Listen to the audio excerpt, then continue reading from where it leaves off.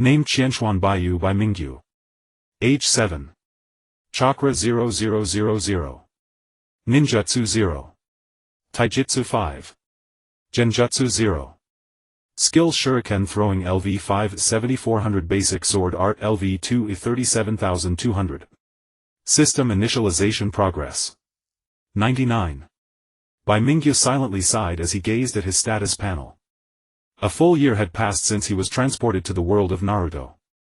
When he first arrived a year ago he was ecstatic, believing he could make a name for himself in the Naruto world, fight Uchiha kick-tailed beasts Mary, or rather battle Kagaya, and ultimately ascend to the peak of the ninja world. However, these unrealistic fantasies were soon extinguished by the cold water of reality. He did carry a system, the standard equipment of a time traveler, but until now he had no idea how to activate it. Over the year he had watched the progress bar crawl from 0 to 99 at a snail's pace, his mood shifting from initial anticipation to utter despair. Could this broken system have crashed? Just as he was seething with indignation, a whip lashed out from beside him, striking the ground with a sharp crack followed by an angry voice. "What are you standing around for? Get to work. Damn it, do I pay you wages just for you to slack off? A bunch of lazy little brats." Bai Mingyu's face turned cold, his mood plummeting to the depths. Even without the system he could have become a ninja through hard training and used his foreknowledge of the Naruto plot to secure a decent position in this world.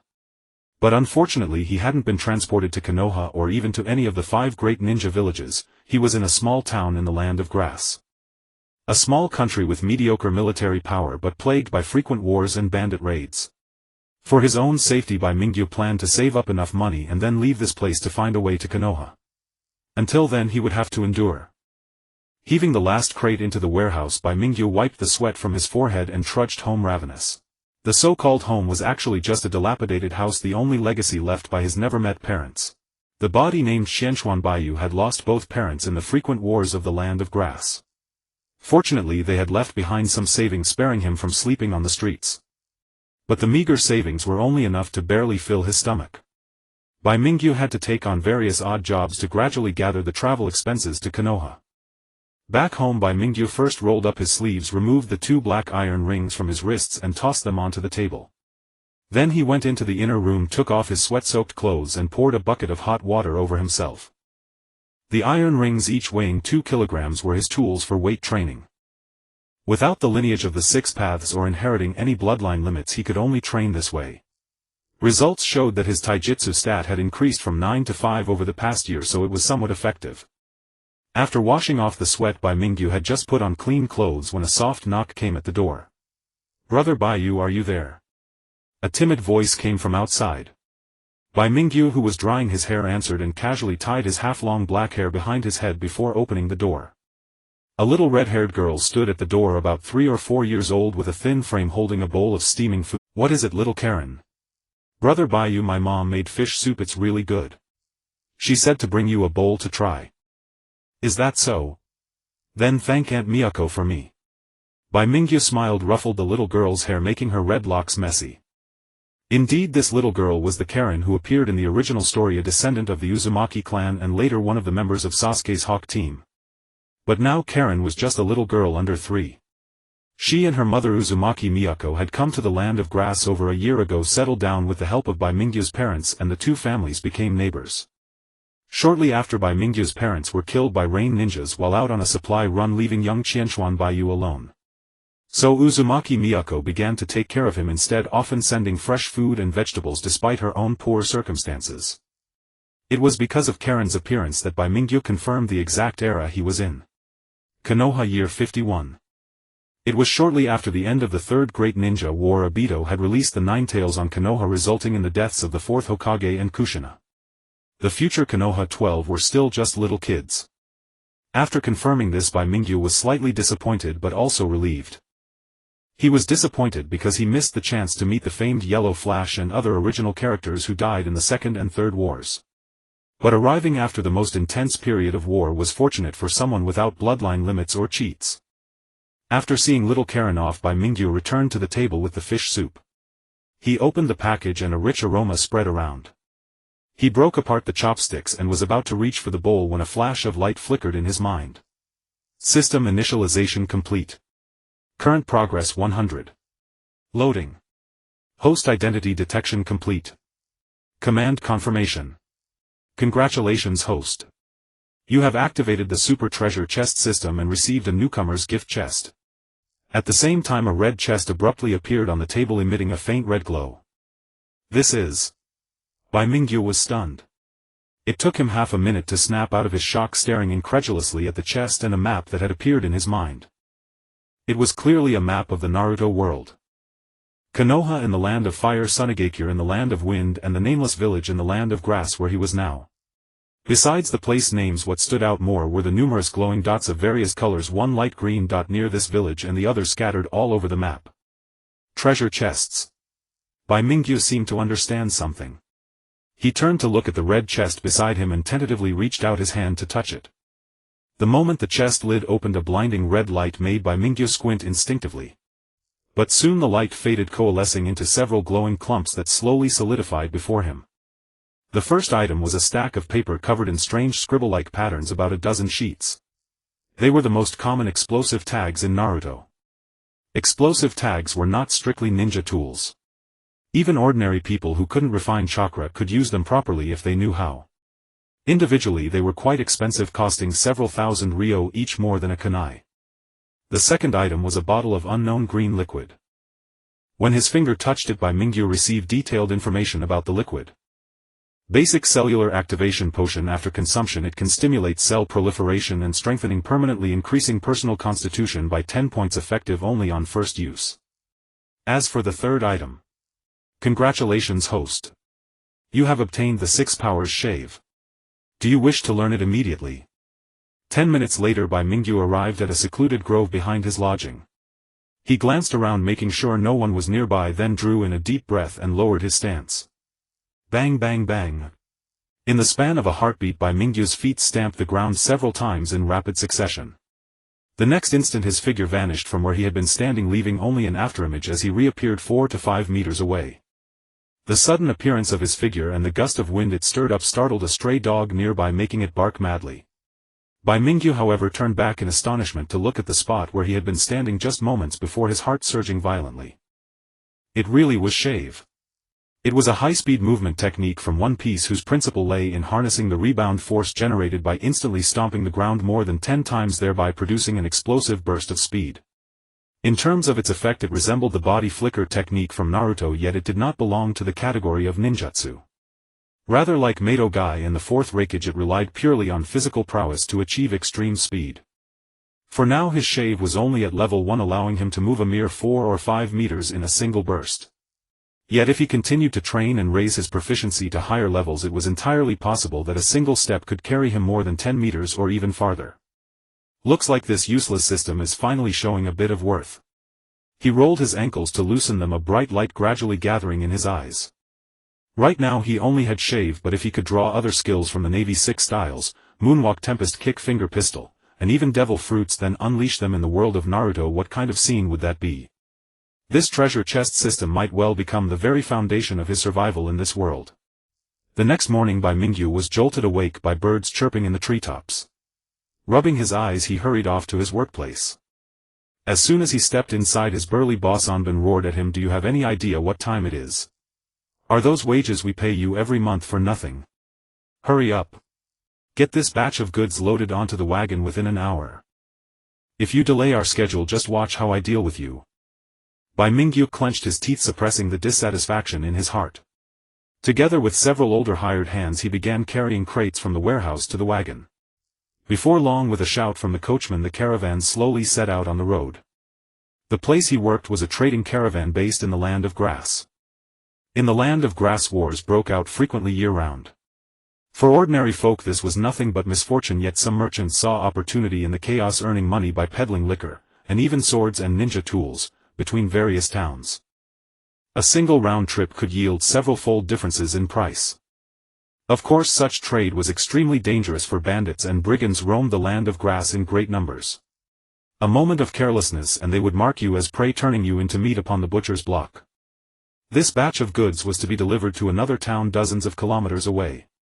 Shortly after the convoy left the town, the sky turned into a continuous drizzle. Curled up in the last wagon of the caravan, Bai Mingyu hugged his arms tightly around himself, his teeth chattering from the cold wind. Why did I forget to grab a coat before heading out this morning? If this rain keeps up I might be frozen stiff halfway there. Cursing his own forgetfulness under his breath, Bai Mingyu lifted the drafty curtain and peered outside. Behind the wagon lay a hazy curtain of rain, and faintly it seemed that the sound of hoofbeats mingled with the rainfall drawing rapidly nearer from afar. Suddenly a thick coat was handed to him from behind. Turning around he saw the middle-aged guard sharing the wagon with him, scratching his head with a simple honest smile. Put it on, don't catch a chill. My son is about your age, but he doesn't have your kind of courage going out on your own like this, the man added, as if afraid Bai Mingyu might not believe him. He fished a photograph from beneath his armor and cradled it carefully in his hands. In the photograph a father and son had their arms around each other, smiling radiantly. Thank you uncle, Bai Mingyu said, politely accepting the coat in response to the man's kindness. Yet the simple act of the middle-aged guard taking out that photograph made Bai Mingyu's heart lurch. An inexplicable sense of dread rose within him, as though something terrible was about to happen. All of a sudden the wagon jolted violently. Bai Mingyu lost his balance, half his body nearly thrown out of the cart, but the middle-aged guard behind him grabbed him just in time, keeping him from falling. Lifting his head he peered through the curtain of rain and could faintly hear hoofbeats mingling with the downpour rushing closer from a distance. Wait, hoofbeats. As if realizing something, Bai Mingyu watched as a band of brigands in straw rain capes emerged over the distant horizon behind them, galloping toward the caravan. Ferocious faces loomed in and out of the rain, and in the blink of an eye they had caught up to the slowly moving convoy. One by one they drew the blades at their waists, and without a single wasted word arcs of cold steel slashed through the air. What's happening? Where did these people come from? It's bandits from nearby. We're under attack. Screams and sprays of blood erupted almost simultaneously. What's going on? Where did these people come from? They're bandits. The bandits nearby are attacking us. Hurry and inform the guards, we're under attack. Help! Shouts of alarm and agonized screams rang out one after another throughout the caravan. Wagons ground to a halt one after another as the bandits, brimming with murderous intent, charged into their midst, hacking wildly with their long knives. Although the caravan's guards quickly mounted a counterattack, the ambush left them completely unprepared. Before they could even form a proper defensive line, it was shattered, utterly unable to withstand the ferocity of the bandits. Bodies fell one after another, crimson blood mingling with the rain and quickly staining the ground red. The gruesome scene was shocking to behold. After a brief moment of stunned shock, Bai Mingyu finally came back to his senses. He had long heard tales of caravans being pillaged and slaughtered by bandits on the road, but he had never imagined that on his very first trip away from the village he would encounter such a thing. His luck could not have been worse. As he watched the guards fall one by one, the middle-aged uncle drew the sword at his side, seized Bai Mingyu, and leapt down from the wagon in great strides. Run! Head for the forest ahead and escape. Even as he spoke, the entire caravan had already descended into complete chaos. The caravan boss Anban was beheaded in a single stroke by a burly mounted bandit. His fat body tumbled heavily from the wagon and crashed to the ground, eyes wide open in death. Knowing this was no time for politeness, Bai Mingyu cast the middle-aged guard a complicated look, then ran toward the forest at a quick pace. He had barely taken a few steps when a sharp-eyed bandit spotted him and charged over with a vicious grin. Die! The blade whistled through the air, slicing toward him with the howling wind. Feeling the threat of death, Bai Mingyu's pupils dilated sharply. The middle-aged guard, however, let out a furious roar and threw himself in front of him. You cur! If you want to kill someone, you'll have to get through me first. The next instant a spray of blood blossomed. The bandit's strike not only shattered the guard's sword but split him open from neck to belly, cleaving his body in two. A torrent of blood and viscera burst forth, splattering across Bai Mingyu's face. The middle-aged guard stared fixedly at the bandit, his throat working as if to speak, then toppled backward. The scarlet scene before him left Bai Mingyu's mind utterly blank. He even forgot to run. The bandit, however, did not hesitate in the slightest. After cutting down the middle-aged guard with a single stroke, he once again swung his blade at Bai Mingyu with a vicious grin. At that moment Bai Mingyu suddenly moved. Reacting purely on instinct, he bent down, snatched up a short knife from the ground, and unleashed the skill he had learned just the day before. Navy 6 style, shave activate. A figure flickered. Where did the person go? The bandit charging over felt a blur before his eyes. The child he was about to slay with a single stroke vanished. In the next instant a slender figure appeared behind him like a specter. accompanied by a warm breath, the cold tip of a blade pressed against his neck before being shoved forward with force. The series of movements was executed in one fluid motion. The short knife accurately pierced the bandit's carotid artery and warm blood gushed out like a fountain. You! Thump! The bandit's eyes bulged as he stared at Bai Mingyu, a massive bloody hole torn in his neck. Before he could finish his sentence, he fell backward, twitched twice and lay still. I killed someone. The vivid red scene before him made him tremble uncontrollably, the hand holding the knife shaking slightly. But the other bandits quickly noticed what had happened. A muscular man with a bare upper torso suddenly roared and spurred his horse forward. Kid, did you kill him? Without waiting for an answer, the man swung an axe at him. Die. I'll make you pay. The incident had been sudden if the man hadn't seen how Bai Mingyu killed the bandit. As he charged over, the figure flickered again. Bai Mingyu, who had been standing before the horse's hooves, instantly appeared to the left. The short knife sliced along the horse's hooves. Then as the horse stumbled, he slapped several items onto the man. In doing so, Bai Mingyu's shoulder was slashed by the man's axe, blood gushing out. But then the man's horse stumbled and fell. Before he could get up, a massive burst of fire erupted from his body. With a loud bang, clouds of dust and leaves scattered in all directions. An explosive talisman. In that instant, Bai Mingyu had pressed the talisman against the inner calf of the muscular man. The talisman's power expanded instantly, blasting the man into a mess of flesh and blood. Taking advantage of the smoke from the explosion, Bai Mingyu dashed into the forest and fled at full speed. Escape. In a life-or-death moment, Bai Mingyu pushed his body to its limits, running for over 10 minutes until he could no longer hear the footsteps of pursuers. Only then did he slow down. His feet stumbled and he collapsed into a muddy pit, his body instantly covered in filthy grime.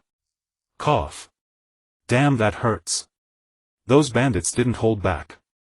Bai Mingyu clutched his shoulder. The wound from the axe had caused severe blood loss and darkness crept into his vision. Worse, a light rain was falling incessantly. If this continued, even if he didn't bleed to death, he would likely die from inflammation caused by the injuries. I need to find a place to shelter from the rain. Bai Mingyu bit his lip hard, using the sharp pain to clear his mind, and struggled to his feet. Just as he looked around for a tree hollow to take cover, his gaze fell upon a nearby bush. A faint murky green glow emanated from within, as if something was hidden there. This is... Bai Mingyu shuddered instinctively, as if struck by a thought. He limped over, pushing aside the bush with his short knife. Hidden in the grass was a murky green bronze chest. A bronze treasure chest. Bai Mingyu was stunned at first, then a bitter smile spread across his face. He was wounded and the sky was overcast with rain. In this situation, unless the chest yielded a healing technique, he might not survive the day. But the likelihood was exceedingly slim. Taking a deep breath, Bai Mingyu placed his hand on the lid of the chest. Muttering a silent prayer to all gods and Buddhas for protection, he opened the chest. A belt appeared in his hand, seemingly made of steel with a considerable weight to it. Congratulations, host, for opening the bronze treasure chest. You have obtained Imperial Armament Lion King. Lion King, a belt-type Imperial armament that drastically enhances physical abilities by semi-beastifying the user. Senses like smell are also strengthened, enabling enemy detection. Its ultimate technique is the Lion Never Dies, which enhances recovery. Even if limbs are severed or eyes gouged out, bleeding can be self-stopped and limbs reattached. Semi-beastification synergizes better with the Imperial armament cross-tail for enhanced recovery. An Imperial armament. Bai Mingyu's pupils contracted slightly. He was well aware of Imperial armaments, a special type of equipment from the world of Akame ga Kill. Created by the Empire's founding emperor with immense resources, these 48 irreplicable weapons each possessed unique abilities. For instance, Murasame of Red Eye had a one-hit kill property. Anyone cut by the blade would die from a cursed toxin spreading from the wound. The Lion King's attributes focused on enhancing physical strength and recovery. If its capabilities matched what he knew. Bai Mingyu examined the belt and fastened it around his waist. After just over 10 seconds, he felt a faint warmth flow from his abdomen, gradually spreading throughout his body. The wound on his shoulder, as well as various cuts and scrapes from branches and bushes during his frantic escape, healed rapidly within minutes, visible to the naked eye. The newly formed tissue rubbed together, causing Bai Mingyu to break out in a cold sweat from the pain. But after the pain subsided, a surge of unprecedented vigor filled his body. The legendary Imperial armament was indeed extraordinary. However, Bai Mingyu reached up to touch his head, specifically his ears. As the Lion King's healing effect took hold, his appearance seemed to change. His ears became soft cat ears and his fingernails grew exceptionally sharp. His slender hand seemed to harbor astonishing gripping strength. Semi-beastification. Bai Mingyu tried to twitch his ears like a cat. The sounds of birds, wind and rustling leaves became exceptionally clear.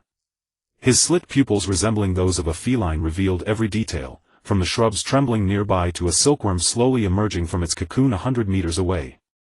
Suddenly a cacophony of footsteps sounded in the distance accompanied by vague voices seemingly from far away. Damn, that kid can really run. Even wounded and bleeding he managed to get this far. Humph, no matter how far he runs he's dead. He killed 2 of our brothers. When we catch him I'll skin him with my own hands. Look, there's blood in the grass. This way. With shouts 2 or 3 bandits emerged from the bushes. They looked up and met Bai Mingyu's gaze, all of them momentarily stunned. A faint smile spread across Bai Mingyu's face. You've been quite persistent in chasing me here. Good, I have a few questions for you. The leading bandit's face hardened. Brat, you've got some nerve staying here. I'll kill you now. He drew his saber and lunged with a shout. But before the blade could fall a hand reached out and caught it. The grip was like a vice. The bandit struggled with all his might but couldn't break free, his ugly face turning red. You. Why must you be so aggressive? Do you really think I wouldn't kill? Bai Mingyu narrowed his eyes, his pupils contracting. The scene before him seemed to slow down. With a snap he broke the saber in half with his bare hand and tossed the pieces to the ground. The bandit's face twisted with terror. I'll say this one last time, answer my questions or die. Patter, patter. Raindrops fell rhythmically throughout the forest. Fresh rain had just ceased purifying the air. Birds emerged from their nests and chattered noisily among the treetops. Lord Onban's merchant caravan had been utterly annihilated. Carts lay haphazardly strewn across the road, emptied of all valuables by bandits. Cold corpses littered the ground. Several had been hacked limb from limb, arms and legs scattered grotesquely, heads severed, their deaths unspeakably brutal. Though washed clean by rain, the air still carried the unmistakable metallic tang of blood. Suddenly a figure shot forth from the woods, leaping 2 meters into the air like a lithe lion, before landing heavily atop one of the carts with a deep resonant thud. He stood atop the cart scanning the carnage in swift grim appraisal. Bai Mingyu frowned, a wave of nausea rising within him. Life is as fragile as grass, perhaps this truly is the world of shinobi. Glancing around he located the middle-aged guard among the fallen.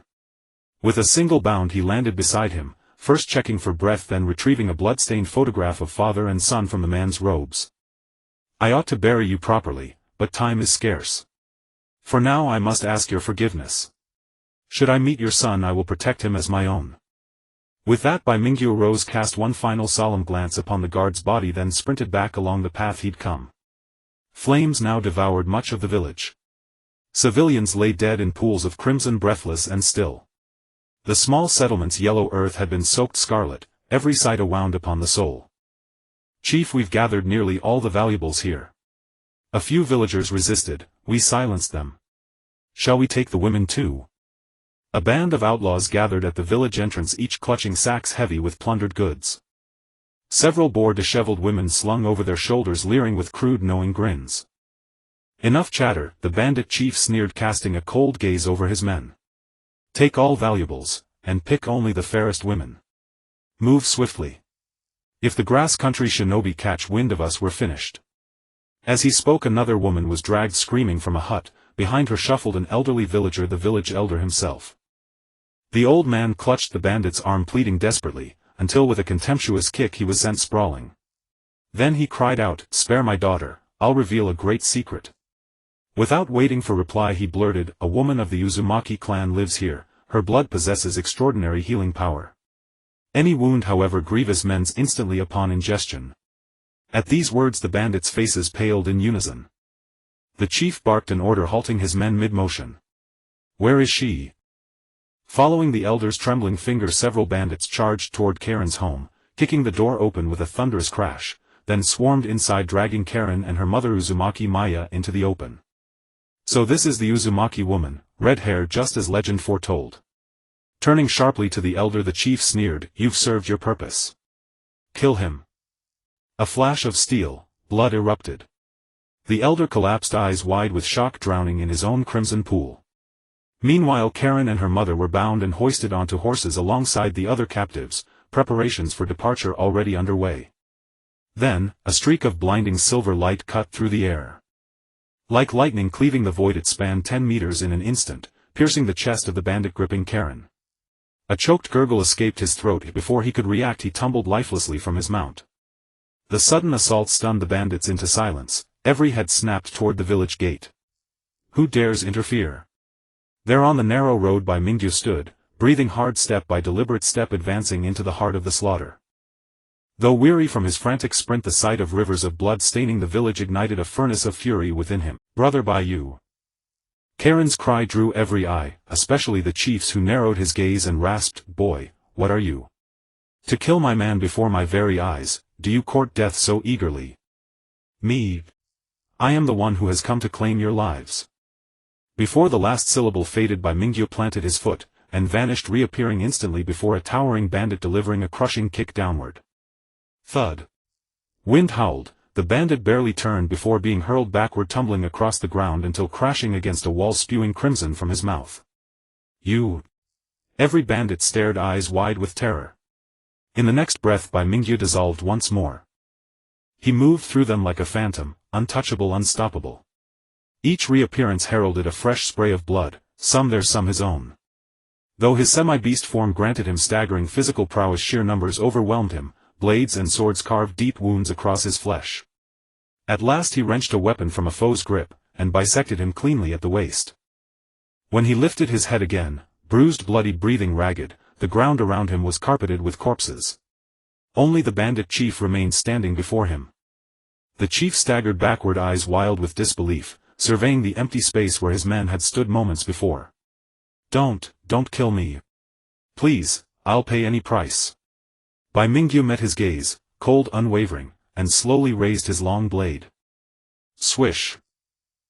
Instinctively the chief raised his cleaver to block, only for Bai Mingyu's sword, fatigued by countless strikes, to shatter upon impact.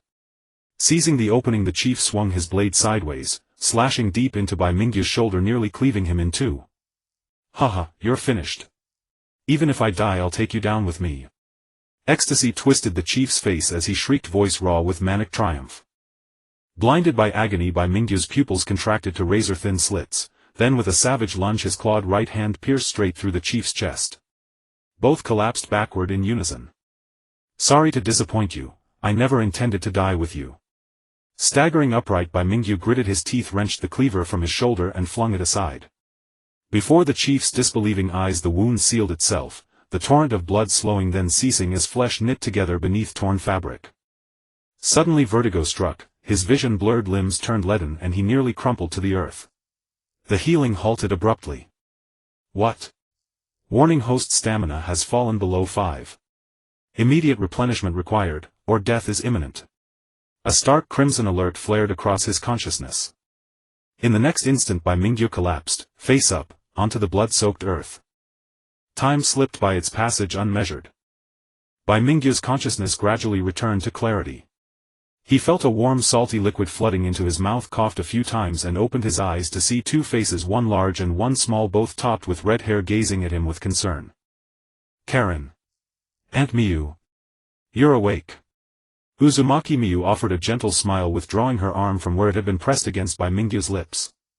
A fresh tooth mark was clearly visible on her wrist. "This is. You lost too much blood earlier and passed out. The blood of our Uzumaki clan possesses the ability to rapidly heal injuries, so I took the liberty of feeding you some without your permission. I apologize." Uzumaki Miyu explained, her tone carrying a hint of reluctance. So what he had just drunk was Uzumaki Miyu's blood. Bai Mingyu's expression turned somewhat subtle. But he had long known about this ability of Karen and her mother, so he was not particularly surprised. Besides, her blood had indeed saved his life. He expressed his gratitude, then pushed himself up from the ground with both hands. Recalling the situation just now, it seemed that the Lion King's ability to heal wounds was not without limits. It required consuming corresponding physical stamina. Coupled with the need to maintain a half-beast state that enhanced physical prowess, the energy drain was naturally immense. It was precisely because his stamina had been exhausted that the wound healing effect had abruptly ceased. Is there anything to eat? Under the stunned gaze of Karen and her mother, Bai Mingyu devoured a pound of rice in a few quick bites, then wolfed down an entire roasted lamb before finally feeling a slight sense of fullness in his stomach. As his stamina recovered, the Lion King's half-beast transformation manifested once again. No wonder in the original story of Akame ga Kill each person could only use one Imperial armament. It seems the burden on the body is indeed very heavy. I need to control the duration the next time I use it. Bai Mingyu roughly understood the working principle of the Lion King and put down his chopsticks. The bandits had been slaughtered to the last man. Now a very practical issue lay before him. The bandits had looted the village and many houses had been burned down in the fire, including the homes of Bai Mingyu and the Uzumaki family. Although the damage was not too severe and could be rebuilt with some time, the words the old village chief had spoken to the bandits to save his own life during the raid could not be ignored by Karen and her mother. So you plan to move away from here? In front of the ruined house, Bai Mingyu looked at the red-haired mother and daughter before him. Yes. Once the secret of mine and Karen's Uzumaki bloodline is revealed, it will soon attract attention, even catastrophic consequences. For the sake of this child I have no choice but to take her and leave this place. Uzumaki Miyu stroked the head of little Karen beside her, then bowed slightly to Bai Mingyu. I am deeply grateful for all the care you and your parents have given us over the years. We will never forget this kindness. If we ever have the chance to meet again, Karen and I will do our utmost to repay it. Wait, after you leave this village, where do you plan to go? Hearing Bai Mingyu's words, Uzumaki Miyu paused for a moment, then forced a smile. I haven't thought it through yet. Probably some other village in the land of grass. Even if it's a remote place, as long as Karen can grow up healthy, nothing else matters. Bai Mingyu's heart sank. Others might not know, but having read the original Naruto, he was well aware of Karen's childhood experiences. If nothing unexpected happened once this mother and daughter moved away, it would be the beginning of a nightmare. From then on they would be reduced to being used as mobile blood packs and healing tools by the Kyuzugakure ninja, living a life utterly devoid of dignity like livestock. Uzumaki Miyu would even have her blood drain dry, eventually dying of exhaustion, and then Karen would repeat her mother's fate. Thinking of this, Bai Mingyu made up his mind. Go to Konoha. If you want to find a place where Karen can grow up healthily, nowhere is more suitable than Konoha. Besides, I've heard that Konoha and the Uzumaki clan have been on good terms for generations. If you go there, your treatment will certainly be better than in the land of grass. Konoha, huh? A glimmer of longing flashed in the eyes of both mother and daughter, but it quickly dimmed. It's impossible. Konoha is deep within the land of fire. Do you know how many villages and towns we would have to pass through to get there from here? The whole area is engulfed in war now. Even if we leave this place, we won't get far. Bai Mingyu smiled, turned around, picked up his packed bundle and slung it over his back. Then let's go together. The decision to head to Konoha was not a spur-of-the-moment idea. He had already entertained this thought ever since he opened his first item from the novice welfare chest. With the chest system, as long as he continued to grow, his future was destined to be bright. How could he afford to waste away in a small place like the land of grass, idling his life away? Leaving this place naturally meant heading to Konoha, the most powerful among the 5 great nations. Apart from that, there was another reason driving Bai Mingyu to make this decision. 1, 2, 3. There are actually 3 chests scattered within Konoha village. It seems this trip to Konoha is absolutely necessary. One Imperial armament, the Lion King, had already brought a qualitative leap in his strength. If he could unlock even more powerful items, like Murasame the Rankyaku and Shirayuki of the 6 powers, or even the myriad types of devil fruits, what would that be like? At this thought, Bai Mingyu's eyes blazed with fervor. Using the horses left behind by the slain bandits, Bai Mingyu and the Uzumaki mother and daughter traveled for several days, finally arriving at Konohagakure in the land of fire on this evening. At the tall iron gate at the village entrance they registered and then walked into the village one after another. It was now the peaceful era after the Third Shinobi World War. Although Konoha had just lost the 4th Hokage and the Nine-Tails Jinchuriki in the Nine-Tails Rampage, and the legendary Sannin, Jiraiya Tsunade and Orochimaru, had all left one after another, its overall strength still made it the foremost ninja village among the 5 great nations. Driven by its formidable military power, the village grew increasingly prosperous. Many foreign merchant caravans and tourists came and went every day. In such an environment, the chunin guarding the gates were quite lax. As long as one was not an enemy ninja or someone with obvious malicious intent, ordinary people could enter and leave without much hindrance. Once inside the village, a bustling scene unfolded before their eyes. Karen and her mother, visiting such a place for the first time, were overwhelmed by the sights, their eyes darting in every direction. Bai Mingyu also looked around, a sense of realization dawning on him. He had always felt that the technological tree in Naruto was rather oddly developed. On one hand, it seemed backward. Various radio communications and projection equipment were available, and even laptops and such would appear a few years later. Orochimaru's genetic engineering and Madara's cell cultivation technology were far ahead of even the United States in terms of technological sophistication. But to call it advanced didn't seem quite right either. Some places were still desperately poor, with transportation relying on walking and communication relying on shouting. For instance, the small village in the Land of Grass where his former self lived was like a Chinese rural village from the 1950s, a large village with barely any buildings over 3 stories. As for Konoha, it was a completely different scene. Towering edifices stood in a dense, orderly array. Though not as skyscraping as the modern metropolises of Earth, they were by the standards of the ninja world a veritable international city. The flowing crowds all wore relaxed smiles. Crossing several streets, they arrived before the Hokage's office, the iconic building of Konoha village. After the Chunin guarding the building announced their arrival, they waited for a while before Bai Mingyu along with Karen and her mother were finally led into the Hokage's office. Across a desk they met the legendary third Hokage Hiruzen Sarutobi. This elderly man, now in his 60s or 70s and a veritable relic of the ninja world, appeared quite aged. Deep wrinkles creased his forehead and patches of age spots dotted his face. Yet the aura he inadvertently exuded was suffocating, unsurprising for a once dominant ninja who had overwhelmed the 5 great ninja villages. The third Hokage clasped his hands, a pipe in his mouth. He gazed at the 3 of them in silence for a moment before speaking slowly. I have heard reports from the ninja that you claim to be members of the Uzumaki clan arriving from the neighboring Land of Grass. To be precise, it is those 2. Bai Mingyu corrected him. He would have liked to have been reborn as an Uzumaki descendant, but lacking that red hair he could never unlock the bloodline cheat. He could only sigh in envy. That red hair and that abundant chakra and vitality. Indeed, they are almost identical to the Kushina of yesteryear. The third Hokage quickly confirmed the identities of Karen and Uzumaki Miya. I recall that when the Land of Whirlpools was besieged and its clan annihilated, Konoha originally intended to send reinforcements. But because the Ninja World War was raging incessantly, we could not spare any hands, and so we watched helplessly as our ally the Uzumaki clan perished. I never imagined you would endure such suffering. This is Konoha's failure. I apologize. The exact time of the Uzumaki clan's destruction was not detailed in the original story. But judging from when Kushina came to Konoha, it likely occurred in one of the years between the Second and Third Ninja World Wars. At that time the flames of war were raging. Konoha was busy battling the other great nations and had no attention to spare. It was understandable that they could not send forces to support the Uzumaki clan. Uzumaki Miya and Karen were flattered. After all, the speaker was the Hokage. The foremost of the 5 great villages had personally apologized to them. That was a story to tell for a lifetime. After a moment of lament, the third Hokage summoned an umbu wearing a ninja hound mask, arranged lodging for these guests.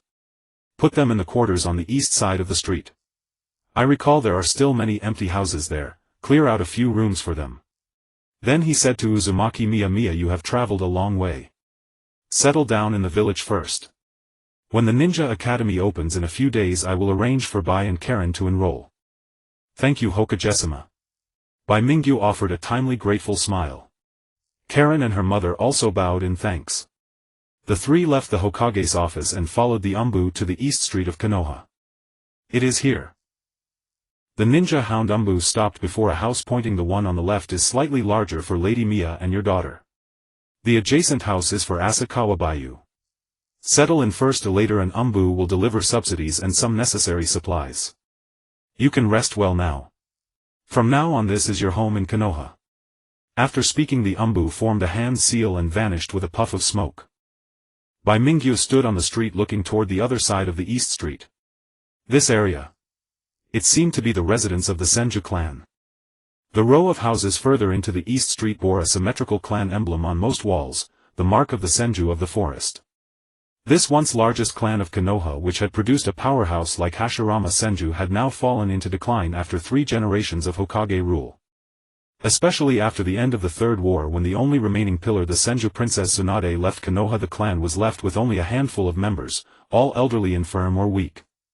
Looking around, the figures were sparse, a scene of a setting sun. But because of the lofty reputation the Senju clan once held, their territory, though greatly reduced from the time of the first and second Hokage, had not been fully reclaimed. However, judging from their current state, their complete extinction was only a matter of time.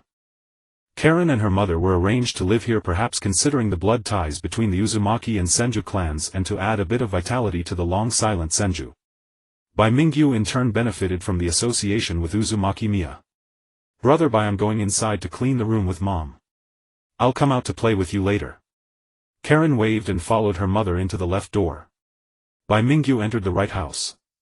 "First tidy up the room, then go out to explore for treasure." Half an hour later, Bai Mingyu, now in clean clothes, appeared on the streets of Konoha. He bought a popsicle from a roadside stall and ate as he walked. According to the earlier Umbu, orphans like him without parents would receive a monthly allowance of about 1,000 ryo. It was not much, roughly 1,000 silver pieces. Additionally, as a new arrival, he would receive a one-time relocation subsidy to buy daily necessities like bedding and sheets. To understand what 1,000 ryo could buy, consider this: the currency system of the ninja world was silver-based, with the auxiliary unit ryo, and 1 ryo equaled 10 silver coins.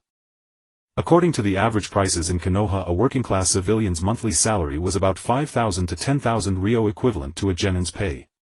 Chunin and jonin were much wealthier. A typical family of 3 spent about 500 ryo per month on groceries and cooking. But if they splurged at a barbecue restaurant, that 500 ryo would only cover 2 or 3 visits. Moreover, besides food, they had to buy clothes and daily necessities. For ninja, they also needed to purchase tools for training. Calculated this way, 1,000 ryo could barely sustain a family's basic food and clothing, but it was by no means generous. A few extravagant splurges and they would be hungry for the latter half of the month.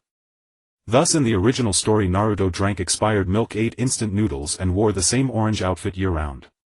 Of course, this was also because Naruto lived alone from childhood and did not know how to manage money. A protagonist with maxed-out life skills could live comfortably on 1,000 ryo per month. "It is here." Bai Mingyu stopped at an intersection, looked around nonchalantly, then crouched by a utility pole pretending to tie his shoelaces. But with one hand he quietly reached for the corner of the wall. In an unseen corner, a black iron chest emitted a faint glow. Black iron chest. Compared to the bronze treasure chest that previously opened the Lion King, the black iron treasure chest was clearly of a lower grade. Upon lifting the lid, as the dark glow faded, a quaintly styled book appeared in Bai Mingyu's hands. "Congratulations, host, for opening the black iron treasure chest and obtaining combat skill Fire Blasting Palm. Would you like to learn it?" Fire Blasting Palm, a low-level Shien class combat skill said to be created by a blacksmith capable of generating powerful gusts of wind. Fire Blasting Palm. What kind of nonsense is this? Bai Mingyu's mouth twitched slightly. He had initially thought that the treasure chest could only yield Imperial artifacts or something like the 6 styles of the Navy. He never expected that even combat skills from Dopa Sangcheong could be opened, but this Fire Blasting Palm. Just by its name it sounded ridiculous. Even switching it for 8 extremities collapse or something would have been better. After choosing to learn it, Bai Mingyu's attributes quietly began to change. Name: Qian Chuan Bai Yu. Attributes increased by 200 in half beast form. Age 7 years. Chakra 40 Ninjutsu 4 Taijutsu 2 Genjutsu 0 Skills: Shuriken Throwing Technique LV 5 25,300 Beginner Sword Technique LV 2 49,200 Navy 6 Styles Shave LV 200 Fire Blasting Palm LV 000 Backpack Imperial Artifact Lion King Explosive Tag.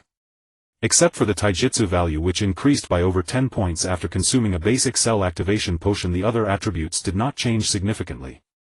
However, in half-beast form, Bai Mingyu's taijutsu value reached an astonishing 52 points, which in terms of physical attributes was already close to the level of a chunin. In fact, even some ordinary chunins who were not very proficient in taijutsu would not necessarily reach this value. But this does not mean that his strength reached the chunin level. The nearly blank shortcomings in ninjutsu and genjutsu greatly limited Bai Mingyu's overall strength. Basic ninjutsu and genjutsu can be learned in the ninja school, but higher-level techniques can only be learned through other means. Bai Mingyu contemplated as he walked. However, these were matters for the future. For now, as a newcomer, he should first familiarize himself with the environment of Konoha without worrying too much. Next Bai Mingyu found the remaining 2 black iron treasure chests in 2 other places in Konoha village. One contained a kunai while the other yielded an iron block from the Navy 6 styles. The iron block, a defensive technique from the 6 styles, reinforced the body with strength to achieve iron-like hardness. Even ordinary bullets and blades could not penetrate it. Not finding something like a devil fruit left Bai Mingyu a bit disappointed, but the combination of the iron block and fire blasting palm, one offensive and the other defensive, was still complementary. He specifically found a small grove to test the power of both. The fire blasting palm at LV, without any other skills to aid it, could exert about 70 to 80% of its power, generating enough thrust to snap a small tree the width of a bowl in half. If it struck a vital point at close range, even a ninja would probably find it hard to endure. As for the iron block, he couldn't test it alone, but judging by the iron-like sheen on his skin when activated, its defensive capabilities should not be lacking. Before new treasure chests refresh, I should practice a few of my skills. On that evening, Bai Mingyu returned to his residence already exhausted, and from a distance saw Xiang Lin sitting on the steps at the door. When she spotted him, the little girl quickly stood up, brushed off the dirt on her clothes, and with a hint of displeasure on her tender face said, "Brother Bai, where did you go during the day? Didn't we agree to go out and play together?" "Sorry, something came up last minute. I'll play with you next time." Bai Mingyu smiled as he looked at the little girl's pouting face and playfully poked her forehead with his fingers. "Forgive me, Xiang Lin, my foolish little sister." Xiang Lin rolled her eyes in silence. Children are forgetful, and Xiang Lin was not genuinely angry. After a few complaints, she pulled Bai Mingyu towards the house. "Hurry up, Mom made a feast and is waiting for you to come back and eat together. She's been waiting for a long time. Stewed meat, mushroom soup, fish stew." As Bai Mingyu and Xiang Lin entered the house, the table was already filled with steaming dishes. Uzumaki Meiya was setting the bowls and chopsticks and smiled when she saw the 2 children. "You're back." The umbu came over in the afternoon delivering some living supplies and relocation expenses, so she made a few extra dishes. "Bai, you can stay and eat with us. There's no need to be polite, just like a family." Having just arrived in Konoha, even if the atmosphere is good, it is still a strange environment. For the mother and daughter, Bai Mingyu, who came together from the land of grass, is the closest person. Bai Mingyu thanked her and sat down across from Xiang Lin. As they ate, they chatted about their experiences in Konoha. Uzumaki Meiya suddenly said, "By the way, Xiang Lin, if you don't have anything going on recently, try not to go out at night." When I bought vegetables today, I heard people at the market say that a delegation from the Land of Lightning is coming to Konoha village. The Land of Lightning and the Land of Fire are currently in a hostile relationship, so their visit may not bode well. Therefore, if you too encounter people dressed differently from those in Konoha while outside, be sure to be cautious. The Land of Lightning. Bai Mingyu was slightly taken aback. Although he did not believe the delegation from the Land of Lightning would dare to risk offending the powerful enemies of Konoha, since Uzumaki Meiya had reminded him, he nodded in agreement. "I understand, Aunt Meiya, you also need to be careful." After finishing the meal, Bai Mingyu stood up to bid farewell and returned to his room. The next morning, Bai Mingyu finished washing up early and began his training regimen. Though called a plan, it was actually quite simple. It was nothing more than basic weight training, along with doing 100 push-ups, 100 sit-ups, 100 squats and running 10 kilometers daily. Although he did not plan to go bald, relying on such training would at least improve his physical condition somewhat. Ultimately, whether for the Navy 6 styles or the burden brought by the Lion King, a robust physique was needed to support them. To maximize the effectiveness of shave and the iron block, Bai Mingyu put on the weighted vest and leg straps he had bought yesterday at the ninja equipment store, stuffing 10 kilograms of iron blocks inside. Feeling that the weight was manageable, he ran out of the house, following the street towards the outskirts of Konoha village. It was still early morning and most people were still lost in their dreams. He encountered almost no one along the way. It wasn't until he ran out of the village that he heard the sound of rustling footsteps. Turning around, he saw a figure clad in a green tight suit with thick eyebrows, big eyes and a watermelon head, sprinting through the heavy mist at a speed 5 or 6 times faster than Bai Mingyu. As he passed by, he turned his head, gave a thumbs up and flashed a bright smile. "Hey, this is the passion of youth. Hey kid. Come. Let's run 100 laps around Konoha village against the rising sun." Bai Mingyu's lips twitched slightly, feeling overwhelmed with so many points to critique that he didn't know where to start. The guy in the green tight suit was of course Might Guy. At this moment, Guy was not yet the guiding jonin of Team 3, 10 years later, having mastered the 8 gates to an unprecedented level, almost kicking his way out of the final chapter. Instead, he was just an 18 or 19-year-old youth. Judging purely by appearance, he looked much older than his actual age. One could easily believe he was 24 or 25. Guy waited with his thumb up for quite a while without any response, creating an awkward atmosphere. However, he quickly changed his posture, patted his chest, stood tall and spread his arms wide like he was shooting for the sun, striking a particularly foolish pose. Yo, it seems your passion isn't quite surging enough yet. Come, let my noble azure beast of Konoha might Guy take you charging towards the rising sun. Bai Mingyu could only weakly complain. Indeed, Guy's strength was undeniable. After growing up based solely on taijutsu, he became one of the strongest jonin in Konoha.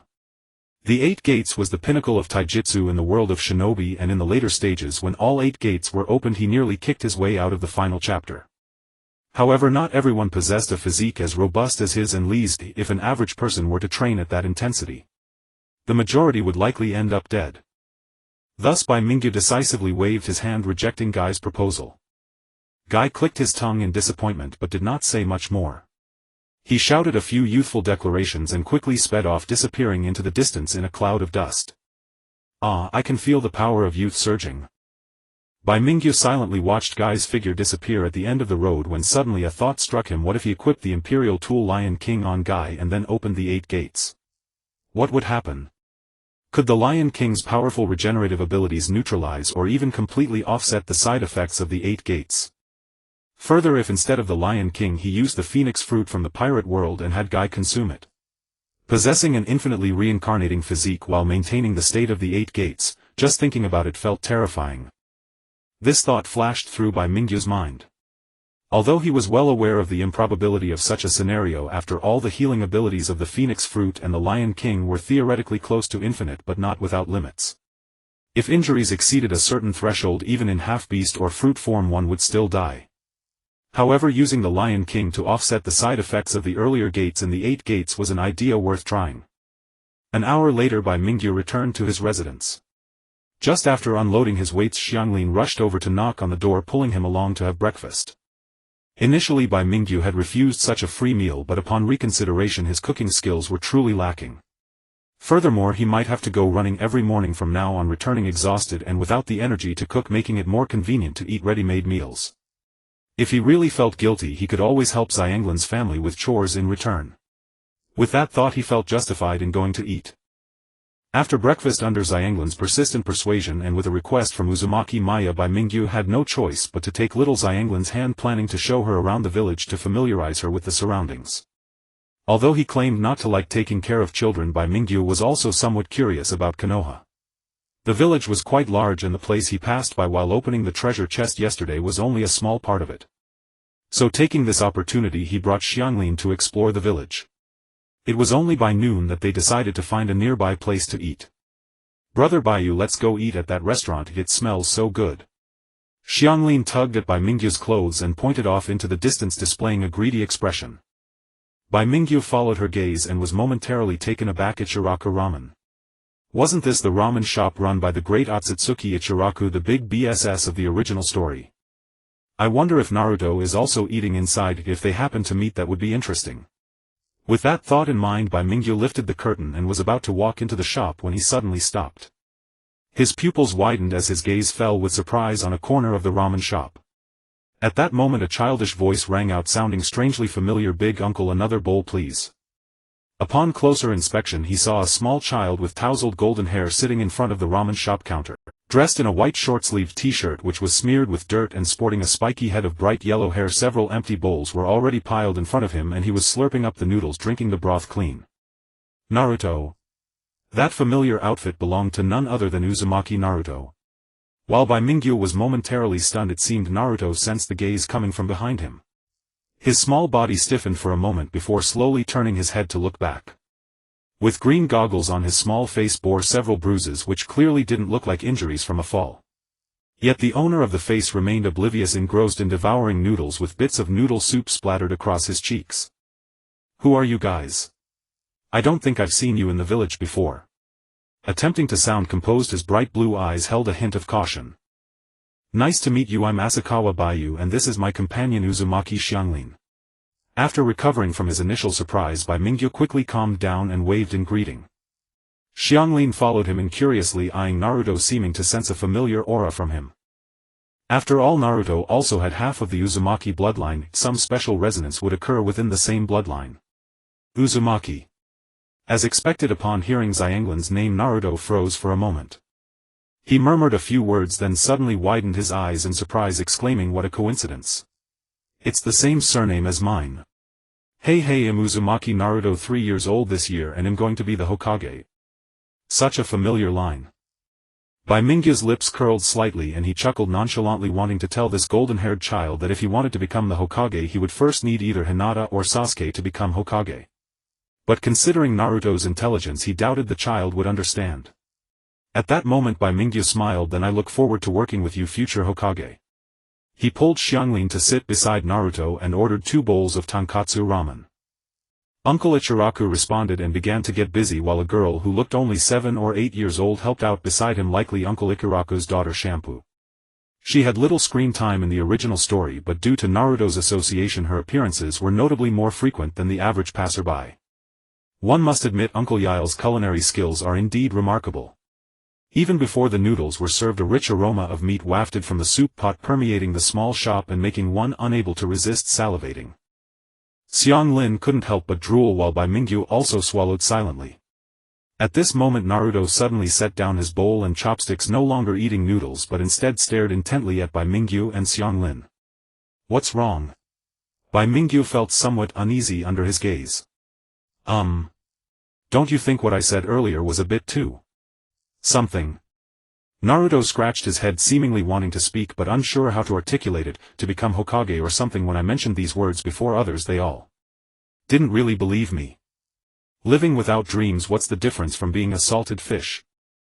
Bai Mingyu chuckled lightly, casually responding, "Becoming Hokage, which boy growing up in Konoha hasn't had such thoughts? As for future matters, how could one possibly speak with certainty now?" Naruto also grinned widely, showcasing his 8 shiny teeth. Although I don't quite understand, I still feel you're absolutely right. Indeed, I do have the potential to become Hokage. As the supreme user of verbal jutsu among all Hokage, second only to the strongest illusion of the third Hokage, the will of fire, he certainly had the potential to become Hokage. Bai Mingyu smiled but chose not to speak further. While he fell silent, Naruto opened his mouth and chattered away. "Hey Bai Xianglin, did you come from outside the village? It's my first time meeting people from another village. Does the land of grass have ninjas too? What are the villages like there? Xianglin, why is your hair red? It looks so familiar, like I've seen this kind of hair somewhere before. After we finish eating, shall we go out and play? I know a fun place in Konoha that you must have never been to." While waiting for the ramen to be served, Naruto chattered incessantly, causing Xianglin to grow impatient. She slapped the table and made a fierce expression. "Can you quiet down for a moment?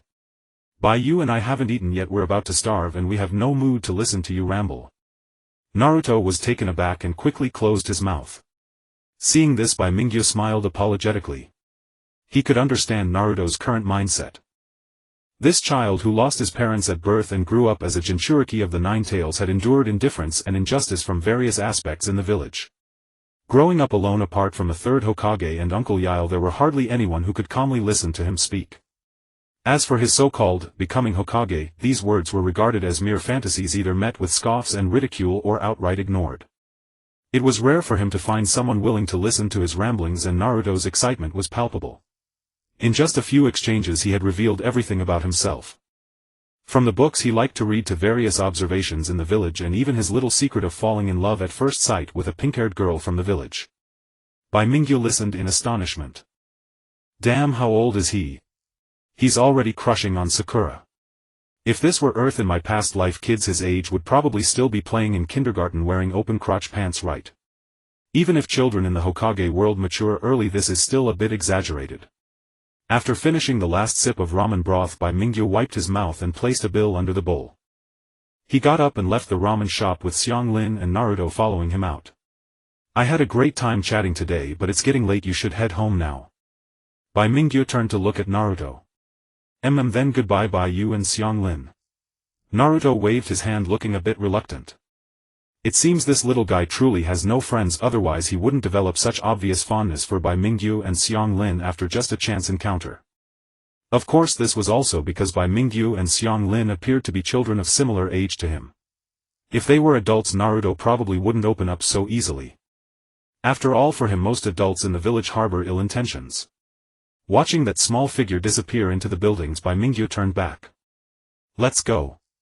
After escorting Xiang Lin home, Bai Mingyu did not return home but instead went inside to grab a weighted vest and put it on, then headed back towards the outskirts of the village.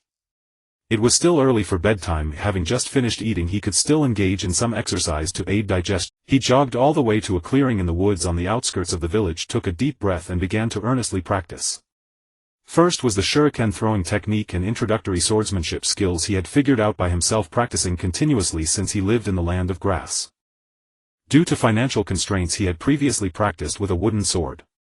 Although he didn't plan to become a top swordsman like Konoha's White Fang or Mitsuha, considering he might eventually wield a divine weapon like the Murakumo or a supreme sword, he diligently honed his swordsmanship, repeatedly striking with a long sword in both hands to practice the speed and power of his swings. After 500 sword swings, he moved on to the Marine Six Styles and the Fire Palm. These two skills consumed even more stamina, forcing Bai Mingyu to practice a while and then take breaks until the moon rose above the willows, by which time he had broken a sweat and was heading back under the stars. Meanwhile, in a room within the Hokage building, the elderly third Hokage crossed his hands under his chin, a pipe in his mouth, observing the scene in the crystal ball, silently muttering something. Shallow river by Yuha. The third Hokage, who stayed out late instead of going home hiding here to spy, wasn't doing it on a whim. It was due to the recent arrival of the Lightning Country's envoy, which resulted in some extra duties. After dealing with paperwork, he took the opportunity to spy on his apprentice's son Uzumaki Naruto to see if the boy was up to any mischief again. However, he unexpectedly saw Bai Mingyu in the crystal ball. Since Bai Mingyu and Xiang Lin arrived in Konoha in the past few days, the third Hokage had already dispatched Umbu to the land of grass to verify their previous living conditions, and some information had already been sent back by carrier pigeon. From the data, there were no issues with the backgrounds of the three. Uzumaki Meiya and Xiang Lin were naturally self-evident, confirmed to be orphans of the Uzumaki clan. Xiang Lin's father was also a member of the Uzumaki clan, who tragically lost his life during the Third Shinobi World War a few years prior. As for this child named Shallow River Bayou, his background was also clean. His parents were murdered by bandits, making him an orphan. Such children exist in abundance in any country, and Konoha had taken in quite a few. However, Naruto's identity is special, as the Jinchuriki of the Nine Tails, many with various intentions sought to approach him. To prevent disasters from recurring, certain precautions must be taken.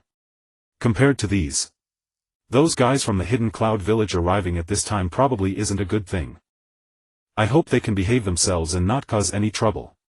The scene shifted to another location where the third Hokage gazed at the inn where the Hidden Cloud Village envoy was staying, quietly sighing. Bai Mingyu was unaware that he had been placed on the third Hokage's watch list. Yet as he walked along the street, he sensed a peculiar feeling, a persistent gaze seemingly fixed upon him from the shadows. He glanced around but found no trace of anything amiss. Being watched. Could it be the old man third's crystal ball?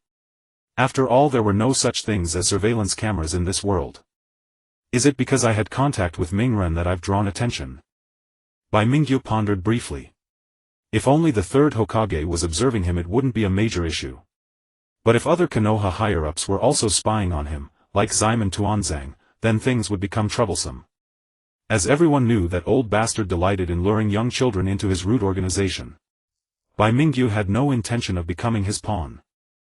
From now on, he'll need to conceal a few cards when training outside. Crossing a street, he was about to proceed when a flicker of movement caught his eye. He spun around sharply, and in that instant he spotted a shadowy figure atop a nearby building, swiftly dashing across the rooftops with something clutched in their arms. Within seconds the figure had traversed dozens of meters, reaching the end of the long street. That's... Bai Mingyu's gaze sharpened. That figure was carrying a treasure chest. The faint silvery glow left no doubt, it could only be a treasure chest. But could others besides himself also see the treasure chest? The thought flashed through his mind, leaving no time for deliberation. Activate half-beast form. Instantly cat ears sprouted and Bai Mingyu's eyes transformed into feline vertical pupils. Under this state, everything in his sight became crystal clear. He could distinctly see the figure clad in black cloth and a dark cloak, holding a delicate, beautifully carved little girl in their arms.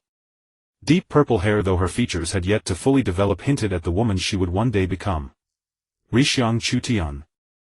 Could that figure ahead be a ninja from Yunin village? Suddenly Bai Mingyu recalled Xuanhua Maya's mention of the Lightning Country delegation's visit to Konoha. After a moment's hesitation he lowered his body and gave chase. In his half-beast form he became a predatory lion. Within seconds he crossed the street, leaped onto a rooftop, took a shortcut for several dozen meters and then vaulted down to block the Yunin village ninja's path. Startled. The sudden apparition of a dark figure before him caused the Yunin ninja to instinctively halt. His eyes met a pair of blazing emerald-green orbs. What the hell? The Yunin ninja reacted swiftly. As his steps ceased he drew a shuriken from behind with a sharp swish and hurled it forward. A flash of blades sliced through the darkness. With a series of metallic clinks the shurikens were deftly deflected. Bai Mingyu straightened up, a long sword in hand, and regarded the Yunin ninja warily. So this is the hospitality of Yunin village. Not very friendly, I must say. The Yunin ninja's pupils contracted. He stomped the ground fiercely and charged forward with astonishing speed, rivaling Bai Mingyu's shave. Bai Mingyu's eyes narrowed. The opponent's decisive action caught him off guard. With no time to dodge, Bai Mingyu took a deep breath and a surge of power roiled within him, gathering around his chest. 6 styles iron body. Suddenly a steely sheen materialized before him. The Yunin ninja's hand blade struck what felt like solid steel. Instead of knocking Bai Mingyu unconscious as expected, his own arm throbbed with pain from the impact. Yet while the hand blade's force was absorbed by the iron body, the resulting impact still sent Bai Mingyu stumbling back 3 or 4 steps before he regained his footing. He immediately locked his gaze on the ninja's movements. Unharmed. The Yunin ninja's expression darkened, clearly not expecting this outcome. That hand blade, if aimed at a ninja of his own level, could naturally be blocked. But the opponent was merely a child of 7 or 8, yet remained unscathed after a direct hit. This was a blow to the ninja's pride. However, as an elite chunin of Yunin village, his mental fortitude far surpassed ordinary men. After a brief hesitation he snorted coldly, "Brat, you're asking for death." The Yunin ninja glared fiercely at Bai Mingyu, flung a handful of black senbon needles into the air and swiftly formed several complex hand seals. His throat rumbled as he prepared to unleash a jutsu, lightning release, lightning piercing senbon. Suddenly the ninja opened his mouth and spat out a blinding flash of lightning. The light flickered, enveloping the senbon needles, and surged toward Bai Mingyu. The dazzling glare made Bai Mingyu's pupils contract once more. The senbon, crackling with lightning, shot forward with lightning speed. So this is the power of a jutsu. Even a mere crank lightning release technique brought an unprecedented sense of crisis to Bai Mingyu, as if he would be pierced through in the next instant. No choice but to fight. Bai Mingyu narrowed his eyes, bit his tongue sharply to steady himself, then extended one hand palm aimed at the ninja, flame palm. Bang! A powerful gust of wind surged from his palm, forming a massive thrust that collided head-on with the senbon. Under full force the thrust not only scattered the senbon midair but also tore a path through the lightning, slamming into the unprepared Yunin ninja. The latter dodged hastily, but a moment later it was as if a heavy punch had struck him. His shoulder twisted and he staggered backward several steps before coming to a halt, disheveled. Impossible. A wind release without hand seals. The flame palm, which generated thrust through wind force, was naturally mistaken for a wind release. Yet what astonished the Yunin ninja was that Bai Mingyu could unleash it instantaneously. After all, the ninja had struck first, but the hand seals cost him a second. By the time the lightning-piercing senbon was released, Bai Mingyu's flame palm had already been a moment faster, and the resulting lightning arcs were blown away entirely. A sealless jutsu like the Rasengan. And judging by its power, it was at least a brank technique. The Yunin ninja was stunned again, a reaction that should not have occurred in an elite ninja like him. Wrong. This is not a wind release. Bai Mingyu smiled, then suddenly lowered his stance and stomped the ground rapidly a dozen times, his figure darting forward like a phantom. Shave. The figure of Bai Mingyu suddenly vanished. Yunren's expression tightened, thinking he might launch a sneak attack from a certain direction, and hastily drew a kunai from his waist, nervously scanning his surroundings. Suddenly a shadow flickered on the left side and Yunren immediately threw the kunai. However, the kunai passed through the shadow without leaving a trace of blood. Second stage shave. The sound of wind suddenly appeared as Bai Mingyu's figure emerged behind Yunren, grabbing the object on his back. Before Yunren could react, Bai Mingyu swiftly embraced it and quickly retreated, creating distance once more. The entire process happened in the blink of an eye. By the time Yunren reacted, the little girl he had bound on his back had already changed hands. From the beginning Bai Mingyu's target was never Yunren, but rather the Hinata he had kidnapped. More accurately, it was the silver treasure chest tied to the back of the little girl Hinata. The silver treasure chest. The fact that treasure chests refresh in such places is likely due to some twisted humor of the system. If he hadn't seen it with his own eyes, Bai Mingyu wouldn't have believed such a thing could happen. After a brief hesitation, he picked up the little girl and reached for the silver treasure chest behind Hinata. It took just a moment to open the treasure chest, and the next moment a prompt echoed in Bai Mingyu's mind. His pupils dilated congratulations to the host for opening the silver treasure chest and obtaining Zanpakuto Shirayuki initial release state. Zanpakuto. Bai Mingyu's hand trembled, nearly dropping Hinata. He never expected that this silver treasure chest would yield a Zanpakuto. Zanpakuto is the sword wielded by Shinigami in Bleach, shaped, conditioned and empowered based on the Shinigami's own soul. Each Zanpakuto possesses different forms and abilities such as fire, ice, illusion and so on. Shinigami gain power through understanding the name of their Zanpakuto and engaging in a spiritual dialogue with it. To harness their power, one must achieve the release of the Zanpakuto.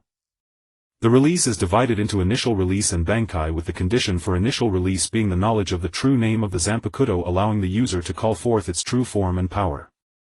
To learn Bankai, one must achieve the manifestation and submission of the Zanpakuto's true form. The Shirayuki that Bai Mingyu opened is the sword of the main female character Kekkei Genkai from the original work, belonging to the ice and snow category. Among all the Zanpakuto, while its power may not be the strongest, it is renowned for its pure white blade, considered the most beautiful Zanpakuto in the Soul Society. If I remember correctly, the initial release incantation for this Zanpakuto should be. Bai Mingyu pulled Shirayuki from his bag, holding it in his hand and slowly inhaling, dance gracefully Shirayuki. Suddenly the blade of Shirayuki trembled slightly. Then a glimmer of icy white light erupted from the tip of the blade, rapidly expanding downward, and in an instant the entire blade guard and handle transformed into a pure snowy white adorned with intricate frost-like patterns, with a pure white ribbon appearing on the handle. This was indeed the initial release state of Shirayuki. And then. Initial dance, moonlight. Frost. Spreads. For Yunren, this night would surely become an unforgettable one. The child in front first used a bizarre ninjutsu to nullify his fire technique, and then, using a speed that defied belief, executed a body flicker technique to snatch away the kidnapped target. Now with a sudden grab he held a taidao in his hand. Despite Yunren's wide-eyed stare, he couldn't determine where the blade had come from. This elegantly designed taidao, resembling a meticulously crafted work of art, instilled a sense of dread in Yunren, as if it were not just an ordinary weapon but a ferocious beast held in the hands of this child. What in the world is going on? In the original plan, once he succeeded, he would immediately return to the rendezvous point to meet with the envoy from the Land of Lightning. During this process he would encounter only a few members of the Hyuga clan, but as long as the Hyuga clan head did not personally intervene, Yunren was confident he could retreat unscathed. But where did this kid come from? Clearly not very old and not looking like a member of the Hyuga clan, yet possessing all sorts of bizarre abilities. Why had they received no intelligence about this kid beforehand? Could he be a secret weapon secretly cultivated by Konoha? The Yunin village envoy had originally schemed to kidnap Hinata, but now an unexpected flaw had suddenly appeared in the plan, throwing Yunren's mind into disarray and leaving him unsure of what choice to make. But Bai Mingyu had no such concerns. Holding Shirayuki in one hand, he gently traced a circular arc with the blade against the ground. With this motion the temperature in the area enveloped by the circle plummeted sharply, and within seconds countless snowflakes began to swirl, as if stepping directly from the scorching summer into the depths of winter. Centered around Bai Mingyu's feet, a layer of white frost rapidly spread from nothingness within a 10-meter radius. Then. It was freeze time. Both the ground beneath him, the grass by the roadside and the dim streetlights were quickly covered by frost, instantly frozen by ice and snow. In this realm both Yunren and Bai Mingyu felt an icy chill, as if they had been thrown into a frigid ice cave. Yunren, feeling somewhat stiff, attempted to turn and flee, but just as he moved, Bai Mingyu's blade swept, suddenly kicking up a flurry of snowflakes. Ice palm. The ice and snow condensed into the shape of a palm and suddenly reached out to grab Yunren. In the low temperature, Yunren's movements had already become sluggish, and now he was directly seized by the ice palm at his calf, with the frost rapidly spreading up his body, seemingly intending to freeze him into an ice sculpture. In a moment of crisis, Yunren let out a loud roar, chakra rapidly coalescing in his leg as he desperately shattered the frost, straining to run far away. Just a few steps into his escape, a rush of wind sounded and Bai Mingyu appeared behind him, delivering a heavy hand chop to Yunren's neck. The latter staggered and fell to the ground unconscious. Ha! Bai Mingyu let out a long breath, sheathing his sword while simultaneously reverting from his half-beast form. After fleeing from the land of grass, this was his first battle with another person, and the opponent was a ninja. Although he won, the process was far from easy. Had it not been for the chance of opening Shirayuki from the treasure chest on Hinata, the outcome might have been quite different. Even now, the low-temperature environment created by sleeve white snow actually affects even the wielder himself. If it weren't for the enhanced cold tolerance from the semi-beast form, I might have been frostbitten myself. Bai Mingyu shook off the ice shards from his body, exhaling a long cold breath. He silently glanced at his own attribute panel. In the system's view, the ability of sleeve white snow seemed to be classified as a ninjutsu requiring chakra to use.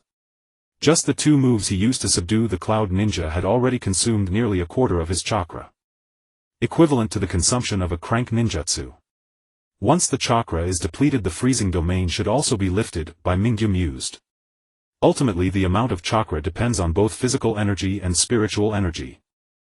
His current body was just a child of 7 or 8 with no bloodline of the Uzumaki or Senju clan. No matter how much he trained, it was impossible to raise his chakra to the level of a jonin in a short time.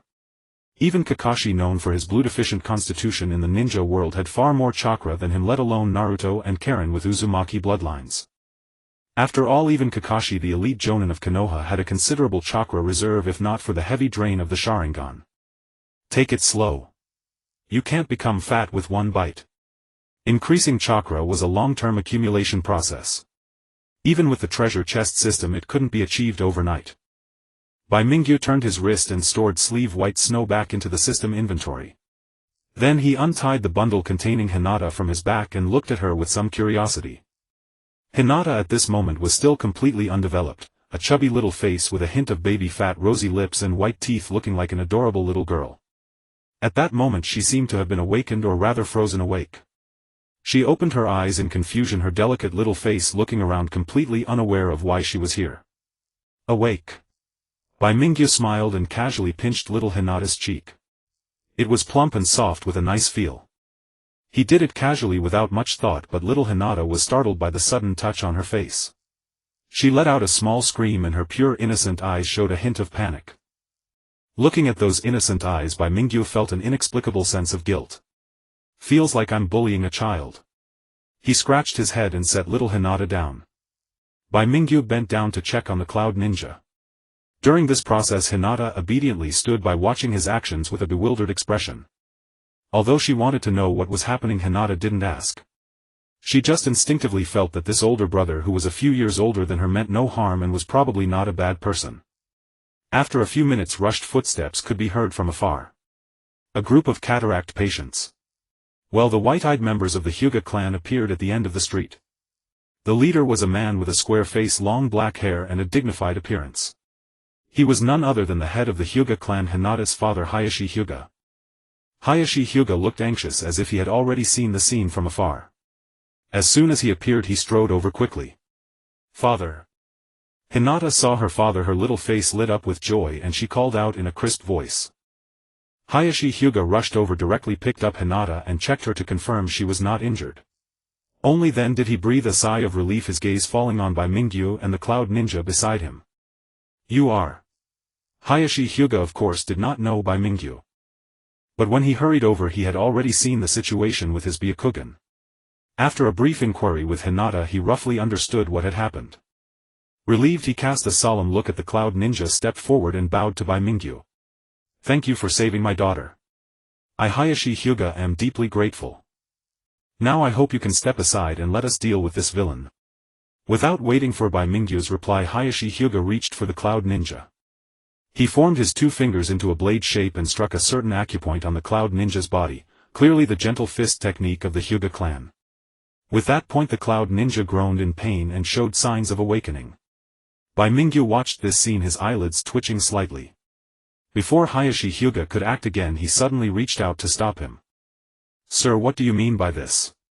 Hayashi Hyuga frowned, staring coldly at Bai Mingyu. Although unintentional, he was the head of the Hyuga clan and an elite jonin of Konoha.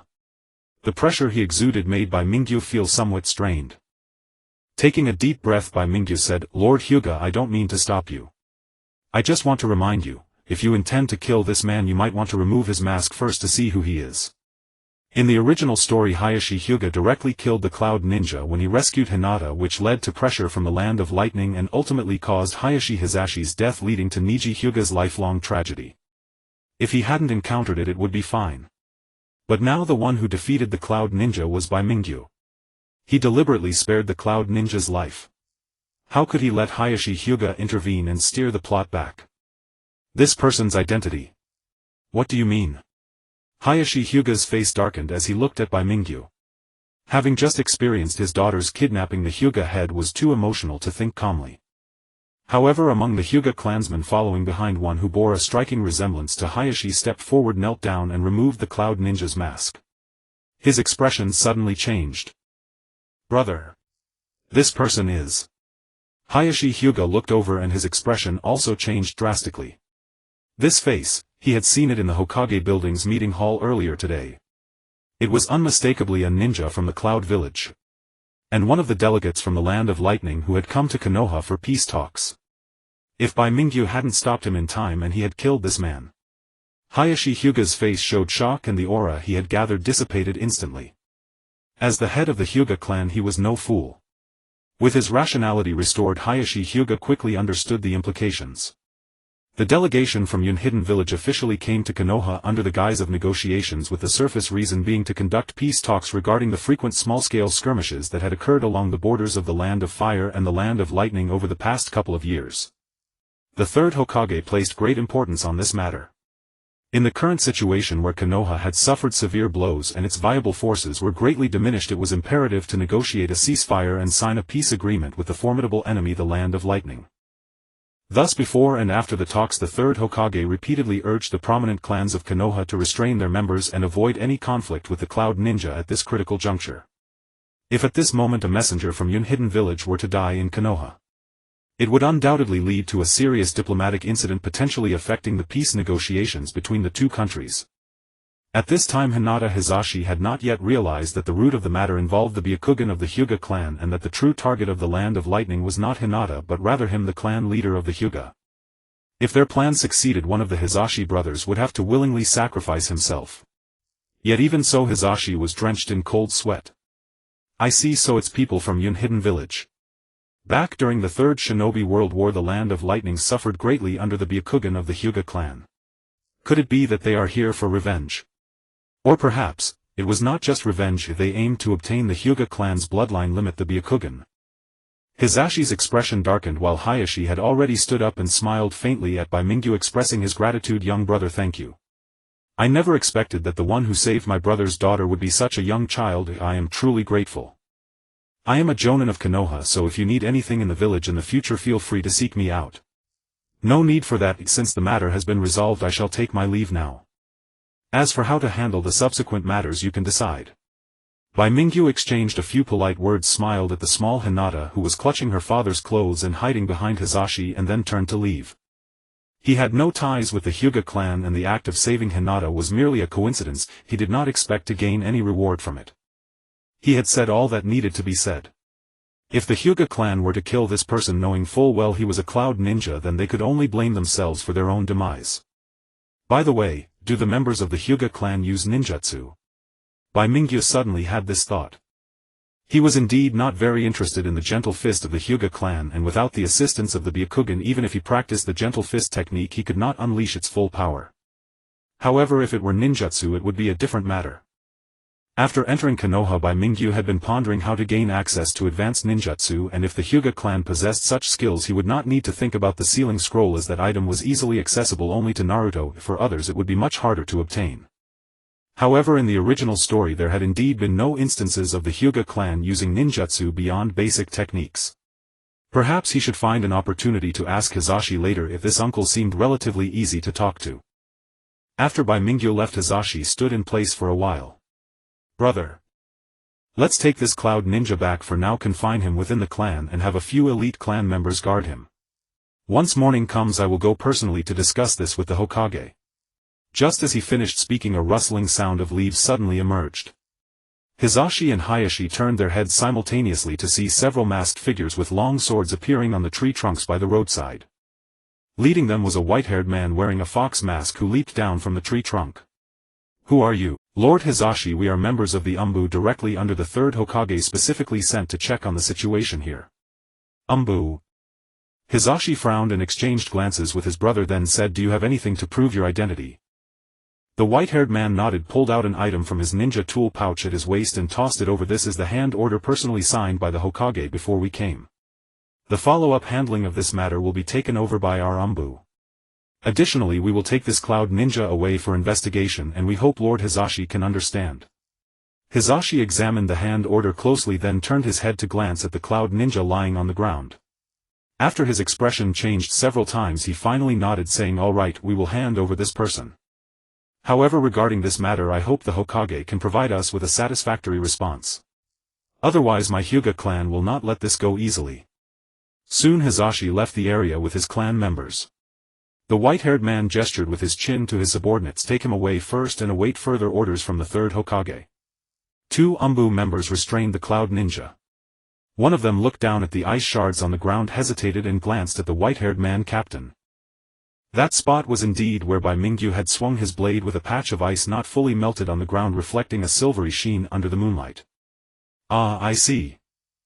The white-haired man lazily acknowledged, turning his head to gaze in the direction Bai Mingyu had departed, his expression contemplative. "To produce ice that freezes the surroundings, could it be a bloodline limit of the ice release type?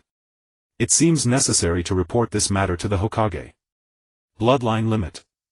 In the Hokage building, Sarutobi Hiruzen's office, at this moment the third Hokage was smoking a cigarette, resting his chin on his hands, listening gravely to his subordinate's report. Before him stood a young ninja with silver-white hair, appearing around 17 or 18 years old, his left eye covered by a forehead protector acting as an eye patch, revealing only his right eye, quietly observing the third Hokage. The expression in his eyes revealed an indifference to life and death. Hatake Kakashi. If Bai Mingyu were here, he would instantly recognize the identity of this white-haired ninja as none other than the disciple of the fourth Hokage, the future copy ninja Kakashi. At this time Kakashi was serving as a squad leader in the a right-hand man of the third Hokage. "I have understood the general situation. So it seems the delegation from Yun Hidden Village has ulterior motives, coveting the Byakugan of the Hyuga clan." Fortunately, the situation was promptly curtailed. If their plan had truly succeeded, the consequences would have been unimaginable.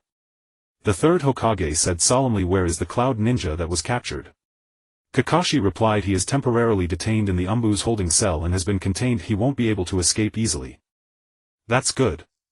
At this moment Konoha is in a weak state. We must ensure that no further disturbances arise." The third Hokage pondered for a moment before changing the subject, saying, "As for Asakawa Shiraha Kakashi, I need you to continue monitoring him for a while longer. If no anomalies are found with him, we will lift the surveillance." Kakashi raised an eyebrow slightly.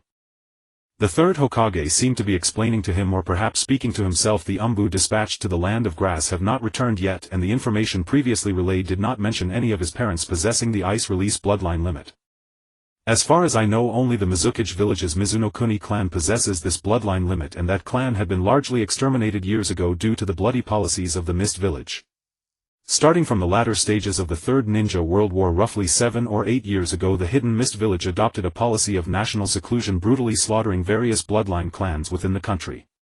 Thus it earned the name Blood Mist Village. While the other great nations were aware of this, they knew little of the specific details.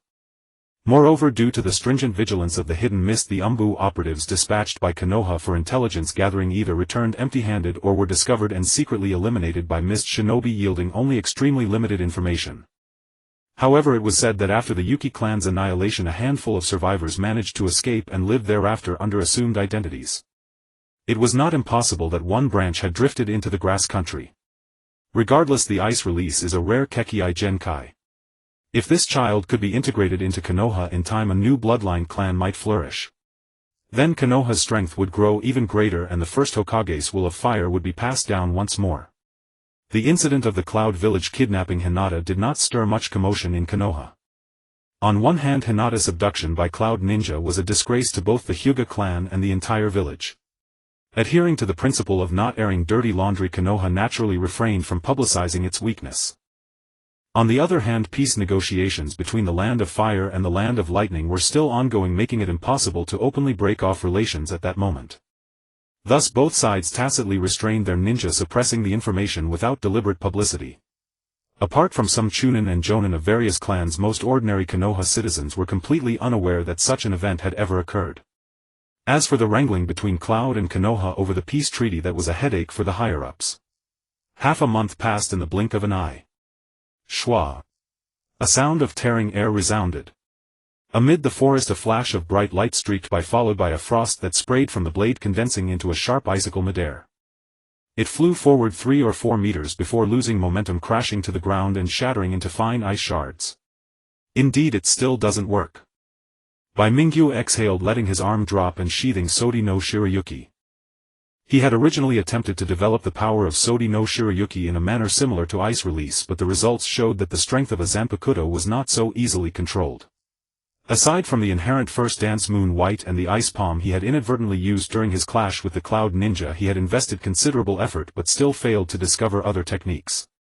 Even simulating the ice release ninjutsu that had appeared in the original works proved exceedingly difficult. After catching his breath for a moment, Bai Mingyu used the tip of his blade to hook the weighted vest lying nearby, slung it over his shoulder and headed back. Everything in excess is detrimental, and training is no exception. Moreover, he already had some clues about controlling ice and snow. After digesting today's experience thoroughly, he should soon find the path. Arriving at the doorstep just as he was about to take out his keys and unlock the door, the neighboring house opened and Karen's little head poked out. "Bai, you're back. Come over for dinner after your bath. Mom and I are waiting for you." "Got it." Bai Mingyu smiled and pushed the door open to enter. In just a few days the Uzumaki mother and daughter had adapted to life in Konoha. Compared to their days of fear in the grass country, the stable environment of Konoha brought them peace of mind. Karen gradually regained the liveliness appropriate for her age, and Bai Mingyu grew accustomed to going over for meals every day. After a quick shower, Bai Mingyu went to Karen's home for dinner. As usual, Uzumaki Maya refused his offer to help with the dishes, swiftly cleared the table and carried the trays to the kitchen to wash them. Suddenly there was a knock at the door. "Bai, would you mind opening the door for Auntie?" called Uzumaki Maya from the kitchen. Bai Mingyu had already pressed down the door handle. The door swung outward, revealing several tall figures outside. Third Hokage. Grandfather. The visitor was none other than the third Hokage, Yuenfei Risen. Accompanying him were 2 others. One was a white-haired old woman dressed in simple linen clothes with the emblem of the Qianshou clan embroidered on her sleeve. The other was also white-haired but appeared young, wearing a distinctive fox mask of the Umbu. Uzumaki Maya quickly dried her hands, emerged from the kitchen and stood somewhat nervously in the living room.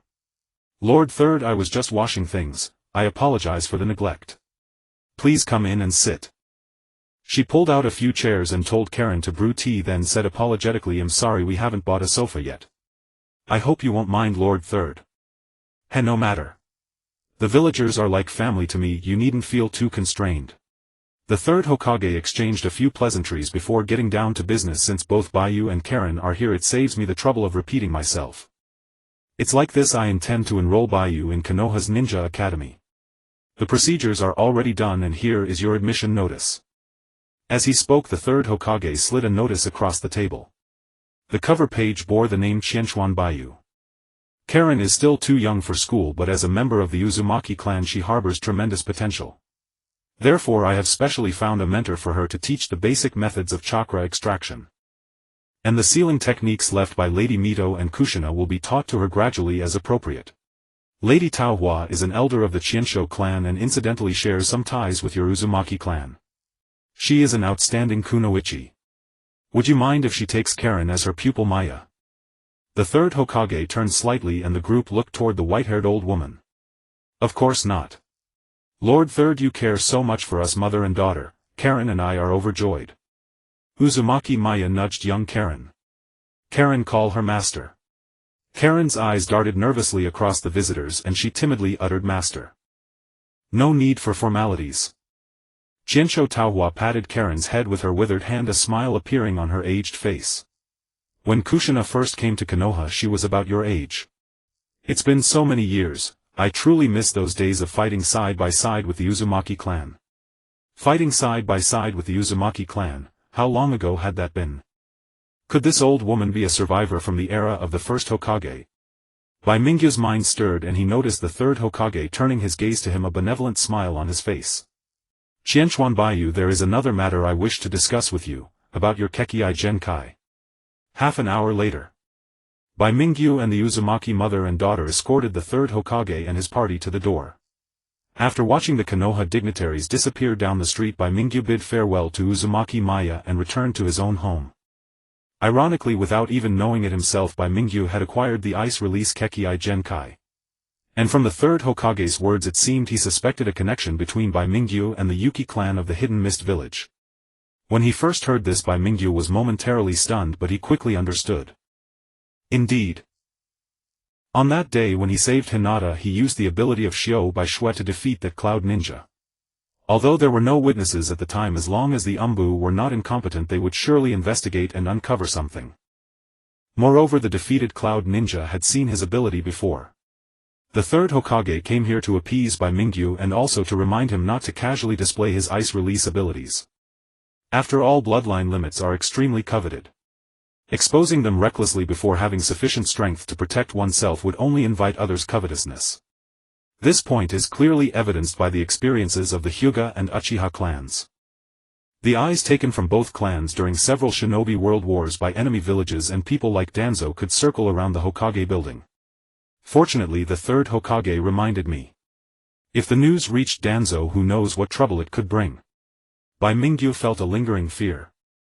As the biggest scapegoat in Konoha, Danzo was notorious for his penchant for abducting young boys, often using various threats and temptations to recruit talented youths from different clans into his root organization for brainwashing. Moreover, his methods of brainwashing were quite unrefined, far inferior to those of Orochimaru, who was also skilled in such arts. Especially since Bai Mingyu was alone without a powerful clan backing him. If he were forcibly taken to the root, he certainly did not want to live that kind of dark, sunless life. After putting Shio by Shue back into the system backpack, Bai Mingyu checked the time on the enrollment notice, then hurriedly washed up and went to sleep. The next morning, as the alarm clock at the head of the bed buzzed, bright sunlight poured in through the window. Bai Mingyu had finished washing up and habitually put on the weighted vest before stepping out the door. As the glaring sunlight shone on him, he instinctively raised his hand to shield his eyes, muttering to himself, "I almost forgot, today is my first day at the ninja school. Well, it doesn't matter, I'm already used to the weighted vest, so wearing it to the ninja school shouldn't be a problem." After nearly half a month of weighted training since arriving in Konoha, the weight on Bai Mingyu had increased to 20 kilograms. It was as if he was carrying a 7 or 8-year-old child on him. This weight, even for Bai Mingyu, felt somewhat strenuous. After adapting for a few days, he could only manage short runs under the weight, and when practicing swordsmanship he had to take it off, otherwise he would be exhausted after less than 50 swings. However, since today was the first day at ninja school, there probably wouldn't be any intense activities. Bai Mingyu walked through the streets and arrived at Konoha Ninja School. After handing the enrollment notice to the gatekeeper ninja at the school entrance, a Chunin teacher quickly walked out from the teaching building, approached Bai Mingyu and waved with a smile, saying, "Are you the child that Lord Third mentioned? Come with me, I am your homeroom teacher, just call me Teacher Sangyuan." Teacher Sangyuan. Bai Mingyu politely greeted, following the teacher into the teaching building while curiously glancing around. The appearance of the ninja school was quite similar to those primary and secondary schools on Earth in his past life, only on a smaller scale, as each class typically had only a few hundred students. Most of them were ninja students from various clans in Konoha, while the rest came from civilian backgrounds. Although there had been exceptionally talented individuals like Namikaze Minato among civilian ninjas, most ended up indistinguishable from the crowd. Even if they passed the graduation exam, they often could only remain as lower-ranked ninjas for their entire lives, with very few successfully rising to jonin. Even so, the ninja school presented an opportunity for children from civilian families. Doing ninja missions could earn them much more than working the fields back home. Moreover, which child living in the world of Hokage would not want to become a ninja, or even the most powerful Hokage? This is it. Arriving in front of a classroom, Teacher Sangyuan stopped, pushed the door open and led Bai Mingyu to the podium. "Everyone quiet down." Dozens of pairs of eyes in the classroom turned to look. "Starting today, a new classmate will be joining our class, please welcome him." Teacher Sangyuan led the applause, turning to Bai Mingyu and saying, "A Kichuan classmate, please introduce yourself." "Hello everyone, I am a Kichuan Baiyu, nice to meet you, and I look forward to your guidance in the future." A simple opening statement. The children in the classroom inevitably felt a bit disappointed, clapping sporadically while murmuring among themselves. Akichuan Baiyu, have you heard this surname before? It seems there's no such clan in Konoha. Perhaps not from a prominent family, but this boy looks quite charming and cute. Not bad, but unfortunately he's not my type. These children thought their discussions were unheard, but neither of the two on the podium were ordinary people. Teacher Sangyuan was a chunin, and although Bai Mingyu had not activated his half-beast state, his hearing was quite sharp and he couldn't help but feel amused and exasperated to hear their evaluations. Children in the world of Hokage were indeed precociously mature, otherwise how could Naruto have developed seduction techniques before the age of 12? Alright Baiyu, you can sit in that empty seat in the fourth row on the right for now. Make sure to get along well with your classmates. Bai Mingyu sat down in the vacant seat and looked around just in time to meet the gaze of a black-haired girl at the next desk who also looked up. Their gazes met and the black-haired girl smiled and waved, saying, "Hello Baiyu classmate, my name is Uchiha Izumi, I will be your deskmate from now on, please take care of me." Please take care of me. Bai Mingyu's gaze shifted as he noticed the design of a table tennis paddle. No, it was the fan symbol, printed on the girl's clothing, and he instantly understood. A member of the Uchiha clan. Moreover, the name Uchiha Izumi sounded somewhat familiar. Bai Mingyu stared at the black-haired girl for a moment but couldn't recall where he had heard her name until he overheard a few boys in the adjacent seat talking in low voices during the break and suddenly realized. Have you heard? That Itachi has already begun to go on missions outside the village. What? Is he the genius from the Uchiha clan who graduated from our class last year? He seems to only be 8 years old now, and yet. How can there be such a huge gap between people?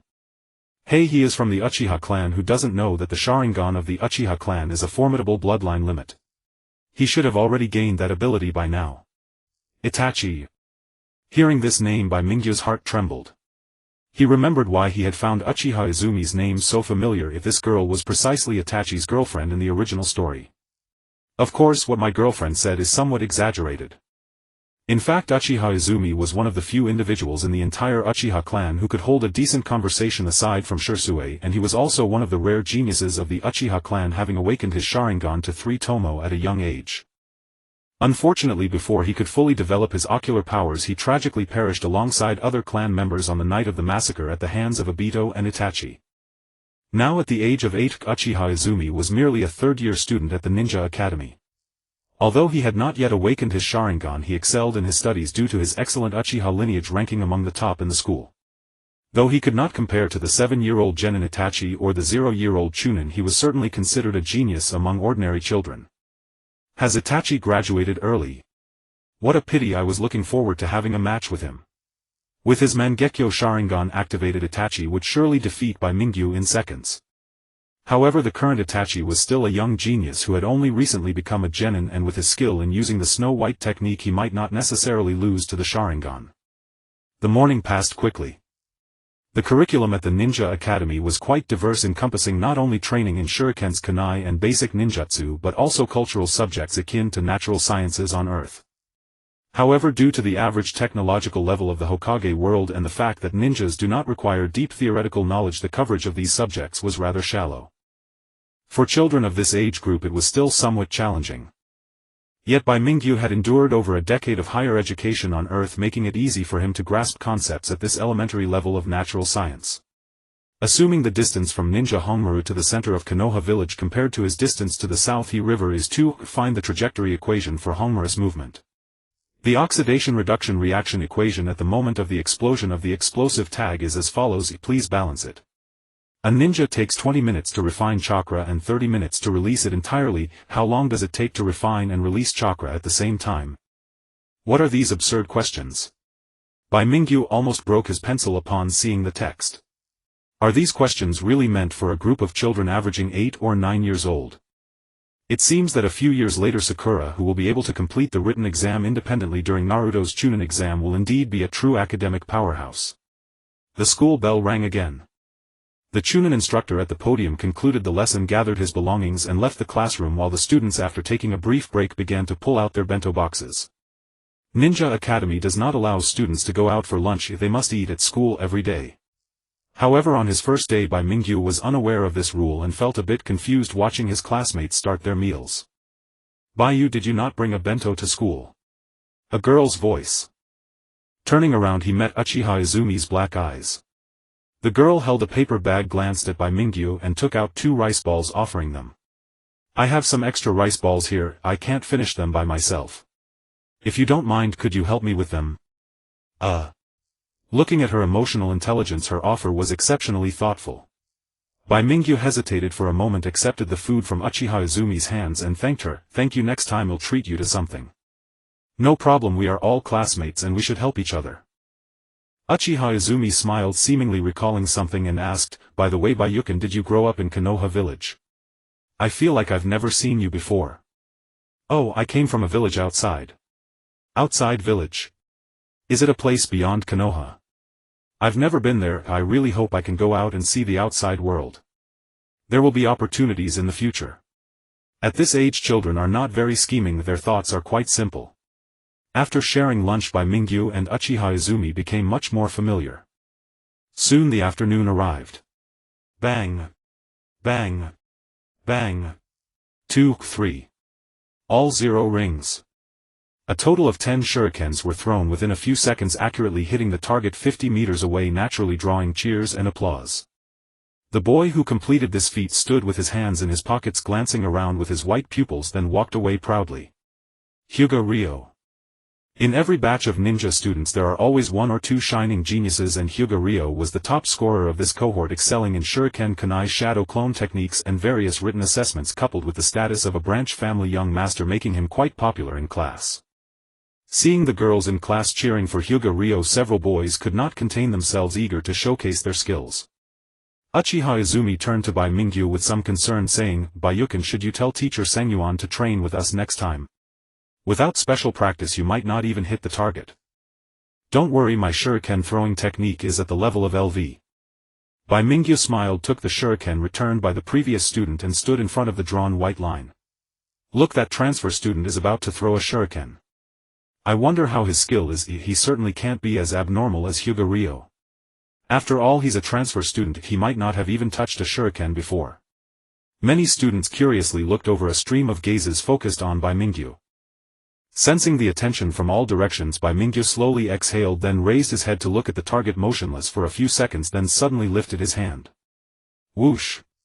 With a sound of breaking air, 2 shurikens flew out from each hand. But immediately after, Bai Mingyu raised his hand again, this time with 2 shurikens that were extremely fast, catching up to the first 2 shurikens and colliding. Accompanied by a burst of firelight, several shurikens suddenly accelerated, and with a series of booming sounds almost overlapping, they all hit the target. Cool, a boy whistled. The skill Bai Mingyu casually displayed was even more eye-catching than what Hyuga Ryo had shown earlier. After all, many students in class could hit the target with shurikens, but very few could perform so many tricks. Even Hyuga Ryo frowned, looking over in surprise. Bang bang bang. Another series of faint sounds. At this time Bai Mingyu did not show off, but honestly threw the remaining shurikens all at once, scattered around the target. In fact, he was quite eager to showcase the Uchiha Itachi's shuriken technique to show off in front of these naive kids, but executing LV's shuriken throwing technique was still somewhat challenging. It was estimated that Uchiha Itachi's shuriken throwing technique had already reached above LV7. Coupled with the keen insight of the Sharingan, it had achieved a ghostly effect. Asakawa Shiraha. Pass. Teacher Kuwazono paused for a moment in surprise, then snapped back to reality, jotting down each student's score in his grading ledger before closing it with a crisp clap of his hands. Very well, everyone has now completed the kunai proficiency test. That concludes this segment. Next comes practical combat training. Pair up, engage in sparring, and I shall evaluate your performance accordingly. At these words the students dispersed swiftly to find their sparring partners. Clearly this was no novice exercise. Within half a minute most had already paired off. Uchiha Izumi had already secured a partner, but upon glancing back at Shiraha hesitated, briefly exchanged a few quiet words with the girl beside her and strode over briskly. Shirahakan, have you yet found a training partner? If you don't mind, I'd be honored to spar with you. Asakawa Shirahazen, I am Hyuga Ryota of the Hyuga clan. Please guide me. Before she could finish, another voice cut in. Hyuga Ryota stepped forward first, his pale pupilless eyes locking steadily onto Shiraha. Shiraha glanced from Uchiha Izumi to Hyuga Ryota, offered the girl a gentle smile, then turned fully to face Ryota. Very well, but before we begin, are there any rules I should know? Ryota shook his head. Let me clarify one thing, I am of the Hyuga clan. Our Byakugan perceives every motion and intention of our opponent, so do tread carefully. In the training ground Shiraha and Ryota stood 10 meters apart sealing opposing hand signs. Ryota channeled chakra, the blue veins surged across his temples and his irises dissolved into pure luminous white. Byakugan. The Byakugan, one of the three great dojutsu, differs fundamentally from the Sharingan.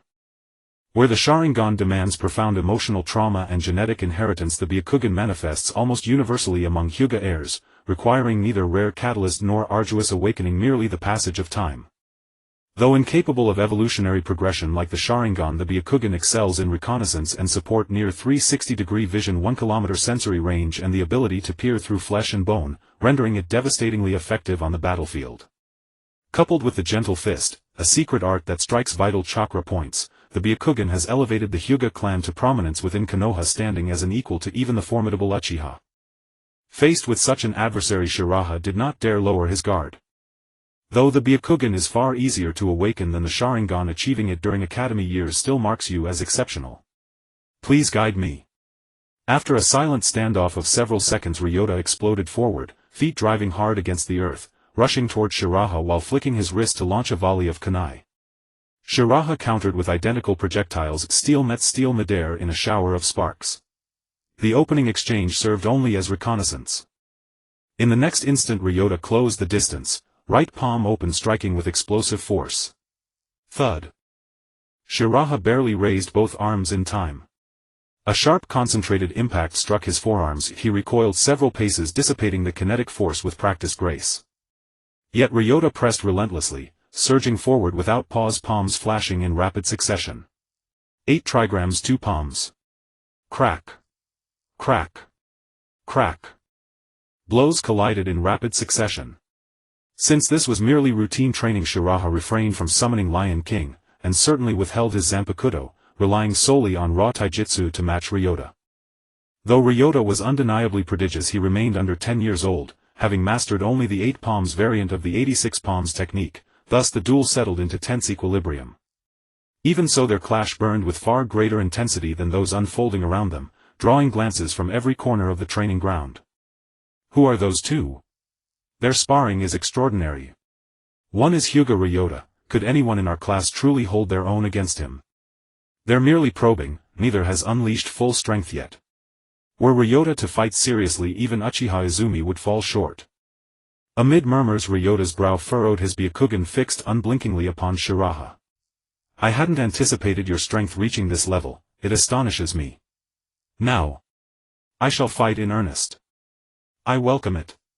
At that utterance Ryota clasped his hands together and wove a rapid sequence of seals, clone technique.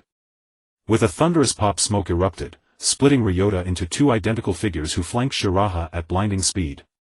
As they charged, they hurled over a dozen kunai, weaving a lethal net of blades converging from all directions. A ninjutsu. So the Hyuga clan employs techniques beyond the gentle fist. Shiraha faltered momentarily at the sight, but then recalled Might Guy's mastery of basic ninjutsu and summoning. It followed naturally that the Hyuga too might wield foundational arts. After all, Lee's singular devotion to taijutsu, eschewing ninjutsu entirely, was a rarity. As the kunai net hurtled inward, Shiraha flipped his palm upward, blazing palm. Boom! A torrent of pressurized wind erupted from his palm, shattering the incoming kunai with metallic clangs and hurling Ryota's clones backward, where they burst into dispersing smoke. What? Ryota's pupils contracted infinitesimally. Others might have missed it, but with his Byakugan Ryota saw clearly as Shiraha unleashed the blazing palm. An anomalous chakra waveform pulsed within his body, a phenomenon so inexplicable it stunned Ryota to his core. What kind of technique was this? Questions flooded his mind, but his body moved without pause. He lunged forward, fingers rigid as a blade aimed squarely at Shiraha's throat. Gentle fist. With kunai tactics thwarted, close-quarters combat became inevitable, and Ryota held absolute faith in his clan's supreme martial art. Yet. 6 paths, iron body. Shiraha bellowed low, and his shoulders hardened instantly into gleaming metallic planes, absorbing the brunt of the gentle fist strike. In the same motion he seized Ryota's wrist barehanded, 2 fingers clamped like forged iron, twisting to execute a flawless throw. Suddenly Shiraha's wrist trembled, just once. The grip slackened. Before Ryota could process it, he kicked upward, driving Shirayuki backward several staggering steps, nearly toppling him. Ryota advanced again, only for Shirayuki to raise an open palm, halting him mid-stride. No need to continue. I yield. Give up. What a joke. Others may not know, but Hinata Ryoan was well aware that during those few minutes of combat the two were essentially evenly matched, with Bai Mingyu even holding a slight advantage. Though confident that he would ultimately be the victor, Bai Mingyu's abrupt concession was something Hinata Ryoan simply could not accept. Ignoring the bewildered expression on Hinata Ryoan's face, Bai Mingyu stumbled off the stage and sat down in a corner of the playground. First he took off his outer jacket, unbuckled the weighted vest and tossed it aside, then put his sweat-drenched jacket back on. The concession may have seemed abrupt, but it was a choice made out of necessity. Fighting while wearing a 20-kilogram weighted vest had proven to be a greater burden than he had anticipated. In such a short span of time, Bai Mingyu had already reached a state of physical exhaustion. While he could push through, even if he managed to defeat Hinata Ryoan, he would likely collapse himself soon after. In the arena, Hinata Ryoan finally came to his senses, casting a deep glance at Bai Mingyu before stepping off the stage. Several boys hurried over to flatter him. Regardless of the process, it was clear to them that Hinata Ryoan had once again maintained his record of victories, rightfully earning the title of the top student in the class. Only Uchiha Izumi approached with concern and said to Bai Mingyu, "Bayukin, are you alright? Hinata Ryoan is the top student of our cohort. Since Itachi graduated early, almost no one can defeat him. You just transferred to our class, so losing to him isn't something to be ashamed of." As Uchiha Izumi spoke, he sat down beside Bai Mingyu, casually pushing the weighted vest aside. Then pushed again. After failing twice to move it, Uchiha Izumi finally noticed the weighted vest. He looked down for a moment, then grasped the ends of the vest with both hands and slowly lifted it. Why is it so heavy? Did you stuff iron blocks inside this vest? Before Bai Mingyu could respond, Uchiha Izumi had already flipped the vest over and shook it a few times, causing several black iron blocks to tumble out and hit the ground, raising a cloud of dust and creating a several centimeter deep dent. Indeed, it was stuffed with iron blocks. You were wearing this. A vest full of iron blocks while fighting Hinata Ryoan. Uchiha Izumi's mouth fell open in surprise as he stared at Bai Mingyu. Wearing such heavy clothing, a typical student would likely struggle to even walk, yet he had managed to engage in combat with Hinata Ryoan for so long. If he had taken off the weighted vest from the beginning, wouldn't it have turned into a one-sided affair with even Hinata Ryoan unable to match him? Thinking of this, Uchiha Izumi discreetly glanced at Hinata Ryoan in the distance, feeling a surge of tumultuous emotions. Your partner is still waiting for you, hurry up and go back. The other student's practical training is almost over. Bai Mingyu quietly took the weighted vest back from Uchiha Izumi and gestured towards the center of the playground, where the girl from his group was still standing waiting for him to return. Uchiha Izumi opened his mouth but ultimately did not pursue the matter further. This brief interlude quickly passed. The first day of the ninja school course ended quietly, and with the sound of the school bell the students began to leave. After leaving the school, Bai Mingyu didn't head home immediately. Instead, he walked towards the small forest on the outskirts of the village, as was his custom. Daily training had become a mandatory task. However, after just a few steps he suddenly paused, stopping at a fork in the path. What is this? In his mind, a map encompassing the entire Hidden Leaf village displayed a dark green dot radiating a faint glow. A bronze treasure chest. During his time in the Hidden Leaf, the treasure chest system had refreshed several times, yielding either chests located outside the village or ordinary black iron chests, with most items drawn being standard ninja tools. It seemed that the silver chest containing the snow sleeve that day had been a fleeting moment. Of course, it was also possible that the snow sleeve had exhausted his luck, leaving him empty-handed for a while. But now the long-lost bronze chest had appeared on the map. However, the location of the treasure chest. Could that place be Nanhachuan? Bai Mingyu looked up, his gaze crossing countless overlapping buildings, looking towards the outskirts of the Hidden Leaf village. Nanhachuan is the original source of the Hidden Leaf. Years ago, the first Hokage Senju Hashirama and his good friend Uchiha Madara met here while skimming stones, leading to a decades-long entanglement during which they jointly established the powerful Hidden Leaf. And now that place is the residence of the Uchiha clan. Since the Nine Tails incident 3 years ago, the Uchiha clan has been pushed from the center of the village to the outskirts by the village's higher-ups with a clear sense of exclusion. While there were differing opinions within the Uchiha clan regarding this, after 3 years of adaptation they had gradually established a foothold in the area around Nanhachuan with increasingly minimal contact with the outside world. Almost no outsiders lived in their residence and all systems were determined internally by the Uchiha clan, some even contradicting the policies set by the village's higher-ups. Furthermore, the intermarriage system maintained to preserve their bloodline. All of these factors had led to a growing divide between the Uchiha clan and other prominent clans in the Hidden Leaf. To get back on track, Bai Mingyu had no reason to worry about the future of the Uchiha clan. However, the appearance of the bronze treasure chest at Nanhachuan posed a dilemma: to go or not to go. After all, it was now the year 52 of the Hidden Leaf and there were still nearly 4 years until Uchiha Itachi's massacre of his clan. At this moment the Uchiha clan was undoubtedly the most prominent among the clans in the Hidden Leaf, controlling the village's security forces with Uchiha Fugaku and a group of elite ninjas who had experienced several wars stationed there, along with the prodigy Uchiha Shursue, who gained fame on the battlefield during the Third Shinobi World War with his body flicker technique and possessed the Mangekyo Sharingan. In comparison, the Hyuga clan could only stand aside. In such circumstances, infiltrating Nanhachuan was inherently a risky endeavor.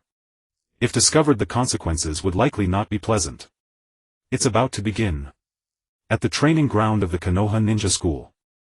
With a sharp shout, the black-haired girl stomped the ground fiercely, her seemingly petite body shooting out like an arrow, crossing over 10 meters in an instant and closing in on Bai Mingyu. Her right fist pulled back before she swung it out with all her might. Her small fist contained an incredibly heavy force. Bang!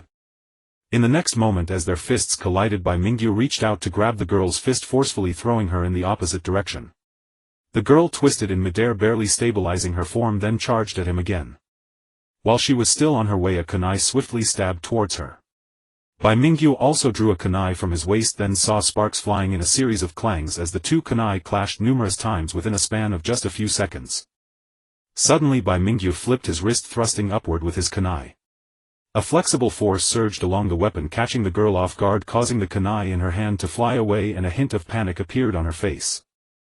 In the next moment a flash of black flickered. The kunai slowed just before touching the girl's neck, gliding lightly to the side before being returned to his waist. It's over. Uchiha Izumi pressed her lips tightly together, revealing a stubborn expression on her face. After a moment of silence she slowly nodded, saying, "All right, this time I lost." It was still a practical training organized by the ninja school. However, this time Bai Mingyu's opponent was no longer Hyuga Ryo but Uchiha Izumi. Although Uchiha Izumi had not activated her Sharingan, she possessed a strong bloodline and the Uchiha clan's superb shuriken jutsu, granting her better combat power compared to other students. Yet for Bai Mingyu she only posed a slight pressure. Even while fighting in a weighted vest he could easily win. However, Uchiha Izumi felt quite disheartened. Though she was a girl and not overly competitive, being a member of the Uchiha clan meant bearing the pride of her family. If she had lost to Bai Mingyu under normal circumstances she would have accepted it. However, the fact that he was fighting her while bearing an extra 20 kilograms made it hard for her to accept the outcome of her defeat. Don't be too discouraged. In fact, when I was in the land of grass, I learned some basic ninjutsu from the ninjas in the village. Otherwise I really wouldn't be your match. Bai Mingyu's consolation did not have much effect. After a while Uchiha Izumi exhaled, the frustration on her face gradually fading. "Well, losing to you is because of my lack of skill, but by Yukuin I will definitely work hard to train and challenge you again. I'm always ready to accompany you. By the way, Izumi, I heard that Konoha is crossed by a long river. Is that true? You mean the Nange River?" "Of course it's true. The Nange River not only runs through Konoha but also originates from our Uchiha clan's residence." "Oh. We moved there about 2 or 3 years ago." As she said this, Uchiha Izumi's expression faltered as if she had touched upon a taboo topic. She opened her mouth and changed the subject. "After that we have been living there. The water of the Nange River is very clear, and sometimes when I'm feeling down I go sit by the river and all my worries are washed away." "Is that so? Hearing you say that makes me want to see it suddenly." Sure, but that area is mostly inhabited by our Uchiha clan members and it might not be very convenient for outsiders to enter. Also, some places are not allowed to be entered casually. If Bai Yukuin really wants to see it I can guide you." Bai Mingyu furrowed his brows. Though Uchiha Izumi spoke casually, her earlier hesitance revealed some clues. Has the relationship between the Uchiha clan and the other clans in Konoha become so tense? The infiltration difficulty has increased. Next, Bai Mingyu extracted some information about the Nange River, the current state of the Uchiha clan and the Konoha guard from Uchiha Izumi. These were not secrets, and most villagers who had stayed in Konoha for a long time knew some of it. Uchiha Izumi did not suspect anything, thinking that Bai Mingyu as a newcomer to the village was merely curious about it sharing what she knew. A preliminary plan gradually took shape in Bai Mingyu's mind. That night. In the dead of night, amidst complete silence. On the deserted streets of Konoha, accompanied by a faint sound, a black figure darted by like a cat, disappearing into the darkness of the corner. Bai Mingyu. To ensure everything was foolproof for tonight's operation, he wore a black night outfit, covered his face with a mask, and from the very beginning entered a semi-beast transformation state. As a feline, he was a natural nocturnal creature. In this state, Bai Mingyu's agility was greatly enhanced, allowing him to silently traverse half of Konoha without disturbing anyone arriving at the outskirts of the Uchiha clan's residence. Hiding quietly behind a building, he peered cautiously towards the Konoha guard building across the street. The windows of the guard building glowed with a dim yellow light, and he could vaguely hear voices inside. After a while, several Uchiha clan members wearing green ninja vests walked out from the building and headed towards the side street. The Konoha guard changes shifts twice every night. This information was obtained from Uchiha Izumi. Bai Mingyu did not need a long time. As long as he had half a minute, he could swiftly dash through without a sound and infiltrate the Uchiha clan's residence. Although the Uchiha clan's Sharingan was powerful, it did not possess the same level of insight as the Byakugan and lacked the ability to see through. As long as he did not confront them directly, the chances of being discovered were actually quite low. Is no one out on patrol? Then. It's time to infiltrate. Bai Mingyu took a deep breath, his figure darting forward like a cat, silently rolling into the shadows beside the opposite wall. What was that? In the Konoha guard building, a Uchiha clan ninja sitting by the window drinking tea seemed to notice something. He suddenly looked up to see nothing but the dark night. What's wrong, brother Lai? Nothing. I just thought I saw a shadow dart by. It might have been a stray cat passing by. The clan member named Uchiha Lai shook his head slowly and withdrew his gaze. He glanced at the others who were gathered around eating and drinking and snorted with dissatisfaction. You guys, you're so slack during missions. What if an emergency arises? Hey, who would be so blind as to dare trespass into the Uchiha clan's compound? You can't say that. Not long ago, someone from Kumogakure village broke into the Hyuga clan's compound and kidnapped the Hyuga clan leader's daughter. Although the Hyuga clan's strength can't compare to ours, there's no guarantee that spies from other villages haven't set their sights on us. That's true. Let's finish eating quickly and go patrol. Bai Mingyu's figure hurried past the wall. At this hour, most of the Uchiha clan members had already fallen asleep, and the entire compound was plunged into darkness, with only a few windows still showing flickering lights. Perhaps because the Uchiha clan had been the strongest clan in Konoha for too long, they never imagined anyone would target them. The compound's defenses were not as tight as expected, instead they were somewhat lax. More smoothly than anticipated, Bai Mingyu quickly passed through a densely packed residential area and arrived at a relatively open space. Not far ahead lay a dense forest. From here he could faintly hear the sound of rushing water from afar, and in the distance a broad river flowed through the compound before crashing down with a thunderous roar. It was the waterfall by the Nanha River. The target was very close. Under the cover of the trees, Bai Mingyu sprinted at full speed. A few minutes later he noticed a faint green glow emanating from a shallow shoal near the riverbank, as if something was stuck in the mud. It was precisely the bronze treasure chest marked on the map, only a dozen steps away from his current position. Found it. A smile tugged at the corner of Bai Mingyu's mouth as he approached the river and plunged into the water with a single dive. The current of the Nanha River was more turbulent than expected. Fortunately, Bai Mingyu's current body possessed excellent swimming skills. He kicked his legs and glided down like a fish, quickly reaching the spot where the treasure chest was lodged. He groped for the sides of the chest, ready to lift the lid. At that moment a dark shadow flashed across the river surface, accompanied by faint voices. Someone's coming. His movement paused. Bai Mingyu's eyes narrowed as he looked up toward the surface. The light was dim in the river and everything was pitch black beyond a few meters. However, on the surface visibility was decent thanks to the moonlight. Soon a second figure swiftly pursued from the opposite bank. The first figure suddenly stopped, standing on the water as if treading on solid ground, and turned to face the newcomer. Fire release, great fireball technique. Water release, water wall. The battle erupted in an instant. The first figure formed a series of dazzling hand seals, opened his mouth and expelled a massive fireball illuminating half the river in a crimson glow.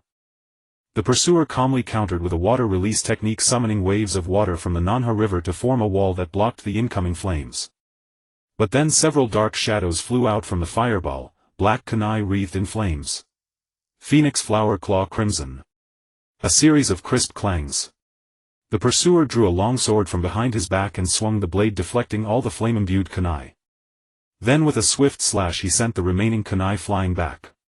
Simultaneously several kunai silently emerged from behind the fireball, clashing midair before falling into the river with a series of light pings. Itachi, not bad. But if this is all you've got, you're no match for me. A brief silence. Suddenly the water beneath the speaker's feet burst open and a drenched figure shot up from below, grabbing the speaker's legs like a water demon and yanking them downward. The former immediately sank into the river, swallowing several mouthfuls of water and unable to speak. Just as the attacker thought they had succeeded, a loud bang was heard. Substitution technique. The drowning figure suddenly turned into a log. Another splash followed and a black-haired boy 8 or 9 years old emerged from the water with a sharp blade-like motion. He stood on the surface of the Nanha River with chakra gathered on his feet, holding a kunai and scanning his surroundings warily. Just then a dark cloud drifted away from the moon. Under the faint light the boy's features became visible. Black hair, black eyes, a neat ponytail, and 2 faint lines on his expressionless face. The Uchiha clan emblem shaped like a ping-pong paddle was printed on the back of his clothes. Uchiha Itachi, only 8 years old. Thump. Itachi's expression changed as his eyes followed the sound. He noticed a shadow emerging from the water near the riverbank, swimming rapidly toward the shore. Is it Shursui? He threw the kunai. Itachi followed immediately, walking on water covering over 10 meters in an instant. He was about to release a stream of highly compressed fire attribute chakra. In that instant Itachi seemed to realize something, his pupils contracting. The technique he was about to release turned into a cold interrogation. Who are you? Bai Mingyu felt he was quite unlucky. After all his careful planning he had managed to evade the patrols of the Konoha military police force and infiltrate the Nanha River deep within the Uchiha clan's compound. He had even opened the treasure chest only to encounter Uchiha clan members conducting combat training here. If it were ordinary clan members it might not have been so bad, but these two were the legendary Uchiha Itachi and Uchiha Shursui. There was no time to complain about why these two troublesome kids were still wandering around so late. The problem before Bai Mingyu was far more serious. How could he slip away under the noses of these two Uchiha? Forget about Itachi for now, he had only graduated from the Ninja Academy a year ago and hadn't truly grown yet. His Sharingan probably hadn't even reached 3 tomo. He was far from the shadow-level powerhouse of later years. Unknown Bai Mingyu wasn't confident, but he wasn't afraid of him either. But Uchiha Shursui. He possessed the Mangekyo Sharingan and the ultimate Genjutsu Koto Amatsukami. He was a top-tier powerhouse of the Uchiha clan and even all of Konoha. His strength was at least near shadow level. Of all people, why did he have to run into him? Facing Itachi's questioning, Bai Mingyu suddenly accelerated and leaped from the water. Just as Itachi instinctively slowed down, thinking he was about to attack, Bai Mingyu suddenly stomped on the water surface. Shave. His movements were ghostly. Itachi only saw a blur, and in the next moment the figure appeared on the opposite bank. Body flicker technique. Bai Mingyu, having escaped to the shore, had no intention of turning back. As soon as his feet touched the ground he dashed toward the forest near the Nanha River. He didn't want to test his luck against Itachi and Shursui to see if they would kill him. But before he could run far he heard a sharp whistle. The light in front of him dimmed and a figure suddenly appeared in the middle of the path, blocking his escape route. Trying to escape. Itachi. As a rare genius of the Uchiha clan, one of the few ninjas who could rise to fame during peacetime, graduating rapidly and advancing to Chunin, Uchiha Itachi's strength was unquestionable. Even though he was still young, only 8 years old, he already possessed Chunin-level strength. Moreover, having executed missions outside the village and stained his hands with the blood of many enemies, the intangible killing intent he had accumulated was enough to intimidate ordinary people. Bai Mingyu's breath hitched slightly under the pressure of his aura before gradually calming down. Itachi had already begun forming hand seals. His hand movements were extremely swift. With a series of hand seals that were almost invisible to the naked eye, a cool voice sounded in Bai Mingyu's ears: Fire Release Phoenix Sage Fire Technique. 4 or 5 fireballs were spat out from Itachi's mouth in succession like phoenix flowers, shooting out, scattering from all directions and striking at Bai Mingyu. These fireballs were controlled by the caster's chakra, making them more difficult to evade than the Great Fireball technique. Compared to Itachi's decisive attack, Bai Mingyu reacted slightly slower, stomping heavily on the ground with his foot to dodge to one side while his right hand grasped the hilt of the Sode no Shirayuki blade that had silently materialized in midair. The ground where he had stomped left a clear footprint. Shave. Then Bai Mingyu made a faint slash with his blade and a string of ice spikes shot straight toward Itachi. Since they had crossed paths, whether he could win or not, there was no reason to sit back and wait for death. Bai Mingyu's reaction clearly caught Itachi off guard, but his response was equally decisive. He immediately drew a kunai from his waist and swung it vigorously, deflecting all the ice spikes with a series of dark flashes, then lunged forward, hurling kunai and shuriken as he sprinted. The kunai collided in midair, continuously ricocheting and changing direction, weaving into a vast net. They flew from above Bai Mingyu's head, behind him, from both sides and from every direction, stabbing at him. While launching the assault, they also sealed off Bai Mingyu's path of advance, so no matter which angle he chose to charge forward or retreat, he would inevitably be cut by the kunai. Truly worthy of Itachi. This dazzling display of throwing shuriken was far beyond the level of academy students like Uchiha Izumi and Hyuga Ryota. Facing the net of kunai, Bai Mingyu focused his concentration, his pupils contracting like a cat's as he pushed his half-beast transformation to its limit. While in midair, he suddenly performed an agile maneuver impossible for a human, bending his entire body nearly 80 degrees to barely evade the blade's edge, then extended his hand and opened his palm. Blow, fire, palm. A gust of wind swept past, scattering the shower of kunai. Then Bai Mingyu landed and swept his blade horizontally. First dance, moon white. A frosty hue burst from the blade, rapidly spreading, and within a radius of 10 meters swirling snowflakes began to dance as if heaven and earth were split in two, summer outside but winter within. An eerie jutsu. The frost spread toward Itachi. Faced with such an inexplicable phenomenon, Itachi was momentarily stunned, but his high combat instincts forced him to calm down immediately, and he began forming hand seals again. Fire, release, great fireball, continuous technique. Booms.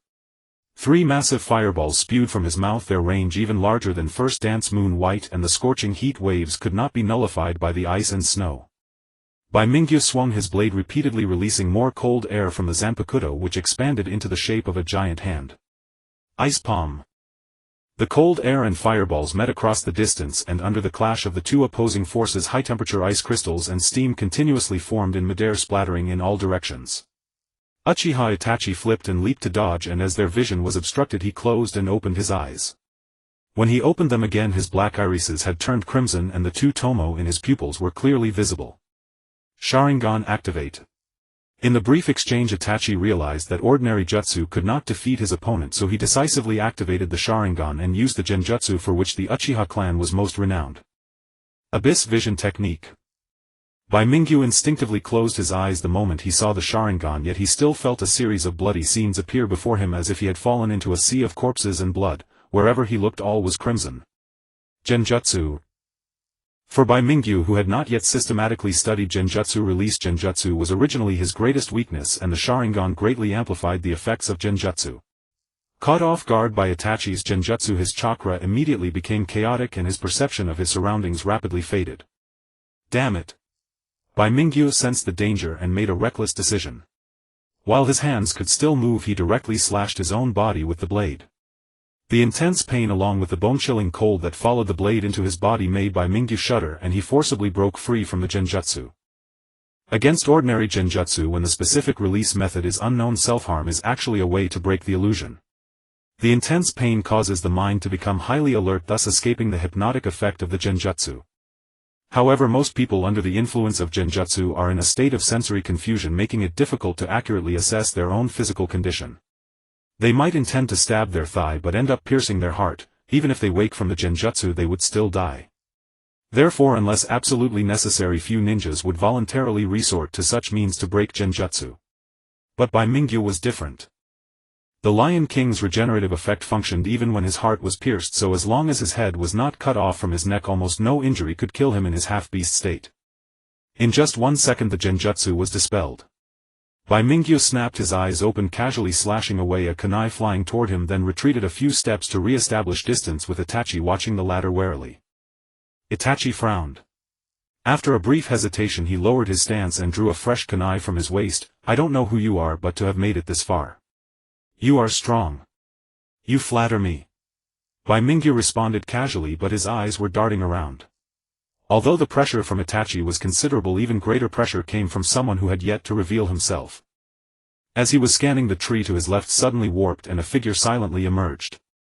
Were you looking for me? A head of slightly wavy black short hair, wearing the standard ANBU vest, a round nose, appearing a few years older than Itachi, with a gentle smile on his face. Uchiha Shisui. Like Itachi, Uchiha Shisui was a rare genius of the Uchiha clan.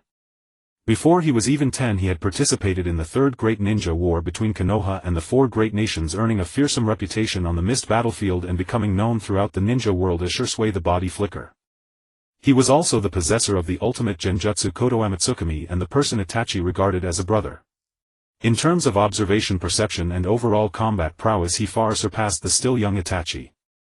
Bai Mingyu had been fighting Itachi for a long time and Shisui had not appeared, leading him to mistakenly think that Shisui had left. Unexpectedly this guy had been hiding nearby, watching all along, only revealing himself now.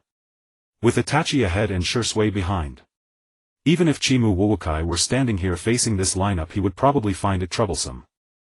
Is it too late to surrender now? It was evident that Itachi and Shisui did not understand Bai Mingyu's words. However, Shizui's appearance gave Itachi a slight sense of relief and his vigilance loosened a bit, causing him to grip the kunai less tightly. At that moment Bai Mingyu turned and retrieved the snowy white sleeve back into the sheath behind him, and when he opened his hand again a dull grey cloak appeared. Under the gazes of Itachi and Shisui he shook the cloak open, draped it over his head, and then... Where did he go? Even with Itachi's typically expressionless face he couldn't help but look dumbfounded, his mouth agape as he stared at the now empty ground before him. If it weren't for the remaining patches of unmelted ice and snow around, along with the charred trees that reminded him of the brief yet fierce battle that had just taken place, Itachi would have almost thought he was dreaming. Even Shisui looked astonished at this scene, his heart filled with shock. A jutsu that makes someone vanish into thin air. Could it be? Compared to the younger Itachi, Shisui had a broader understanding. After a moment of astonishment he quickly calmed down and several guesses popped into his mind. There are indeed jutsu capable of making someone disappear. Aside from the simplest body flicker technique, there are many strange and peculiar jutsu. Among them very few can evade the gaze of two pairs of Sharingan, but there are a few.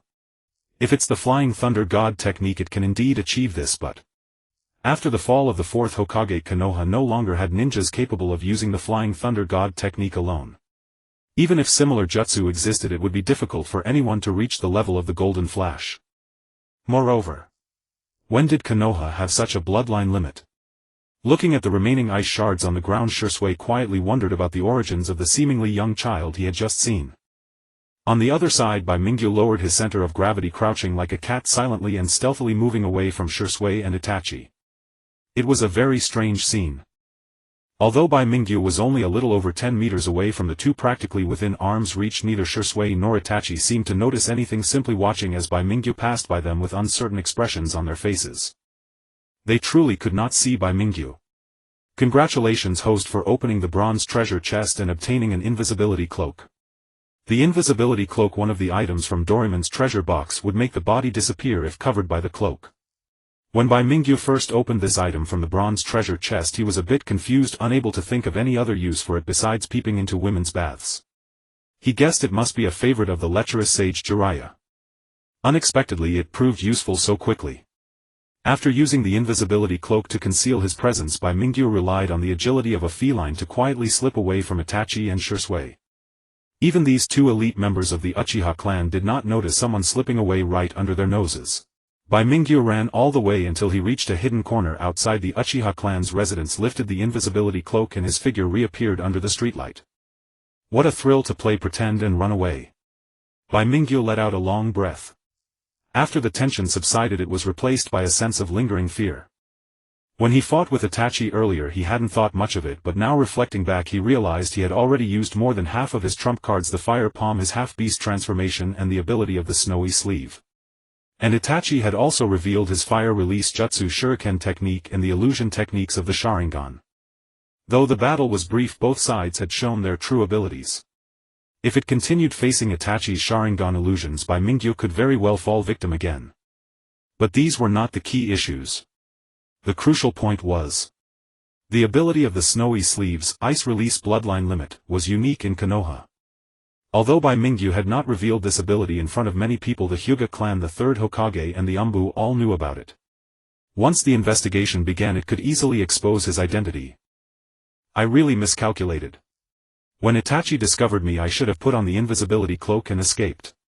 Bai Mingyu rubbed his temples, his expression shifting between gloom and hope. But now that the incident had occurred, no amount of regret would change it.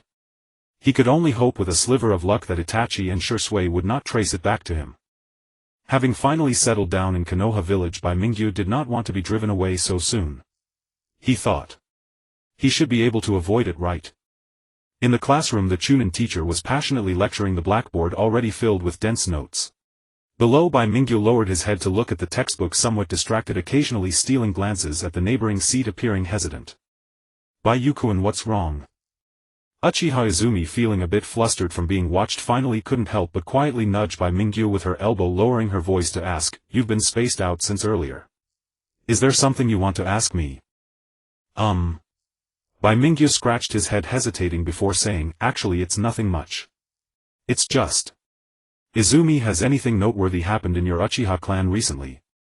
Like, has there been any gossip from the Konoha guard, or has Itachi said anything to you?" Uchiha Izumi looked puzzled. "What are you talking about? I don't quite understand. And what do these matters have to do with Itachi-kun? Ever since Itachi-kun graduated early, I haven't seen him much at all." Bai Mingyu observed Izumi's expression, noting that she did not seem to be pretending.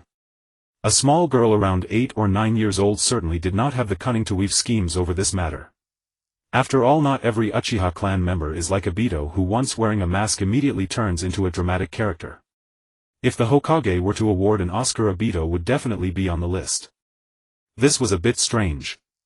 Could it be that Itachi and Shisui had not yet disclosed the events of his appearance to the clan? Or was it that the Uchiha clan already knew about this but chose not to inform the Umbu, instead secretly sending someone to investigate his true identity?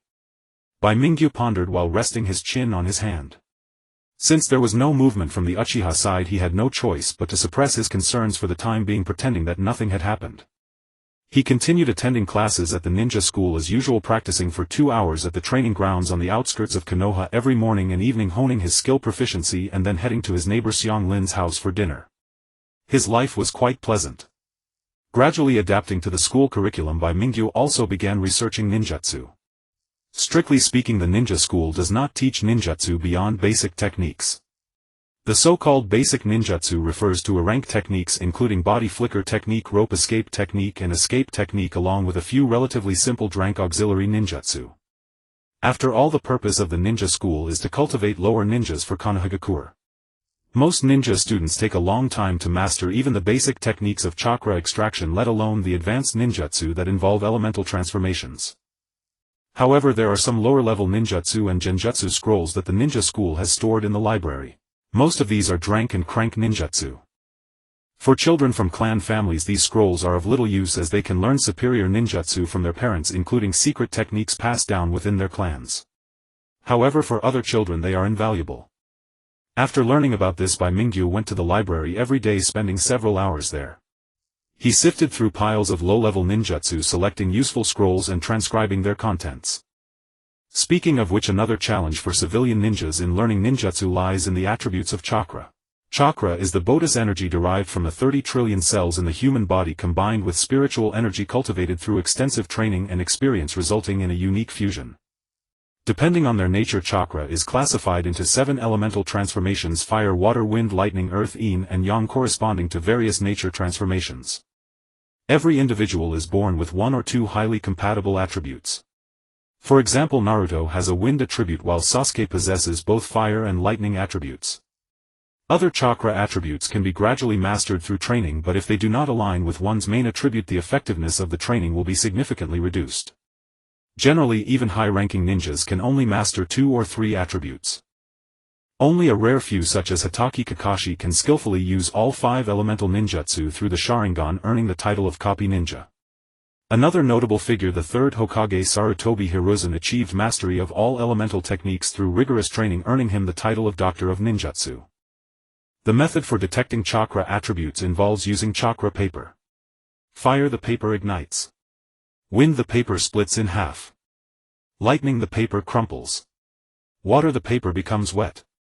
Earth, the paper crumbles. If a person possesses multiple attributes, different signs will appear on the same piece of paper. Chakra paper is not a precious item, it can be purchased at ninja tool stores. However, ordinary civilian ninjas are generally unaware of elemental transformations and must wait until graduation to be tested by their respective instructors, after which they can focus on training their ninjutsu. After testing, Bai Mingyu confirmed his chakra attributes water and lightning. Like Sasuke, he was born with 2 attributes. However, his water style seems to be a bit different from others. Water style, water chaos wave technique. This is the simplest ninjutsu in the water style, a drank technique which works by expelling waves of water to push enemies away. Yet when Bai Mingyu performed it, the wave of water he expelled began to crystallize mid-flight, forming a mixture between water and ice. Though the appearance did not change much, the temperature was significantly lower, cold enough to be described as chillingly icy. Moreover, when it hit the enemy, the ice shards mixed within the water wave would cause additional frostbite damage. Could it be due to the influence of my bloodline Yuki that my body has truly formed this ice release bloodline limit? Bai Mingyu felt uncertain.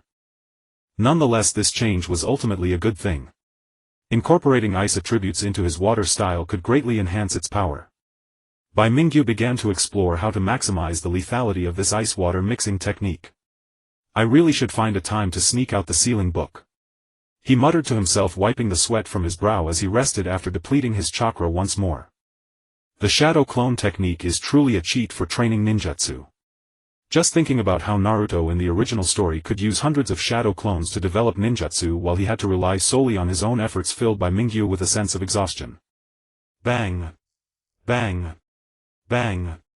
In a nearby clearing in the forest, a row of shuriken and kunai were haphazardly stuck around the target, with only a few landing on the target itself, resulting in a dismal accuracy rate. Xiang Lin wiped her sweat and after catching her breath turned to Bai Mingyu, saying, "Bai Yu, the throwing technique you mentioned last time doesn't seem to work." Bai Mingyu smiled and approached.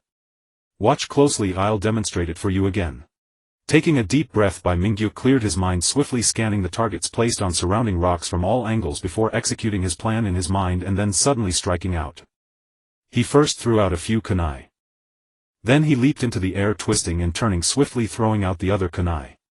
Each kunai's angle seemed to be precisely calculated, tracing graceful arcs through the air. The entire process flowed like water. Bang bang bang, a series of muffled sounds. Every kunai struck a target, even the one placed behind the rocks hit due to the ricochet from the other kunai, which was quite impressive. Uchiha Itachi taught the shuriken technique. Just a few days ago, Bai Mingyu's shuriken throwing technique finally reached level 7, allowing him to almost perfectly replicate the shuriken techniques shown by Uchiha Itachi. Though this flashy technique may not be particularly useful, serving primarily to show off in front of Xiang Lin, it still gave him a sense of accomplishment.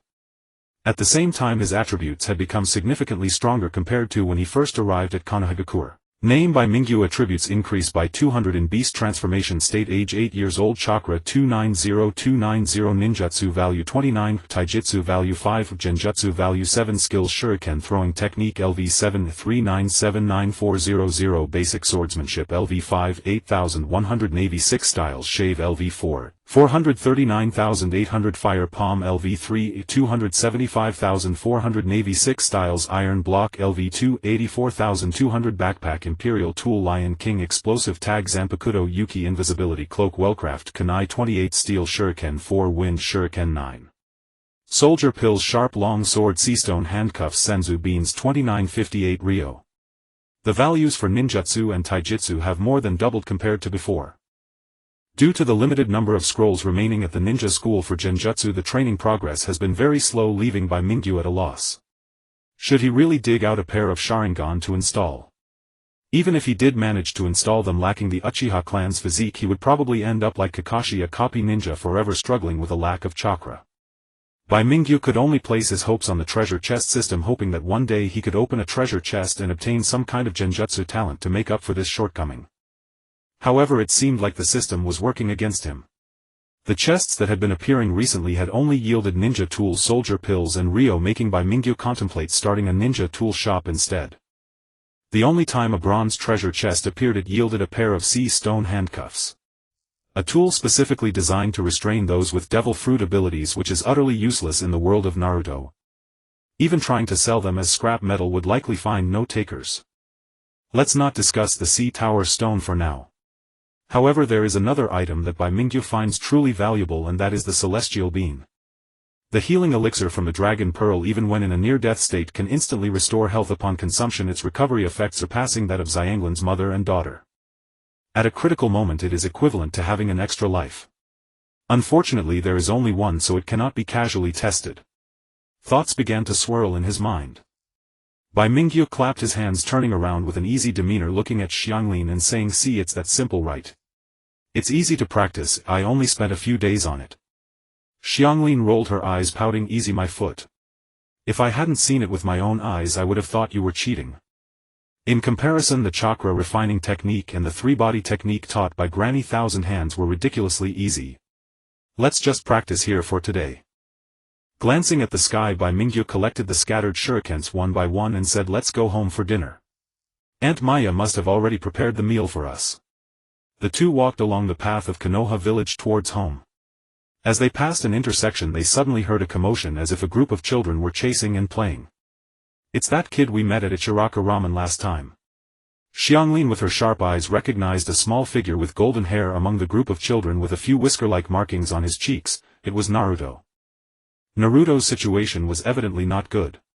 "Get lost, you wild brat. How dare you make noise in front of our boss? Are you looking for death?" A sturdy older kid grabbed Naruto by the collar, shoved him a few times and roughly threw him to the ground. "Humph, just look at the whiskers on his face. This guy is the one that the mothers talk about. What a bad omen. Stay away from him. Be careful not to end up like Ainen's father, who got killed by him." The other kids distanced themselves with disdain. One kid named Ainen, upon hearing the word father, seemed to recall something and deep resentment surged in his eyes. "Father. It's all your fault. I'm going to kill you." He lunged at Naruto, gripping his neck tightly, resembling a crazed tiger. Naruto struggled desperately, but his slender form was no match for Ainen, and soon his face turned red from lack of air, his strength waning. "Stop it!" came a youthful command. Just as Ainen was about to look up, a small red figure grabbed his shoulder and flung him aside, sending him crashing to the ground. It was Xianglin. Despite her young age, Xianglin, who possessed the bloodline of the Uzumaki clan, was much stronger than children her age. After pulling Ainen away, Xianglin glanced at Naruto, who was clutching his throat and coughing vigorously. With hands on her hips she glared at the other kids. "What are you doing? It's shameful to gang up on one person." "What do you know?" The leading older kid glared back at Xianglin, shouting, "Where did this wild girl come from? Don't you know that this kid is the village's notorious jinx? I heard many adult ninjas have died because of him. Aren't you afraid of catching his bad luck by being so close?" Xianglin was taken aback. Not far away, Bai Mingyu watched the scene with cold eyes, silently sighing. As expected, it was just like in the original story. Naruto's childhood experiences. Although the Nine-Tails attack on the village 3 or 4 years ago had nothing to do with Naruto, the resulting deaths of many ninjas and civilians in Konoha were very real. In this context, Naruto, as the host of the Nine-Tails, became a target of vented anger. He was despised by many villagers who had lost loved ones, seen as the embodiment of the demon fox. Under the influence of these adult teachings, the children of Konoha began to hate Naruto, with no one willing to play with him and often bullying and scolding him. Despite such childhood experiences, Naruto somehow didn't turn out wrong. Instead, he became a positive and sunny hero of the ninja world. It can only be called a miracle. Thinking about Gaara from the neighboring village, who became a murderous psychopath because of a tragic single-parent childhood. If the 4th Hokage knew, he would probably regret sealing the Nine-Tails inside Naruto. Bai Mingyu sighed and stepped forward. "Brother Baiyu." Xianglin and Naruto turned to look, the latter's bright blue eyes momentarily shining before quickly dimming, tightly pursing his lips. "Can you still stand?" Bai Mingyu glanced at Naruto's wounds, which were all superficial. As the host of the Nine-Tails, he would heal and bounce back within a day. Ignoring the stunned Naruto, Bai Mingyu turned his gaze to the other kids, speaking calmly, "You all, once you've played enough, hurry home. Don't mess around outside." Who are you? The older kid swallowed hard. He was actually around 6 or 7 years old, looking about the same height as Bai Mingyu, but under Bai Mingyu's imposing aura he felt small and timid. I warn you, don't think we were joking just now. Ainen's father was killed by him. And the fourth Hokage on the cliff was also killed by. Before he could finish his sentence, a shadow suddenly shot in from the side. A flash of black light streaked past the older kid, who was momentarily stunned. In the next moment a white-haired man wearing a fox mask appeared behind him, delivering a swift blow that left the kid unconscious without a sound. The scene fell into silence. The other children were caught off guard. Bai Mingyu, though he recognized that the black light was a shuriken, found the white-haired man's speed too fast to intervene. You. Go home. The white-haired man did not turn back, his voice flat. However, there was a chilling undertone in his words that sent shivers down people's spines. Dark Division. A child recognized the attire and they all pulled together to carry the unconscious older kid scurrying away in a panic. And you hurry home. The white-haired man coldly cast a glance at Bai Mingyu and the others, forming a hand seal with one hand, and his figure vanished abruptly as unexpectedly as he had appeared. Brother Baiyu, who was that person just now? He's from the Dark Division. Bai Mingyu ruffled Xianglin's small head and looked deeply at the spot where the white-haired man had stood. Although masked, the signature silver-white hair and lazy tone made it easy to identify him. It was Kakashi, who was currently in the Dark Division. Kakashi's sudden appearance was indeed surprising, but upon reflection it seemed he wasn't there to defend Naruto, rather it was because the earlier comments from that older kid had mentioned the name Fourth Hokage. The Fourth Hokage chose to perish alongside the Nine Tails to seal it away a secret within Konoha. Telling such details to a child was a violation of the rules set by the higher-ups, and the fact that he said it in front of so many kids. That older kid's parents would likely soon be invited by the Dark Division for a chat. Speaking of which, working in the Dark Department is quite nice. One can act recklessly and do whatever they want. Bai Mingyu shook his head with a smile, dismissing the chaotic thoughts in his mind, and turned to look at Naruto. At this moment the little fellow struggled to rise from the ground, clutching his shoulder, his expression numb as he slowly turned away and walked outside. In his azure eyes there was not a trace of sparkle, and the tightly pressed lips emitted the sound of grinding teeth as if he were desperately enduring something. Naruto. Xianglin hesitated for a moment and chased after him, asking, "Are you going home?" Home? If it refers to that empty house, then yes, he was going home. Naruto smiled, a smile more grotesque than crying, and said hoarsely, "Thank you, Xianglin Baiyu. I'm going home. Let's not wait for later, let's do it today." Bai Mingyu smiled lightly, pretending to be nonchalant as he patted Naruto's shoulder. "Xianglin, let's invite Naruto to have dinner at home today. You and your aunt wouldn't mind, right?" "Of course not." Xianglin shook her head. Although Naruto left her with a not so good impression during their last encounter, she couldn't say she disliked him. Moreover, witnessing Naruto's situation in the village, the little girl was sympathetic in her heart, even if she didn't express it. She felt a sense of shared suffering. When they lived in the land of grass, their circumstances were not much better. She initially thought that arriving in Konoha would be different, but found that Konoha also had its share of bullying the weak.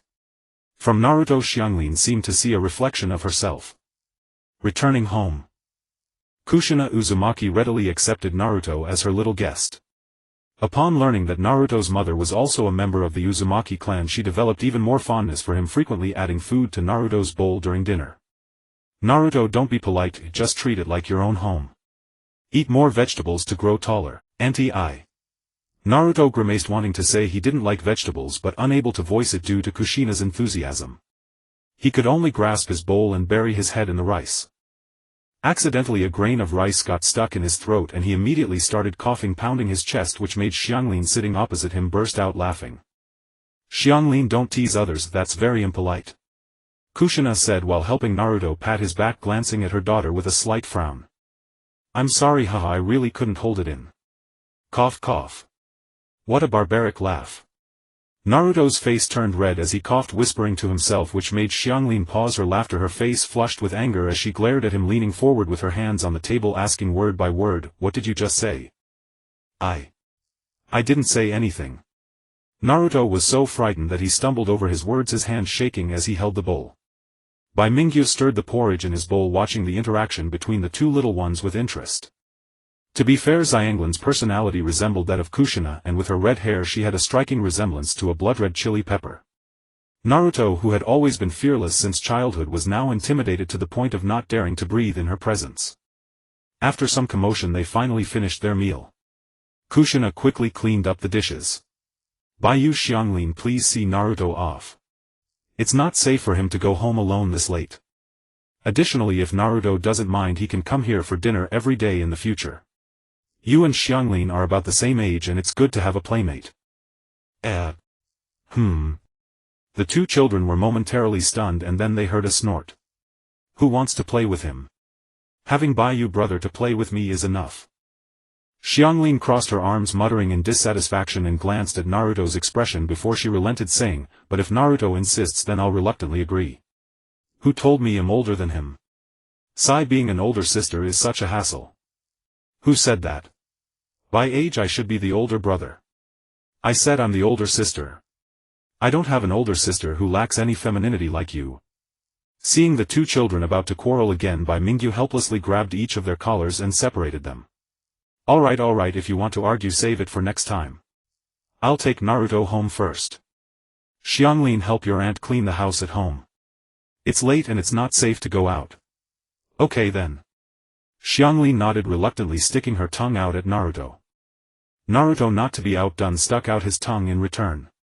Before the two could speak again, Bai Mingyu turned and closed the door, leading Naruto to the other side of Konoha. "Is your home in this direction?" After crossing another street, Bai Mingyu focused his gaze as he spotted the two-story apartment building he had seen multiple times in anime at the end of the street. It was clearly Naruto's residence. "You can stop here."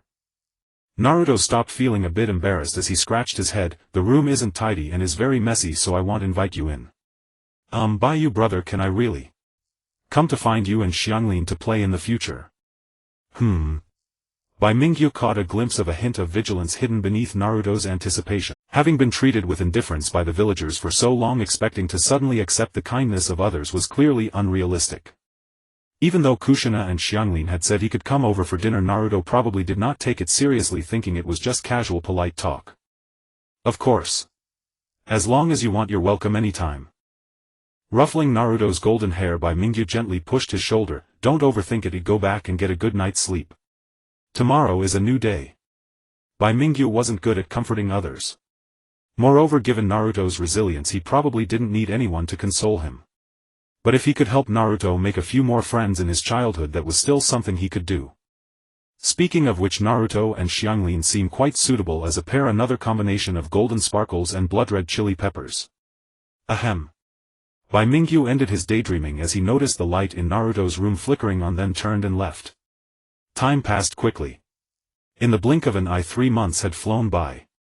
Ninja school. Bang bang bang. It was another session of ninja tool training. Bai Mingyu waved the shuriken he received, tossed it casually without even looking at the result, and walked to the side.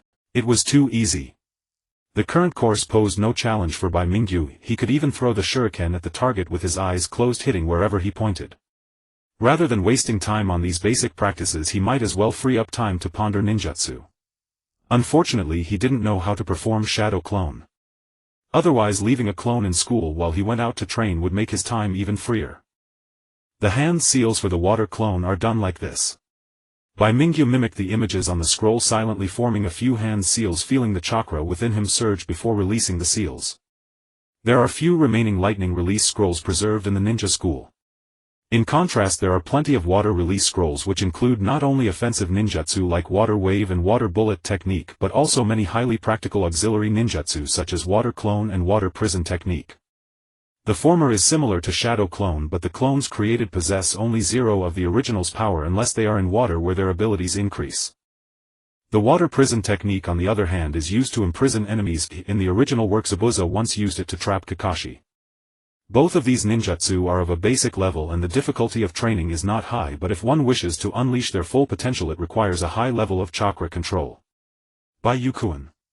The light above dimmed.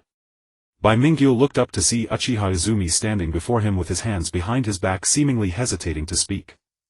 "Is there something you need?" Uchiha Izumi bit his lip, gathering his courage to say, "It's like this, Bai Mingyu, I recently learned a few powerful fire release techniques from my father, so I wanted to challenge you a bit. When do you have time? Let's have a match." Bai Mingyu paused for a moment, and before he could respond a commotion erupted in the distance. On the other side of the training ground, the last batch of students in the class had just finished their shuriken throwing practice. Teacher Sengyuan clapped his hands and raised his voice, saying, "Everyone has performed excellently during this training period. Tomorrow we will commence a new practical combat course." A new practical combat. Bai Mingyu and Uchiha Izumi's conversation was abruptly interrupted as both of their attentions were drawn to him. The other students in the class also perked up. For the past 2 months the practical training had primarily focused on pair battles. While this type of combat could enhance battle experience, it inevitably became monotonous over time. After all, battles between students usually resulted in light exchanges where true trump cards could not be utilized, leading to a feeling of restraint. With this thought in mind, Uchiha Izumi glanced inadvertently at Bai Mingyu. During this time Izumi had actively challenged Bai Mingyu several times, but each time ended in defeat, which only fueled her dissatisfaction. Especially recently, after diligently practicing in secret and finally mastering a few fire release techniques taught by her parents, her desire to prove herself had intensified. During their previous sparring sessions they had mostly relied on physical techniques which put girls at a natural disadvantage compared to boys, making it unfair. Thus Uchiha Izumi was eager to truly unleash her skills with fire release against Bai Mingyu. Even if she lost, she would feel satisfied. Just as Uchiha Izumi was thinking this, teacher Sengyuan continued, "Tomorrow morning at 8 o'clock everyone should gather here in advance. Then several of us Chunin teachers will take you to the training area in the forest south of the village for a 2-day 1-night survival exercise. The results of this exercise will be included in the overall score for this semester's final exam. Additionally, there may be unexpected dangers during the exercise along with training for outdoor camping, so everyone must prepare what they need in advance, especially food and tents." After a lengthy explanation, teacher Sengyuan concluded, "Lastly, this operation will be conducted in teams of 3, so it's best for everyone to find their teammates today." Dismissed. The students all responded in unison, but no one left directly. Teams of 3. Does that mean the focus of this exercise will be on teamwork?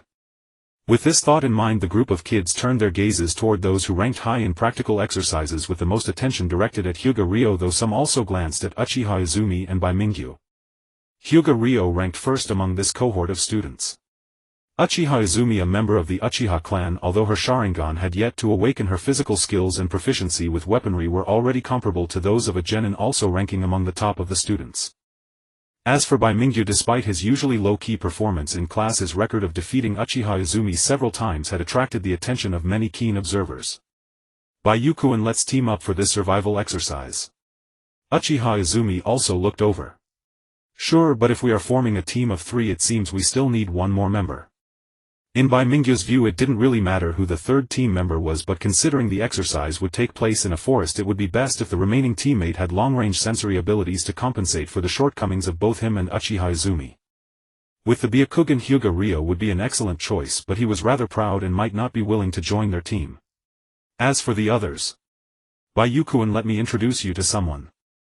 Soon Uchiha Izumi brought over a girl around her age with short brown hair and a delicate appearance, dark red markings on her cheeks. Bai Mingyu noticed a small white dog perched on her shoulder and could roughly guess the girl's identity. "This is my good friend Inuzuka Hana. Her family has a tradition of raising ninja dogs and she is quite skilled in tracking." "Hello, I am Asakawa Bayu." Bai Mingyu greeted Inuzuka Hana.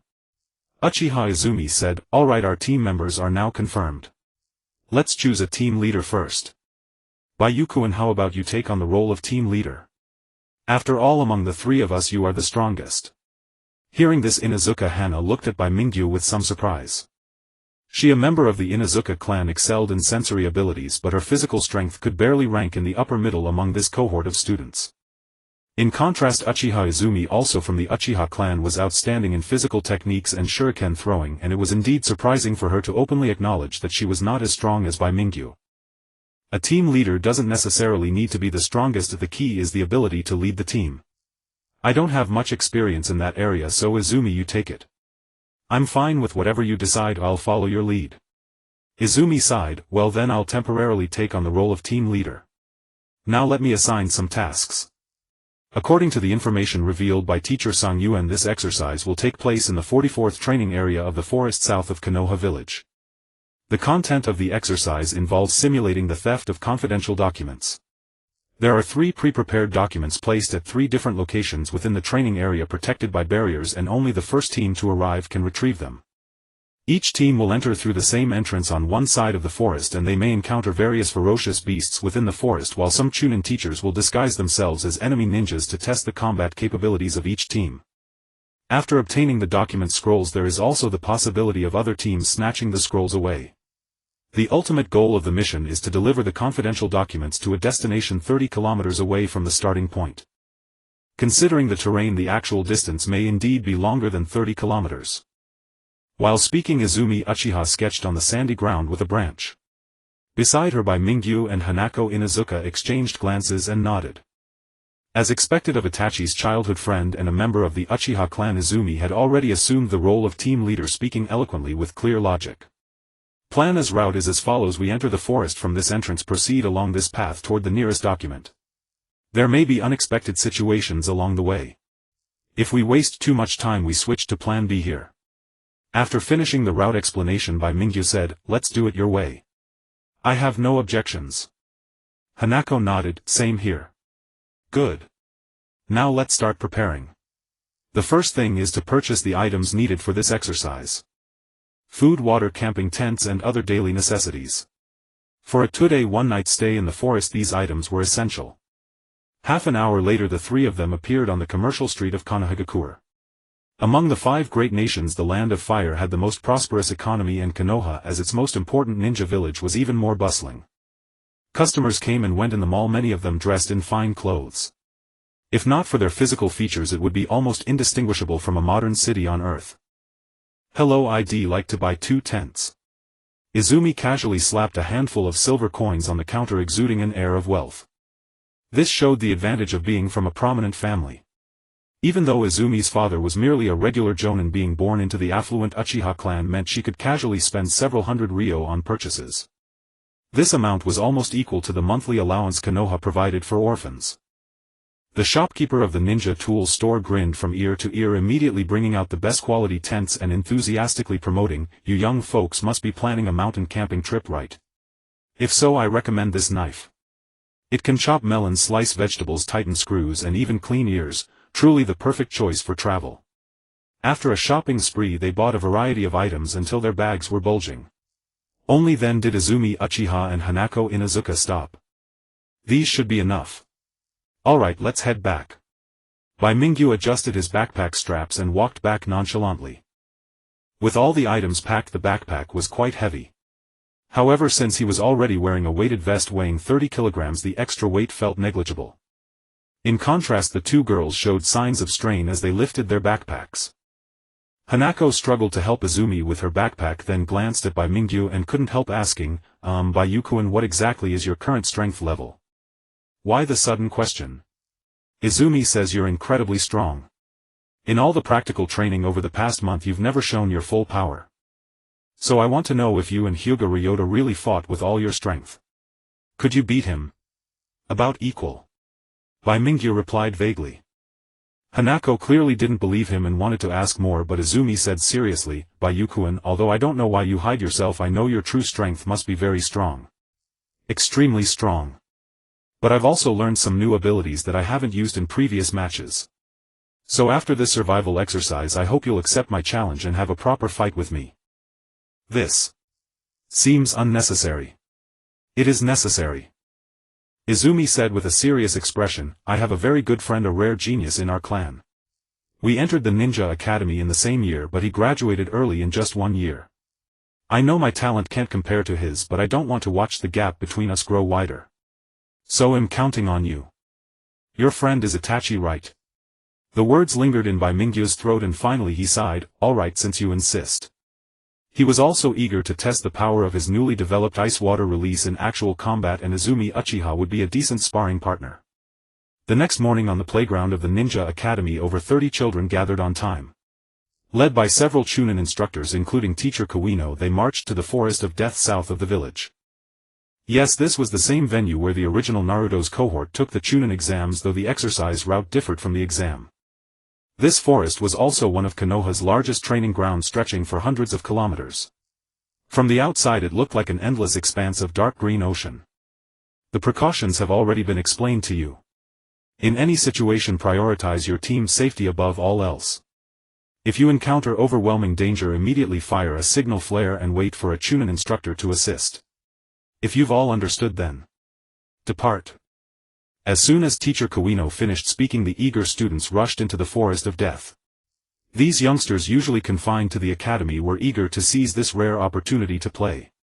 Apart from Bai Mingyu's team, only 2 or 3 teams remained composed. One of them, led by Hyuga Ryota, glanced in their direction before leading his 2 subordinates into the forest. After the last team entered the forest, Izumi put away her map. She exchanged looks with Bai Mingyu and Hanako, and they nodded in unison. Let's move out too.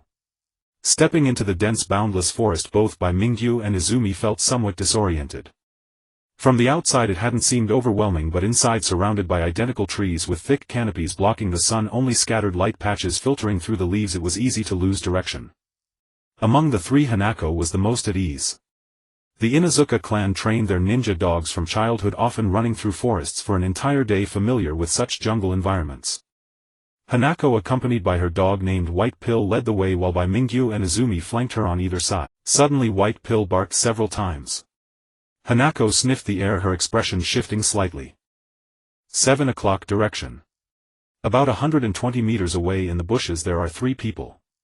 2 are crouching behind that large tree. It's the team of Aburame Shurshin. Bai Mingyu and Izumi exchanged glances. With 2 muffled thuds they each stepped on a tree trunk and swiftly darted to either side. Seconds later they appeared more than 10 meters away from the Aburame Shino team, standing on a high branch and looking down. From their vantage point they saw 3 children behind the bushes below, nervously watching ahead. Shino, didn't you say someone was coming? Why aren't they here yet? My bugs did detect someone moving and they're heading this way. Just wait. The child named Aburame Shino pushed his sunglasses and was about to say something when a tiny insect flew to his ear. 2 seconds later his expression changed abruptly. Watch out above. 2 figures descended from the sky. Before the 3 children could react, Bai Mingyu's hand chop struck each of them, knocking them unconscious one by one. Done. Bai Mingyu clapped his hands. After a few seconds a long-haired girl appeared on a branch. She glanced down and muttered discontentedly, "Hey, why did you finish so quickly? You could have left one for me to handle." Sorry. Next time." Bai Mingyu smiled. Not every batch of ninja trainees was like the Konoha's strong ones. The child he had just knocked out, though, from the Aburame clan was too young to even know basic secret techniques like the insect clone. They were defeated in one encounter. There was no real fight. Bullying these little kids gave no sense of accomplishment. After a while Inuzuka, Hana and Haimaru arrived. The 3 of them briefly cleaned up the scene, lifted the Aburame Shino and others and stuffed them into a tree hollow. Then they set off again. The morning passed quickly. Bai Mingyu and Uchiha Izumi gradually adapted to the environment of the forest of death, moving swiftly through the jungle by repeatedly kicking off tree trunks. In just half a day they had advanced 20 kilometers. According to the map, 10 more kilometers ahead is where the first confidential document is stored. Izumi stuffed the map back into her backpack and turned to look at Inuzuka Hana. "Hana-kan, are there any other teams within 1 kilometer? During the morning their 3-person team had encountered 3 or 4 trainee squads. In total that was nearly half the participants in this exercise. After all, there were only 3 confidential documents. To become the winner you had to eliminate as many opponents as possible in the first half." The reason Bai Mingyu's team could detect others in advance was entirely due to Inuzuka Hana and Haimaru's sense of smell. Although in the original story the Inuzuka clan was almost the weakest among the major Konoha families. Even without considering the 3 great dojutsu, the Inyang release of the Ino-Shikacho trio far surpassed them. And strictly speaking, the Inuzuka clan's enhanced sense of smell was not a bloodline limit but a series of hereditary secret techniques developed through generations of raising ninja dogs. However, this ability was unexpectedly useful in certain situations. Detecting an enemy's hiding place in advance allowed for calm ambushes or evasions, making it perfect for the role of a scout on the battlefield. None. Inuzuka Hana and Haimaru sniffed carefully at the air and replied. As they spoke, the group had arrived at a forest clearing and stopped. "Let's rest here for a while, eat something to regain strength.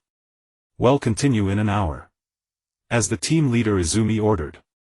The three sat cross-legged on the grass, taking out food and water from their backpacks. While traveling they hadn't shown it, but now that they sat down, Izumi and Inuzuka Hana both looked tired. After all, they were girls. After half a day of traveling, their stamina was flagging. "There's the sound of water over there.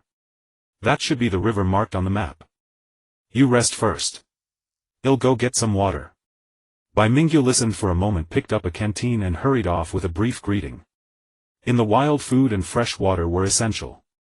Apart from what they carried from the start, the ability to find food and water in the field was a crucial survival skill. When ninjas carried out missions, they often operated in the wild. Sometimes they could go days without encountering a town. If they couldn't find food sources in the wild, they would starve. Food could come from wild beasts in the mountains and wild fruits on trees. Fresh water, however, had to be drawn from clean streams. After moving a bit farther away from Izumi and Inuzuka Hana, Bai Mingyu quietly entered a half-beast state, landing on all fours and sprinting like a lion toward the sound of water. However, after just a few hundred meters his movement suddenly halted. He twisted his body in midair, spread his limbs slightly and landed lightly like a cat. Then he rolled and crouched behind a tree trunk. Someone. By the spring not far away there were faint signs of human voices. "This operation against Konoha is a crucial mission for our hidden village. Remember, it must not fail under any circumstances. Lord Zishu, rest assured. Even if I die, I will complete the mission and bring back intelligence for our village." "Good, our next move is this." Beside a wide stream, several figures were fetching water while discussing something in low voices. One of them, a dark-skinned burly man, sat on a rock like a half-iron tower. The one called Lord Zishu was a blonde female ninja wearing a dark blue ninja outfit and a mask with white bandages wrapped around her wrists and calves. She was about to say something when her expression shifted. She suddenly drew a kunai from behind and stared coldly at the bushes behind her. "Who's there?" No answer. "Lord Zishu." The startled dark-skinned man looked at the blonde female ninja in surprise. The latter frowned, stood up and watched the bushes warily.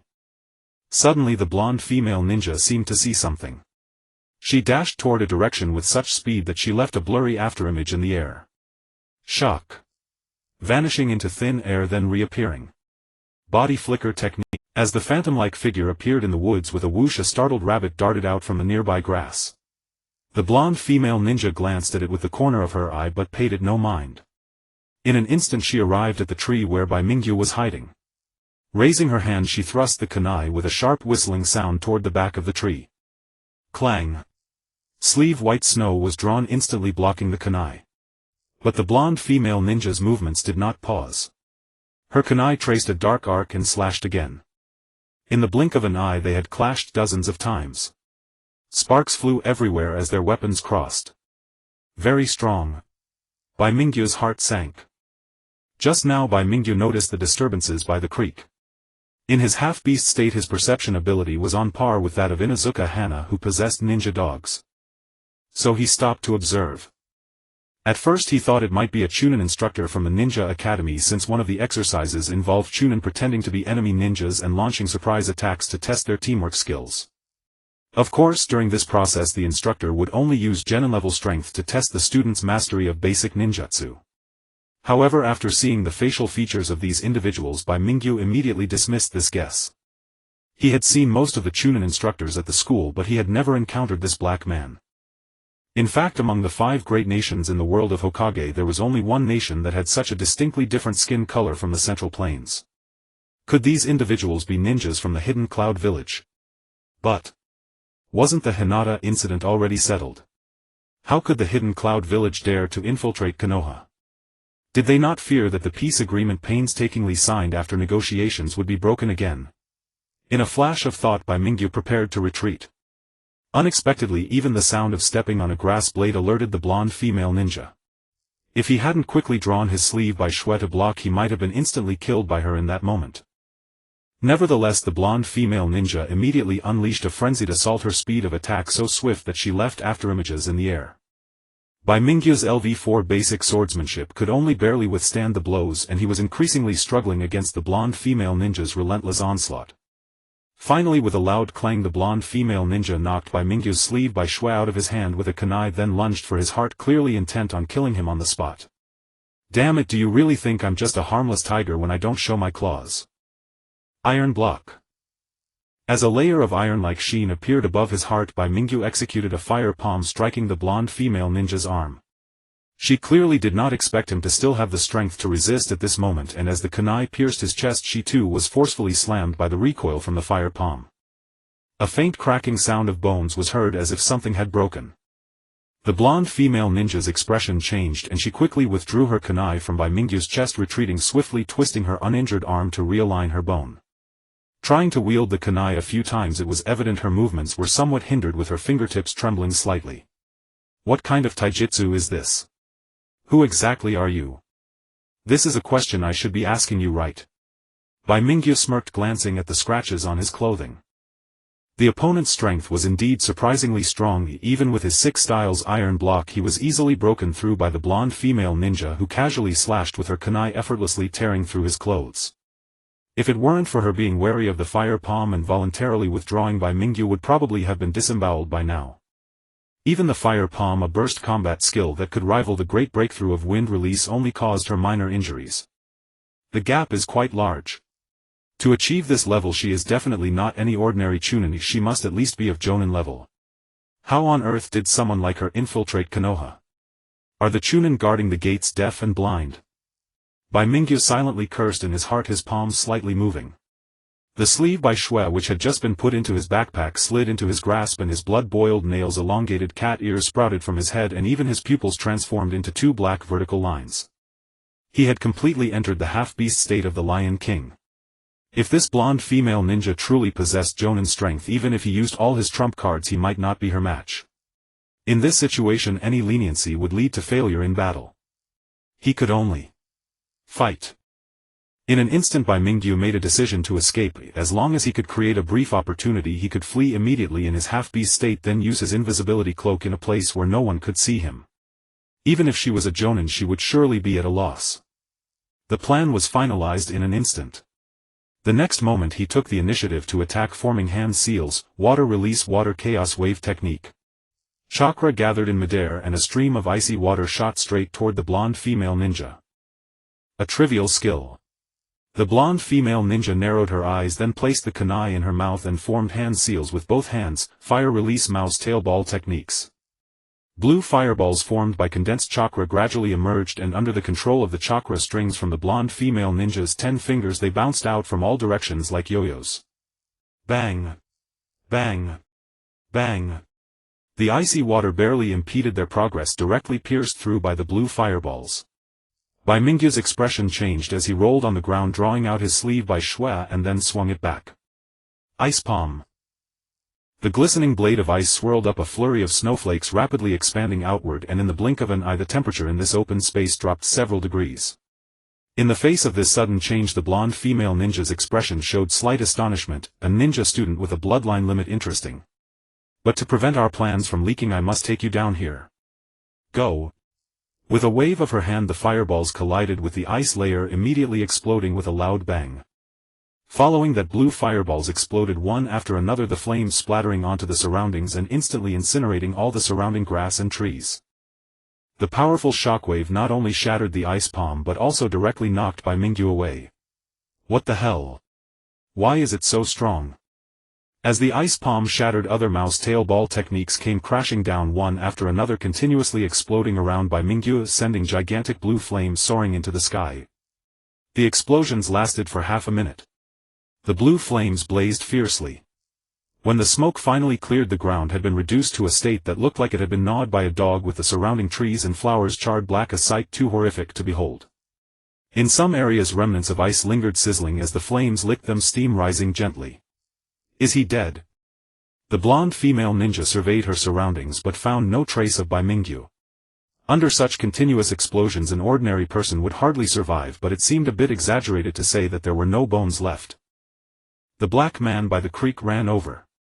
Although the battle had been brief, it was extremely intense, and he did not dare to step in easily. Only now as the smoke temporarily subsided did he call out, "Lord Zishu, should we leave? If we linger any longer the ninjas of Konoha might notice." The blonde-haired female ninja turned a deaf ear to her companion's words, scanning the surroundings once more before turning around with a puzzled expression. "Let's go.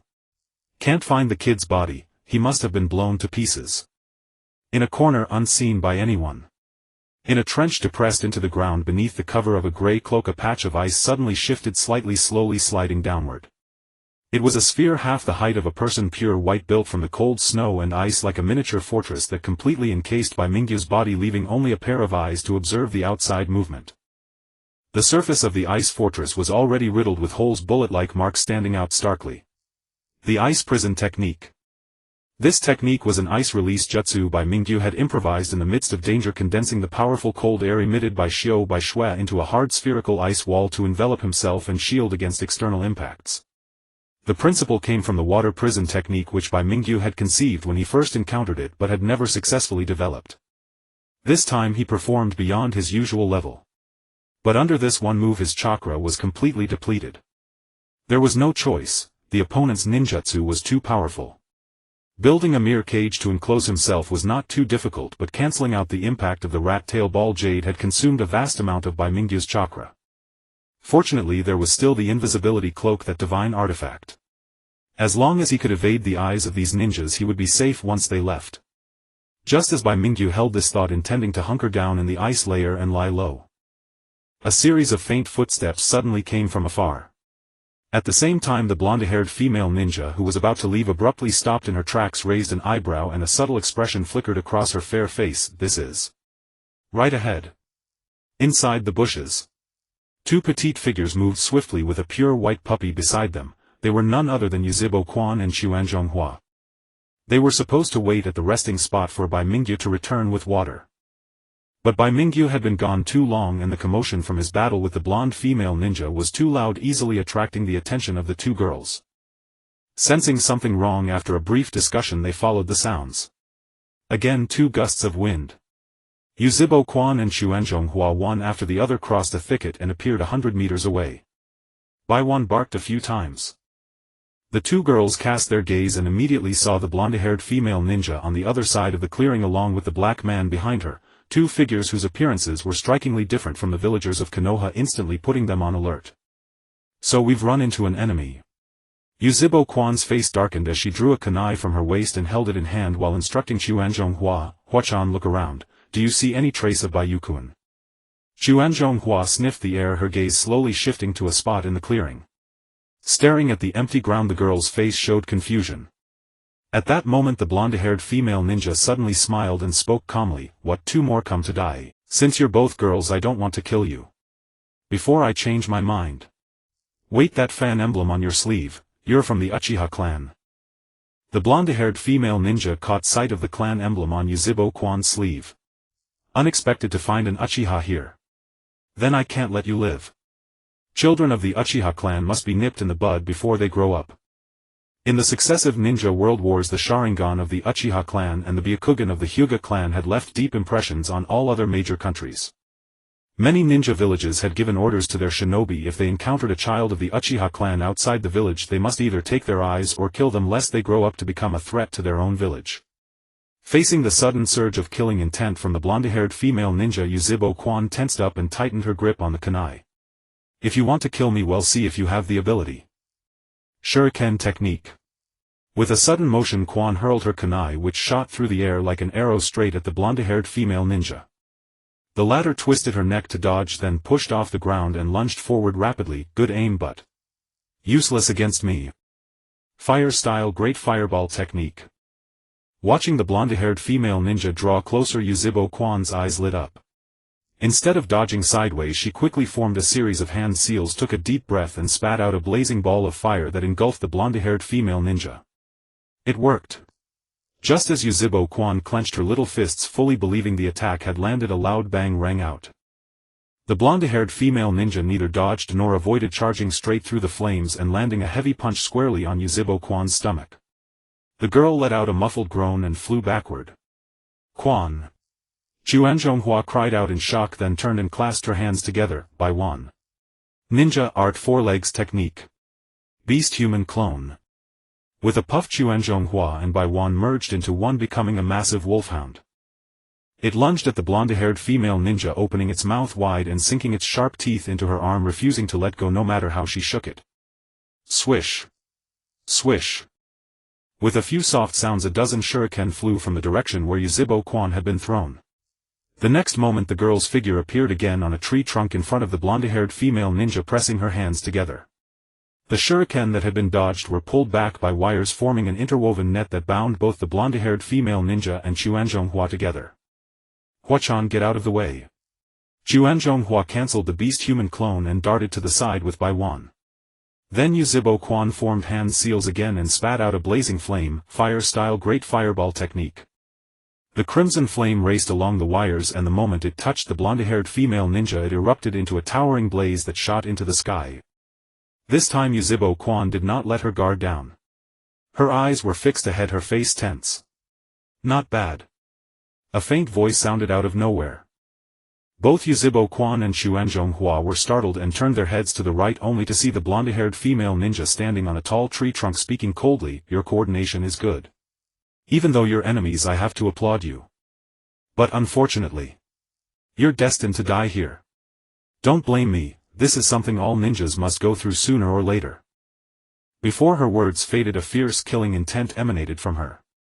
Originally eager Uchiha Izumi and Inuzuka Hana trembled involuntarily upon sensing the ominous aura, a chilling wave surging from within. This killing intent condensed into a tangible form after countless bloodshed sent shivers down one's spine without the need for words. It's over. At the moment Izumi and Hana simultaneously thought this, two kunai suddenly flew out from behind a curtain of leaves. Striking from an unexpected angle, they lodged into the trunks of two trees beside the blonde female ninja with a loud thud. Hanging from the ring of the kunai was a string of talismans densely covered in intricate patterns, vaguely forming the character for explosion. It's an explosive talisman. The blonde female ninja's pupils constricted. In the next moment the two explosive talismans detonated with a thunderous boom. A fierce blaze erupted, instantly engulfing the nearby jungle in thick smoke, the explosion sound echoing so loudly that even those kilometers away could hear it. Within the smoke a figure darted swiftly.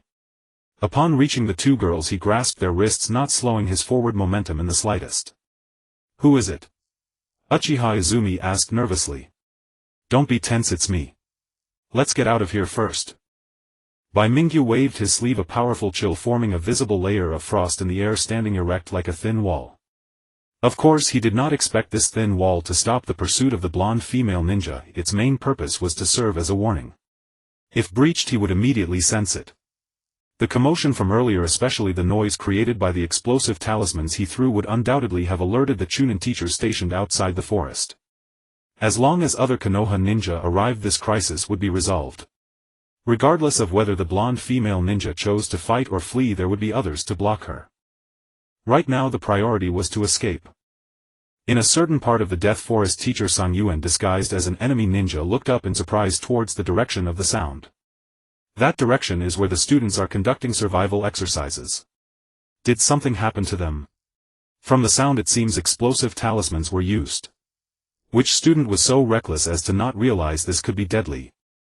No, it might also be that they encountered another situation and had no choice but to use explosive talismans.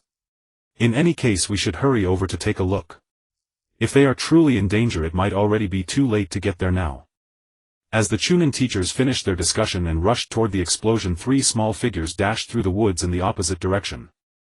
Suddenly one of the boys stumbled as if all his strength had been drained at once. Bai Yukuan. The black-haired girl beside him quickly grabbed his arm, hoisting it over her shoulder, gritting her teeth as she continued to run. A little girl with red-painted cheeks looked around, occasionally calling out reminders as they navigated around obstacles in the woods without losing speed. They ran hard for 4 or 5 minutes before gradually slowing down. After passing through a thicket, Uchiha Izumi stopped, her chest heaving as she gasped for breath. We've come this far, they shouldn't be able to catch up, right? Bai Yukuan, are you okay? What do you think? Bai Mingyu forced a wry smile, clearly not in a good state. During the brief encounter with the blonde female ninja he had been at a disadvantage, and the explosion had left him significantly injured with burns all over his body. When he used the explosive talismans to cover their retreat he had also suffered some impact. Although these injuries had somewhat healed in his semi-beast form, deeper wounds remained with noticeable patches of blood on his clothes. Uchiha Izumi noticed the bloodstains and was taken aback. "Bai Mingyu, your injuries?" After a moment's hesitation, Izumi decisively said, "No, we need to get you back to the village immediately. Such injuries must be treated by the medical squad ninja as soon as possible, or it could be life-threatening." "No need, I can endure this level of injury." Bai Mingyu shook his head. The recovery effects of the Lion King were exceptionally powerful, and the ultimate technique Lion Never Dies granted him near-immortal capabilities. The original holder Leone could stem bleeding and reattach severed limbs even after having his heart pierced and limbs cut off.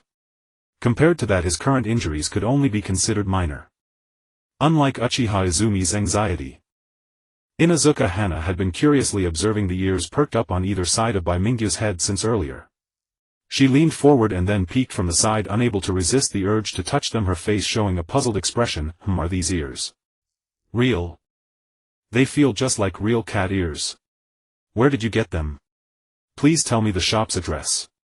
Bai Mingyu leaned back slightly, dodging Inuzuka Hana's probing hand, feeling a bit awkward as he said, "Now's not the time to ask such questions. Do you know who that person was who almost killed us just now?" "Who?" "I'm not quite sure either, but it might be a jonin from the Hidden Cloud Village." Bai Mingyu turned to look in the direction they had escaped from, a hint of depth flickering in his eyes. The black man had called out the name of the blonde female ninja, but Mouse was clearly a code name. As for the blonde female ninja's real name, Bai Mingyu could probably guess a little. It was likely the Two Tails Jinchuriki. The peculiar fire release technique Mouse Tail Ball was indeed unique to the Two Tails Jinchuriki. If the opponent's identity was truly the Two Tails Jinchuriki from the Hidden Cloud Village, things would become interesting. Any Jinchuriki, once they mature, almost always start as elite jonin or even a potential cage-level expert. If it weren't for various concerns preventing her from boldly using her tailed beast transformation in Konoha, both Bai Mingyu and Uchiha Izumi would have long since perished at her hands, even if they had 10 lives. However, this suspicion was merely Bai Mingyu's one-sided conjecture. There was no evidence to prove that the blonde female ninja was indeed the Two Tails Jinchuriki. Investigating their identities was better left to those Konoha ninja who would find it troublesome. Soon another unusual sound echoed through the woods. Bai Mingyu and the others immediately stood up, nervously watching the source of the sound. The next moment, Teacher Sangyuan and the others appeared on the tree trunks, descending swiftly upon seeing the children below. Teacher Sangyuan had just asked a question when his gaze fell upon Bai Mingyu. How should one say it? His body was covered in mottled bloodstains with multiple scorched marks on his clothing, and there were also some unclean blood smudges on his face. He looked anything but unscathed. Of course, Bai Mingyu merely appeared disheveled on the surface. After such a long time, the burns from the mouse tail ball jade had already begun to heal and the wounds were no longer bleeding. However, the bloodstains from earlier still lingered on his exterior, making it impossible to discern his true condition from appearances alone. How did you get such serious injuries? Could it be that you all? Teacher Sangyuan, we have crucial intelligence to report to you. We have detected signs of ninja activity from Yunin village in this forest. As soon as Uchiha Izumi finished speaking, the several Chunin teachers were taken aback. What exactly happened? Izumi, please explain quickly. After hearing the report about the Yunin village ninjas, the Chunin teachers quickly became tense.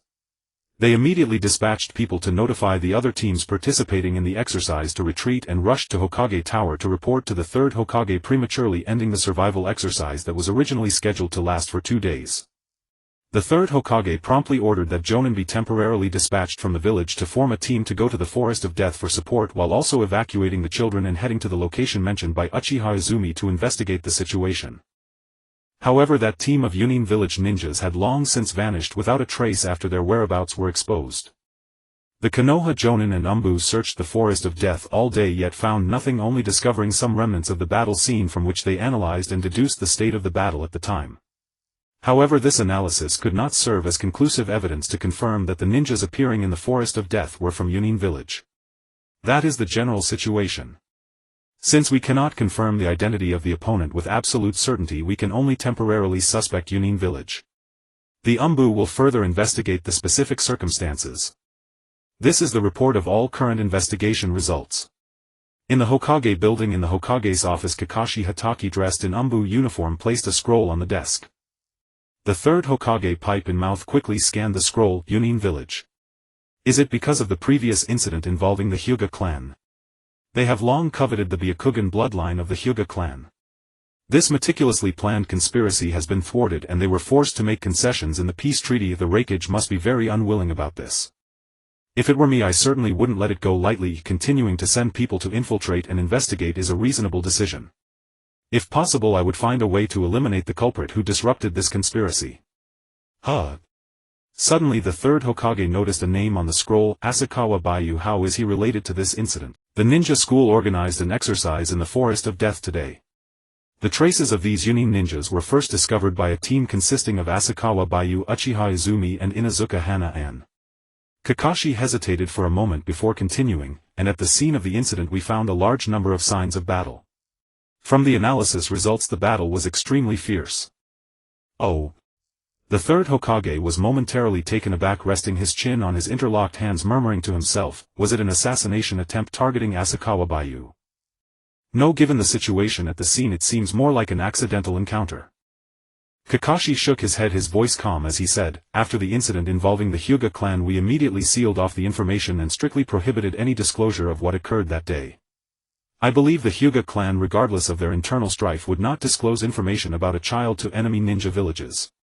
Pausing for a moment he added, compared to the purpose of Yunin village infiltrating Konoha, I personally think it is more concerning how Asakawa Baiyu and the other two ninja students managed to escape from the hands of the Yunin ninjas. From the traces left at the scene it is highly likely that the opponent possesses Jonin-level strength. Jonin-ha. In Konoha Hospital, Bai Mingyu lay in a hospital bed on the third floor looking up at the sky through the window. After emerging from the Forest of Death, he and Uchiha Izumi were immediately sent to the hospital. Izumi and Inuzuka Hana had light injuries and only received simple bandaging. Bai Mingyu on the other hand was urgently taken to the emergency room. The medical ninjas, seeing him covered in blood, thought he might die at any moment and quickly summoned several elite medical ninjas, only to find that his injuries were much lighter than they had imagined. The medical ninjas were also surprised by this, attributing it to sheer luck as he had managed to evade the direct impact of the ninjutsu at the last moment. However, for safety's sake, they still wrapped Bai Mingyu up like a mummy, putting him in a cast and stating that he would need to stay in the hospital for a few days for observation. The ninjas from Yunin village should not have the guts to attack Konoha Hospital, right? Bai Mingyu board was counting the clouds in the sky when he suddenly heard a faint sound behind him. It was the door of the ward being pushed open from the outside. Two familiar figures appeared at the door, one with black hair and the other with brown hair, unmistakably Uchiha Izumi and Inuzuka Hana. Uchiha Izumi had bandages wrapped around her arm and looked a bit pale. Upon entering she smiled and waved, "Bayukin, we came to see you. Are you alright?" "Yes, I was really scared earlier, thinking we were done for." "Indeed, I heard that the Umbu have confirmed that the intruder may possess Jonin-level strength. I didn't expect to encounter such a formidable enemy during an exercise." Inuzuka Hana also expressed her lingering fear. "By the way, I haven't had the chance to thank you yet." "I'm sorry, Bayukin," Uchiha Izumi said with her hands pressed together, her face filled with apologies. Inuzuka Hana also felt a bit embarrassed. "We are teammates in the same team, there's no need for thanks. By the way, what happened with the Yunin ninjas? I wonder. They couldn't have caught them, right?" Bai Mingyu looked at Izumi, curious about what had changed since they left. The Jinchuriki from Yunin village personally led a team to infiltrate Konoha village, a plot that never occurred in the original story. He suspected it might be a chain reaction triggered by the Hinata incident. Uchiha Izumi shook her head, "I'm not sure. This kind of thing is left to the Jonin in the village to handle. As students who haven't graduated yet, we don't have the qualification to participate at all."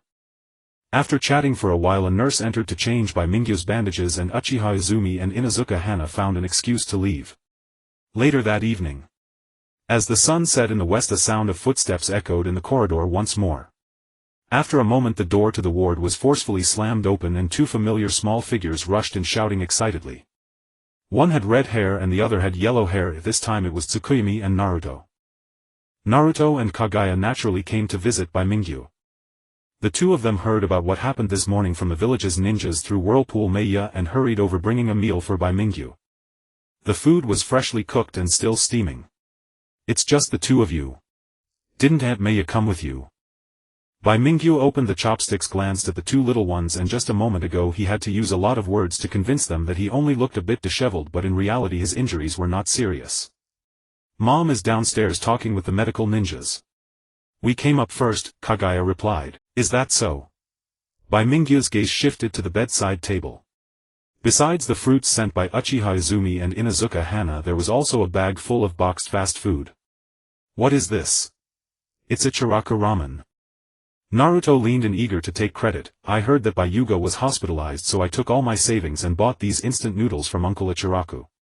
Every time I was sick before, I always got better eating these. As long as Bai Yuga finishes all of them, you'll definitely recover immediately.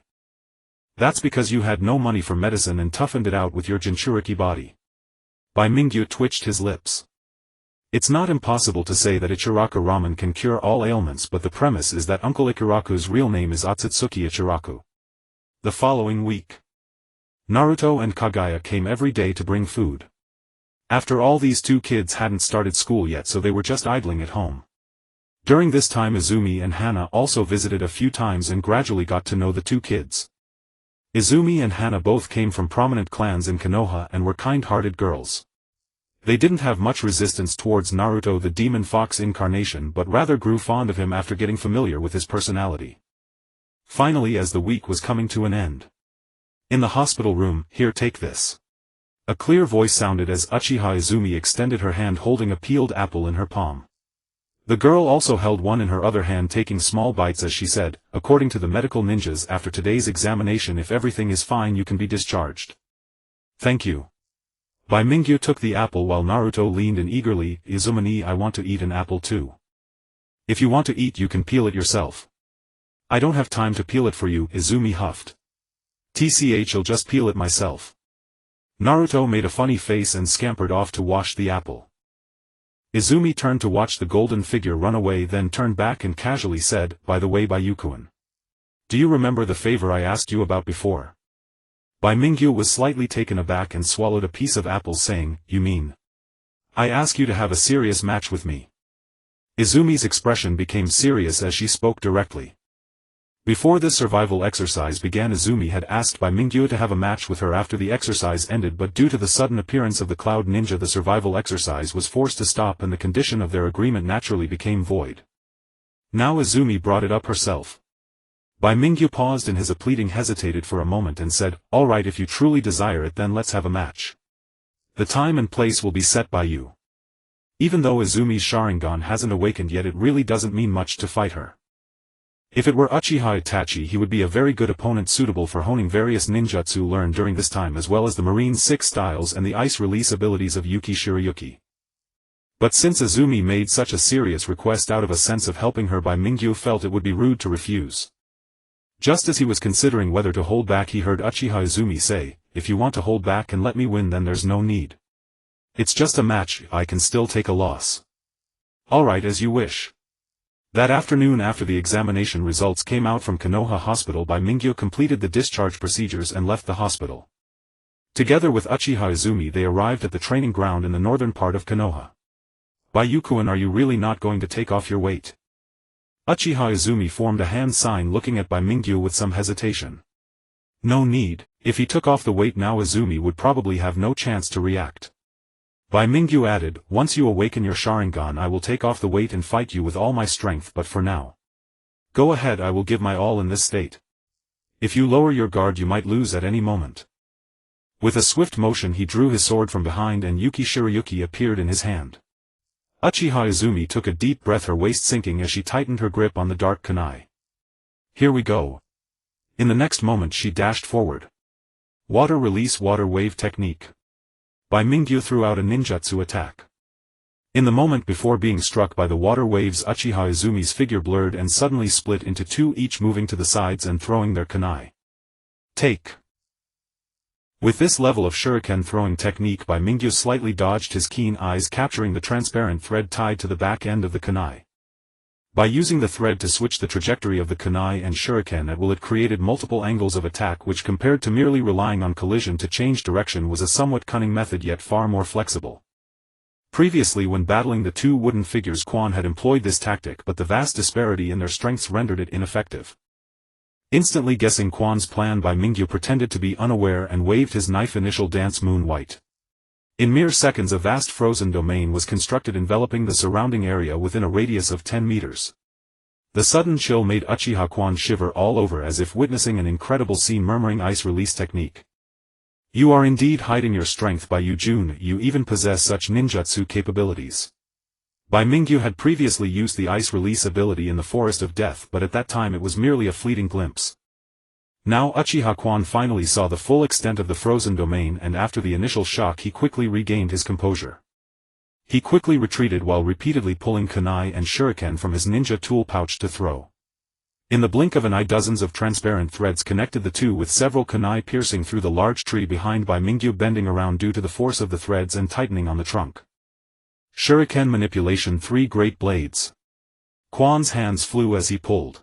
The transparent threads seemed to come alive, rapidly contracting to form an invisible net that instantly surged toward Bai Mingyu from all directions, binding his limbs and wrapping him into a tight bundle.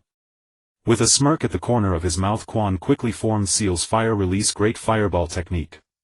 Under the restraint of these threads, Bai Mingyu had nowhere to dodge and was immediately engulfed by a ball of flame. Bai Jun. Are you okay? Quan anxiously watched the flames, his hands poised as if ready to dispel the technique at any moment. At that moment a sizzling sound was heard as a thick cloud of white steam rose from the flames, quickly dissipating into mist. What is this? Water clone. Before Quan could react, a gust of wind rushed past and a faint voice came from behind him, fire palm. Bang!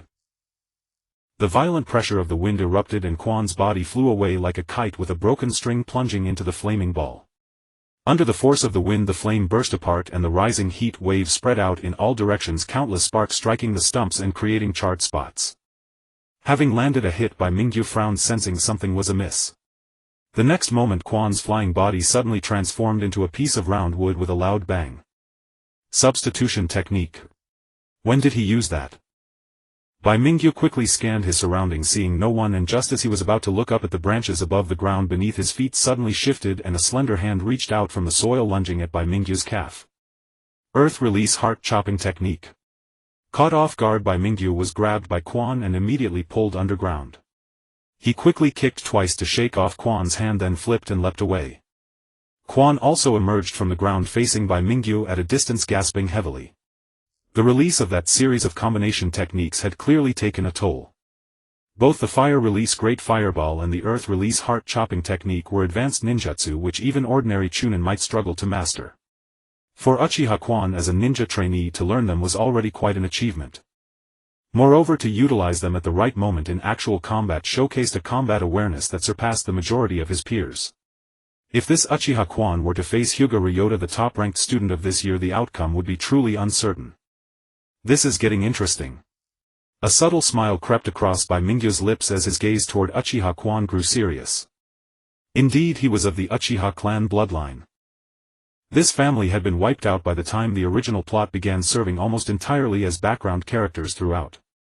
Bai Mingyu had once believed that aside from major figures like Madara, Itachi Shisui and Sasuke, the other members of the Uchiha clan were unremarkable extras with negligible strength, yet now it appeared that Uchiha Quan's talent was absolutely on par with any Uchiha genius.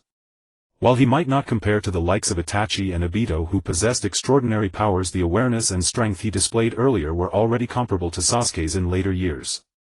He might even surpass them. Sasuke, just out of ninja school, was likely at the same level as Quan is now, and Quan was only 8 years old with even greater potential for growth. This level of strength was enough to draw Bai Mingyu's serious attention. In the previous battle he had only used a few water release techniques and the fire palm, which had not consumed much energy. If he were to directly crush Quan with the ice release domain of Shui, he could easily defeat Quan, who had already exhausted his chakra. However, be careful, I'm coming in. Bai Mingyu flicked his wrist, subtly swapping Shui for another similarly styled long knife, leaning forward sharply as he initiated the 6th Navy technique Soru. In the next moment two figures crossed each other. Bang bang bang. The flames flickered. In the forest, two figures wielding kunai dashed about swiftly, occasionally clashing, throwing shuriken and kunai accompanied by the sounds of clashing, producing dazzling sparks in midair. Soon the nearby trees were riddled with various ninja tools, leaving them battered and full of holes. Suddenly a massive wind shuriken appeared in Bai Mingyu's hand, and with a vigorous swing it spun through the air like a windmill, slicing through several trees the width of a bowl along its path as it hurtled toward Uchiha Kwan. Faced with this sudden crisis, Uchiha Kwan gritted his teeth, retreating while throwing kunai to diminish the momentum of the wind shuriken. After retreating 6 or 7 steps, he felt his ninja tool pouch was almost empty. In a moment of desperation, Kwan suddenly lunged to the side, narrowly avoiding being grazed by the wind shuriken, then immediately performed a roll, snatching a kunai from the ground to block the returning wind shuriken. As the wind shuriken's momentum began to wane, Kwan quickly seized the central ring, pulling down the shuriken and forcefully embedding it into the ground. Huff! Huff! After completing all this, Kwan was utterly exhausted. Bai Mingyu did not take advantage of this opportunity to attack, but instead took a few seconds to catch his breath and gradually retracted his aura. Let's call this a draw him out of energy. Alright. Hearing this, Kwan revealed a stubborn expression on his face, biting his lip as he looked at Bai Mingyu for a moment, then reluctantly nodded, saying, "Next time I will definitely make you lift your burden." Just as he put down the kunai, Uchiha Izumi swayed, nearly falling to the ground. Bai Mingyu instinctively darted forward, arriving in front of Izumi and reaching out to support him. "Are you okay?"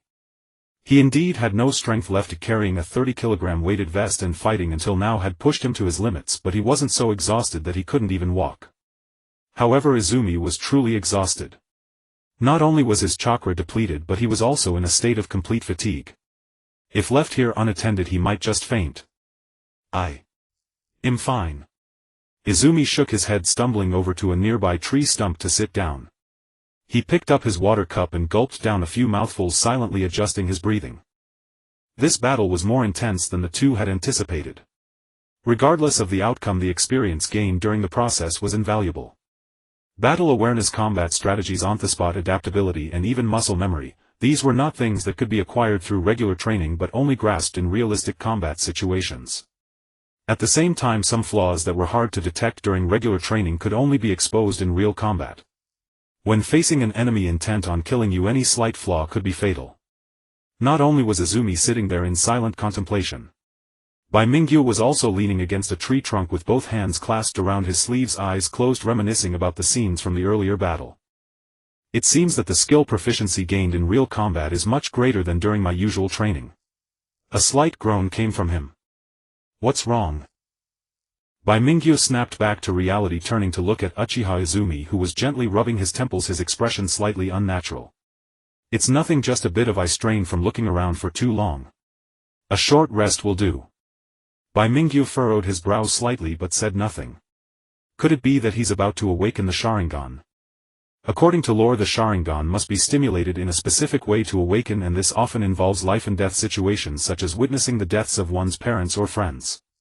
At such moments a unique chakra surges forth in the minds of Uchiha clan members, affecting their visual nerves, thus causing their eyes to undergo a transformation commonly referred to as awakening. However, killing a close friend is a standard requirement for awakening the Mangekyo Sharingan, while the regular Sharingan does not require such intense stimulation. For instance, Uchiha Obito was unable to awaken his Sharingan in his youth until he witnessed his best friend Kakashi getting injured while saving him, which directly led to him awakening it to the Tutamo state. Later, upon witnessing Rin's death, he awakened the Mangekyo Sharingan, making him one of the rare overachievers in the Uchiha clan. This indicates that the difficulty of awakening the Sharingan varies from person to person. Since you're tired, let's head back to rest early. Well, call it a day here. After Bai Mingyu finished speaking, Izumi was momentarily taken aback, then nodded, saying, "All right, we'll continue tomorrow." Tomorrow. Bai Mingyu hesitated for a moment, looking at the distant horizon where the setting sun cast a dark red glow.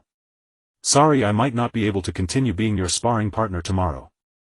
Izumi was taken aback, his rubbing motion pausing as he looked over with a puzzled expression. Bai Mingyu did not keep him in suspense and stated directly, "I plan to apply for early graduation from the academy." "What?" Izumi was stunned for a moment before suddenly standing up. "You must be joking. We still have 2 years until the graduation exams. The duration of the Ninja Academy is not fixed." During the Third Shinobi World War, due to severe losses among Jonin and Chunin, many children had to enter school early. After rapid training, they were granted the title of genin and sent to the battlefield. At that time, it was common for students to graduate from the Ninja Academy after just 1 or 2 years of accelerated training. In the peaceful period following the Third Shinobi World War without the pressure of conflict, the duration of the Ninja Academy was significantly extended, typically ranging from 4 to 6 years.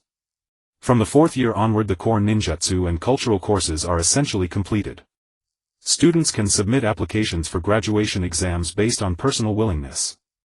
Those who pass will obtain the genin qualification and be placed into various teams led by chunin or jonin to carry out various ninja missions. Those who do not pass will be sent back to continue their studies, waiting for the next round of graduation exams in June of the following year. Even for children from prominent clans, they often wait 4 to 5 years before submitting their applications to the academy. After all, by that time, as long as their talent isn't too poor, most individuals have already reached the level of a genin.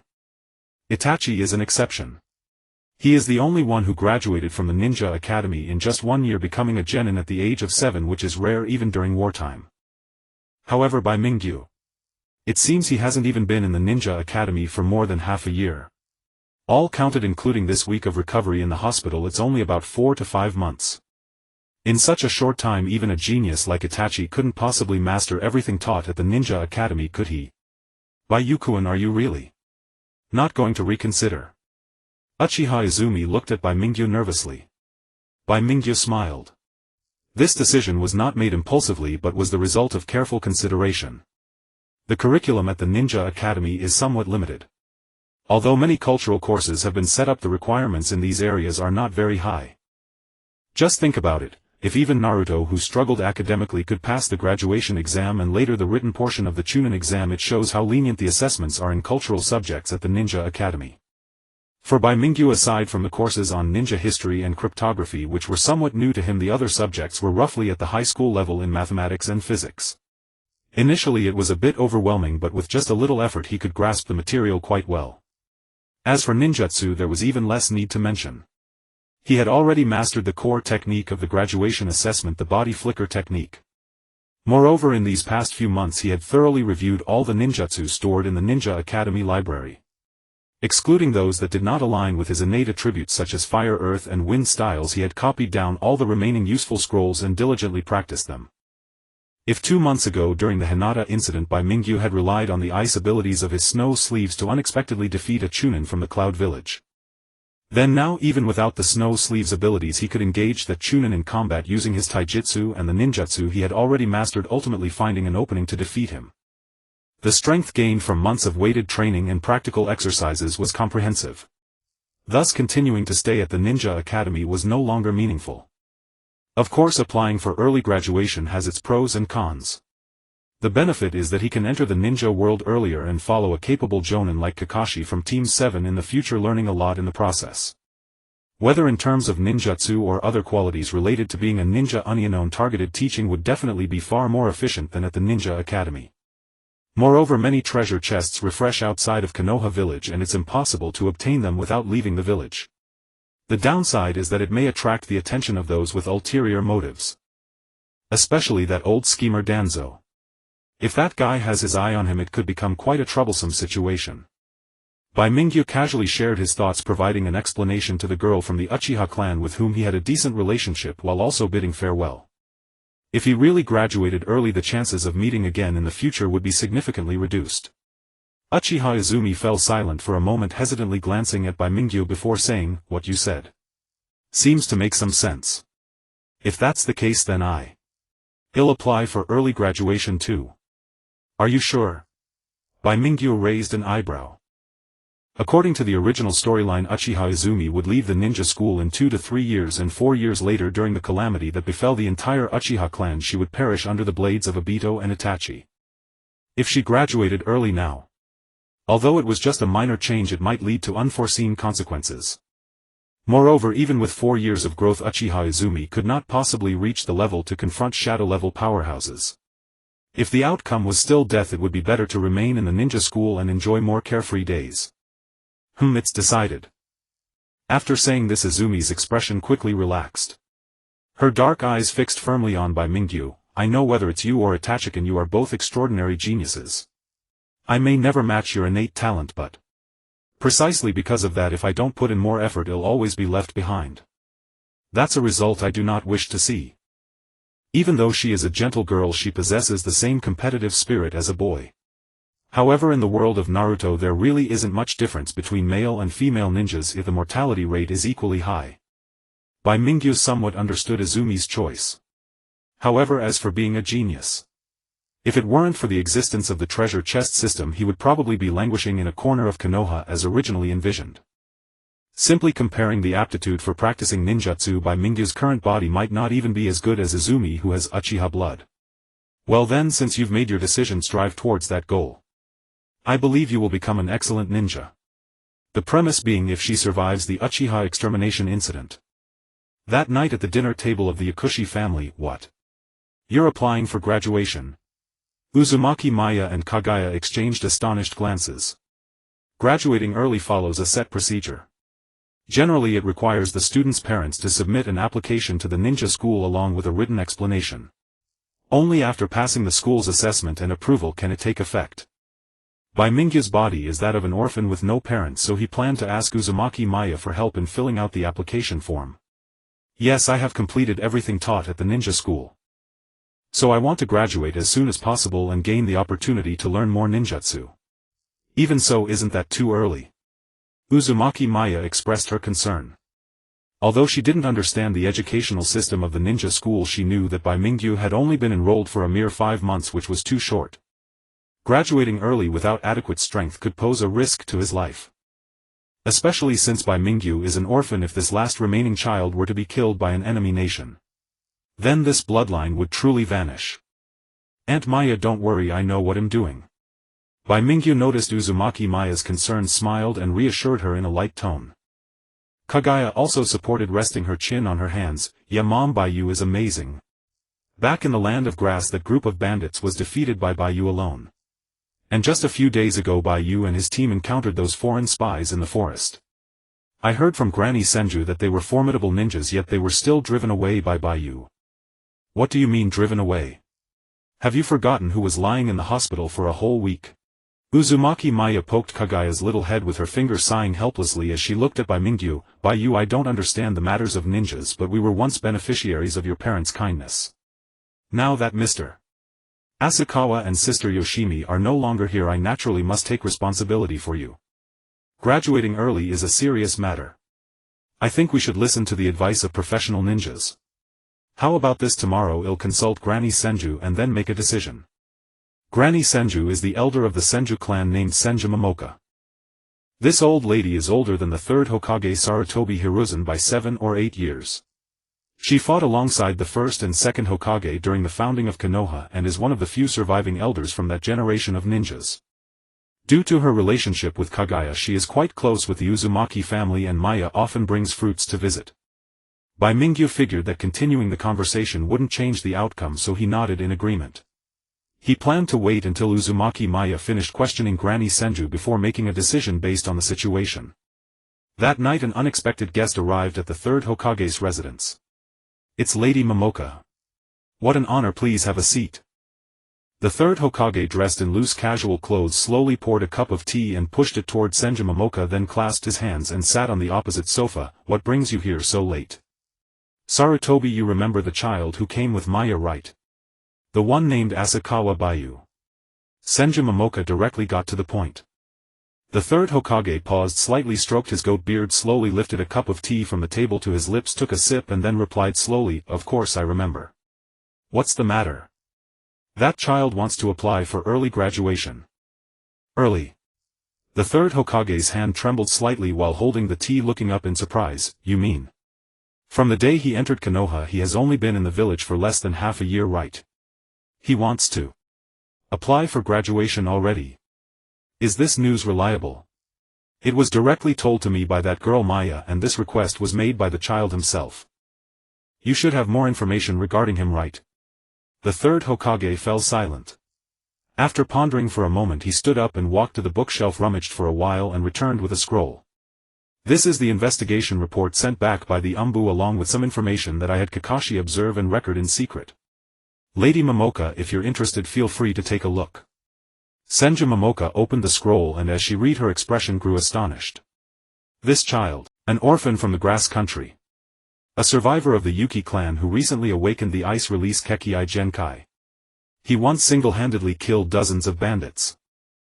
On the 9th day of his arrival in Konoha he stumbled upon the plan of Kumogakure to kidnap the heir of the Hyuga main family. He defeated the Cloud Ninja, causing the conspiracy of the Land of Lightning to fail. A few days ago, during a survival exercise organized by the Ninja Academy, they discovered traces of foreign ninjas. Together with 2 fellow student ninjas they engaged in an encounter battle against them. The specific details of the battle are unknown, but the result was that they retreated with injuries. There was suspected to be a Jonin-level powerhouse in the enemy team. The content of just a few pages contained a great amount of information. This child, Senju Taohua, after all, was an experienced ninja of the older generation. After a brief moment of surprise her expression was replaced by a hint of doubt. Ice release Kekkei Genkai. Could it be that this child's parents fled from Kirigakure? Well, considering the date of the Yuki clan's destruction, the timeline roughly matches. But if it is indeed a survivor of the Yuki clan, then the Yuki clan is already all but extinct. If it can thrive and continue in Konoha, that would be a fortunate thing. The third Hokage puffed on his pipe and said in a deep voice. Unlike the long-retired Senju Taohua, the third Hokage was still in office and more familiar with the affairs of the village, big and small. So when he learned that Bai Mingyu intended to apply for graduation after the initial shock, he quickly calmed down. Kekkei Genkai. If one awakens this ability, they would indeed be much stronger than their peers. Moreover, compared to the Sharingan and Byakugan, which require training and growth, a nature-based Kekkei Genkai like Ice Release once awakened often provides a more direct and rapid improvement in strength. It is not surprising to reach the level of a genin in just half a year. The third Hokage even suspected that Bai Mingyu might have already awakened Ice Release before coming to Konoha, which allowed him to single-handedly annihilate the bandit group. However, out of a desire to protect him, the Uzumaki mother and daughter helped conceal this fact. So are you planning to absorb this child into Konoha Unfei? Senju Taohua said meaningfully, but there is one thing I hope you don't forget. If that person learns of this child's identity, do you think he will come out and make some trouble? Shimura Danzo. Although the name was not spoken, the third Hokage immediately guessed who that person was. Lady Taohua, there is no need to worry. I will pay extra attention to this matter. When the time comes, Qianchuan Baiyu's graduation exam will be personally presided over by me. Bayukin. That day, just as Bai Mingyu arrived at the school, he heard a clear voice behind him. Uchiha Kwan quickly caught up. She took out an envelope from her pocket and waved it in front of him proudly. I have already written my graduation application. What about you? Are you ready? Uchiha Kwan was in a great mood. This simple application form had taken her several days of pestering and begging her parents before she finally got their approval and wrote it down. Same as you, am ready. Bai Mingyu also pulled out a piece of white paper covered in writing and showed it to her. That morning their graduation applications were submitted to the third Hokage's desk through teacher Sangyuan. At the same time, several other people appeared in the Hokage's office. The 2 advisors of Konoha, also disciples of the second Hokage Senju Tobarama, were Mito Kaduan and Zhuanshin Xiaochun. And Shimura Danzo. His current position was the Hokage's advisor of Konoha, officially responsible for assisting the third Hokage in handling various affairs of the village. He was a high-ranking and powerful figure with deep-rooted influence and prestige within Konoha. At this moment the aged man wore a loose kimono, had gray short hair and bandages wrapped around his face and arms, exuding an aura of gloom. His voice was equally gloomy. Unfei, my route is currently short-handed. I let go of Uchiha last time, but are you unwilling to let go of these 2 children this time as well? I'm sorry, Danzo. The third Hokage held his pipe in one hand and said with a smile, the 2 children who applied for early graduation this time, their identities and personalities are not suited to a place as dark and sunless as Root. Moreover, Qianchuan Baiyu is a child from another village. Now is a good time to cultivate his sense of belonging to Konoha. I already have some plans for him. Qianchuan Baiyu. Upon catching this name, Danzo narrowed his eyes thoughtfully. Zhuanshin Xiaochun said, Unfei Uchiha applied for graduation last year, didn't he? So soon there are students applying for graduation again. Could it be that a new genius has appeared among this batch of students? There are precedents, you know. During wartime, children of this age have already gone to the battlefield. Mito Kaduan said. In any case, the content of this graduation exam will be personally decided by me, the Hokage, and I will preside over it. If you are interested, you can come and watch then. The third Hokage tapped his pipe on the table, finalizing the matter.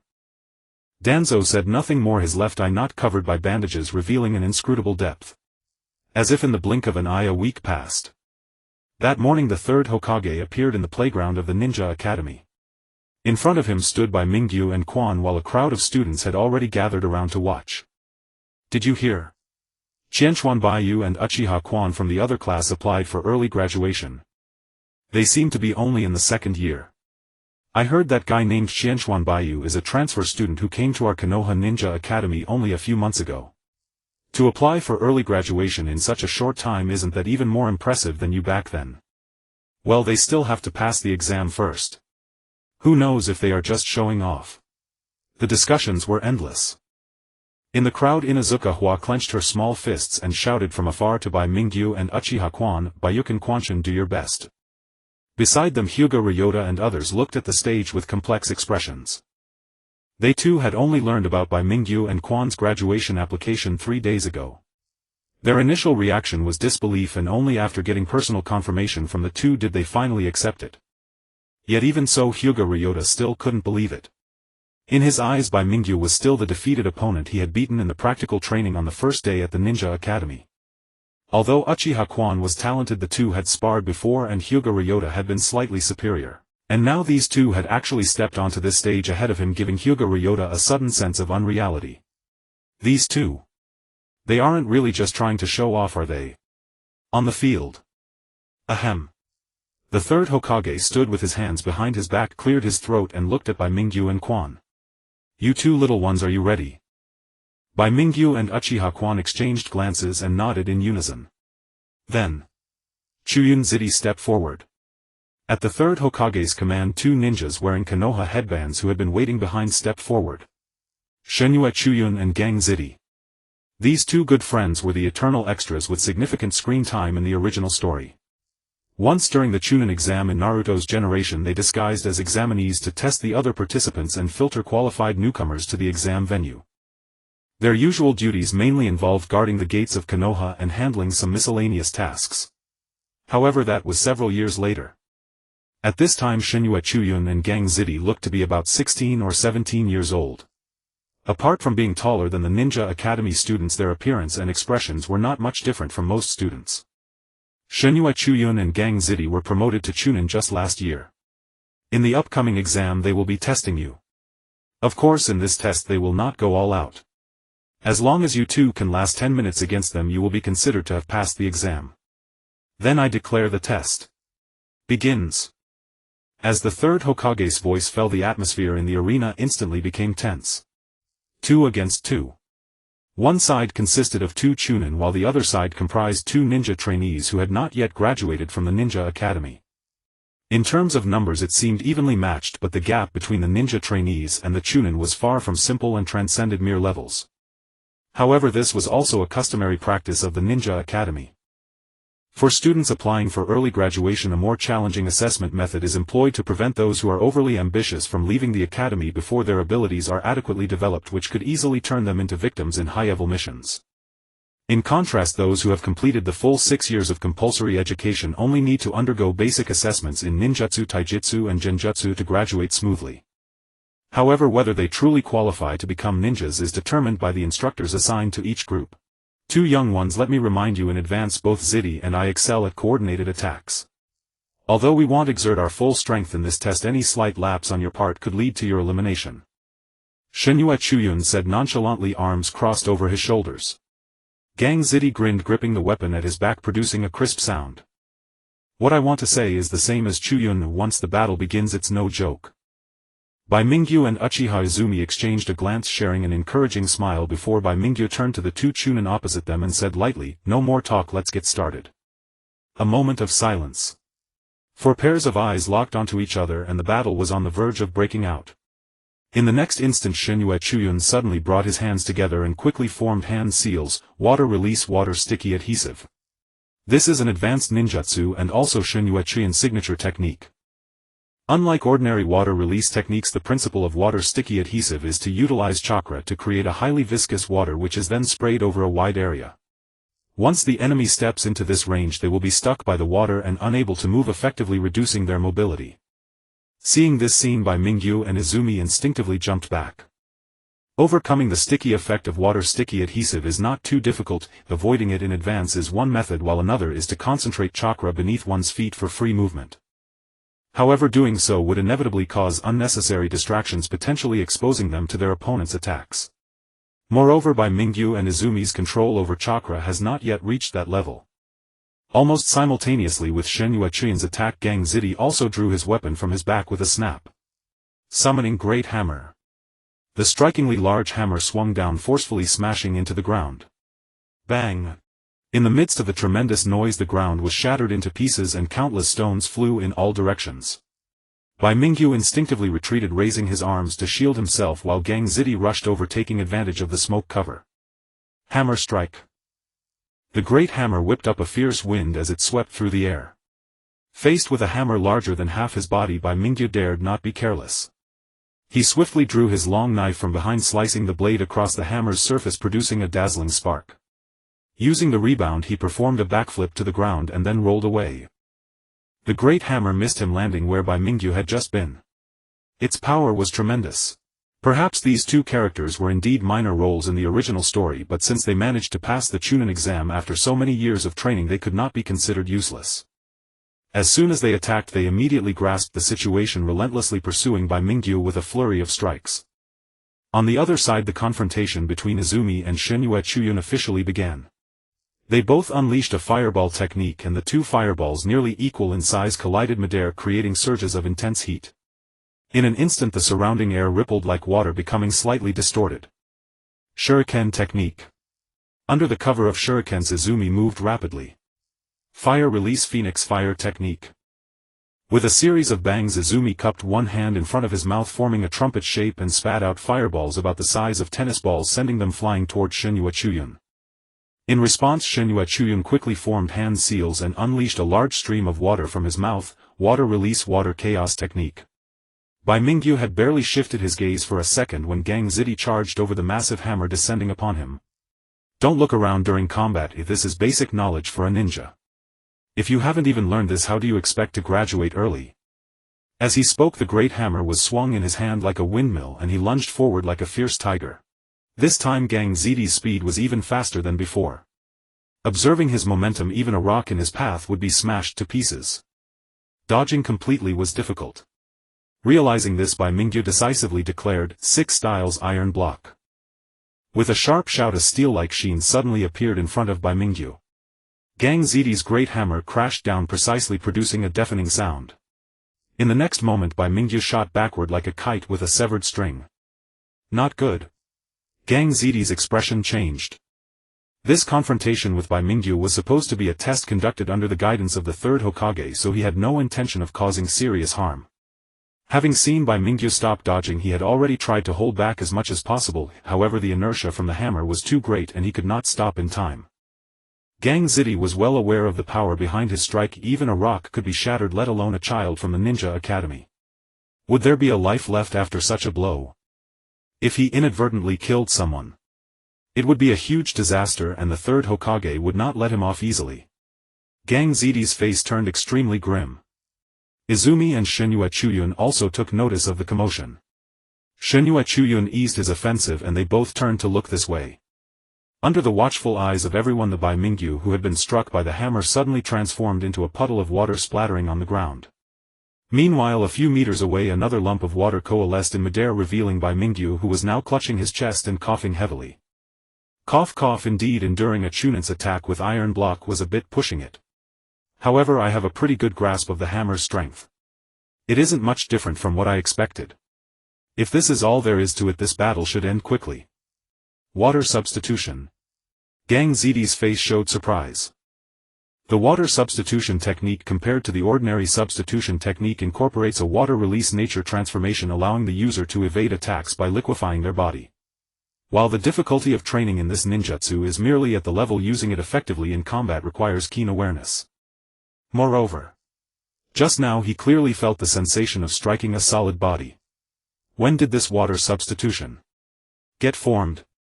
The crowd watching from the sidelines was utterly shocked. Uchiha Izumi seems much stronger than before, managing to hold out against a jonin for so long. No, if we're talking about strength, Akenowa Shiraha is slightly stronger, having even learned the water substitution technique. But he's from a commoner background. How could he have had the opportunity to learn such ninjutsu? Could it be that he taught himself from those scrolls? The ninja trainees discussed animatedly while the third Hokage squinted his eyes, a hint of unusual color flickering in his murky gaze. Bai Mingyu's use of the water substitution was impeccable. If it were anyone else they might have thought he evaded Gangzi Tai's attack with the water substitution, but the third Hokage had a keen eye and immediately recognized the difference. That move I just saw. What was it? Did this child create it himself? As the ninjutsu expert of Konoha, a master of all 5 elemental jutsu, Sarutobi Hiruzen had dabbled in various techniques from the 5 great nations. Even though there were techniques he couldn't use, he understood their basic principles. However, just now he couldn't fathom how Bai Mingyu had blocked Gangzi Tai's attack. Even the Earth Release, known for its defensive capabilities, shouldn't have been able to achieve such a feat without hand seals. If it wasn't ninjutsu, could it be martial arts? But even the most skilled taijutsu user in the village would find it difficult to withstand such a powerful blow with their body right. After all, no matter how much a human body is trained, it cannot match the hardness of steel. Away from the playground, behind a window in a teaching building, another pair of eyes narrowed, the bandaged face appearing ominous. I see, so this is why Sarutobi is reluctant to hand these 2 children over to me. The ice release bloodline limit combined with this special ninjutsu. Indeed, only in the roots can they achieve better growth. On the field, Bai Mingyu coughed a few times, waved away the smoke in front of him and looked towards Gangzi Tai, who was several meters away. Slightly closing his eyes, he took a deep breath, gripping the handle of his long knife tightly. According to the rules, as long as I can hold out for 10 minutes under your command, I pass the assessment, right? Then, what if I defeat you within those 10 minutes instead? What? There was no further explanation. Bai Mingyu and Izumi exchanged a glance from a distance, nodding in unison, then Shunshin. In the next second, Bai Mingyu's figure suddenly vanished, appearing like a specter on Gangzi Tai's right side. With Shunshin reaching level 4, the distance he could cover with this move had significantly increased. After using it, Bai Mingyu crossed 10 meters in the blink of an eye.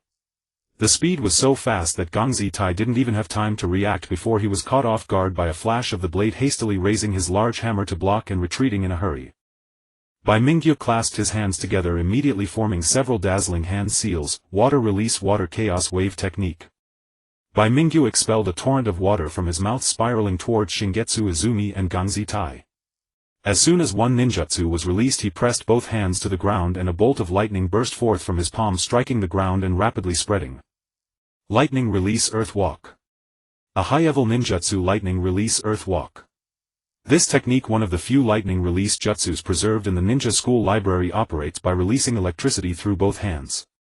When released alone, it's not a particularly damaging technique, but when combined with water release, it can produce unexpected effects, as water conducts electricity.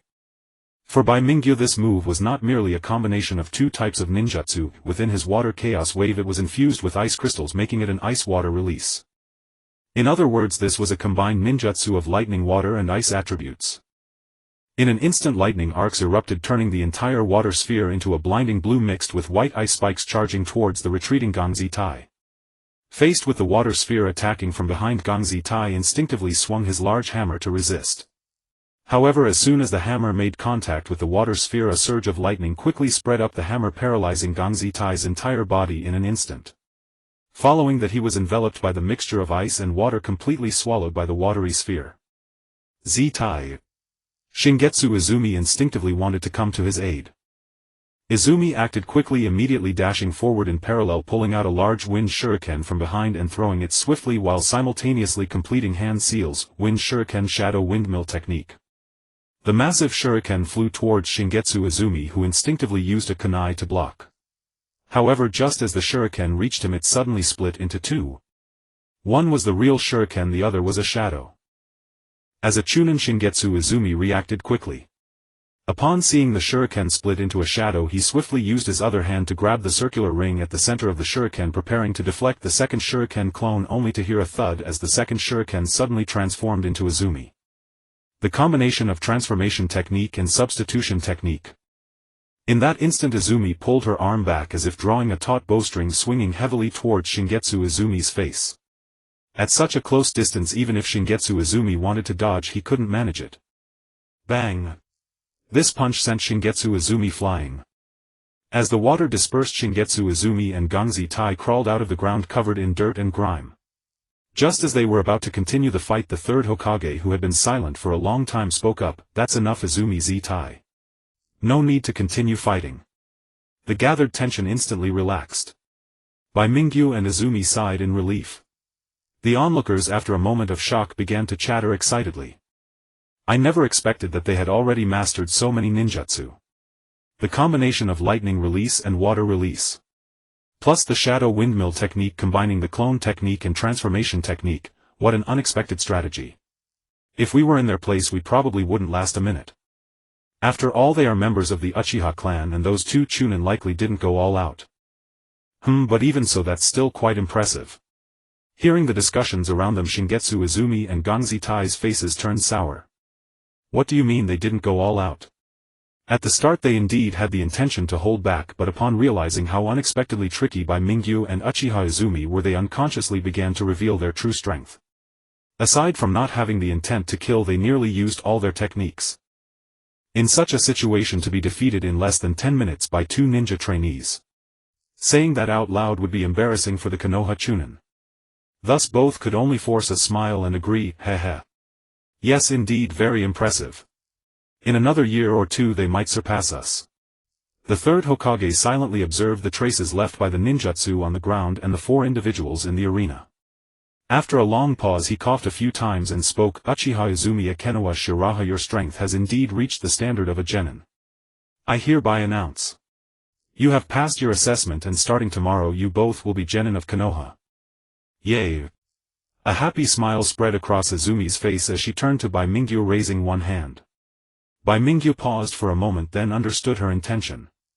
The two exchanged a slap and smiled at each other. Hey, race to a happy collaboration. Next, the third Hokage seized the opportunity to preach the will of fire once again. The ninja students present, including Uchiha Izumi, listened with rapt attention.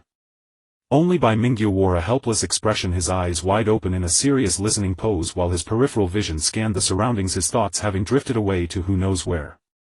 Suddenly a gray figure flashed through his field of vision. Danzo, so this guy has indeed noticed me. However, with the third Hokage present, Danzo should not be so bold as to snatch people away. Bai Mingyu narrowed his eyes slightly. It was expected that Danzo would come to observe this exam. Since he had decided to apply for graduation, he could not bypass Danzo, who was currently serving as the Hokage's advisor. In the past week Bai Mingyu had imagined numerous methods, yet none could entirely prevent this situation from occurring. If that is the case, he could only reveal a part of his strength without exposing his trump card, thus evoking the third Hokage's appreciation for talent. As long as the third Hokage was willing to take action, Danzo would surely not stand a chance. It seemed that the plan was relatively successful. Bai Mingyu. Bai Mingyu snapped back to reality, only to see Uchiha Izumi staring at him wide-eyed, while the third Hokage smiled at them with a beard.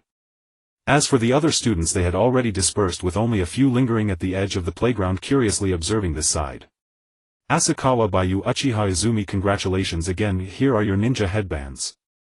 The third Hokage tied another headband on Bai Mingyu's forehead, cheerfully saying, I hope you both can uphold the will of the previous Hokages and grow into even more outstanding ninjas. We will work hard. Bai Mingyu replied hesitantly, looking at the third Hokage, and asked, Lord Hokage, I wonder who our supervising jonin will be. What just became a genin and you can't wait to meet your supervising jonin? The third Hokage, puffing on his pipe, ruffled Bai Mingyu and Izumi's heads and slowly said, Don't worry, I've already selected a suitable supervising jonin for you. You'll meet him at this time tomorrow morning. Congratulations host, you have opened a black iron treasure chest and obtained a rem figure. By the riverside on the west side of Konoha village, as a dark light dissipated, a large figure appeared before Bai Mingyu. It was about as tall as him, with a cute image of short blue hair, dressed in a seductive maid outfit, her chest prominently displayed and her long slender legs covered in white stockings. It was indeed a well-made figure, and with its base it was even slightly taller than Bai Mingyu. However, what the hell is this thing coming out of a black iron treasure chest? How am I supposed to carry such a large figure back? Bai Mingyu imagined himself walking down the street with this thing. Cough cough, the rate of turning heads would definitely not be low. By tomorrow morning the whole of Konoha might know his name.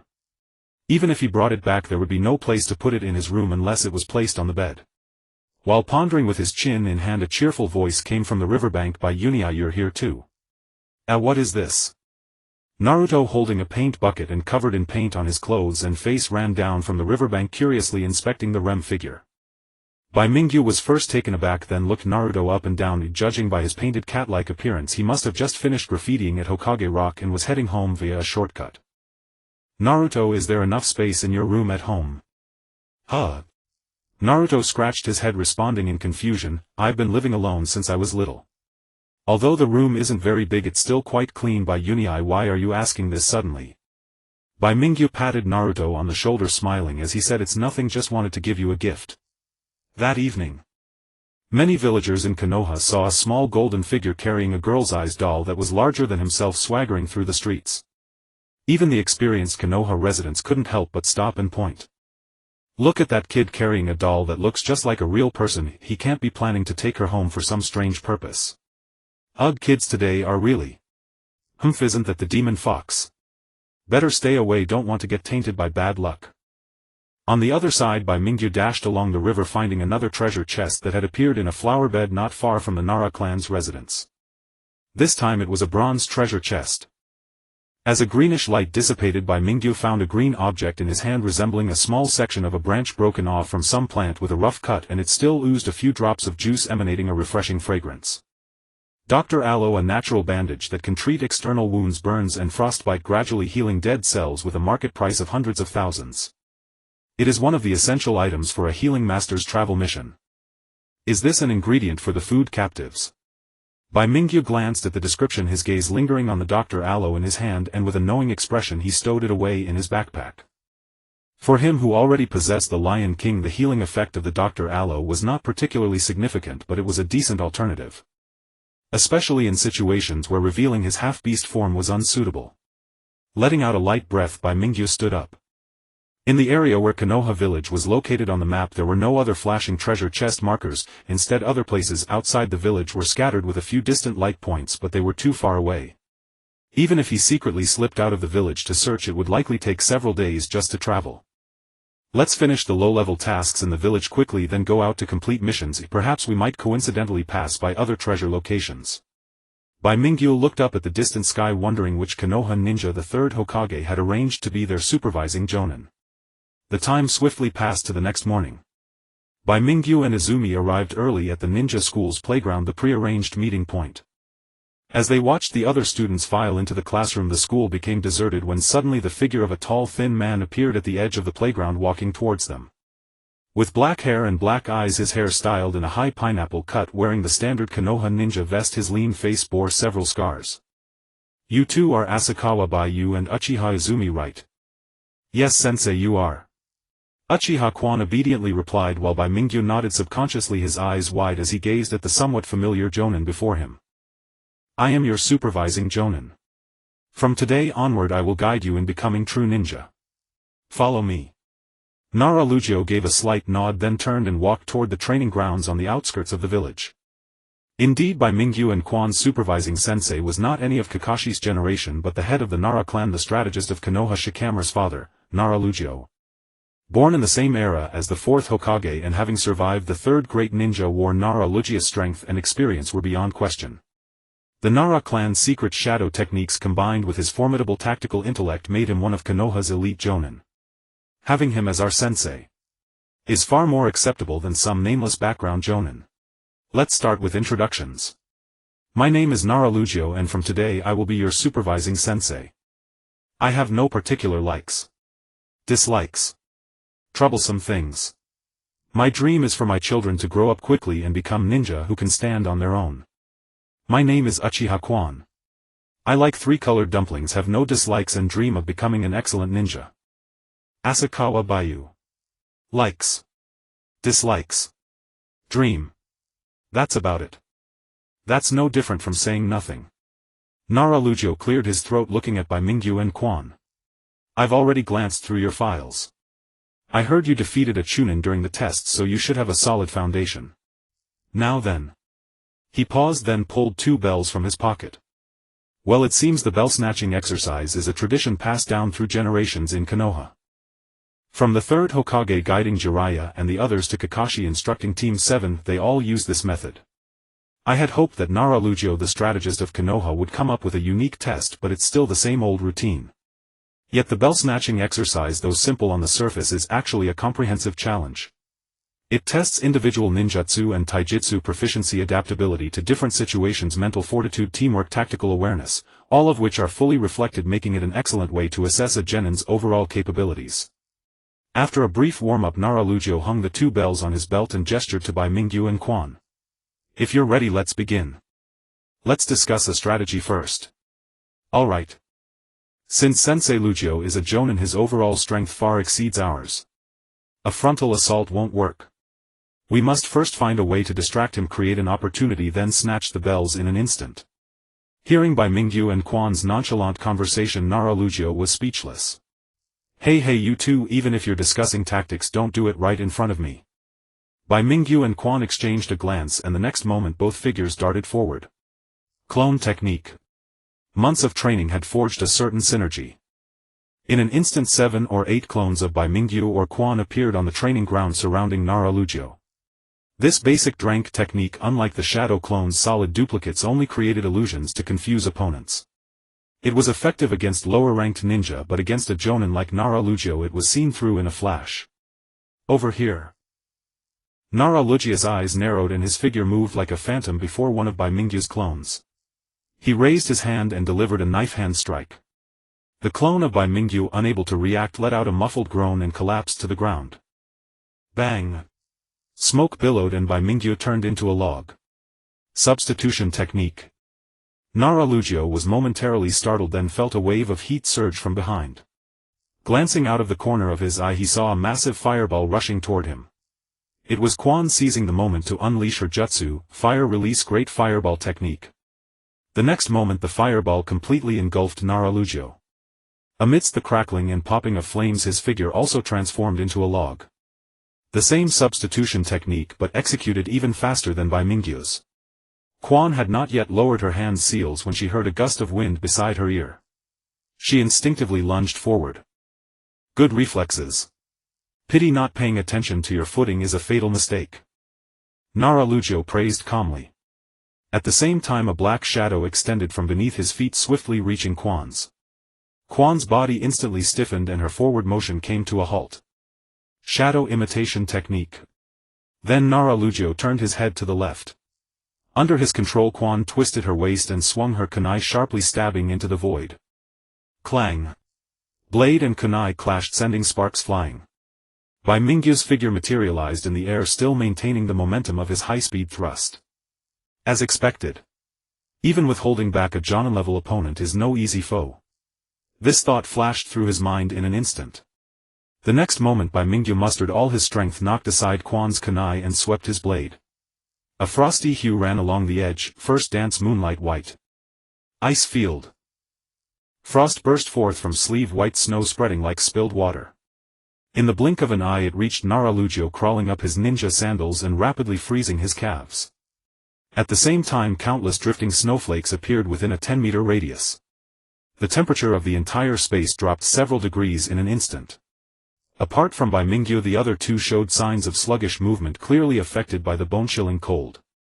However, due to Bai Mingyu's deliberate control, Quan was far less affected than Naruto. The power of sleeve white snow. Bai Mingyu had not revealed this trump card during the graduation exam, but Naruto, as the assigned sensei by the third Hokage and a core strategist of the Hokage lineage, undoubtedly knew his file. There was no need to hide it. Is this the rumored ice release bloodline? The sudden change surprised even Naruto, a seasoned elite jonin. He quickly released his control over Quan, stepped back and channeled chakra to shatter the ice encasing his legs and body. Seizing the opportunity, Bai Mingyu used flash step to appear above Naruto and hurled a kunai. Whoosh! Naruto spun in midair to evade the surprise attack of the kunai, simultaneously throwing several shurikens to block Bai Mingyu's path. Iron block. Bai Mingyu did not dodge, and a barrier of steel appeared before him, deflecting the flying shurikens before he forcefully threw out his sleeve of white snow. This time the speed was even faster. As Naruto sidestepped, it seemed as if he had calculated perfectly, and a chilling force suddenly erupted from the sleeve of white snow. It was as if a thin ice blade extended from the edge of the blade, gently slicing past Narashikaku's right waist in a fleeting moment. As an elite jonin, Narashikaku naturally could not be easily harmed by such simple techniques. Upon sensing the ice blade's approach, he immediately formed hand seals to use the body flicker technique. However, ding-dong, amid the crisp sound of the bell ringing, Izumi, having freed herself from the shadow mimic technique, rolled on the ground to approach, catching the bell that had fallen from the air, her face revealing a joyful smile. "I'm sorry, Shikaku-sensei. The battle plan was a complete success." Narashikaku fell silent for a moment before speaking lightly, "A good collaboration. Furthermore, is this the ice release bloodline limit you possess? It's an excellent bloodline ability that opens my eyes." Bloodline limit. On the other side, Izumi echoed softly, her gaze filled with surprise as she looked at Bai Mingyu. During previous training she had seen Bai Mingyu utilizing the abilities of the Sleeve of White Snow, thinking it was some special ninjutsu. Only after hearing Narashikaku clarify did she realize, so your ability Bayukin is also a bloodline limit similar to the Uchiha clan's Sharingan. The ability to freely manipulate ice. If faced with such abilities in a water-rich environment, it would surely be quite troublesome. In a sense, that is indeed true. However, the Sharingan abilities of the Uchiha clan are equally outstanding. With proper usage one can gain the upper hand even when facing ice release. Narashikaku patted Izumi on the shoulder, his gaze sweeping over both of his disciples in turn. "I have a general understanding of your abilities. What follows is targeted training. Come with me." Perhaps due to the strength demonstrated by Bai Mingyu and Izumi, which far exceeded that of an average genin, Narashikaku did not deliberately keep them in suspense and directly shared several methods for practicing chakra control. Climbing trees, walking on water. Regardless of the training method, the principle is the same: to refine chakra and form a cushion layer beneath their feet, allowing them to walk freely on tree trunks, walls, and even the surface of water. It sounds simple, but in practice it is not something that can be accomplished overnight. Even after witnessing Narashikaku's demonstration, Bai Mingyu and Izumi still struggled to grasp it. Thud. After only walking 2 or 3 meters up the tree trunk, Bai Mingyu felt his footing slip, hurriedly flipping over and landing on the ground. Izumi performed slightly better, managing to climb about a meter higher before falling. When climbing trees, you can use kunai to mark a spot, allowing you to determine whether you have made progress based on how high you can climb each time. Narashikaku stood beside them with his arms crossed, saying, "There's no need to rush when training chakra control. These techniques are much more difficult than what you learned in the Ninja Academy. However, if you can perfectly control your chakra, not only will the power of your ninjutsu increase significantly, but training other techniques will also proceed more smoothly. For the next period you can practice on your own every morning, while afternoons are designated for mission execution. Missions assigned to ninjas are divided into multiple ranks based on difficulty. From rank rank down to the lowest rank. Among them, rank and above often involve battles between ninjas carrying a greater degree of danger, and consequently the rewards are also higher. These tasks are usually assigned to experienced chunin. As for rank missions, the rewards can reach several million ryo. Those capable of executing such missions are typically powerful jonin, and through the rewards earned from these tasks their wealth can often surpass that of ordinary ninjas. There are many kinds of rank tasks, all sharing a common characteristic: they are quite tedious. From finding pets to picking up trash, even helping with weeding, farming, or babysitting, the rewards often only range from a few hundred to a few thousand ryo. These tasks are also the most common for genin, as they do not require high skill levels and primarily serve to accumulate task experience in preparation for more challenging missions in the future. This is our team's first mission: to find the lost cat from the home of the feudal lord's wife within 3 hours. According to the owner's description, the last sighting of the cat was on White Stone Street. Several photos were distributed, and Bai Mingyu and Izumi hurried towards White Stone Street under Narashikaku's guidance. Half a month hurriedly passed. During this half-month, Bai Mingyu and Izumi executed over 10 rank and lower missions, most of which were trivial tasks like finding cats or catching dogs, with a few involving herb picking or hunting ferocious beasts, which were slightly more challenging than the cat-catching tasks. At the same time, they also opened several treasure chests. Aside from a considerable number of various ninja tools, explosive tags, soldier pills, and some miscellaneous items, they also obtained 2 very useful items. Congratulations, host, for opening the black iron treasure chest and obtaining Navy 6 style storm kick. Congratulations, host, for opening the bronze treasure chest and obtaining Navy 6 styles moonwalk. Storm kick moonwalk. Combined with the previously acquired shave and iron block, Bai Mingyu had already learned 4 techniques from the Navy 6 styles. However, the training difficulty for these last 2 techniques was much higher than that of shave and iron block, and the rate of proficiency growth was also quite slow. Additionally, the training of chakra control was not neglected. That morning on the surface of the lake, Bai Mingyu and Uchiha Izumi stood facing each other. Suddenly Bai Mingyu's figure flickered and his foot stepped into empty space. He hurriedly leaped to the shore to avoid falling into the water. A few minutes later, Izumi formed hand seals, cautiously stepping onto the surface of the river as she returned to the shore, her face blooming with a smile. "Hey Bayukin, this time I won." "Indeed." Bai Mingyu smiled back, feeling somewhat frustrated inside. Perhaps it was because girls are naturally more adept at such delicate things. Uchiha Izumi progressed faster than him in chakra control training, quickly reaching the top of the tree and learning to walk on water much sooner, which made Bai Mingyu feel a bit defeated. Izumi, however, was quite happy about this. After all, she had always lost to Bai Mingyu in previous practical training, but now being ahead in training progress, it was also a way for her to hold her head high. Gurgle. Bai Mingyu wiped the sweat from his forehead, took a few swigs from the water bottle beside him and looked around. "Izumi, have you seen Shikaku-sensei today? At this time he should already be here." Not every jonin leading a team has a habit of being late like Kakashi. Inara Shikaku came on time every day to lead them in their tasks. I think I saw Shikaku-sensei when I came over from home this morning." Izumi frowned in thought and speculated. At that time the teacher was heading towards the Hokage building. Perhaps he had some instructions from Lord Third. After all, Shikaku-sensei is the leader of our Konoha village's think tank. If anything major happens in the village, he definitely needs to be involved. As they spoke, a soft bang was heard from the flower bed not far away. In a puff of smoke, Nara Shikaku's figure appeared, hands maintaining the hand seals for the body flicker technique. "Asakura Bayu, Uchiha Izumi, return home and prepare. There is a new mission to gather at the village entrance in 30 minutes. I will explain the details on the way." With a single phrase, Nara Shikaku vanished once more. Bai Mingyu and Izumi exchanged glances, and after a brief moment of astonishment, excitement flashed in their eyes. Mission. Once officially recognized as ninjas of the village, it is generally prohibited to leave the village without permission. If someone departs without notification and is discovered by the village, they may be treated as a defector. Of course, if one possesses strength on par with Itachi or Kisame from the Akatsuki era, or has spacetime ninjutsu like Obito, they can completely disregard this rule and enter and exit Konoha with ease. Returning to the main topic. After Bai Mingyu and Uchiha Izumi graduated as genin, they had completed several drank and crank missions but had never left Konoha. Now Nara Shikaku had suddenly summoned them to gather at the village entrance, clearly indicating a departure from the village. "See you later." After exchanging greetings, Bai Mingyu and Izumi hurriedly went home. After simply packing some items including ninja tools, rations and a change of clothes into a backpack, Bai Mingyu slung it over his shoulder and stepped outside, coincidentally encountering the neighboring Uzumaki Mabuki hanging clothes with Kagaya in the yard. "Aunt Mabuki, Kagaya. Bai, are you leaving the village?" "Yes, it's a mission led by Shikaku-sensei and I might temporarily leave Konoha for a few days." Bai Mingyu nodded as he spoke. Uzumaki Mabuki opened her mouth as if to say something, but ultimately it turned into a piece of advice: "Be careful on the road, make sure to stay safe and remember to consult Shikaku-sensei if anything happens.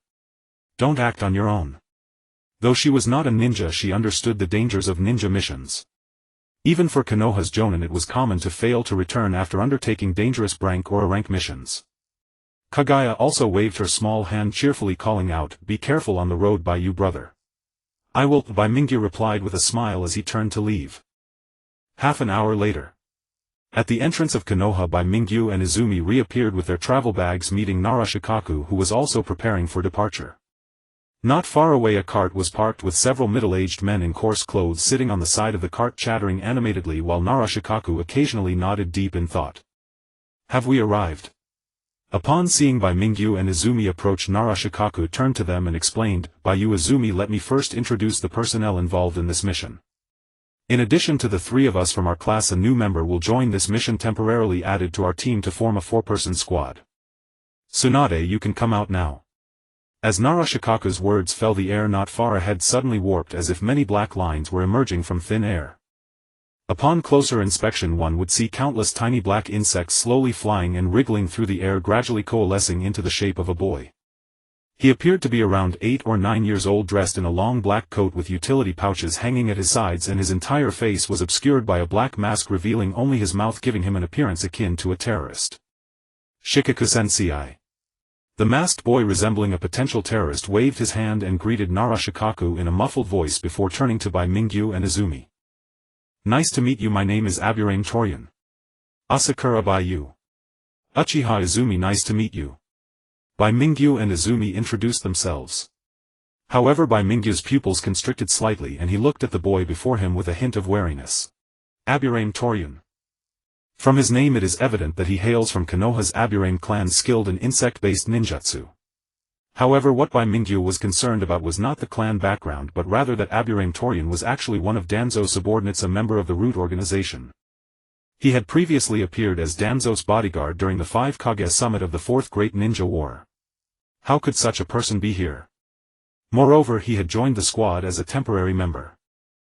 Based on considerations for rapid action and teamwork capabilities, when ninjas leave the village to execute missions, they are often organized into teams of 3 to 4, which is a common practice in the ninja world. Narashikaku only had Bai Mingyu and Izumi as his genin, so it was reasonable to temporarily withdraw a genin from elsewhere to fill the gap. However, the person being added was precisely one of Danzo's subordinates, which raised suspicions. Is it possible that this old man Danzo is trying to use the same tactic he employed to get Sai into Team 7? In the original story, after Sasuke's defection, Team 7 faced a shortage of personnel and also supplemented the new member Sai from Root. If so, is his target Uchiha Izumi or me? Bai Mingyu pondered silently. Meanwhile, Narashikaku continued, "Since this is your first meeting, you can gradually get to know each other on the road. Let me first explain the specific details of this mission. There are 2 mission objectives. The first is to escort these gentlemen safely back to their village. The second is to eliminate the mountain monster that has been troubling their village. If possible, either drive it away or kill it. The mission's initial assessment is rank, but due to a previous incident where a wandering ninja was hired to hunt it down and was killed by that monster, the difficulty may be elevated to rank depending on the situation. By you and Izumi, this is your first mission, so you must be cautious on the way. Report any unusual situations to me in a timely manner." Narashikaku spoke with great seriousness. Although Bai Mingyu and Izumi had shown sufficient talent during this time, they were still too young, and even in Konoha it was not uncommon for geniuses to meet untimely ends before fully developing. For the first mission outside the village, no amount of caution could be excessive. After reiterating his warning several times as Narashikaku issued the formal order to depart, the team began their journey out of Konoha. Heading north. Along the way they passed through several villages of varying sizes, and by the evening of the next day the team arrived at a village in the northern region of the Land of Fire. This was also the destination of this mission, the village that had issued the request to Konoha. The village was modest in size, home to only a few hundred households. Dense forests surrounded it, stretching into the distance as a lush verdant expanse occasionally pierced by flocks of unfamiliar birds soaring high across the sky. "Greetings, esteemed shinobi," said the village headman, a tall middle-aged man, as Bai Mingyu and his team met him inside a modest dwelling at the village's center. His name was Kana, the village headman. One of the middle-aged men who had previously traveled to Konoha to issue the mission was his younger brother. Though Kana spoke calmly, worry clouded his face. "I am the captain of this squad, Narashikaku." After brief pleasantries, Narashikaku cut straight to the matter. "We are already broadly familiar with the mission's outline, but we require as many precise details as possible from you, so we may resolve your predicament swiftly and effectively." He then posed several questions. Bai Mingyu, Izumi and Aburame Shino stood silently beside him, listening attentively. The task appeared straightforward, at least on the surface. It was classified as a simple rank assignment. Roughly 2 months prior, an unknown beast had wandered into the nearby mountains from elsewhere. Its temperament was ferociously savage, and nearly all who had glimpsed its true form were slain on the spot. According to the few villagers who narrowly escaped, it was a colossal creature, its deep brown hide harder than stone, its sheer bulk awe-inspiring. As for such claims, Bai Mingyu remained cautiously skeptical, though he could not say the same for others. Indeed, the world of shinobi teemed with formidable beasts, less exaggerated than the sea kings of other realms, yet still numerous, immense and fearsome. Some especially powerful species dwelled in remote uninhabited regions, forming clans and thriving in seclusion. A select few had been discovered by shinobi and bound through summoning contracts, thus becoming summoned beasts. Among these the 3 great sage lands stood supreme. In the original chronicles, Gamabunta of Mayaboku Mountain and Orochimaru's serpent companion Manda of Ryuchi Cave were titans rivaling even the Sea Kings, capable at will of reducing an entire village to rubble. Most other summoned beasts lacked such overwhelming might, but even so they far surpassed the strength of ordinary shinobi. Yet one fact remained undeniable. According to Headman Kaina's account, this creature appeared alone, making it highly unlikely to be a summoned beast. It was far more probable to be a solitary monstrous predator, massive in stature and savage in nature. To be frank, before your arrival our village pooled funds to hire several shinobi from outside. They agreed to mount a mountain expedition and eliminate the beast, but never returned. Only recently did we discover their corpses inside a cave high in the hills. The sight was unspeakably harrowing. 2 bodies were shattered beyond recognition, shattered into fragments too small to reassemble. Headman Kaina sighed deeply, his expression heavy with sorrow. Shinobi. Bai Mingyu's expression flickered with mild surprise. He exchanged a glance with Izumi and instinctively asked which nation did they hail from, and were they Chunin or Genin. That such shinobi had perished sounded alarming, yet context mattered. If they were merely Genin, their deaths would be tragically unsurprising. Genin fatalities remained alarmingly common. Chunin, however, demanded serious consideration. Jonin were out of the question. If this beast possessed the power to slay a Jonin, the mission would have been rated at least class, never assigned to a rookie squad like theirs. They were Ronin. Before Kaina could respond, Narashikaku interjected, for Ronin answered the call. 2 had passed the Chunin examinations held 3 years ago in the Land of Lightning. If the other 2 were Genin. Ronin were shinobi without allegiance to any hidden village. Frequent warfare among nations often led smaller states to collapse entirely.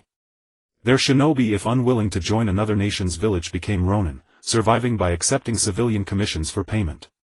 Their abilities varied widely, some formidable, others unremarkable. Yet having passed the Land of Lightning's rigorous Chunin exam suggested considerable skill. So at least 2 Chunin fell to this beast. Correct. Headman Kaina exhaled slowly, hesitating as his gaze shifted between Bai Mingyu Izumi and Aburame Shino.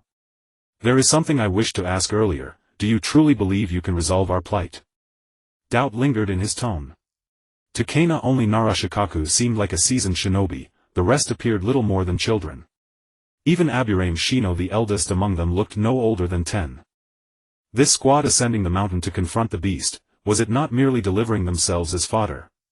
Sensing the unspoken skepticism, Shino remained impassive. Bai Mingyu offered a faint knowing smile, while Izumi bristled with quiet indignation. Sir, are you questioning our capabilities? Izumi furrowed her brow, speaking with measured patience. Though my comrade Bai and I appear young, we are certified shinobi in full standing, and Master Shikaku is an elite jonin of Konoha village. No matter how dire your predicament, united as one we shall overcome it. Isn't that right, Bai? Ah, yes. Bai Mingyu nodded, glancing sideways toward Aburame Shino. Izumi had inadvertently omitted Shino's name, not out of disregard but because his presence was so faint he seemed rooted to the floor like a silent post, uttering not a word beyond necessity. His black mask concealed most of his face, obscuring even eye contact, so much so that even Bai Mingyu often forgot he was there, mentally counting the squad as 3 instead of 4. That was rather awkward. Hadn't Yamanaka Ino's generation included a similarly overlooked Aburame Shino? With talent like his, the Aburame clan really missed their calling. Basketball would have suited them far better. Bai Mingyu murmured inwardly. At that moment Narashikaku turned toward them. Now, share your thoughts. Bai Izumi Shino, what are your strategies? Thoughts? What other thoughts can there be? Grab the weapons and charge up the mountain to confront it. Bai Mingyu looked at Quan, who was deep in thought for a while before slowly speaking. According to Uncle Kaina, the movement of this monster is not fixed, it roams the mountain. However, when it encounters someone it will launch a vicious attack. Perhaps we can use this to lure the monster out and then eliminate it. Narashikaku nodded gently. That's a good point, but we still need to devise a more detailed action plan. Bai, do you have anything to add? No, I think Quan's idea is excellent. As for Yunochigan. Never mind. Yunochigan remained expressionless and seemed detached from the conversation as if an outsider. The plan was quickly finalized. That evening after dinner at the village chief's house, Bai Mingyu and the others began to pack their things to head up the mountain. Although the monster was unpredictable, they could roughly infer its activity area from the locations where several villagers and wandering ninjas had fallen victim. Under the guidance of 2 strong hunters from the village, the 4 soon ascended the mountain and arrived in a forest. This should be the spot. Narashikaku surveyed the terrain around them and turned back to Bai Mingyu and the others, saying, "Chigan and I will scout the area nearby. Bai Yu Quan, you two start a fire, we will camp in this forest tonight." No one knew when the monster would appear. Camping in the forest while waiting was part of the plan.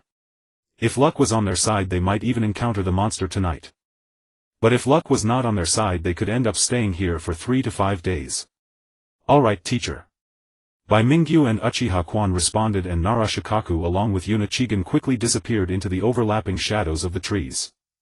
A campfire blazed in the clearing, the flickering flames licking the wood and crackling softly. Bai Mingyu and Quan began to set up their tent. Survival in the wild was a mandatory subject at the Ninja Academy. Bai Mingyu and Quan had scored well in this class, quickly erecting the tent and foraging some edible wild vegetables from around, washing them with their water pouches and putting them in a pot over the fire to cook. "Uncles, if you don't mind, come over to warm yourselves by the fire. We also have fresh vegetable soup, it will help ease your bodies." Bai Mingyu and Quan added more wood to the fire, watching the flames grow stronger, and called to the 2 hunters. The 2 exchanged glances before sitting down cross-legged. One of them pulled out some dried food and jerky from his pack and pushed it forward. "Little brother and this young lady, we also have some food here. It's all village-made jerky, it might not taste great but it will fill your stomach." "Thanks." Bai Mingyu took the jerky and shared a few pieces with Quan. It was a bit dry in texture, similar to cured meat. These hunters were just ordinary people. Though they had honed their skills by hunting in the deep mountains for years, they were still just regular villagers compared to others, and in the face of ferocious beasts they were no different from anyone else.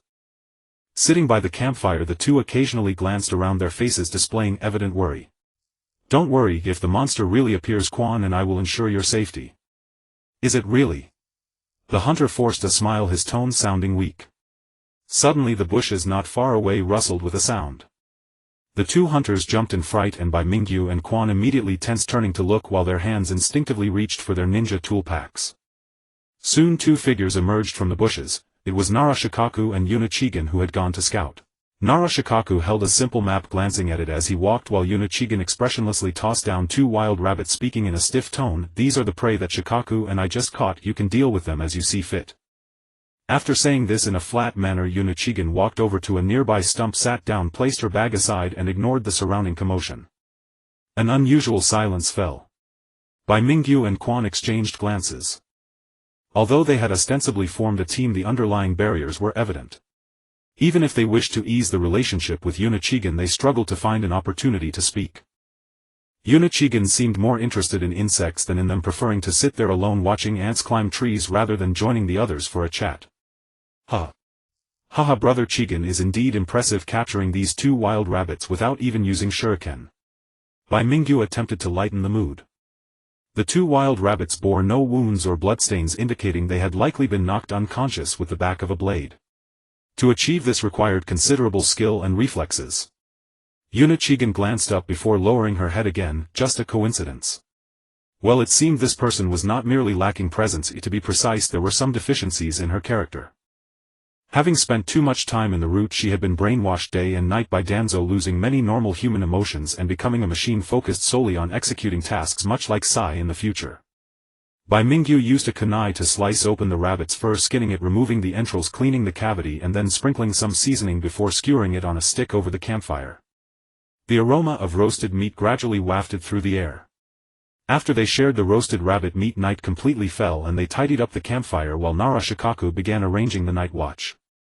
The 2 would be paired. Bai Mingyu and Yunachigan would watch during the first half of the night, then switch to Narashikaku and Quan for the second half.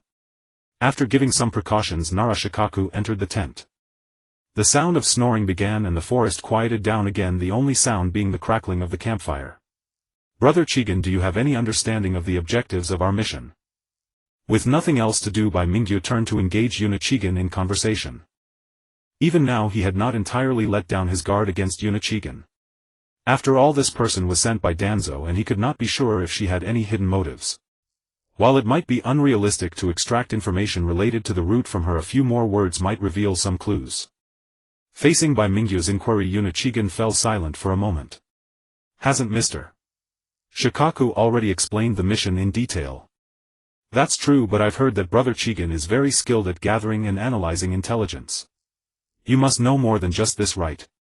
Yuna Chigan did not take the bait. Bai Mingyu shrugged, realizing that pressing further would yield no results, and wisely fell silent. Suddenly his ears perked up. He seemed to hear a sound and abruptly turned to look in a certain direction in the woods, just catching a glimpse of a faint light flashing through the bushes like a fleeting will-o'-the-wisp. That's... I'll go take a look. Yuna Chigan stood up, drawing her long knife from behind as she walked. You stay here. If anything seems off, immediately wake up Mr. Shikaku and the others. It was the first time Bai Mingyu had heard a complete sentence from her since joining the team. After saying that without waiting for Bai Mingyu's response, Yuna Chigan quickly walked away, distancing herself from the tent and the campfire. The forest was pitch black at night, so dark that one couldn't see their hand in front of their face. But for Yunfutugan this was nothing. The Yunf clan was renowned for controlling insects, possessing extremely keen perception. Especially at close range, their abilities were not inferior to the Byakugan of the Rishian clan. A mere darkness was nothing to them. Bai Mingyu also stood up by the campfire, his gaze closely following Yunfutugan's figure. Without activating his half-beast form, his eyesight was not much better than an ordinary person's. Fortunately, the forest clearing chosen as the campsite had an open view with no trees blocking the moonlight above. Even 100 meters away one could still vaguely see figures. Yunfutugan paused for a moment, spreading his arms as if releasing the insects bred within his body to scout the surroundings. After a moment he continued forward. This time he headed toward the direction of the previous noise. Suddenly a faint sound. The next moment a black shadow suddenly burst out from the bushes, rushing at Yunfutugan with a gust of wind. A pair of green eyes and a gaping maw stood out vividly in the night. It was a gray giant wolf, its mouth wide open, drooling saliva. Secret technique: phosphorus destroying bug. Yunfutugan was prepared and reacted very quickly. As the giant wolf pounced, he swiftly drew his long sword and swung it forcefully at the oncoming gray wolf, while simultaneously darting to the side to evade the wolf's claws. Accompanied by the sound of the blade cutting into flesh, a visible black substance rapidly traveled along the sword's edge into the giant wolf's body. Within just a second or two the gray wolf shuddered and convulsed before collapsing to the ground. A secret technique of the Yunf clan. To be precise, this ability, called the phosphorus destroying bug, was unique to Yunfutugan, an extremely special existence even within the insect-rearing Yunf clan. Inside his body resided a nanoscale venomous insect with deadly poison. Aside from Yunfutugan himself, who had antibodies to this toxin, anyone infected would rapidly die as their cells were destroyed. Moreover, this insect could only exist within living cells, reproducing by destroying them. Once the host died, the insects would also perish. All in all, a troublesome ability. Bai Mingyu narrowed his eyes, making a rapid judgment in his mind. Although Yunfutugan was currently an ally, it didn't mean he wouldn't become an enemy later. With his current strength, Bai Mingyu truly had no certainty of victory in a fight against him. Bang! The gray giant wolf fell. Yunfutugan seemed to breathe a sigh of relief, bending down to retrieve the venomous insects from its body. Suddenly, as if sensing something, he raised his head sharply, his expression changing. A few minutes later, rustling footsteps sounded again in the forest, but this time there were more than just one or two. As the noise grew clearer, pairs of green eyes appeared abruptly in the distance and near, converging from all directions around the forest like blue-green lanterns, chilling the heart. Faced with this situation, Yunfutugan, who was about to stand up, was stunned for a moment, then shouted loudly, "It's a wolf pack." It was clear that the wolves of this forest were gathering from all around. If it were just one or two lone wolves, the threat would be minimal and any genin graduate from the Ninja Academy could handle them. But a large pack of wolves attacking en masse was different. Under their fearless charge, their sharp claws and fangs could tear a ninja to shreds. Immediately Yunfutugan turned and ran. Bai Mingyu also hurriedly woke up Niliang Lugio and Quan from their sleep. Niliang Lugio reacted very quickly, perhaps he hadn't been asleep at all. As Bai Mingyu turned toward Quan's tent, he was already fully dressed and rushing out of his tent. He glanced in Yunfutugan's direction and understood the situation. "Bai, you take Quan and the villagers and retreat first. Tugan, stay with me to hold off these wolves." Before the words faded, Niliang Lugio flicked his wrist twice. Two sparks of fire flew out, which were actually two sharp kunai. With a whoosh they embedded themselves into a tree trunk over 10 meters high, trailing fire starters behind them. With a bang they burst into flames. Under the firelight a small area of the forest became as bright as day. Shadows emerged beneath the wolf's feet. Shadow imitation technique.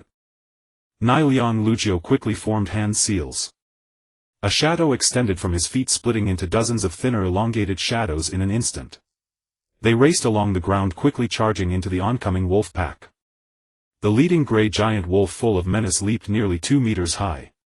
Just as it cleared a bush, its shadow connected with the elongated shadow. The next moment the gray wolf's movement stiffened, as if losing balance. It crashed down from midair, then staggered back up and stood still. The same happened to the other wolves. The wolf pack, which had been charging with unstoppable momentum, had more than half of its members restrained by Niliang Lugio within seconds. The remaining few that slipped through were met by Yun Thugen, who charged with his longsword, slashing and killing with foul blood splattering everywhere. Teacher Lugio is so strong. Yujibwa Quan hurriedly packed up and, together with Bai Mingyu, called the 2 hunters. As they were about to leave, she looked back and widened her eyes in surprise. Bai Mingyu, however, was calm. After all, he was an elite jonin of the Muyi village, and Niliang Lugio was also the clan leader of the Niliang clan. If he didn't have such skills, the secret techniques of the Niliang clan would be too weak. Taking advantage of the time bought by Niliang Lugio and Yun Thugen, Bai Mingyu and Quan led the 2 hunters and hurriedly retreated along the path. Suddenly, Bai Mingyu raised his head sharply, looking into the depths of the dense forest, a feeling of palpitation arising. This is roar. A dull roar, even from a great distance, carried a ferocious aura, as if the very earth trembled. In Bai Mingyu's mind he saw a bright white dot suddenly light up, approaching at tremendous speed. Silver treasure chest. The last silver treasure chest had yielded, Xiao Bai Shui. Now 3 months later the second silver treasure chest had finally appeared, but this time Bai Mingyu had a very bad feeling. Finally. With a loud crash, a massive tree several arm spans in circumference was snapped in half in the forest behind, slowly falling and raising a cloud of dust. Amid the dappled shadows and dust an unusually tall grayish figure gradually emerged. Bai Mingyu's pupils contracted. Niliang Lugio and Yun Thugen also changed color, their eyes showing shock. The thing looked like a humanoid monster, its features indistinct, but it was huge, standing over 2 meters tall. Its torso, as described by the villagers, was dark brown, covered in scaly gray hard substance with edges seeming to have countless hook-shaped barbs. As its limbs swung, nearby trees and rocks were sent flying, and the ground trembled again under the strain. Roar! This roar was like a thunderclap. The monster spread its arms wide and charged forward with rapid strides. Several gray wolves blocking its path were grabbed and hurled away like ragdolls, their bodies weighing hundreds of jin were flung far off, crashing into a thick tree trunk. When they slid down they had become nothing but a bloody pulpy mess. That's the monster, or one of the hunters recognized and shouted hoarsely. Even if he hadn't spoken, Bai Mingyu had already seen it. What else but the monster the villagers spoke of could crush a wolf into a pulp with a single slap? That was a fully grown giant wolf weighing hundreds of jin. Tossing it away was simple enough, but to smash it into a bloody paste required a force of well over 1,000 jin. Could this monster be called Godzilla? Nara Lugia's expression remained stern, as if he hadn't witnessed the monster's slaughter. His hands shifted through seals and another elongated shadow shot toward the monster's feet. Upon connecting with the monster's shadow, it transformed into a black hand that rapidly climbed up its body. Shadow strangulation technique. The monster's forward momentum slowed and it let out several extremely agitated roars, struggling fiercely as if to break free. Such strength. Nara Lugia's eyes revealed a deep solemnity. Although the shadow strangulation technique had been successfully cast, the force transmitted back through the shadow startled even him. Just then Yun Thugen dashed forward. With an emotionless expression he held his blade horizontally and leaped into the air as if poised to slice the monster in two. Careful! Fall back! Nara Lugio shouted. Yun Thugen paid no heed to him. Midair he gripped his sword with both hands and brought it down fiercely, the blade hissing as it cut through the air. The next moment another change occurred. The monster roared skyward, slamming its thick arms heavily onto the ground. The hard earth split apart, cracks extending all the way to Nara Lugia's feet. The shadow binding it wavered for a few moments. Seizing the opportunity, the monster wrenched its upper body free from the restraints and lunged upward, grabbing at Yun Thugen. Crack! Yun Thugen's blade, forged from fine steel, shattered under that grip.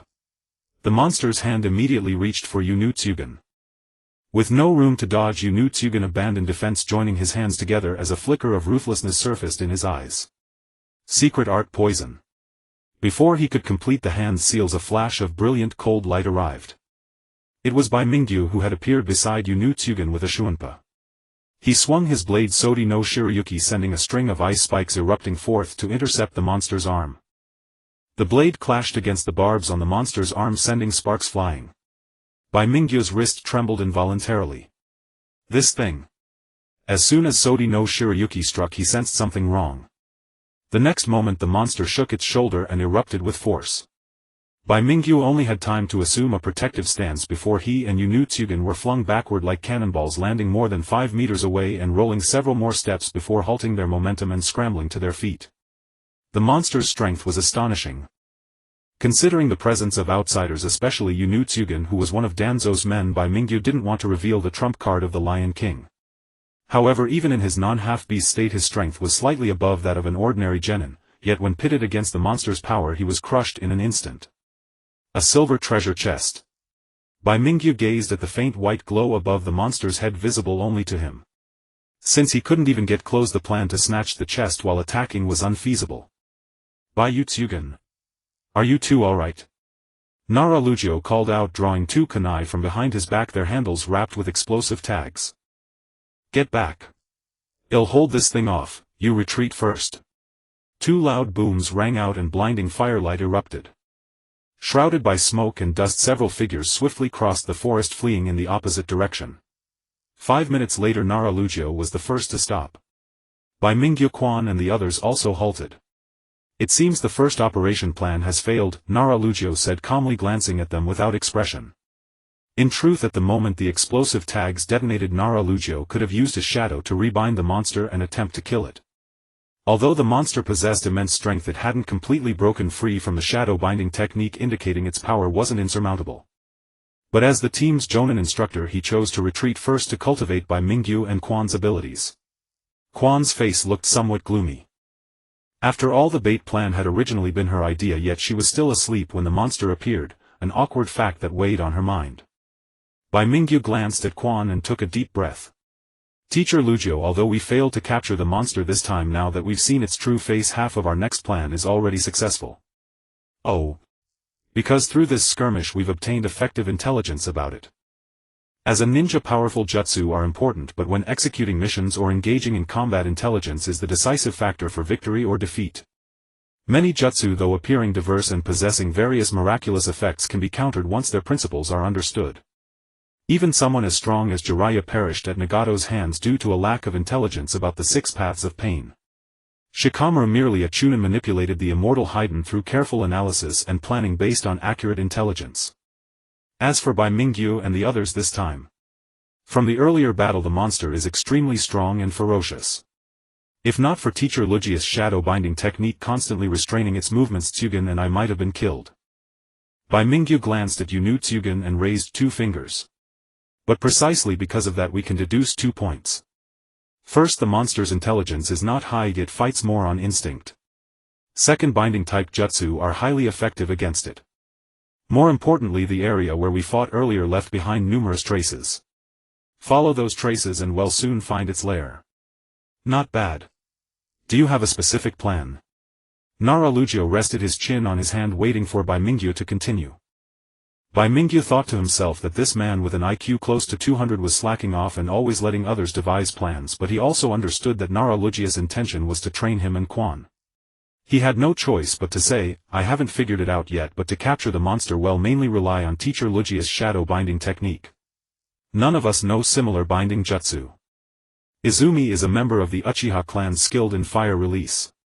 The oil girl's techniques are all related to poison insects. She excels at poisoning and killing, but her binding skills leave much to be desired. As for Bai Mingyu himself, theoretically the ice prison of Shweb can trap others, but Bai Mingyu still cannot perfectly control the thickness of the ice layer. Given the strength exhibited by the monster, it would likely shatter under just a few blows. Understood. Narashikaku nodded. Everyone is quite exhausted tonight. Let's return to the village to rest, and tomorrow during the day we will ascend the mountain and, as per Bai's plan, eliminate the monster in one fell swoop. Yes. Bai Mingyu and the others replied in unison, retracing their steps down the mountain. The reason they are not pursuing directly now is, as Narashikaku mentioned, after the brief and intense battle the group's stamina has been depleted, making it unsuitable to act again immediately. Moreover, the mountain forest at night is even more dangerous, likely to encounter other ferocious beasts that are active during the night. Additionally, Bai Mingyu's assumption that the monster lacks intelligence is one-sided. If this assumption proves incorrect, recklessly advancing could lead them into a trap. On the way back to the village, the oil girl walked at the back, her expression completely hidden behind a black mask. Bai Mingyu frequently turned back to glance behind him. His face showed no change, but he was secretly calculating something in his heart. It was night. Around 1 or 2 in the morning. The night was quiet, the time when people feel most fatigued during the day. The door of a farmhouse opened silently. The oil girl's figure flashed as she slipped out through the crack of the door, gently closing it behind her. After orienting herself, she quickly walked towards the outskirts of the village. A few minutes later, the door of the neighboring house also opened quietly. Bai Mingyu poked his head out, casting his gaze towards the direction the oil girl had just disappeared into, frowning slightly. What's going on? Is this guy also? He hadn't slept. The silver treasure chest atop the monster was truly tempting to him. After failing to seize it earlier, Bai Mingyu originally planned to attempt once more at night. In his half-beast form, his physical prowess would nearly double to around 50 points, making him unafraid even if he had to confront that monster heathen. Moreover, Bai Mingyu's goal was solely for the treasure chest. As long as he had the chance to get close, he didn't necessarily have to fight the monster with all his might. However, the appearance of the oil girl was unexpected. Could this guy also see the existence of the treasure chest? As this thought emerged, Bai Mingyu smiled and shook his head. The oil girl is from the root. All actions stem from the orders of the root, which means his current actions are tasks issued by Danzo. Because of the monster. Suddenly, Bai Mingyu vaguely thought of something, becoming uncertain. Watching as the oil girl's back completely vanished at the village entrance, he quickly left the room and stealthily pursued her along the wall. The mountain path was rugged. Considering that the oil clan's insects can sense movements in the surroundings, Bai Mingyu chose not to follow directly behind, but instead opted for another seldom trodden path. Activating his half-beast form, he moved through the forest like a leopard, soon arriving at the location where he had previously encountered the monster, crouching atop a tall treetop to look down. In the vertically slit eyes radiating a faint glow, everything around was clear, rendering the darkness non-existent. Those are the monster's footprints. Did they head in that direction? Taking a deep sniff, various scents flooded his nostrils. That's the scent of insects. Indeed, the oil girl has been here. It seems I need to hurry. If the oil girl tracks the monster's traces before him, regardless of whether she kills it or it escapes from her, the silver treasure chest will likely vanish along with it. Who knows when he would encounter a treasure chest of this caliber again? Bai Mingyu used both hands and feet, jumping between tree trunks, the dense foliage posing no obstacle to his advance. Minutes later, a cave appeared before him. The cave entrance was small and dark inside, with the howling wind echoing and producing ghastly sounds somewhat eerie to hear in the dead of night. Don't come over. I don't want to kill anymore. Don't come over. If you take another step, I'll kill you. Whoever you are, you must die. Bai Mingyu stepped into the cave, faintly hearing voices coming from deep within the cavern, as if someone was speaking. By the last utterance, it had transformed into an extremely heavy roar, seemingly carrying a chilling murderous intent, rushing out from the cave and ruffling Bai Mingyu's hair. Moreover, this voice sounded somewhat familiar, as if he had heard it not long ago. Why does it sound a bit like the monster's voice? The thought passed quickly. After taking a few more steps, the space before him suddenly opened up. Before Bai Mingyu appeared an extremely spacious area with uneven stone blocks, massive stalactites hanging down from the cave's ceiling, forming layers of sharp cones that fragmented the view into several frames. In one direction there was a gigantic cave, its entrance blocked by rows of sturdy stone pillars resembling a cage that isolated it from the outside. Inside the cave there was a figure. It seemed to be huddled in the innermost corner, appearing as a dark mass, trembling constantly. Don't come over. I already told you not to come. Hurry up and leave. Just as Bai Mingyu focused intently, that mass suddenly lunged. The figure seemed to transform entirely, its face contorted with brownish hard substances rapidly sprouting from its skin, forming a layer of armor that covered its body. Huge scythe-shaped hooks emerged from its arms, crashing violently against the stone pillars. The pillars, initially meant to contain him, each as thick as a bowl, were not easily destroyed even by a ninja. However, with this impact, spiderweb-like cracks appeared, spreading outward. The cave shook slightly and sand and dirt fell from above. On the other side of the stone pillars stood a person. Dressed in a long black coat, their face mostly obscured by a black mask. It was the oil girl who had arrived here first. At this moment the oil girl seemed completely oblivious to the violent commotion in front of her, expressionless as she turned her head to look towards Bai Mingyu. Since you have already come, there's no need to hide anymore. Bai Mingyu glanced beside him, a tiny flying insect buzzing past just a few centimeters from his left side, returning to the oil girl's shoulder and disappearing into her clothing. It seems you've discovered me long ago. The oil clan is renowned for their sensing abilities. The insects they raise scatter around almost undetectable to the naked eye, yet can conceal themselves and accurately discern the enemy's physical characteristics and chakra nature. Presumably the oil girl had released the insects within her body before entering the cave, scattering them throughout the passage. Thus, no matter how cautious Bai Mingyu was, he was already discovered the moment he entered. Yonan Kyujin's eyes flickered as he asked, "Are you alone?" Bai Mingyu was momentarily taken aback, then chuckled, "What else? You don't think teacher Narariku and Izumi came along, do you? That's good." After finishing his words, Yonan Kyujin shifted his stance to face Bai Mingyu directly, his gloved hands moving slightly as a swarm of black insects emerged from his body, buzzing and flapping in the air. Bai Mingyu narrowed his eyes, asking, "What do you mean?" "My mission requires absolute secrecy. It cannot be known by any unrelated personnel. Since you've discovered it, I suppose I must keep you here. Only the dead can keep secrets." Yonan Kyujin spoke in a very calm tone, as if he were discussing something trivial, yet his actions revealed that he was not joking. Bai Mingyu's mind raced. In that brief moment he faintly captured a glimmer of insight. Although Bai Mingyu's intention was to obtain the silver treasure chest, Yonan Kyujin was unaware of this. His current stance to attack was merely to eliminate potential witnesses, preventing Bai Mingyu from divulging what he had seen and causing trouble for himself and those behind him. In other words, Yonan Kyujin was indeed sent by Danzo, and his mission objective was completely different from the others in the squad. The target was related to this beast. Thus, without knowledge of the treasure chest system, Yonan Kyujin naturally assumed that Bai Mingyu's actions in coming here were due to suspicion and tracking him, though it was uncertain whether this suspicion stemmed from Bai Mingyu alone or from their team leader Narariku, which is why he had asked that question earlier. After confirming that Narariku did not know about this matter, Yonan Kyujin harbored murderous intent towards Bai Mingyu. To eliminate witnesses. With this thought, Bai Mingyu closed his mouth, swallowing back his words. Just as Yonan Kyujin did not wish for anyone to know the mission assigned to him by Danzo, Bai Mingyu equally did not want the existence of the treasure chest system to be known by outsiders. Thus, maintaining this misunderstanding was the wisest course of action. However, right now, "Brother Kyujin, are you sure you want to face me at this moment?" Yonan Kyujin did not respond, but the aura of killing intent around him grew stronger. At that moment a chilling aura erupted, spreading outwards in all directions, creating faint whirlpools in the air. It was the beast. At this moment its appearance changed once again compared to before, with more hardened substances growing from its body. What should have been its wrists gradually transformed into beastly claws, and special structures resembling exhaust pipes sprouted from its sides, spewing blue flames behind. Suddenly the beast crashed violently against a stone pillar. After only a few seconds of struggle, several pillars broke apart and the beast roared as it charged out of the cave, throwing a punch at the nearest Yonan Kyujin. Boom! Dust and stones flew everywhere. That punch shattered Yonan Kyujin's body along with the ground beneath him, with cracks extending 6 meters away. "Kill!" the beast roared. Suddenly Yonan Kyujin's corpse disintegrated, scattering into countless black insects that rapidly burrowed into the ground. As for Yonan Kyujin himself, he quietly appeared on the rock wall several meters away, crouched vertically with hands and feet, his face slightly pale. "That speed was too fast, I almost got killed." He had used his insect clone.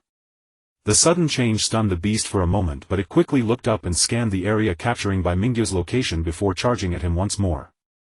Kill. This state. The beast's speed was astonishingly fast.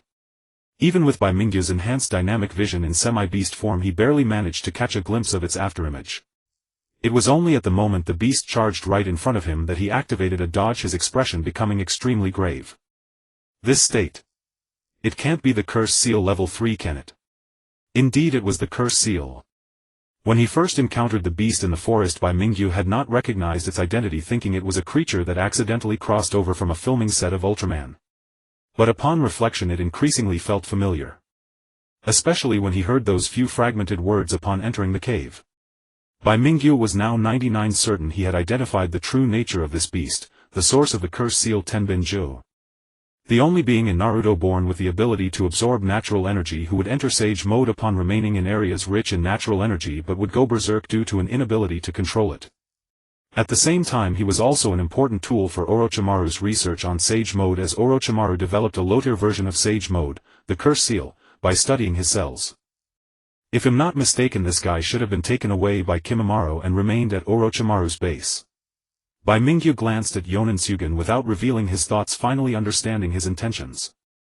Danzo must have discovered Ju's existence before Orochimaru. No, he should have only gotten some clues, otherwise he wouldn't have only sent Yonen Sugen alone to capture him, which carries a high risk of failure. Did this subplot occur in the original work? Bai Mingyu had no recollection. It was possible that Danzo had indeed done this but underestimated Ju's strength when enraged, leading to his escape. After hiding for several years he was defeated and taken away by Kimimaro, sent by Orochimaru. But this is not the time for speculating about hidden plots. Ju had completely gone berserk, his entire body trapped in a state above curse seal level 2. In terms of both strength and speed he was far stronger than when he appeared in the forest. Bai Mingyu dodged a few times but was pressured close by him, having to raise his sway by Shui to defend. Ju raised his clawed hands and struck against the blade, producing a sound like metal clashing. Secret technique, poison dust technique. Yonen Sugen prepared to strike again. With several hand seals completed he gathered a mass of purple-black poisonous insects between his hands, then blew it out in one breath, enveloping a large area around them in toxic dust. This guy. Bai Mingyu noticed the range affected by the poisonous dust, trembling in fear. Yonen Kyujin's move was clearly intended to kill both him and Ju. In dire straits, Bai Mingyu could no longer care about Ju's attacks. He waved his hand and Sui Bai Shui traced an arc in front of him, then trembled lightly.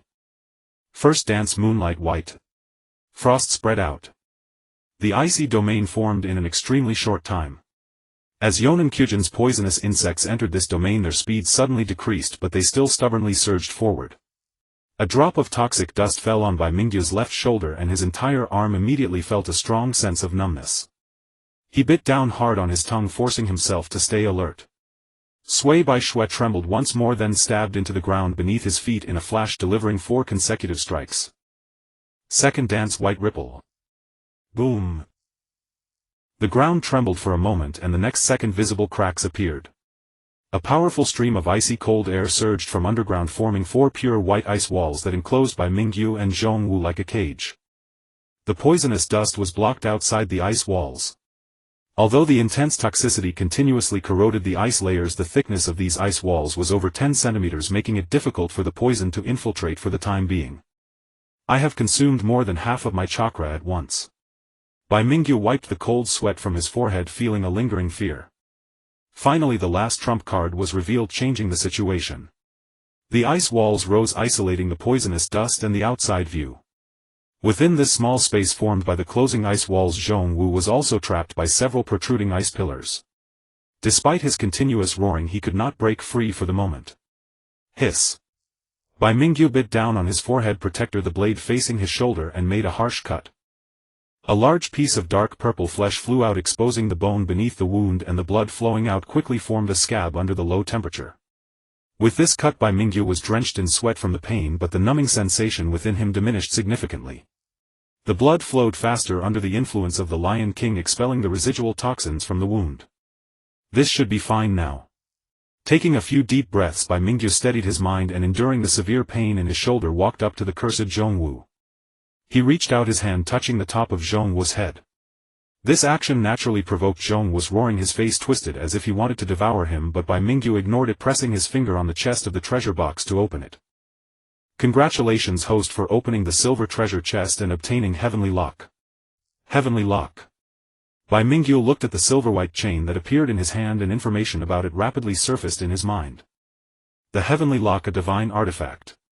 The original owner was Enkidu, a divine being from the Sumerian myth who once used this lock to capture the heavenly bull that plunged the land into 7 years of famine. Its characteristic is regulation against divinity. The higher the divinity of the captured, the greater the hardness of the chain, making it increasingly difficult to break free. Conversely, for those without divinity, it is merely a strong chain. After quickly reading through the information, Bai Mingyu glanced at Zhongwu in front of him, feeling a subtle sensation. A divine artifact. Is this referring to the death god summoned by the Shiki Fuin? Or does it mean the sage in sage mode or even the sage state and the tailed beasts formed by chakra gathering? Do they all count as having divinity? If it is the former, then the heavenly lock has little use, at most it can be used to lift the seal of Shiki Fuin. But if sage mode also falls within the scope of the heavenly lock's effects, then the value of this chain becomes immeasurable. Theoretically, even the sage of 6 paths and Kagaya Otsutsuki could be locked by it. Only theoretically. Just because it is hard to break free does not mean it is impossible, and with a power level like that of the sage of 6 paths, they likely wouldn't even have the chance to throw the chain before being annihilated. Let's try it on you first. Bai Mingyu grabbed one end of the chain, raising his hand, and the heavenly lock unfolded like a snake, striking in midair, then wrapping tightly around Zhongwu's body. Zhongwu roared furiously, his limbs straining as he attempted to break free, a powerful force continuously surging from within him, causing visible cracks to form on the ice pillars holding him. However, the heavenly lock did not budge. Moreover, as Zhongwu's struggles grew more intense, the heavenly lock gradually emitted a thin layer of pale golden light, as if it possessed some magical power. When Zhongwu's cursed body came into contact with it, it was as if ice and snow met sunlight, the characteristics of his cursed form visibly retreating at a rapid pace. It really works. Bai Mingyu's heart trembled. Soon the grey hard substances on Zhongwu's body returned to his body, and his violent aura gradually stabilized, transforming back into his original human form, resembling a teenager with orange hair. You. Zhongwu stared blankly at Bai Mingyu as if he had no awareness of the change in his body, his face showing deep surprise. In his memory, this was the first time someone could suppress him during his rampage. Even the shadow binding technique cast by Nara Shikaku, an elite jonin from Konoha, could not achieve this. With this chain, you can go now. Bai Mingyu suddenly smiled, pulling back his wrist as the hard heavenly lock fell from Zhongwu, wrapping it around his right arm. At the same time, the surrounding ice walls began to crack with a crunching sound, and as Bai Mingyu sheathed his sword, they started to melt into water. You won't kill me. Zhongwu still stared at him in shock, unable to comprehend. Why would I want to kill you? I'm not one of Danzo's people. Bai Mingyu glanced at the oil girl Shirayuki outside the ice wall, taking a breath. Hurry up and leave, find a deserted place to live well. Your cursed powers won't frequently erupt as long as you don't stay in an area rich in natural energy. Finding a remote place to live is much better than being captured and turned into an experiment. How do you know this? Zhongwu was taken aback. Although he possessed this special physique, many secrets were unclear even to him, yet now they were being revealed by a stranger. Go. Bai Mingyu had no time for further conversation, grabbing Zhongwu by the collar and forcefully throwing him outside the cave. After doing all this, he turned back. At this moment the ice walls were almost completely melted. 10 meters away, Shirayuki was watching him with a grave expression, one hand gripping a long knife while the other was covered by a cluster of dark purple poisonous insects. Why did you let him go? It's not something I can explain to someone like you. Bai Mingyu's gaze was cold. Letting Zhongwu go was the only option. With the ice walls built by Shueishubai and the addition of the heavenly lock as a divine tool, Bai Mingyu thought it wouldn't be difficult to capture Zhongwu, which would also allow him to successfully complete this mission. But what happens after capturing Zhongwu? Once it's discovered that the monster's true form is human and that this human possesses a physique capable of absorbing natural energy, it was evident that it would attract Konoha's attention. If only the third Hokage learned of this, it would still be manageable. But there's also Danzo. Once this guy got involved, it was likely he would conduct various secret experiments under the guise of research, and when the secrets of the cursed marks were revealed, the consequences would be unimaginable. It was hard to imagine what would happen to Konoha if Danzo and Root possessed cursed marks. Thus, to prevent such a situation, Bai Mingyu had no choice but to let Zhongwu go. Although this decision carried many risks, it was still better than letting Danzo obtain him. You probably want to kill me even more now, right? Bai Mingyu looked at Shirayuki holding Shueishubai in front of him. It's fine, I won't let you have your way. Shirayuki frowned. A large number of dark purple poisonous insects erupted from his body, coalescing into poisonous mist behind him, and a more intense battle was about to begin. At that moment, hurried footsteps suddenly echoed from outside the cave.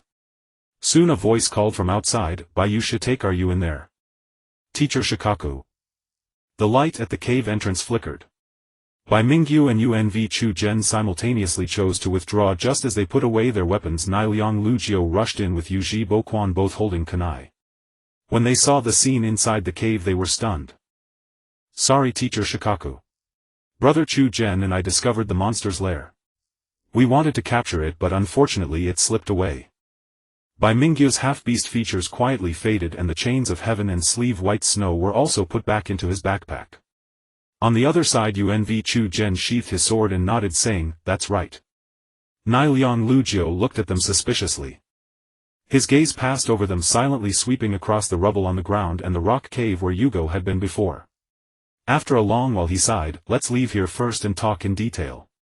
Back in the village Niliang Lujio closed the door and scolded Bai Mingyu and Unv Chu Zhen. Regardless they had acted without reporting to the team leader and also allowed the monster to escape. Whether as the team's leader or as the supervising jonin for Bai Mingyu and Quan, Niliang Lujio could not evade responsibility. Quan shrank into a corner not daring to speak. Bai Mingyu and Unv Chu Zhen listened obediently. After scolding for a while Niliang Lujio stopped, when you return each of you write a 5,000-word self-criticism letter and hand it to me. If there is a next time I will consider proposing to Lord Hokage to temporarily suspend your mission opportunities. Yes. Bai Mingyu agreed promptly.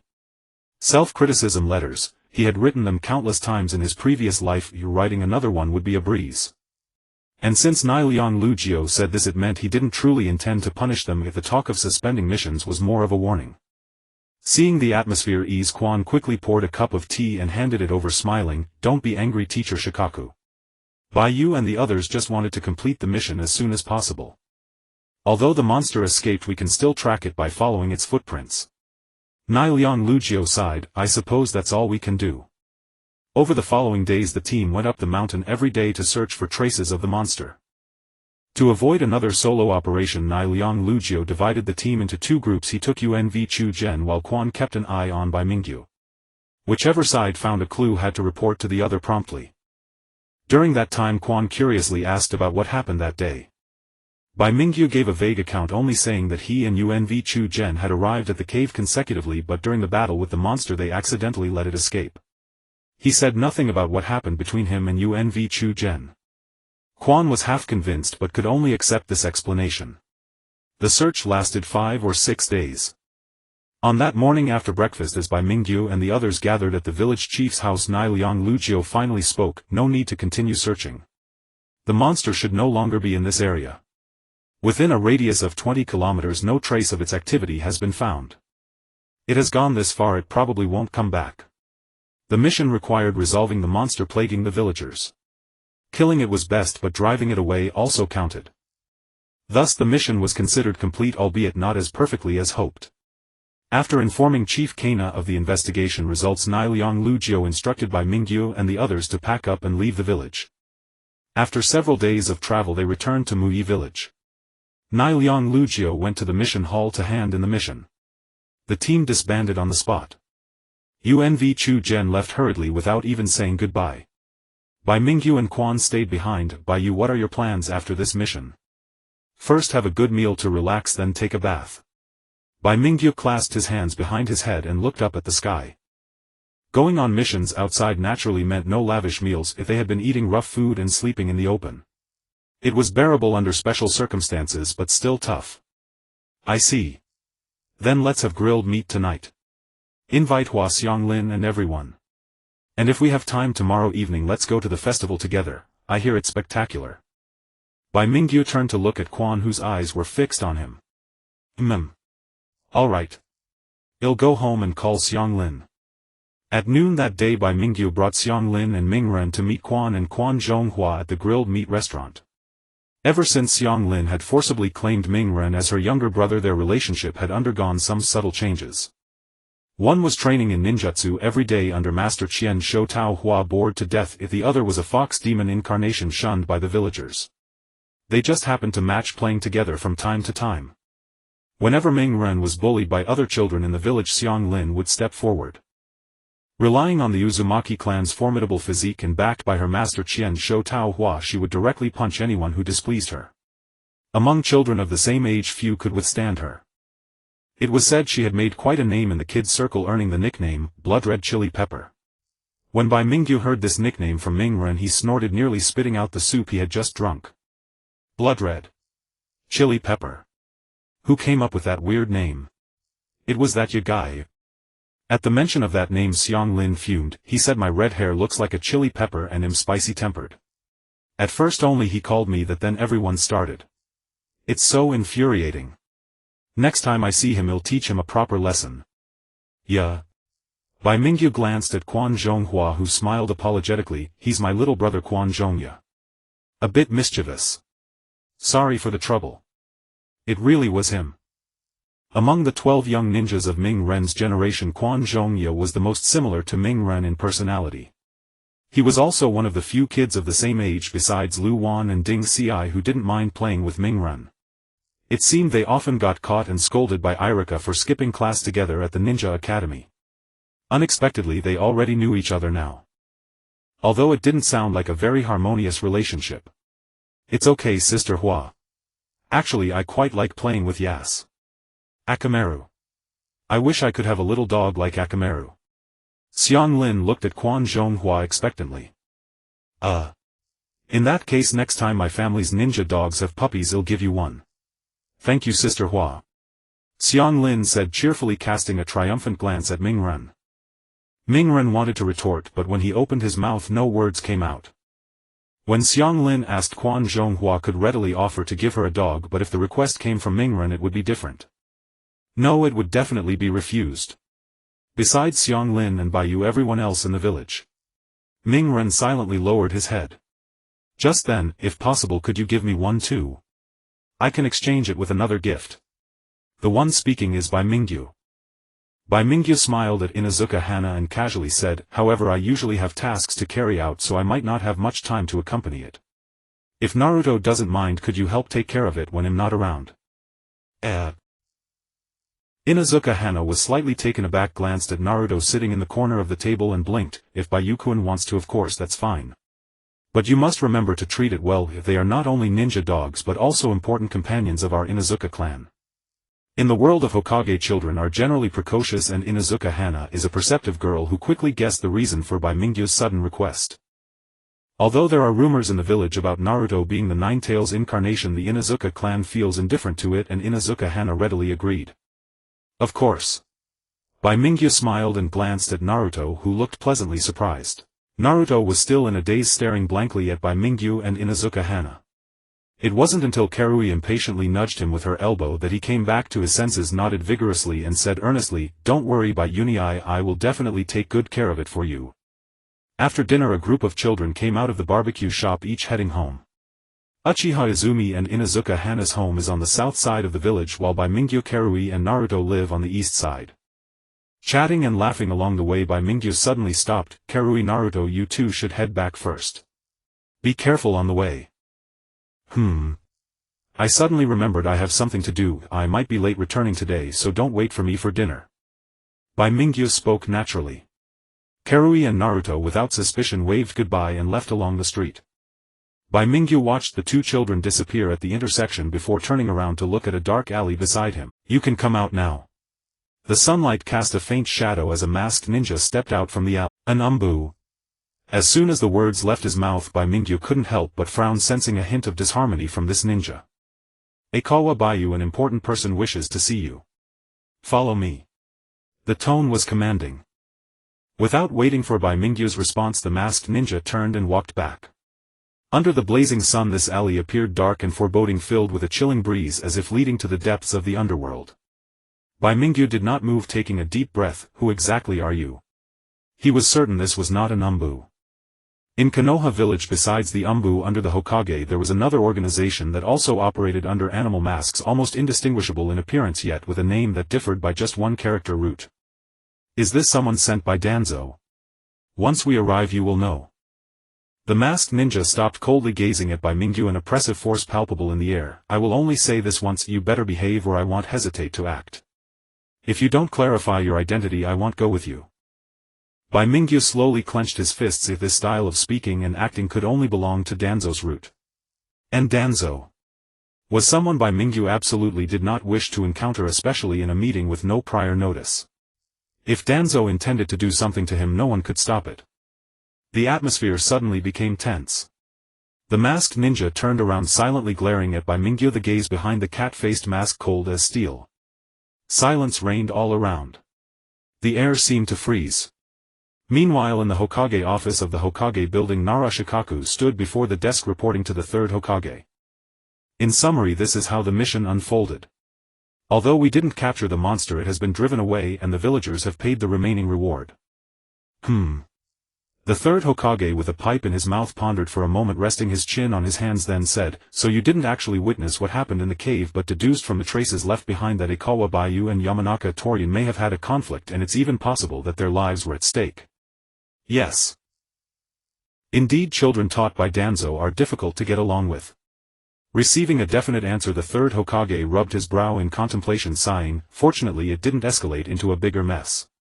Let's leave it at that for now. I will find time to discuss the situation with Danzo." "Shikaku, what do you think of Ikawa Baiyu and Uchiha Izumi?" "What do you mean?" "In terms of their abilities as ninjas and their loyalty to Konoha." Narashikaku pondered for a moment and said, "From my personal assessment of the two, both children are very outstanding. Their aptitude for ninjutsu can be classified as genius level. Although they are not on par with Uchiha Itachi from over a year ago, they surpass most children of their age. Their performance as ninjas is also excellent. Their ability to gather intelligence, analyze and develop strategies demonstrated in this mission exceeds that of ordinary genin, completely unlike children who just graduated from the Ninja Academy. As for loyalty, the future is hard to predict, but at least now both of them are qualified Konoha ninjas. As Konoha's strategist, Narashikaku possesses a unique perspective and credibility in his assessments." The third Hokage nodded, opened the right-hand drawer, pulled out a letter, flipped it over and presented it to Narashikaku. "The reason I called you here today is to discuss this matter." Narashikaku glanced down at the envelope and his expression suddenly changed. An invitation to the Chunin exam. The Chunin exam is held twice a year, most of the time organized by a single ninja village, selecting outstanding newcomers from the village through layers of tests, granting them the title of Chunin. This method provides a continuous influx of fresh blood for the ninja village and is the most common form of the Chunin exam. However, every few years there will be a large-scale joint exam. Led by one or several of the 5 great nations, ninja villages. Invitations are sent to other countries which accept and send teams to participate in the exam. The latter type of Chunin exam is vast, with participants from various ninja villages where competition is even fiercer. It not only competes in individual strength but also showcases the military power of the respective ninja villages, serving as a stage for the great nations to vie for supremacy. If a ninja from a certain village stands out, that village can also receive more missions, thereby gaining an economic advantage. The last joint Chunin exam was held 3 years ago in the Land of Lightning. And now, the 4th Mizukichi Yagura. This letter actually came from Kirigakure. Narashikaku's pupils contracted slightly as he looked at the signature at the end of the envelope, his heart filled with shock. The Hidden Mist Village has not communicated with the outside world for many years. The title within the Blood Fog is not given without reason. Long before the Third Great Ninja War, the Hidden Mist Village was notorious for its chaos, with one of the most significant aspects being their graduation assessment system for ninjas. The ninja school system was initiated by the second Hokage and implemented by Konoha village, subsequently imitated by other ninja villages across various nations, including the Land of Water. However, the graduation assessment system of the Hidden Mist Village is unlike that of any other ninja village. They throw all graduating ninjas into an arena and let them kill each other. The victor is deemed qualified while the defeated are killed. This bloody advancement method cultivates a group of bloodthirsty maniacs. 8 years ago, a Hidden Mist ninja student single-handedly killed all his peers during the graduation exam, earning the title of Demon Man. The news shocked the nations. Since then, the graduation assessment system of the Hidden Mist Village has been modified, but the changes were only slight. Fundamentally it remains the same. And now they have actually taken the initiative to send out invitations to various nations. Decline at Lord Hokage. Narashikaku pondered for a moment and said earnestly, "The situation of the Hidden Mist Village is well known. Many adult ninjas even consciously avoid it during missions.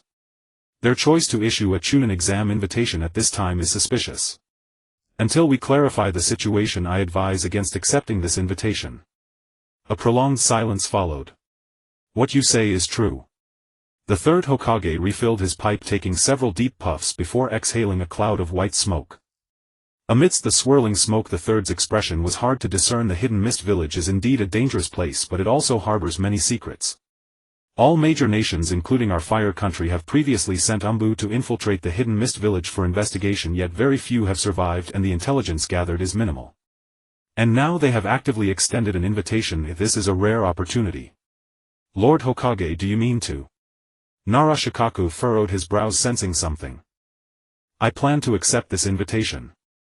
After a brief silence, the third Hokage spoke in a deep voice. The purpose of the hidden mist village issuing this invitation, whether it is a trap or has ulterior motives, is ultimately a chance for us to enter the hidden mist village under legitimate pretenses to gather intelligence.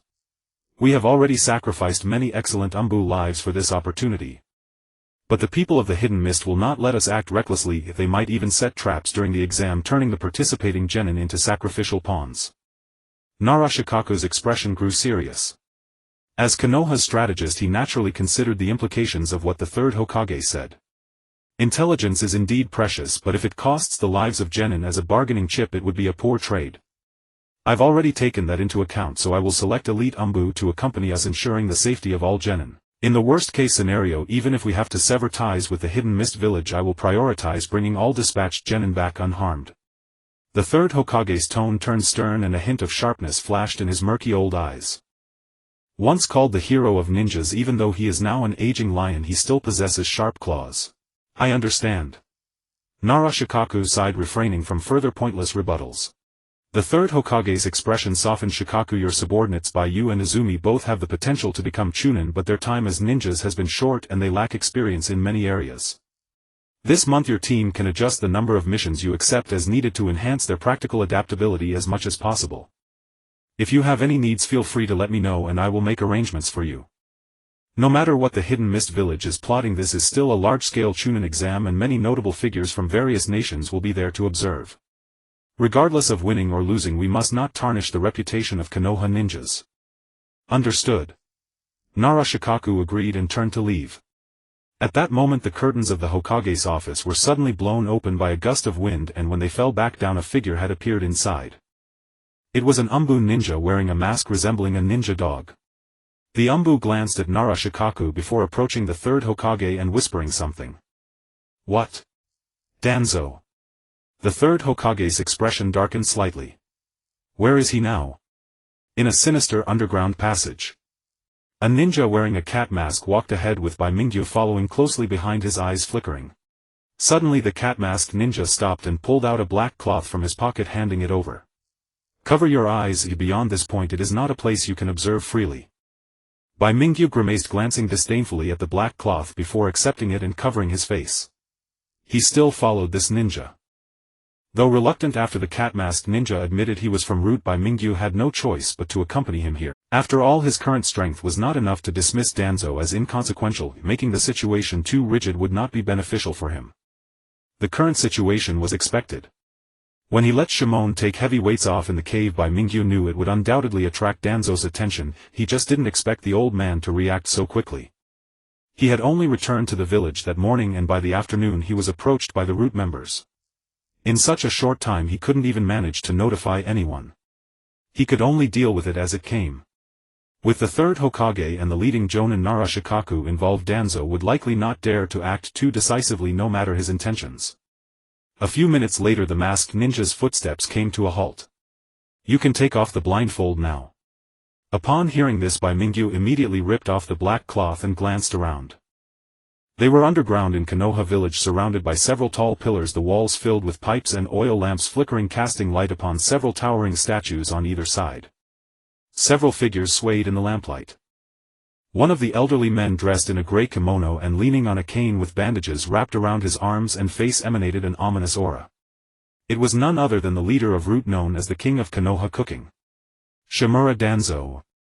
Upon seeing this person, Bai Mingyu's pupils constricted. Danzo is a character with significant weight among the Hokage. His history is illustrious, a direct disciple of the second Hokage, a close friend of the third Hokage, and the one who single-handedly established the secret underground organization Root within Konoha village. Root is nominally a branch of the Umbu, but in reality only Danzo himself can command the members of Root. Moreover, even the orders of the Hokage hold no sway over them. The Root Division did not train conventional shinobi but rather emotionless killing machines, beings stripped of individual sentiment, retaining only the singular function of executing orders. Root shinobi have no names nor do they possess emotions. If they have no past nor any future, only missions dwell within their hearts. These two maxims revered by Root operatives as absolute guiding principles reveal the very nature of the organization. Lord Danzo Asakawa Shiroha has been brought before you. The Root shinobi who had escorted Shiroha stepped forward and knelt on one knee with solemn reverence. Very well. You may withdraw. Danzo gave a slight impassive nod, his uncovered eye fixed upon Shiroha, its gaze sharp with quiet scrutiny. So, you are the child known as Asakawa Shiroha? Yes. May I ask Lord Danzo what purpose brings me here?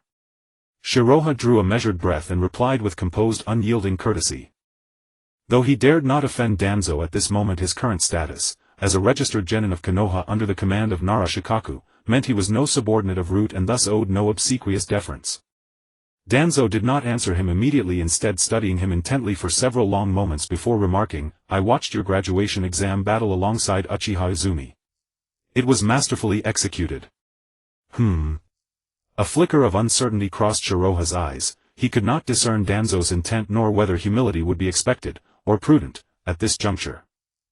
Danzo regarded him coolly and continued, for an outsider to achieve such prowess in merely half a year is truly astonishing. Moreover, according to my intelligence, beyond the water and lightning release techniques you displayed during that exam, you also bear the ice release Kekkei Genkai of the Shirayuki clan, and another far more extraordinary ability. When activated, it alters your entire physical form, not only your features and stature but even doubling your chakra reserves. Am I correct? Shiroha's heart sank instantly. So, it had indeed been exposed. Inside the cave, the four ice walls had concealed his use of the heavenly chain to subdue Shikaku and force him out of Cursed Seal Level 2, a sight unseen by Aburame Torian, for which he was quietly grateful. Yet his partial beast transformation, Torian had witnessed it firsthand. Whether infiltrating the cavern or battling the rampaging Shikaku, had he not entered that state, Shiroha would surely have perished beneath the fury of Cursed Seal Level 2. To others perhaps a plausible excuse might suffice, but Torian. His insects perceive chakra with uncanny precision. If the twofold surge in chakra volume and physical attributes during beast transformation could never evade detection. And then there were the lion-like ears and claws, features utterly inexplicable by any known Kekkei Genkai. Had the moment of reckoning arrived? Shiroha's thoughts raced. Within a heartbeat he had already braced himself for the gravest possibility. Yet before he could act, two Root shinobi standing behind Danzo sensed the shift in tension. They stepped forward in unison, shielding their lord, eyes locked on Shiroha's subtlest facial shifts, voices sharp with warning, Lord Danzo, beware. Shiroha's palms clenched tight.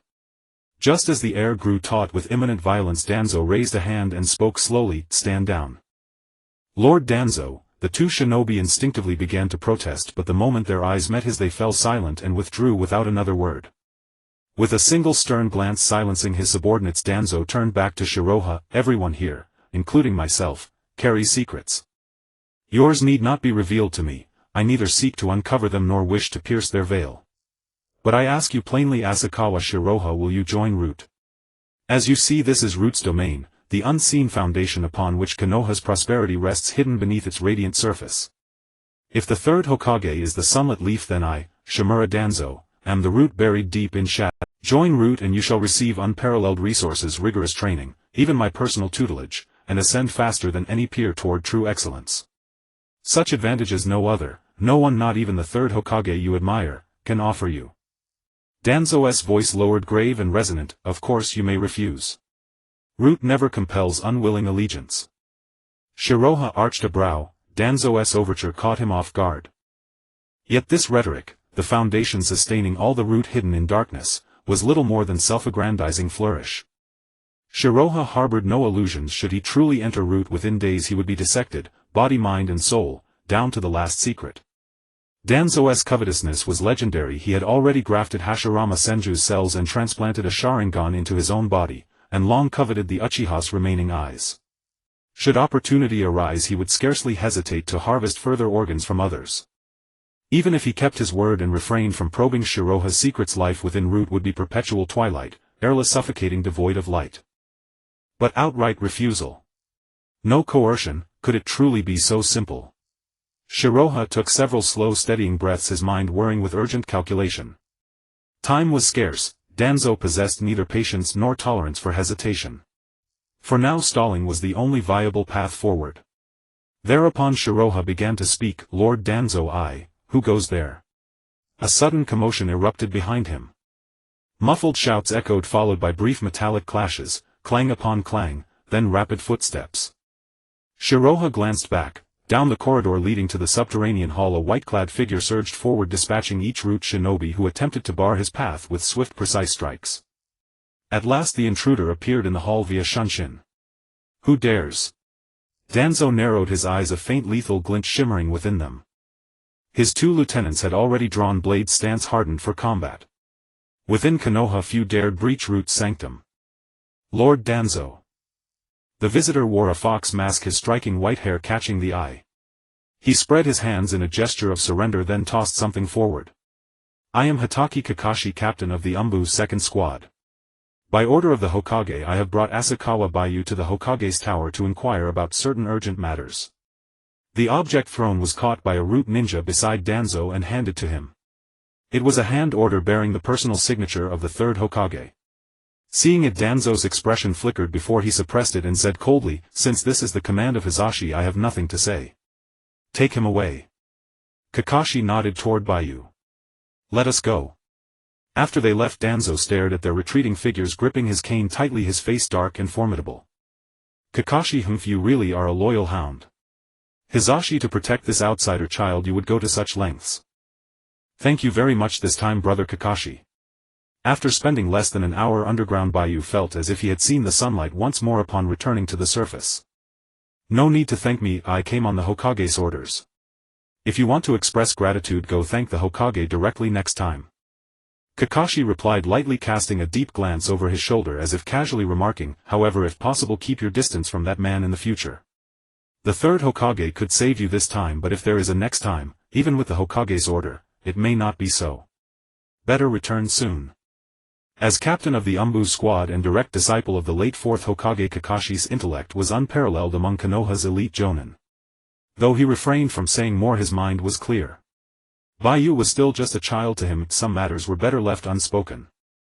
Without giving Baiyu a chance to reply, Kakashi formed a hand seal with his right hand and vanished with a body flicker technique.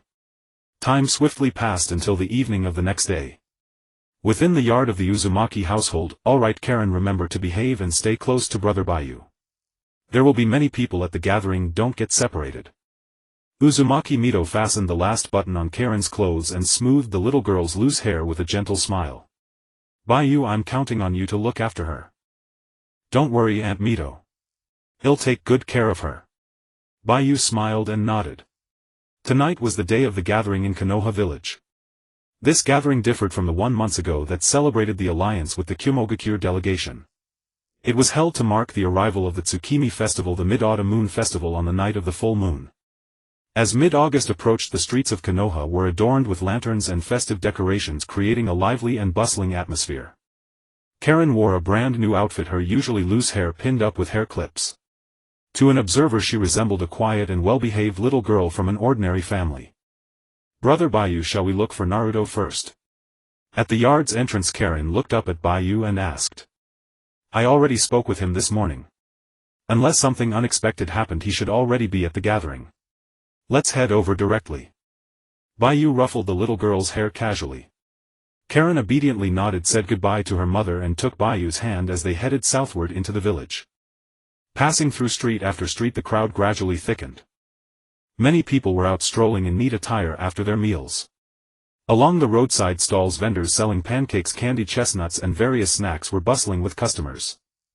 This scene reminded Baiyu of the temple fairs from his past life. Although the locations differed, the nature of the events was quite similar. "Brother Baiyu, these masks are so beautiful." Karen held Baiyu's left hand while nibbling on a stick of candied hawthorn. Her gaze was suddenly drawn to a nearby stall. "Such a keen-eye little lady. These masks are made from the latest materials, durable and sturdy. Since you like them so much, why don't you let this young man buy a few for you?" The stall owner smiled warmly. Baiyu turned to look. The masks displayed were dazzling and varied, mostly animal faces in vivid colors, truly captivating for children. This one and this one. Baiyu handed over a silver note and took the masks, then casually gave one red patterned fox mask to Karen. Put it on, your eyes have been fixed on it. Since becoming a ninja, Baiyu earned rewards for missions and sometimes silver from black iron treasure chests. Though not rich enough for a house or car, buying a few masks was easy. Thank you, brother Baiyu. Karen excitedly fiddled with the mask, unable to part with it. Suddenly Baiyu's gaze passed over the stall and caught sight of two familiar figures across the street. A tall adult and a small child. The adult wore a gray kimono, had a square face, and held the hand of a 4 or 5-year-old boy. Their shared feature was their pale whitish pupils, clearly members of the Hyuga clan. Hyuga Hizashi. Baiyu recognized them immediately. Hyuga Hizashi and Hyuga Hayashi were twin brothers, nearly identical in appearance. Baiyu recognized them instantly because of the boy Hizashi was holding, the 5-year-old Hyuga Niji. Brother Baiyu, who are you looking at? Karen shook Baiyu's arm, curious. Oh, just looking at Naruto's brother-in-law. What? Karen was utterly confused. Brother-in-law? What on earth was that? Just then Hyuga Hizashi noticed Baiyu paused briefly and then hurried over with Niji. So it's brother Baiyu. What a coincidence to meet again. Is this your sister? Sort of. Her name is Uzumaki Karen. Uzumaki. Hearing that distinctive surname, Hizashi immediately understood Karen's identity. He looked at her deeply before turning back. Brother Baiyu, thank you again for saving my brother's daughter last time. I haven't had the chance to properly thank you. If you don't mind, please visit my home sometime. By the way, this is my son Hyuga Niji. He's a bit younger than you and will be old enough to take the Ninja Academy entrance exam next year. Niji, go call him brother. So it's Niji. Bai Mingyu looked at the little boy before him with a hint of curiosity. The Hyuga clan's traditional long black hair reaching the back, a chubby round face and an innocent expression, completely different from the Niji who would later always speak of fate. Hearing his father's instruction, Niji bowed politely and greeted. By the way Baiyu, I heard you've already graduated from the Ninja Academy. Truly remarkable for one so young. Hizashi Hyuga said with a look of admiration. The last time I saw someone graduate from the academy at your age was probably that child from the Uchiha clan a couple of years ago. You mean Itachi? Yes, that's the name. I see you've heard of him too. I heard that child is a genius rarely seen in a decade, already an excellent ninja at such a young age, and recently caught the eye of Lord Danzo. I believe in time you will grow to become a ninja no less than him. Bai Mingyu remained silent. Bai Mingyu didn't speak. Danzo. Bai Mingyu didn't know Itachi's exact situation, but Hizashi's speculation was accurate. He had already caught that man's attention. Although their first meeting was interrupted by Kakashi's sudden arrival, given Danzo's nature he wouldn't give up so easily. Next time, as Kakashi had said before leaving, not even the third Hokage's personal intervention might save him. At that point Bai Mingyu would face only two options: join the route or die. Time was running out for him. Setting aside Danzo as a cage-level powerhouse of the Leaf Village's upper echelons, unless Bai Mingyu could now unleash the Bankai of Sode no Shirayuki, he stood no chance against him. The gap was too vast. Even among the ordinary route operatives, many were elite Chunin or even Jonin-level experts. To protect himself against them he would need at least the strength of the current Kakashi. After this mission outside the village I should get a few days off. I'll use that time to train hard. I've barely practiced the Rankyaku and Jeppo I acquired last time. Bai Mingyu made up his mind. Bayukin. A crisp voice came from not far away. Uchiha Izumi, holding a bag of freshly bought tricolor dango, hurried over. Bayukin, Karen, I just bought these from the dango shop, try some. Oh, Lord Hizashi is here too. Were you discussing someone just now? I thought I heard Itachikin's name. Nothing much, just casual talk. Really? Izumi looked at Bai Mingyu doubtfully, then suddenly slapped her forehead. Oh right, I almost forgot to tell you, I saw Shikaku-sensei at the tavern earlier. He said we need to be at training ground 6 early tomorrow. Might be something important to announce. Don't be late. Tomorrow. Got it. After a few more pleasantries Hizashi Hyuga left with Ni. Under Izumi's guidance Bai Mingyu and Karen wandered through the gathering, picking up a few trinkets along the way. By the time they emerged from the other side, each wore a mask on their head and held some snack like okonomiyaki or tricolor dango, while Karen had several small bells tied with red string around her wrists. That area over there. Bai Mingyu stood at the market exit looking ahead. Across a somewhat desolate stretch lit by only a few street lamps on the far side of the street, another bustling scene unfolded. Voices could be heard as if another gathering was taking place. Oh, past this street is our Uchiha clan's compound. Since our clan members all live together, we hold our own gathering. By Yukin and Karen. If you want to take a look over there, I can guide you. Uchiha Izumi bit her lip softly. The Uchiha clan compound was not officially off-limits to outsiders. At least on the surface. Except for the central area near the clan's high-ranking residences and the assembly hall, all other streets were open for leaf villagers to walk freely. But walking down streets where every face you saw belonged to the Uchiha clan made outsiders feel somewhat uneasy, as if everywhere they went people stared at them with strange looks, a constant prickling sensation at their backs. And Bai Mingyu felt that sensation now. He remembered that in the original story, in the 2 years before the Uchiha clan's massacre, the tension between the clan and the entire village became so severe that any outsider entering would be secretly monitored by the military police force. Compared to that time, the current situation was relatively relaxed. Inside the Uchiha compound. In front of an okonomiyaki shop. Wait, Bai Yukin, there's a great okonomiyaki shop here. Let me buy some for you to try. Izumi called out quickly, walking to a shop on the right. Uncle Tezuka, do you still have okonomiyaki? 2 packs please. While Izumi bought the okonomiyaki, Bai Mingyu held Karen's hand and looked around from the roadside. The street was crowded and lively. The only difference from the previous market was that on this street everyone's clothes bore the Uchiha clan crest, the shape of a fan. Suddenly a voice came from the dessert shop diagonally across. Brother, didn't you promise to practice shuriken with me? Sorry Sasuke, next time. I'll definitely practice with you next time. As he spoke, a black-haired boy of about 9 or 10 years old pushed aside the curtain, a faint smile on his face. Behind him a little boy in blue clothes tugged at the hem of his garment, puffing out his cheeks in a sulk, looking displeased. When Bai Mingyu saw the two, his pupils dilated and a name came to his lips: Itachi. An. Sasuke. Uchiha Izumi, who had just turned around, stared at the two in surprise. They also noticed her and after a slight pause said, Izumi, what a coincidence. You're here alone. No, I'm with Bai Yukin and Karen. Uchiha Izumi glanced back at Bai Mingyu and Karen. Let me introduce you, this is Itachi, my good friend, and his younger brother Uchiha Sasuke. Itachi, this is Asakawa Bayu, my teammate, and his sister Karen. Teammate? Izumi, did you also apply for early graduation? Itachi caught the detail. Izumi nodded. Yes, 2 months ago. Bai Yukin and I barely passed the graduation exam. But compared to you, Itachi, we're still far behind. I am Uchiha Itachi. Nice to meet you. Itachi raised a hand in greeting to Bai Mingyu, then said, Sorry, I have something urgent to attend to. I can't stay. Sasuke asked Izumi to take you home later. I might be very late. With another apologetic smile, Itachi vanished using the body flicker technique. Sasuke, who had been clutching his brother's clothes, found his hand empty. He pouted angrily, turning his head aside.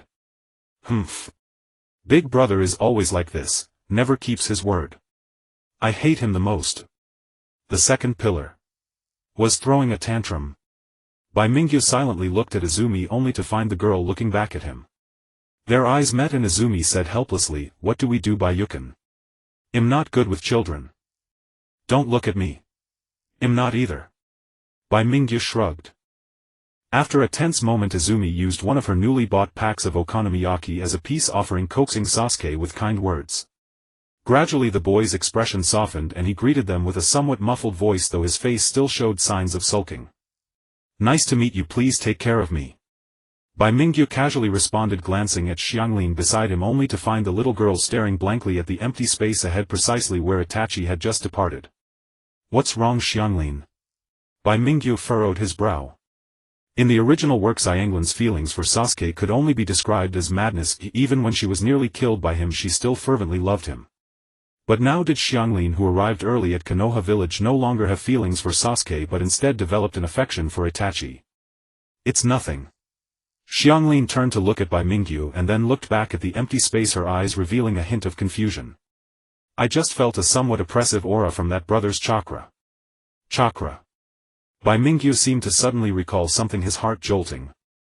She mentioned chakra. Chakra in theory is a combination of mental energy and physical energy, invisible and intangible like air. Except for the bloodline limits of Byakugan and Sharingan that can perceive its flow, only certain perceptive ninjutsu can sense its presence. However, neither of those techniques nor perceptive ninjutsu are something a 4 or 5-year-old girl could learn. Unless... Has she already awakened the Kagura Shingon? The Kagura Shingon is one of the unique abilities of the Uzumaki clan, capable of both tracking and detecting enemies with a greater range than Byakugan. In the original work, the adult Xianglin could sense chakra anomalies within a radius of several dozen kilometers using this technique, even pinpointing the detailed location, movement and physical characteristics of specific chakra. It is one of the rare large-range perceptive ninjutsu. Of course, the current Xianglin would not possess such abilities, but under the training of Senju Momoka she has already refined chakra. Perhaps she has awakened a hint of the Kagura Shingan's prototype. The oppressive feeling. Does it refer to the Sharingan? Bai Mingyu gazed silently in the direction Itachi had left. That evening the grand gathering continued late into the night. However, this had nothing to do with Bai Mingyu. Not long after encountering Itachi and Sasuke, Bai Mingyu parted ways with Izumi on the streets of the Uchiha residence, taking Xianglin back home. He woke up the next morning. The next day Bai Mingyu got up early to wash up and eat, hurriedly stuffing kunai and other tools into his ninja tool pouch before fastening it to his waist. Every ninja has their own tool pouch to store commonly used tools, and the tools used by ninjas are generally quite similar, mostly consisting of kunai, shuriken and senbon.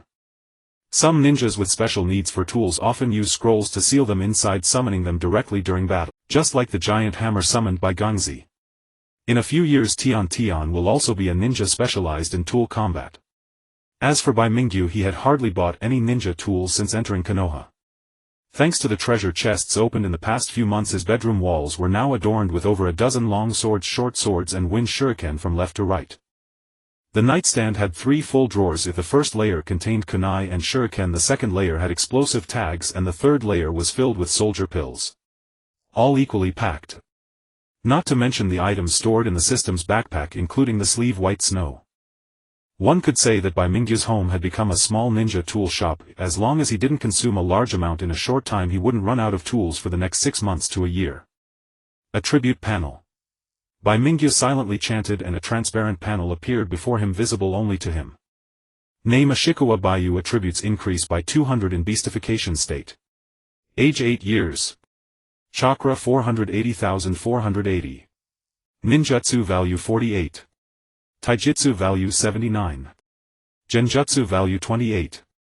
Skills: Shuriken throwing technique LV 827952800, introductory sword technique LV 73200, Navy 6 style Soru LV 5700, fire palm LV 4 55800, Navy 6 styles Tekai LV 4 74800, Navy 6 styles Jeppo LV 800, Navy 6 styles Rankyaku LV 8900.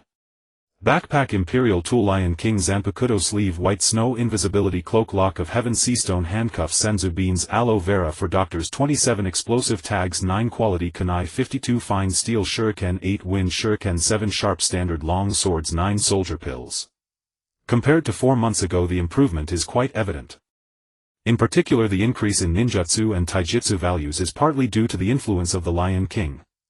Although the Lion King does not directly affect ninjutsu, the enhancement of physical constitution also accompanies an increase in overall chakra amount, and under equal conditions the amount of chakra is proportional to the level of ninjutsu. Moreover, Soru and Tekai from the 6 styles have already reached a proficient level.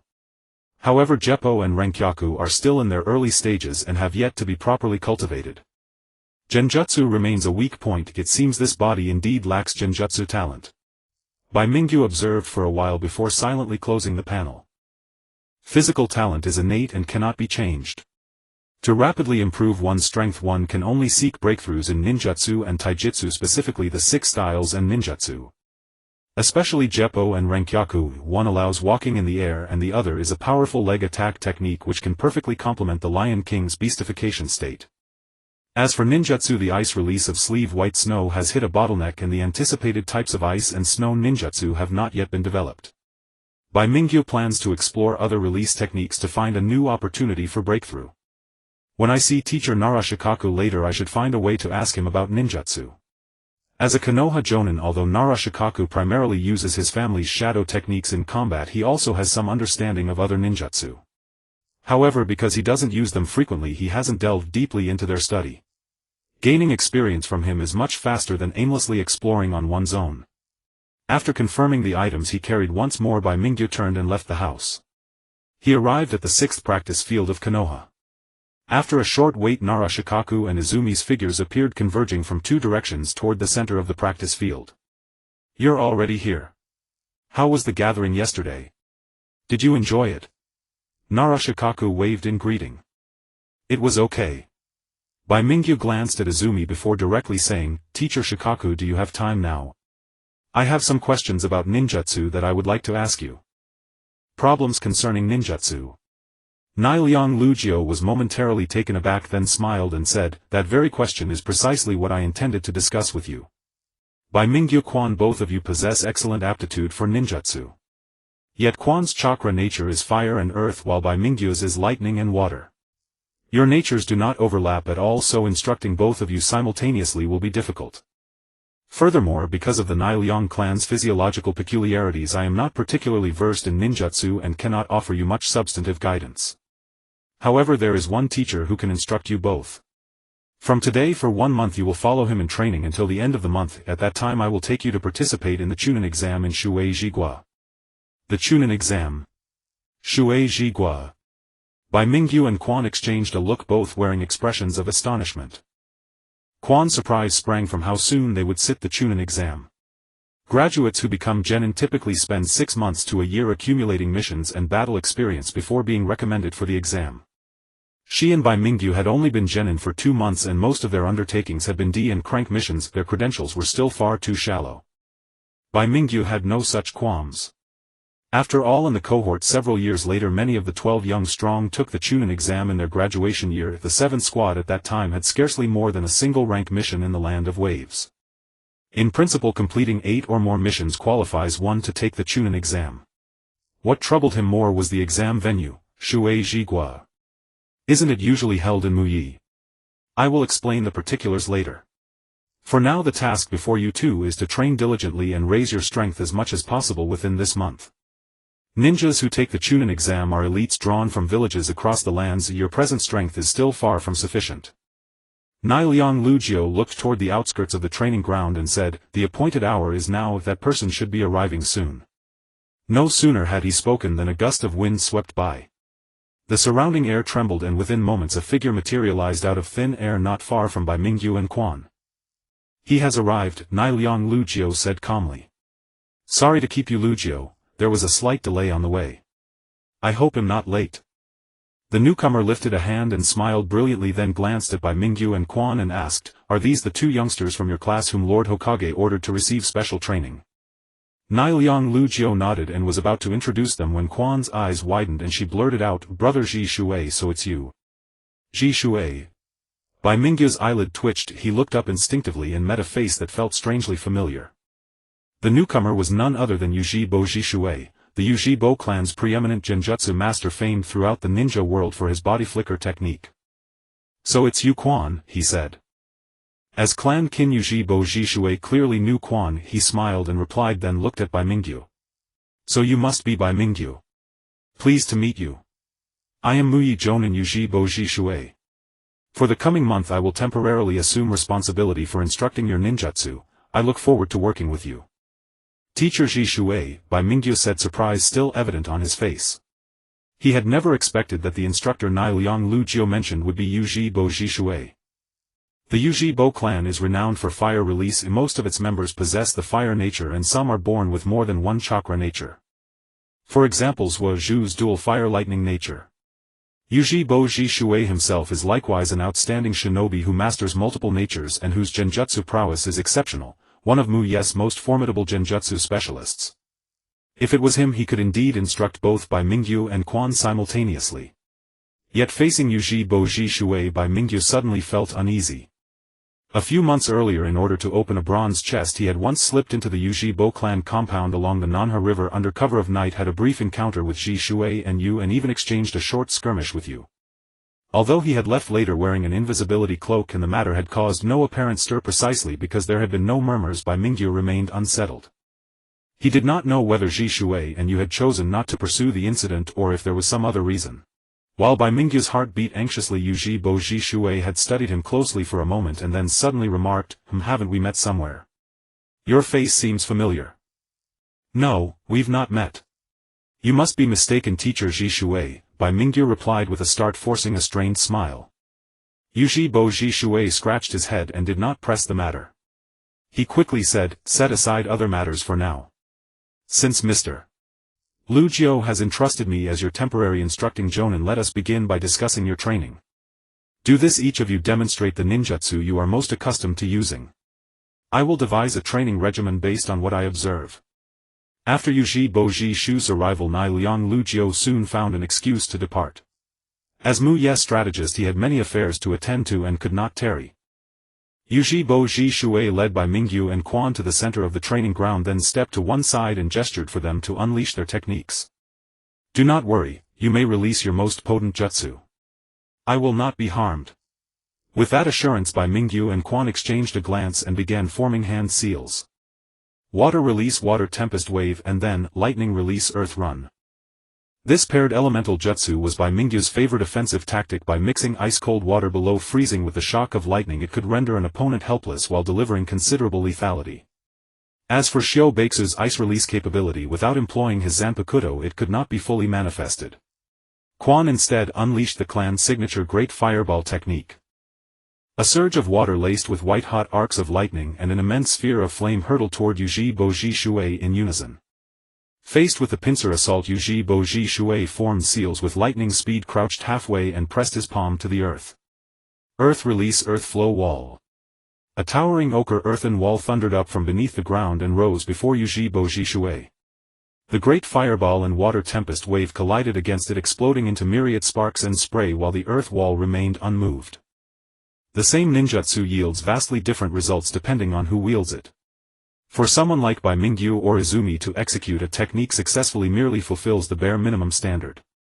To precisely regulate chakra flow, wasting not a single iota of energy, and thereby maximize the technique's effect, that is the hallmark of a true master.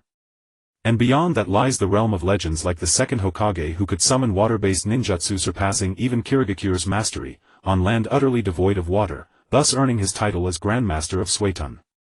Uchiha Shirsui's mastery of ninjutsu far surpassed that of Bai Mingyu and Izumi.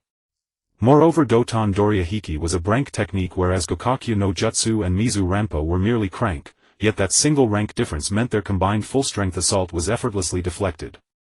Behind the earthen wall, Shirsui remained unscathed. This level of offensive power.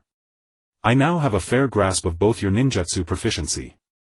Uchiha Shirsui lightly leapt onto the top of the earthen wall and crouched there, gazing down with quiet amusement. Are you ready? From now on I'll conduct targeted training for you both, so be prepared. Enduring hardship is non-negotiable. Bai Mingyu and Izumi soon learned precisely what Shirsui meant by enduring hardship. His training regimen was unforgiving. For instance, releasing the same ninjutsu repeatedly, without pause, within a strict time limit until chakra was fully depleted, all while ensuring each execution retained identical intensity. Or maintaining chakra at an artificially low baseline, then refining it continuously, even as one evaded Shirsui's kunai strikes. Each exercise was meticulously designed to exhaust their limits, to push them to the very edge of endurance, and thereby sharpen their command over chakra. This intensity dwarfed earlier drills like tree climbing or water walking. Shirsui also incorporated rigorous taijutsu and weapon handling exercises to hone their close combat prowess. During midday breaks he imparted foundational knowledge on tracking and infiltration. By sunset, when the last amber light bled from the sky, Bai Mingyu and Izumi lay sprawled on the ground, limbs leaden, breath ragged, too spent even to lift a finger. Shirsui stood beside a wooden post, idly twirling a kunai in his fingers, his smile warm and reassuring. After all, it's only the first day, perhaps the intensity feels overwhelming now. But this regimen was calibrated precisely to your current capabilities. Adaptation will come swiftly. Is that so? Bai Mingyu's chest heaved violently as he gulped air in great shuddering breaths. Izumi caught her breath for a moment then, deeming it undignified for a girl to lie flat on the ground, pushed herself upright with trembling arms. Brother Shisui, did you train this way when you were our age? Well, more or less. When I was your age my training was slightly more demanding. He gestured with 2 fingers held barely apart. Indeed, no genius ever rose without sweat, sacrifice and relentless toil. Kakashi scaled cliffs alone as a student at the academy. Itachi trained relentlessly with shadow clones to perfect his kunai skills, and now Shisui, behind every prodigy lies an ocean of unseen labor. By the way, Baiyu, Lord Yamanaka and the Hokage both mentioned you possess an ice-release Kekkei Genkai. Might you demonstrate it for me? Uchiha Shisui suddenly asked. Huh? Caught entirely off guard by Mingyu froze, then his pupils contracted sharply. Ice release. Of course, he had been summoned by the third Hokage and Narashikaku specifically to mentor them. Shisui must have thoroughly reviewed their dossiers, including Bai Mingyu's fabricated bloodline ties to Kirigakure's Hyuga clan, and his confirmed possession of the ice-release Kekkei Genkai. Moreover, months ago, during their covert infiltration of the southern river, Shisui and Itachi had witnessed firsthand Bai Mingyu unleashing Shiraname's first dance Moon White with Senbon Sakura. So why now this sudden question? Did it mean his identity had already been uncovered? Bai Mingyu glanced nervously at Shisui, who wore a gentle affable smile, as if the query were casual, effortless. Well, perhaps this request seems abrupt, but as your temporary Jonin instructor I must gain thorough insight into your abilities to guide your growth effectively. To be frank, I've clashed with shinobi from Kirigakure before. I know they wield ice release as a Kekkei Genkai, so your unique affinity naturally piqued my curiosity. If I've overstepped, please forgive me. Was it truly abrupt? Given Shisui's official role, the request was perfectly reasonable, yet Bai Mingyu knew nothing of his true intent and his heart raced with unease. Could it be? Shisui uncovered my identity long ago, kept silent until now, and intends to settle accounts. His thoughts spiraled. With great effort he sat up and drew several deep steadying breaths. Slowly he unzipped and discarded his weighted vest, rising to stand clad only in his undershirt. The 30-kilogram vest hit the grass with a soft thud, the turf sinking slightly beneath its weight. Izumi and Shisui both flinched imperceptibly. Izumi's reaction was muted. She'd long known of his habit of training under such burdens, though she still bristled at how he matched her intensity even while weighed down. Shisui's eyes narrowed. Though he couldn't gauge the exact mass of iron inside the vest, its sheer heft was unmistakable. So you held back during training? His expression hardened. He stepped forward twice, drew his Anbu katana from its sheath at his back and said, voice calm yet resolute, let me personally test the extent of your ice release, only then can I discern your weaknesses with precision. Bai Mingyu met Shisui's gaze silently, his mind racing, searching desperately for alternatives. Refusal was impossible. Even if he pleaded exhaustion to defer the demonstration, Shisui would serve as their temporary Jonin instructor for an entire month. Senbon Sakura would inevitably surface. There was no escape. Yet revealing this ability carried risks. How much did Shisui truly know?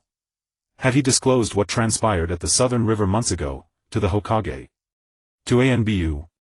His thoughts churned, chaotic, tangled, until second by second he stilled his mind, shook off the doubt and drew Senbon Sakura smoothly from its scabbard behind his back. Instructor Shisui, please be cautious. I'm beginning now. Seeing Shisui assume a ready stance, Bai Mingyu inhaled deeply, tightened his grip on the hilt and stirred the last reserves of chakra within him, then spoke clearly, ice release Senbon Sakura. A wisp of cold frost rose from the blade. In an instant it coalesced into the shapes of several shuriken and shot forward, moving so swiftly that only a faint pale gleam of frost could be seen. Shisui twisted at the last heartbeat and swung his blade to block. With several crisp bangs the ice-formed shuriken struck the steel edge, ricocheted outward and embedded themselves in a nearby tree stump. Threads of ice spread from the points of penetration, freezing a small section of the stump solid. This move was an improvement developed from the basic ice cone. By manipulating chakra to alter the ice's form, it was condensed into shuriken shapes lighter than cones, granting greater penetration, higher speed and making them far harder to evade. Of course, before an elite Jonin like Shisui it was still easily deflected. Indeed, it is ice release ninjutsu. If the chakra control is fairly good but the power is still lacking, there is room for further development. Shisui studied the frozen marks on the stump for a moment, then returned his gaze to Bai Mingyu and Quan. I'll go back and think about how to help you further develop your ice release ninjutsu. Let's end training for today. Tomorrow after breakfast come straight here, I will be here at the same time to continue guiding your practice. On the way back to the Yuzhibo clan's residence, Yuzhibo Quan suddenly called out, "Brother Ji Shui," then hesitated. "What's the matter?" Ji Shui glanced back. "It's nothing, I just wanted to ask." Quan bit her lip and said, "Brother Ji Shui, you said you once saw that clan from Wuin village that possessed the ice release bloodline limit Kekkei Genkai on the battlefield, right?" "What? Were they like?" Ji Shui was momentarily stunned, then smiled. "You mean the Shui Wuyue clan?" How to put it, their bloodline limit was indeed formidable. Many of their people were powerful, even children under 10 could possess strength rivaling a Chunin. Sadly, they were later exterminated. The entire clan was wiped out in a single night. The bloodlines that still survive in the world now are probably fewer than can be counted on one hand. Annihilated. Quan's mouth fell open in shock. She chewed on the word dumbfoundedly and asked in disbelief, how could that be? Could an entire clan really have been slaughtered? But you just said they were very strong with such a bloodline limit, how could they have fallen to such an end? Ji Shui shook his head, his gaze drifting toward the Yuzhibo clan's compound with a bitter smile. They were indeed strong, but in the end they were only a single clan. How could they stand against an entire village? Moreover, the one who ordered the massacre was Shui Ying of Wuin village. Quan, you are still young, some things you will understand when you are older. Is that so? Quan looked at Ji Shui half in doubt, then lowered her head to think for a moment before asking, then Bai Mingyu. Isn't he the last of that clan? Perhaps. Ji Shui answered vaguely, a trace of worry in his brow. About Qianchuan Baiyu's background I don't actually know much.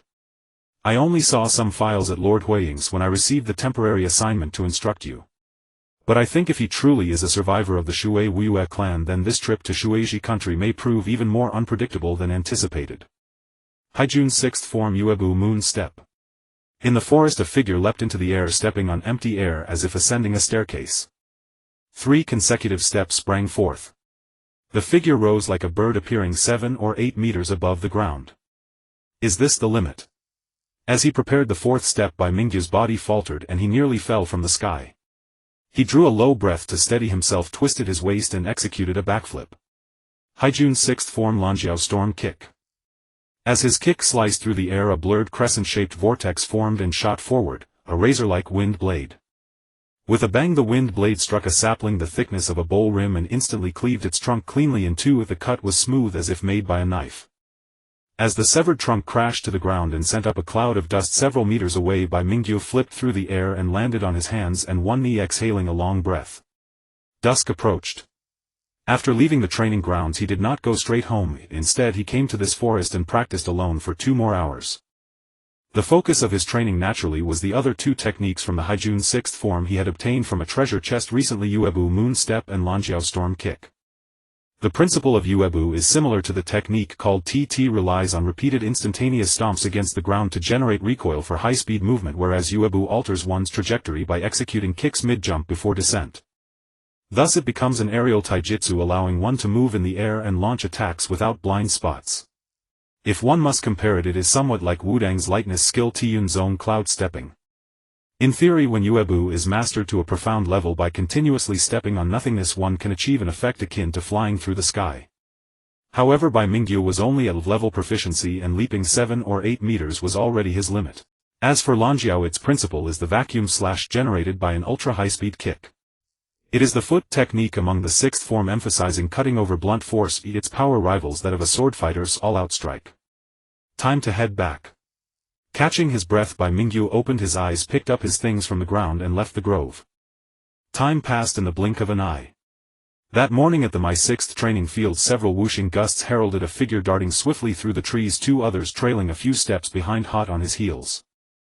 Suddenly the man ahead twisted his waist, spun around at high speed, drew a shuriken from his chest and threw it, then rapidly formed hand seals with both hands. Hua Dun Fire Release, Fengxianhua Claw Crimson. As several fireballs spewed from the mouth, balsam-like flames coiled around the shurikens, assailing from all directions, above, below, left and right. The sky was filled with crimson flames and the black shurikens wrapped within, creating a dazzling spectacle. Visual interference was also one of the effects of this fire release technique. Water release water bullet technique. Bai Mingyu's hand seals were equally swift. A series of water masses shot from his mouth like bullets flying forth to meet the torrent of flaming shurikens. Water overcomes fire. Just as the flames seemed about to be extinguished, a crisp crack rang out and the fire on one of the shurikens suddenly exploded. The shattered flames scattered in all directions, meeting the water bullets and rapidly vaporizing into a mist of white steam. Then one by one the other kunai exploded, quickly raising a vast cloud of steam in the forest. Not good. At the sight of the steam, Bai Mingyu sensed danger. He abruptly halted, his forward momentum dropping straight down from the tree trunk. Almost the next second a dark gleam flew past the spot where he had just stood. It was a kunai. Bai Yukuin, over here. Before the words faded, Quan had already completed his hand seals, pressing his hands to the ground. Earth release hard rock technique. A mass of earth rose under the manipulation of chakra, forming a square shield shape in front of Quan and Bai Mingyu. As the earth shield took shape, a massive fireball emerged from the steam before them, advancing rapidly and evaporating the surrounding moisture, striking the earth shield with scorching heat. Boom! The earth shield held for only a few seconds before shattering. Bai Yukuin. Got it. Bai Mingyu and Quan exchanged a glance. Bai Mingyu drew the Sode no Shirayuki from his back, raised his hand and sent a flurry of ice spikes flying toward the direction of the fireball, striking into the thicket ahead. Amidst a series of rustling sounds, Shizui's figure appeared in the forest, sprinting forward. As he moved, his body flickered, splitting from 1 into 2 then into 4. Clone technique. No. Bai Mingyu's pupils narrowed slightly. An ordinary person might take these figures for Shizui's clones, but Bai Mingyu knew that Shizui's signature technique was the body flicker, which he had honed to a near-perfect level, making it a bug-like ability compared to others' flickers. No tangible form, yet each one was real. So Bai Mingyu couldn't be sure whether Shisui was using the clone technique or the body flicker. He changed his sword stance, flicking the frost on the blade. First dance, moon white. The frost spread, followed by second dance, white ripple. A surge of cold air as powerful as an avalanche rose up, instantly creating a wall of ice before Bai Mingyu and Quan. Shisui frowned and his 4 clones dashed toward the flanks. Earth release earth tremor technique. With the ice wall as cover, Quan crouched again, pressing his hands to the ground. The chakra gathered in his palms seeped into the earth, turning the ground within a 10-meter radius into something like rubber, undulating in uneven waves. Simultaneously, Bai Mingyu's shurikens followed closely, dozens of them spreading into a dense net in midair, shooting towards Shisui from all angles without a single blind spot. A series of clattering sounds. Shisui parried repeatedly with his sword while leaping backward to retreat. Only after he had left the range of the earth tremor did he sheath his blade, and his clones merged back into one. Let's stop here. Huh? Bai Mingyu and Quan exchanged a puzzled look. Practical training like this had been conducted many times in recent days. As the two mastered more ninjutsu, Shisui gradually adjusted his strength, using a level just slightly above theirs to train their combat adaptability. If it were a typical training session, the fight would have only just begun at this point. Shisui smiled and looked up at the sky, where a ninja hawk glided over the forest, heading toward the center of the village. It's the Hokage's summons. Shisui withdrew his gaze, looking at Bai Mingyu and Quan. I'm sorry, but it seems I have to leave. That's it for today's training. You can use the rest of the time as you wish. Well, the two of you have made considerable progress. After so many consecutive days of training, you can give yourselves a short break and rest properly. It had been over half a month since they first started training under Shisui. During this time, Bai Mingyu and Quan's ninjutsu and taijutsu skills had advanced by leaps and bounds. The progress was not only reflected in learning new ninjutsu. More importantly, mastering the techniques they had already learned, choosing the right moment to use them, and coordinating with their teammates' abilities. These were the true fruits of the special training. Phew. After Shisui left using the body flicker, Bai Mingyu and Quan relaxed their tense nerves, relief appearing on their faces. Finally a break. Quan wiped the sweat from his forehead and looked at Bai Mingyu. Bai Yukuin, are you going to continue training? Bai Mingyu shook his head. No, training has been too intense lately. It's better to take this chance to recover properly. Tomorrow Shisui Zensei will be back. True. Quan nodded, rubbing his shoulder. I'll head home first. After all this sweat, I want to take a bath. Bai Yukuin, see you. See you tomorrow. Bai Mingyu waved in response. After Quan left, he packed up and headed home. On the way he detoured to the Konoha Dango shop on West Street, bought a pack of tricolor dango and opened a treasure chest in a narrow alley. Congratulations host for opening a bronze chest. You have obtained Dragon Ball Radar. Bai Mingyu. With a faint hope Bai Mingyu even pressed the button to check. The Dragon Ball Radar showed nothing. As expected, if the radar had actually detected a light point that would be the real problem. He tossed the radar back into his backpack and quickened his pace home. Half a street away from home he saw several small figures in Xianglin's yard leaning against the fence and murmuring. He could faintly hear the barking of puppies. Bai Yujej, you're back. As Bai Mingyu approached, Xianglin seemed to sense his presence and turned around, her face breaking into a smile. Bai Mingyu smiled and walked through the open gate into Xianglin's yard. He immediately saw two fluffy puppies in a cardboard box yapping. One was black and white, the other pure white, huddled together timidly, no bigger than a palm.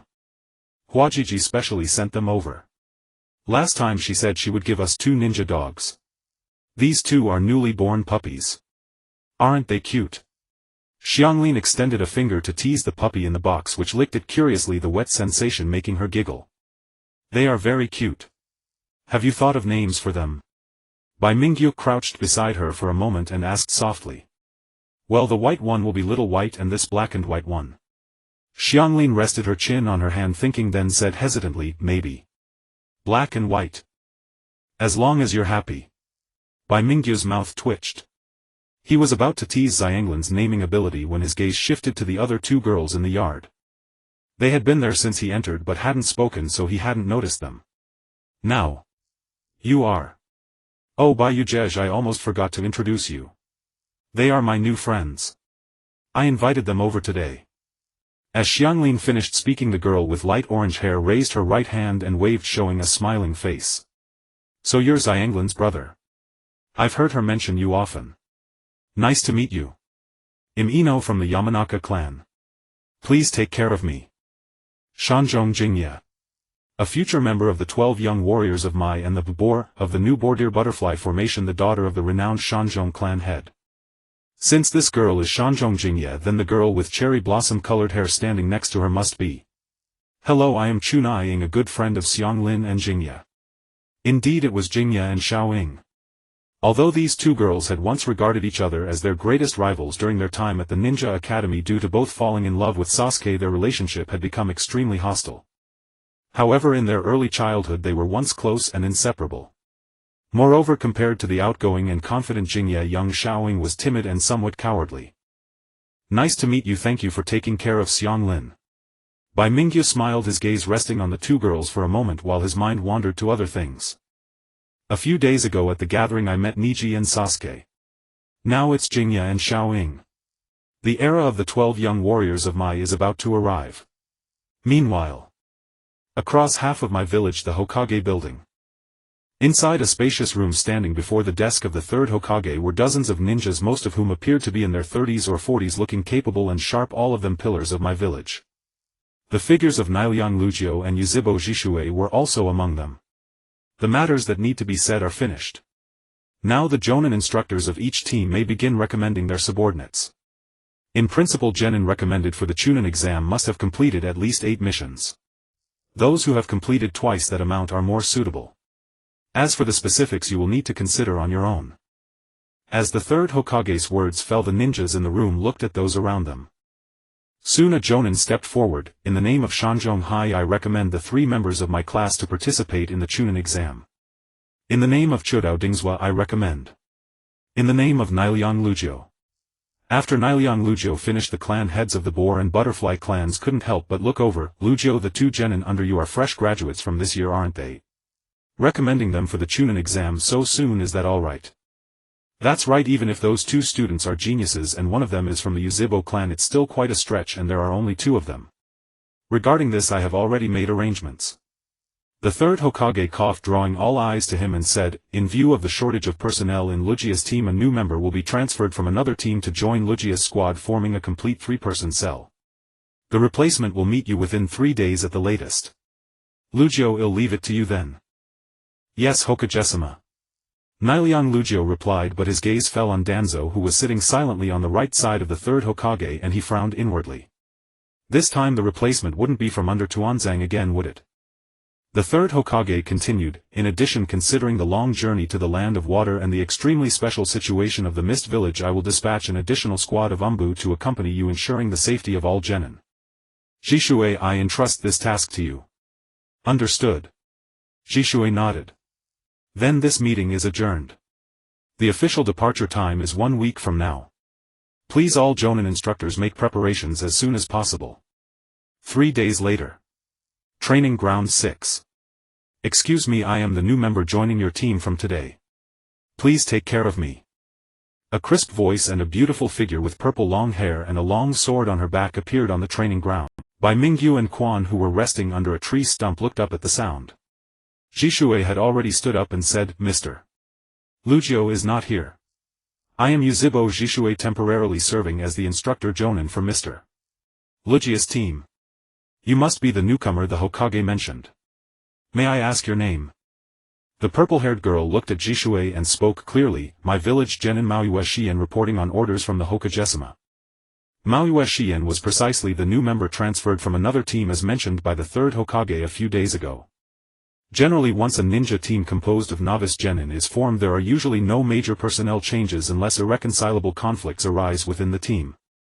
As these genin quickly grow, when all members successfully advance to chunin and can lead their own teams on missions, the team will be disbanded and the leading jonin will move on to become the instructor for the next batch of genin. This cycle is usually 2 to 3 years. But there is one exception: when a ninja team suffers heavy casualties in a mission, the village will reassign personnel based on the number of remaining members. Depending on the situation, supplementary personnel may be added or the remaining members may be dispersed and integrated into other understaffed teams. The team that Mauyue Shien originally belonged to had been ambushed by enemy ninjas during a mission half a year ago, suffering more than half casualties. Since then she had been serving as a substitute member following other teams on missions until this time, to fill the vacancy in Lugia's team, she was transferred and formally incorporated into the team. My skills are taijutsu and swordsmanship, and I have some experience in tracking and intelligence gathering. As for other aspects, there's nothing much to say. Swordsmanship, huh? Jishui pondered for a moment, then turned to Bai Mingyu and said, Bai, you spar with Shien. I'll observe the strength comparison between you two so I can rearrange the training plan for the next few days. Huh? Bai Mingyu rubbed his nose reluctantly, stood up, walked a few steps to face Mauyue Shien and drew out sleeve white snow from behind his back. I am Qianchuan Baiyu from Lugia's team. I've practiced a bit of swordsmanship before. Please guide me, Sister Shien. Mizuki Saika, a recently graduated genin, is now 2 years old, and it wouldn't be inappropriate for Hakumai to call her sister. Mizuki Saika politely replied, drawing out her long knife from behind, adopting a ready stance. I'm coming in, be careful. Whoosh! Almost simultaneously as her last word fell, Mizuki Saika leaped forward, turning into a fleeting shadow rushing towards him, her blade carving a sharp arc in the air as she struck down. So fast. When the blade met, Hakumai instinctively swung his knife to block, barely managing to fend off Mizuki Saika's blow, though his expression slightly darkened. Good reflexes. Mizuki Saika observed Hakumai, a smirk playing at her lips, then her gaze sharpened, unleashing a torrent of slashes like a fierce storm. Konoha Flow Sword Technique. In the world of Hokage, battles between ninjas often revolve around mid to long-range ninjutsu and illusions, only resorting to close combat in desperate situations, typically after chakra has been significantly depleted, resulting in basic hand-to-hand combat to determine the victor, which is commonly known as taijutsu. However, techniques like swordsmanship and knife techniques, as well as those relying on ninja tools, are relatively unnoticed due to the scarcity of ninjas who specialize in them. This, however, does not mean that there are no strong practitioners in these fields. Kakashi's father Konoha White Fang, the leader of the Land of Iron, and Hanzo of the Salamander, known as a demigod in the ninja world, are all masters of the blade and without exception are all shadow-level powerhouses. In Konoha there exists the Konoha Flow Sword Technique, named after the village, which took shape during the era of the second Hokage and has developed into a complete system through the experiences of several generations. This is vividly demonstrated in Mizuki Saika's swordplay. Although still young and merely a genin, Mizuki Saika's swordsmanship is already remarkable, and her fierce onslaught quickly forced Hakumai to retreat, repeatedly firmly controlling the situation. This girl's swordsmanship has probably reached the level of LV. During this time, having focused primarily on ninjutsu and the 6 styles, Hakumai hadn't spent much time on knife techniques, thinking that the basic knife skills of LV would suffice, but now he realized that it wasn't enough when facing a true master. Finally Mizuki Saika delivered a decisive strike, skillfully deflecting Hakumai's blade, the tip of her sword aiming straight at him. The sound of the sword slicing through the air reached Hakumai's ears. He suddenly leaned back, nearly bending at a 90-degree angle, watching as the sword passed in front of him. With one hand supporting the ground, he executed a swift spinning kick that struck Mizuki Saika's wrist, causing her pain and making her sword slip from her grasp, which Hakumai then sent flying away with a flick of his sleeve. Completing this, Hakumai pressed against the ground with his other hand, retreating swiftly and flipping back to stand up several meters away.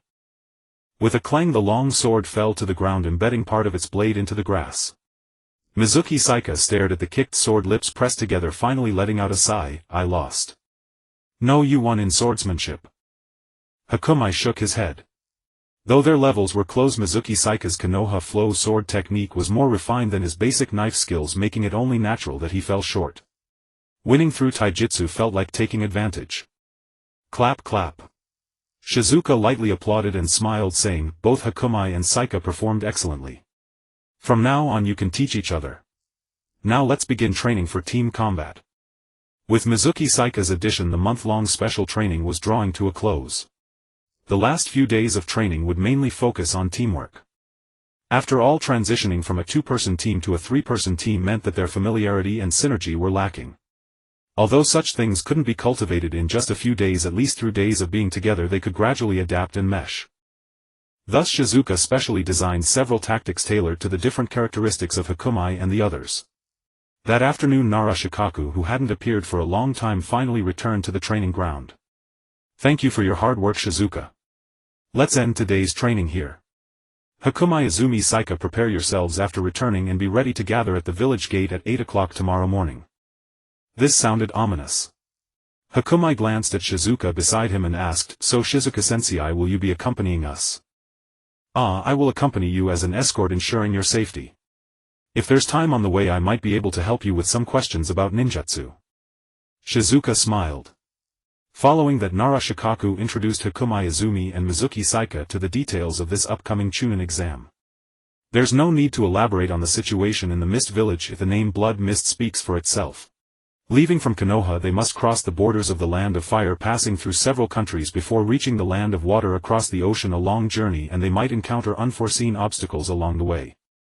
Relevant information about the countries along the way will be compiled into a handbook and distributed to you later. Please review it during your leisure time to avoid unnecessary conflicts. If all of this is memorized, then dismissed. The next morning at the gates of Konoha. When Hakumai and Izumi arrived with their bags, most of the other teams had already gathered and Mizuki Saika stood alone at one side of the gate, seemingly waiting for a while. "Good morning, Saika-ni." "Good morning, Hakumai, Izumi, you made it too." After exchanging greetings, Hakumai and Izumi walked beside Mizuki Saika, with Izumi curiously glancing around. "Are these all the people going with us to the Land of Water for the Chunin exam? There seem to be more than I expected."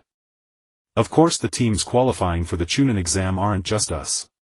Hakumai looked around. As he recalled several years later, when Naruto's class participated in the Chunin exam, there were over 70 participants due to Konoha's home advantage, which meant around 20 small teams.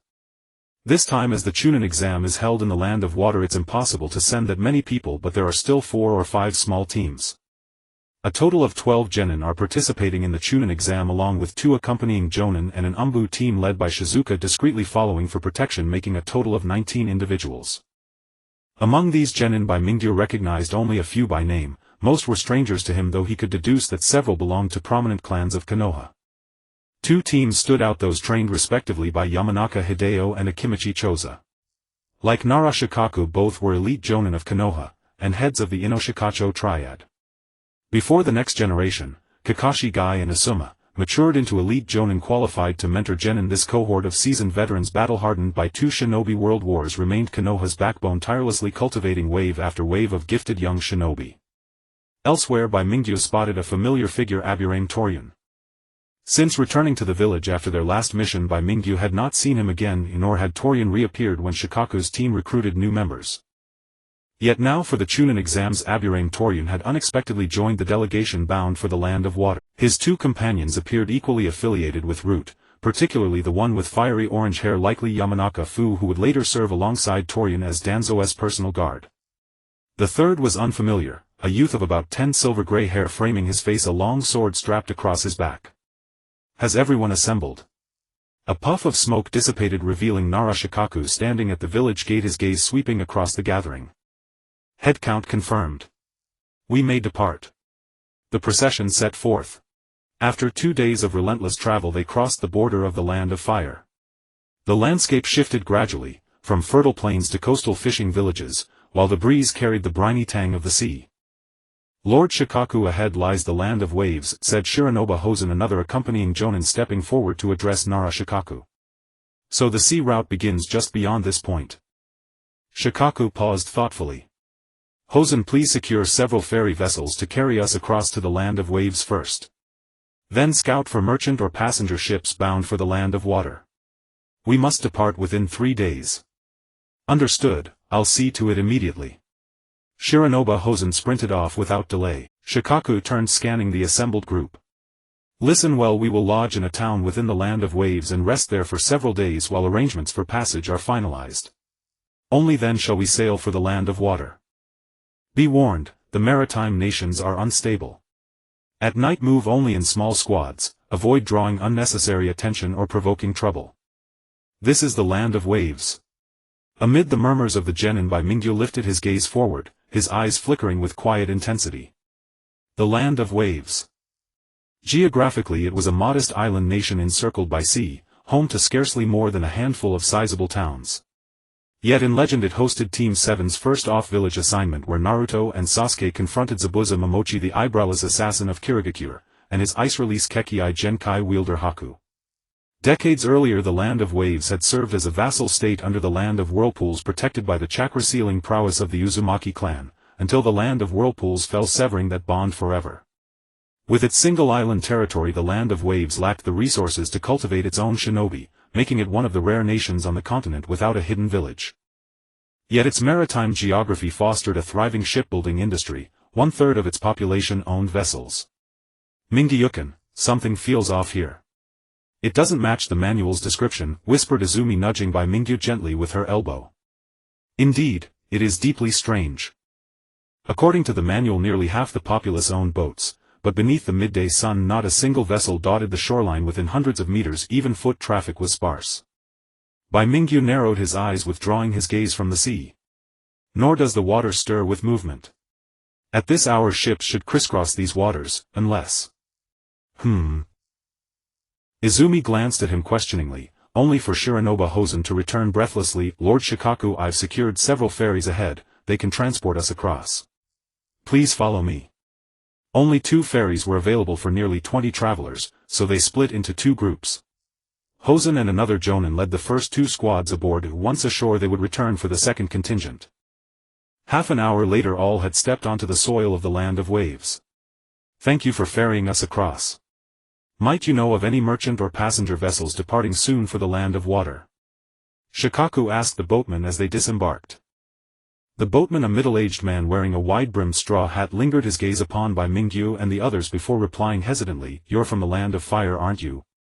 Half a month ago many ships sailed freely to the Land of Water, but now, it may prove difficult. What do you mean? Pirates have seized the sea lanes lately. Many captains have been slain, and most surviving crews refuse to sail. Especially such a distant voyage, to the Land of Water, finding willing vessels may take time. Pirates. Bai Mingyu studied the boatman, then a thought surfaced, could one of these pirate bands be the Straw Hat Pirates?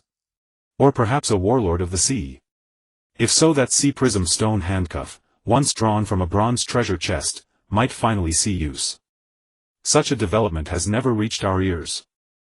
Narashikaku frowned, glancing back at Shiranobu Hosen and Uchiha Itachi. The intelligence reports contain no mention of piracy in the Land of Waves. The boatman sighed. You hail from the Land of Fire, no wonder you've heard nothing. These pirates emerged only 15 days ago, their origins unknown. Their cruelty knows no bounds, they slaughter indiscriminately. Countless lives have already been lost. He paused, then fixed his eyes on Shikaku. Judging by your forehead protectors, you're shinobi, yes. From the Land of Fire. Could you help us eradicate these pirates? I regret we cannot. Our mission takes precedence, we cannot delay here. Shikaku anticipated the request and replied with courteous reserve, "Still, if possible, please consult your fellow mariners, perhaps someone might dare the voyage. Though we won't accept a bounty mission should we encounter pirates at sea, we will drive them away."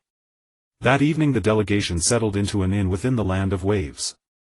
The room is shared by two people, with Quan and Mauyueshi living together, while Bai Mingyu has been assigned to another room sharing it with a root ninja with silver gray hair. "Nice to meet you, my name is Xan, please take care of me." The silver gray-haired ninja extended his hand with a faint smile. "Hello." Bai Mingyu hesitated for a moment before shaking his hand, only to hear Xan continue, "I heard before we set off that my teammate Tsugen had some unpleasantness with your team during the last mission. I apologize on his behalf and hope you can forgive him. After all, we have lived in such an environment for so long that we have become unaccustomed to many things from the outside world, and it is not entirely out of malice." Bai Mingyu was slightly taken aback and looked at Xan curiously. "Aren't you also from the root? How could you have such thoughts?" Xan smiled and replied, "Perhaps it's because my background is different from Kyujin's. I am not from Konoha but rather a war orphan from a small village, having experienced many things since childhood. Although I am grateful to Lord Danzo for adopting me and training me to become a ninja, sometimes I still envy children like you who live in the sunshine. By the way, when Lord Danzo summoned you that day I was also present, though you might not have recognized me since I was wearing a mask." "Is that so?" Bai Mingyu replied noncommittally. Zin's sudden remarks left him unable to judge their credibility, wondering if he was attempting to garner information from him. However, it was hard to imagine someone living in the dark, oppressive environment of the root would possess thoughts akin to those of a normal person. To outsiders, a normal person is considered an anomaly within the root. If what Xan said reflects his true thoughts, well, it's likely he won't last long under Danzo's command. The two had no further conversation afterward. They turned off the lights and went to bed, and the night passed in silence. The next day Bai Yishan set out early to arrange for a ferry and finally found a merchant ship willing to take them around noon. During this time pirates had been quite rampant, and the merchants were the most anxious since they relied on maritime trade for their livelihood, with every day of halted work representing a significant loss. Upon hearing that ninjas from Konoha were looking to board a ship and willing to guarantee safe passage, several merchants quickly approached. Nara Shikaku selected a seemingly reliable one and agreed to depart in 2 days. Taking advantage of their free time, Bai Mingyu, Quan and Xian went for a stroll around the land of waves, tasting several local delicacies. As they exited a ramen shop, Quan turned back to look at the glass window of the store, frowned and said, "Bai Yukuan Xianji, did you hear the conversation from the table next door just now?" "What about?" "They seem to mention that a large company is acquiring the ferries in the land of waves," Quan said uncertainly. "It's the Kato company that's acquiring them," Mauyueshi interjected. "I've heard that name. It's said to be a large maritime company, and the president Kato is one of the world's few billionaires." The people at that table were likely residents of this island nation, and they said Kato company was buying their boats from the fishermen because everyone was afraid to go out to sea due to rampant piracy, and Kato company was offering high prices, so many had already sold their boats. "Xianji, how do you know so much?" Bai Mingyu asked, looking at Mauyueshi. "Don't forget, I'm quite adept at gathering intelligence. Places like taverns and restaurants are the easiest for gathering information. I was eavesdropping on their conversation while we were eating in the shop. Plus, with the fragmented information I gathered earlier, I can piece together the whole story." "I see. No wonder Mauyueshi would later join the Umbu. Being able to uncover so much intelligence in such a short time is indeed a rare talent for espionage." Kato. Bai Mingyu silently repeated this name several times, feeling something subtle in his heart. Has the Kato company already started making moves in the land of waves? Since Kato has appeared, then Zabuza and Bai. Considering their ages, Bai is slightly older than Naruto and the others, while Zabuza is roughly the same age as Kakashi, so Bai should still be around 6 or 7 years old now. Even if he met Zabuza, they would have just come together, and it is unlikely that he would have been employed by Kato so early to serve him. Rather, the bridge builder Tazuna, who had hired Team 7 to protect him while building the bridge, should now be residing somewhere in the land of waves. Forget it, it's not my concern. Let Naruto and Sasuke deal with it later.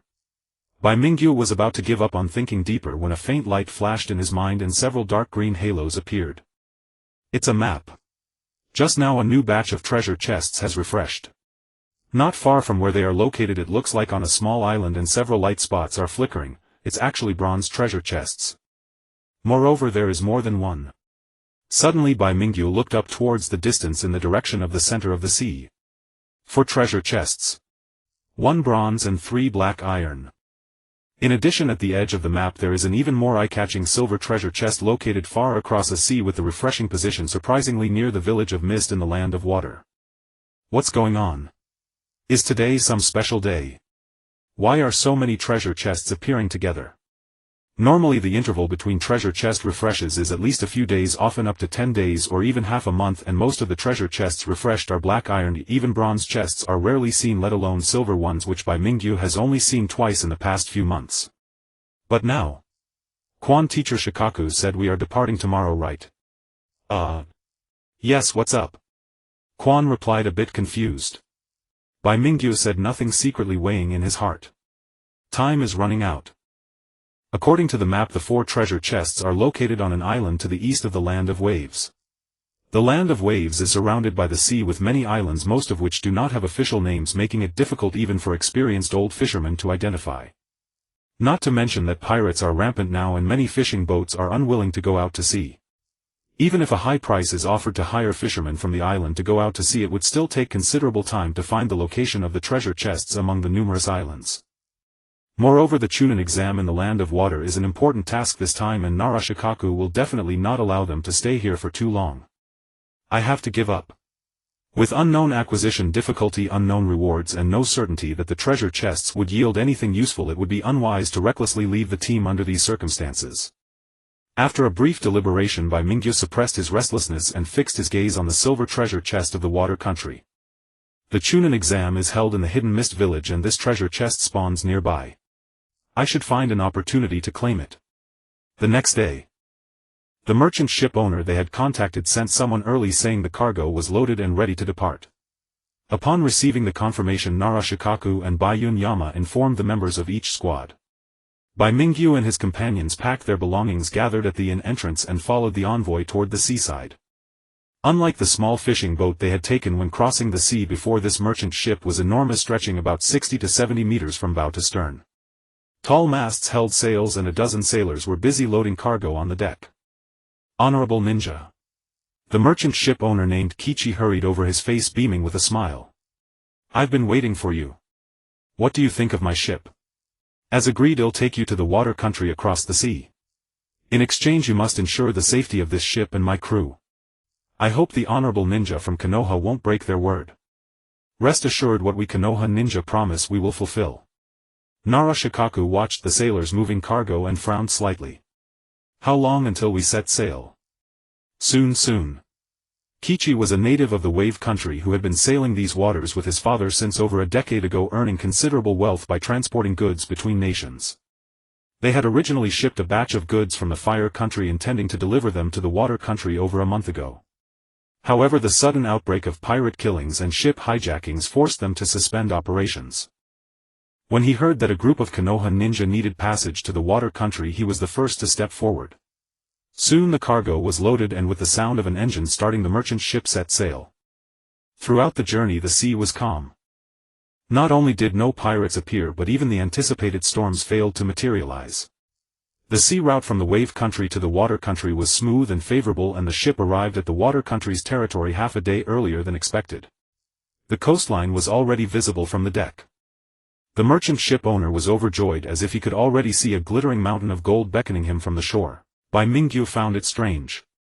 What about the pirates we were told about? They were so fierce before, but are they really afraid to show up just because this ship carries Konoha ninja? On the deck, Yugugo Yuzuki was practicing sword swings. This girl had a natural talent for swordsmanship and devoted herself to it, practicing for at least 2 hours every day. Beside her, Izumi leaned on the railing, enjoying the cool sea breeze, and replied casually, "After all, with Shikaku Sensei and Shisui Sensei around, even pirates wouldn't dare to provoke Konoha's ninja. Besides, these things are often exaggerated. Maybe the pirates aren't that terrifying, everyone is just scared by the rumors. Perhaps. By the way, where is Shikaku Sensei?" "Well, he said he felt a bit seasick and went back to the cabin to rest." "Is that so?" Bai Mingyu's sweat dropped. If he remembered correctly, Guy was also severely seasick. It seemed that even elite jonin couldn't resist physiological reactions after living in the inland region of Konoha for so long. There seemed to be people on the shore. Suddenly Izumi pointed toward the opposite shore. Bai Mingyu and Yugugo Yuzuki looked over and saw several ant-like figures standing on the shore as if waiting for someone. As the merchant ship approached, the figures gradually became clearer. They were all ninja wearing the headbands of the Hidden Mist Village. Among them a tall man with blue hair, ear ornaments resembling talismans and an eye patch over his right eye stood at the front. He swept his gaze across the deck and asked, "Are you the Konoha ninja on board?" That gaze swept over them and the people on the deck all felt a sense of being scrutinized. Bai Mingyu frowned. Izumi instinctively crossed her arms in front of her chest and Yugugo Yuzuki even held her long sword in front of her. What is this feeling? So it's him. Bai Mingyu squinted and recognized the one-eyed man. It was Ao, the Jonin of the Hidden Mist Village. The only ninja outside Konoha who possessed the Byakugan bloodline limit.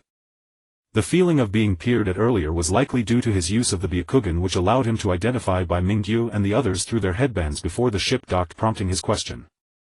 So it's Ayadono of the Hidden Mist Village. Long time no see. A calm voice came from behind. Bai Mingyu and Izumi turned to see Shursue wearing the Umbu uniform had somehow appeared on the deck. He smiled and greeted the opposite shore.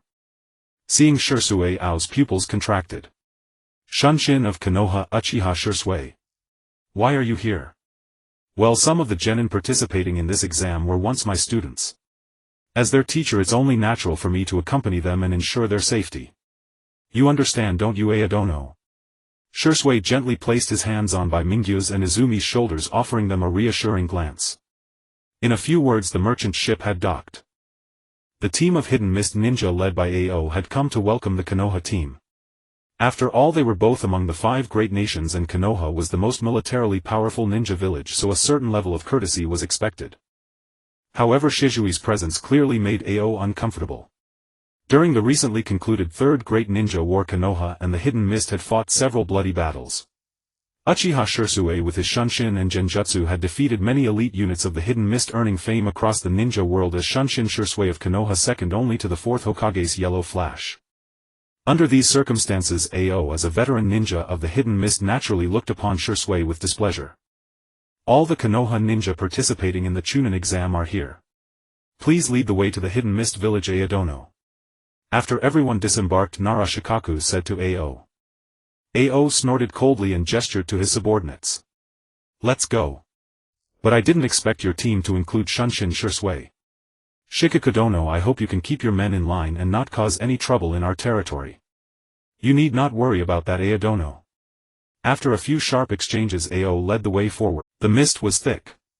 After walking for 2 or 3 hours in some direction, the surrounding fog gradually thinned and the outline of a village appeared in their sight. Several ninja were already waiting at the village entrance. Terumi Maidono, the Konoha team for the exam has arrived, Ao said respectfully. The female ninja known as Zhao Mei Ming donned a deep blue ninja outfit, appearing to be around 17 or 18 years old. With her brown long hair covering half of her face, she chuckled softly and said, "Jing, you'll take care of the rest from here." After speaking, Zhao Mei Ming turned her head and remarked, "So it's Lord Rikuju leading the team. I've heard much about you. And this is...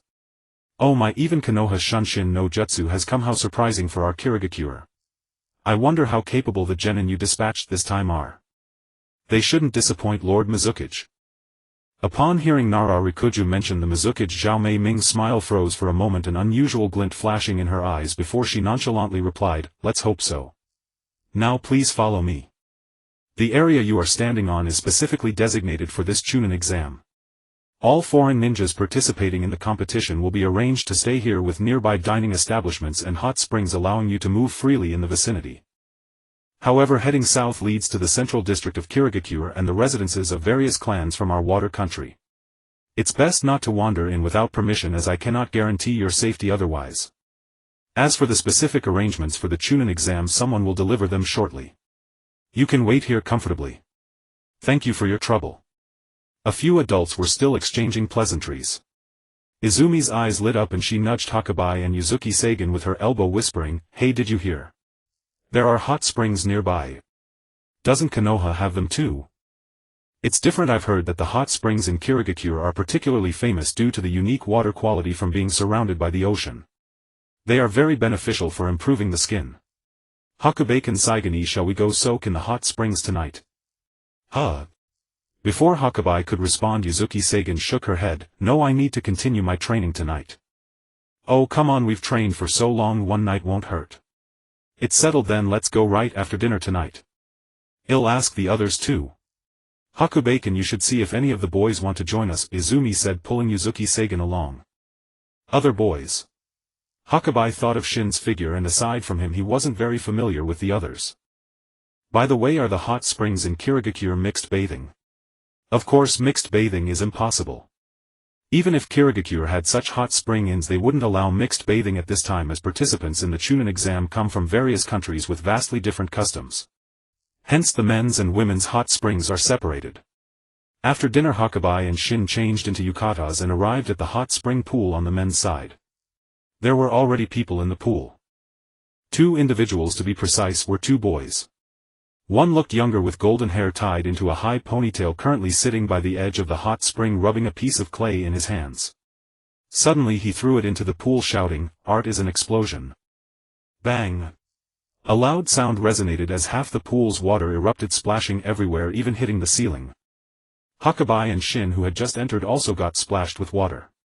The golden-haired boy nodded in satisfaction, seemingly pleased with his work. Indeed, explosions are the eternal art. This guy can't possibly be an idiot. Anyone with a bit of common sense wouldn't think to play with exploding art in a hot spring pool. The other boy, who appeared older, wiped his face with hot water and scolded, "Daidara, knock it off. Can you not enjoy the hot springs properly? Look at the mess you've made. Which ninja village are you from?" "We're from Konoha in Asakawa, Hokage, and this is Shin." "We don't know who you are yet." Actually, there was no need for an answer. Hokage already knew their identities. He didn't know the name of the slightly older boy, but judging by Deidara alone he could ascertain their origin. If he wasn't mistaken, both of them were ninjas from Iwagakure in the Land of Earth. At this moment Deidara was not the explosive artist who would later join the Akatsuki and partner with Sasori. He looked to be only 8 or 9 years old, quite immature. With a glance at Hokage and Shin he huffed, "What does it matter if you're from Konoha? You will eventually succumb to my explosive art." Deidara, just shut up for a moment.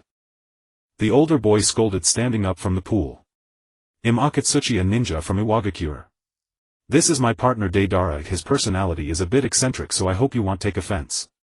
Akatsuchi.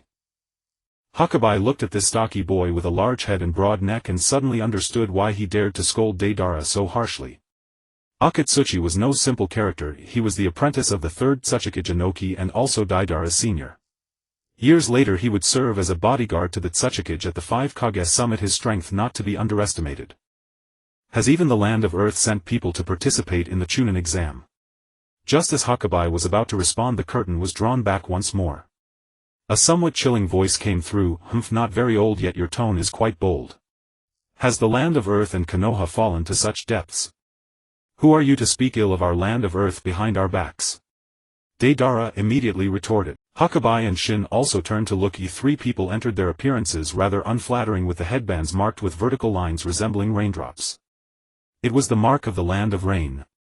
One of them snorted coldly, completely ignoring Deidara's words, and pushed Hokage and Shin aside, striding forward. "Step aside. Don't block the way. A bunch of boys who haven't even grown hair yet dare to participate in the Chunin exam. Huh? Are all people from the Land of Rain as arrogant as you?" Hokage grasped the hand that the Rain Ninja had pushed toward him, applying slight pressure, and slowly removed it from his front under the latter's astonished gaze. "What do you think you're doing, kid? Just because you're from Konoha doesn't mean I won't hit you." Bang! A swift shoulder throw. The expression on the Rain Ninja's face had yet to change before Hokage tossed him aside with a flick of his hand. The other 2 Rain Ninja hurriedly reached out to catch him, but they were almost sent tumbling to the ground by the heavy momentum. "Let's go together and kill him." The Rain Ninja scrambled up from the ground, his face twisted in fury as he instinctively reached for his kunai at his lower back, only to realize that he was in a hot spring inn and everyone was just wrapped in towels without their ninja gear. As the Rain Ninja gritted his teeth, turning to retrieve his weapon, a colder voice echoed from the depths of the hot spring pool, "This is the territory of Kirigakure. You little brats from outside villages, do you all want to die? If you keep causing trouble I will take care of all of you." Amid the misty vapor a tall mist shinobi wearing a mask materialized, casting a cold glance around. A fierce killing intent surged forth. His gaze devoid of any emotion swept over the crowd one by one. The mist shinobi let out a cold snort then vanished. Silence reigned both inside and outside the pool. Bai Mingyu rolled his eyes silently staring at the ceiling and began to wonder whether he should have come to soak in the hot spring tonight. The explosion artist of the earth country, the irritable Ultimar from the rain country who would pull out a knife at the slightest disagreement, and the umbu of the Wuin village with a chilling murderous aura. It seemed none of the people he had encountered so far were normal. Shursue, how is the intelligence gathering of the umbu proceeding? In Narashikaku's room several jonin leaders sat around a square table with Shursue also among them. Hearing the inquiry, Shursue gave a wry smile. The Mist Village's security is watertight. A large number of surveillance lines are deployed in the village center, making it impossible to infiltrate easily. Moreover, there is AO whose Byakugan can see through my movements. For now I can only investigate the vicinity. As he spoke, Shursue pulled a handbook from his chest and placed it on the table. I made a circuit around the inn just now and saw the participating teams. Among them were a few familiar faces, all recorded in this handbook. Narashikaku picked up the handbook, glanced through it and passed it to his companion Bayun Yeshan. He rested his chin in thought, a contemplative look on his face. I see. Aside from the lightning country, which is far away, the other great nations have all sent genin. Among the earth countries, genin too are disciples of the third Tsuchikage. The wind country's jonin leader is Pakura of the Scorch Release. The rain country and the river country have also sent ninjas. It seems everyone is quite interested in the Mist Village. Bayun Yeshan looked up and asked, Shursue, did you find out who the Mist Village's genin participants are? No. Shursue shook his head, then paused and added, but there is one person worth noting. He graduated from the Mist Village's ninja academy last year and was already considered to have Chunin level strength at graduation, but he did not participate in the Chunin exam that year. Based on my speculation, he is likely to appear in this exam. Who is it? You should have heard of him too. He is the youngest prodigy of the Hozuki clan and one of the current 7 ninja swordsmen of the Mist Hozuki Mengetsu. After the Konoha team arrived, all the teams for the Chunin exam had assembled. Among the 5 great nations aside from the Lightning Country, each had sent a participating team. Early the next morning, led by several Mist Village ninjas, Bai Mingyu Quan and the others arrived before a forest sea located on the western side of the Mist Village. All jonin leaders stop here. Do not proceed further. Terumi, May dressed in Mist Village jonin attire, turned around and cast a cold glance over Narashikaku and the others. The arrangements for the Chunin exam have been sent to you, and you should know the content of the first exam. From now on only genin may advance. If you do not wish to return and wait, please follow me to the hall ahead. No one is allowed to disrupt the exam order. Asato, I'll leave it to you from here. The Mist Village ninja called Asato grinned, stepping forward. Then I am the examiner for the first exam, Suikazan Asato. Now I will read out the rules for the first exam. Listen carefully. Unlike Konoha, the Mist Village's Chunin exam had no written test. The first exam was a scroll battle in the Misty Forest. The exam time limit was 3 days. The scrolls were divided into 3 types: Heaven, Earth and Human. Heaven scrolls were worth 3 points, Earth scrolls 2 points and Human scrolls 1 point. Each team would initially receive a random scroll from the 3 types. To pass, they must accumulate at least 5 points, and as a 3-person team reach the island in the center of the lake on the opposite side of the forest. How to amass these 5 points was unrestricted. It could be 2 Heaven scrolls or 6 Human scrolls. In other words, in the worst case they must defeat 5 teams and seize their scrolls to secure their advancement. On this basis, if a team held more than 5 scrolls in total, they could skip the next 2 exams and directly advance to Chunin. During the exam, scrolls could be contested anywhere by any means. Any casualties that occurred were unrelated to the Mist Village. This exam rule certainly has the Mist Village's characteristics. The passing condition of accumulating 5 points alone would eliminate a large portion of participants. And the direct promotion by hoarding 5 scrolls was a blatant temptation. Teams confident in their strength would inevitably try to seize as many scrolls as possible from other teams. Conservatively estimated, only about 20 to 30% of the participants would successfully advance after this exam. The high elimination rate was secondary. The question was how many would lose their lives in this forest by the end of the first exam. It's an Earth scroll. Bai Mingyu said casually, stuffing the scroll into his robe. I'll keep it for now. According to the passing condition, we still need to capture scrolls worth 4 points, which means at least battling and defeating 2 teams. Let's enter the forest first. The misty forest had 4 entrances. Bai Mingyu and his 2 companions entered from the second entrance. After swiftly darting through the forest for a few minutes, Yuzuki Yugao suddenly glanced back and lowered her voice. "Do you sense it, Bai Yu-kwan? It seems we're being watched." "So soon?" Bai Mingyu was slightly startled. Kwan also looked around with half-belief. As a member of the Uchiha clan without activating her Sharingan, her observational skills were no stronger than those of the more experienced Yuzuki Yugao. "What should we do? How far away are they?" "About 300 to 400 meters behind us. My perception ability isn't very strong, so I can only estimate the range." "Now what? Speed up to shake them off or—" Hearing Yuzuki Yugao's reply, Bai Mingyu paused for a moment, then abruptly stopped. "Prepare to set an ambush. With luck we might snatch a heaven scroll directly, and that would complete most of our task." "All right." Yuzuki Yugao and Kwan also stopped in turn. The 3 exchanged glances and swiftly darted into the bushes on both sides, pulling kunai and shuriken from their ninja tool pouches. After waiting for more than 10 seconds, a rustling sound suddenly came from the thicket. Several figures with odd appearances appeared in the clearing. As they emerged, 3 pairs of eyes looked around in all directions. "They are from the Rain Shinobi village." Hiding in the grass, Bai Mingyu frowned slightly, immediately recognizing the 3 individuals as the Rain Shinobi he had encountered at the hot spring in the day before. The leading Rain Shinobi, wearing a large pair of goggles, scanned the surroundings continuously. As he moved toward the thicket where Bai Mingyu was concealed, he paused for a few seconds, then suddenly licked his lips and made a throat-slitting gesture. "I've been discovered." His mind instantly became clear. The next moment a dark figure materialized beside Bai Mingyu. The moment it appeared, its arm swung up and a sharp kunai stabbed downward. Whoosh! The anticipated sound of blade-piercing flesh did not occur.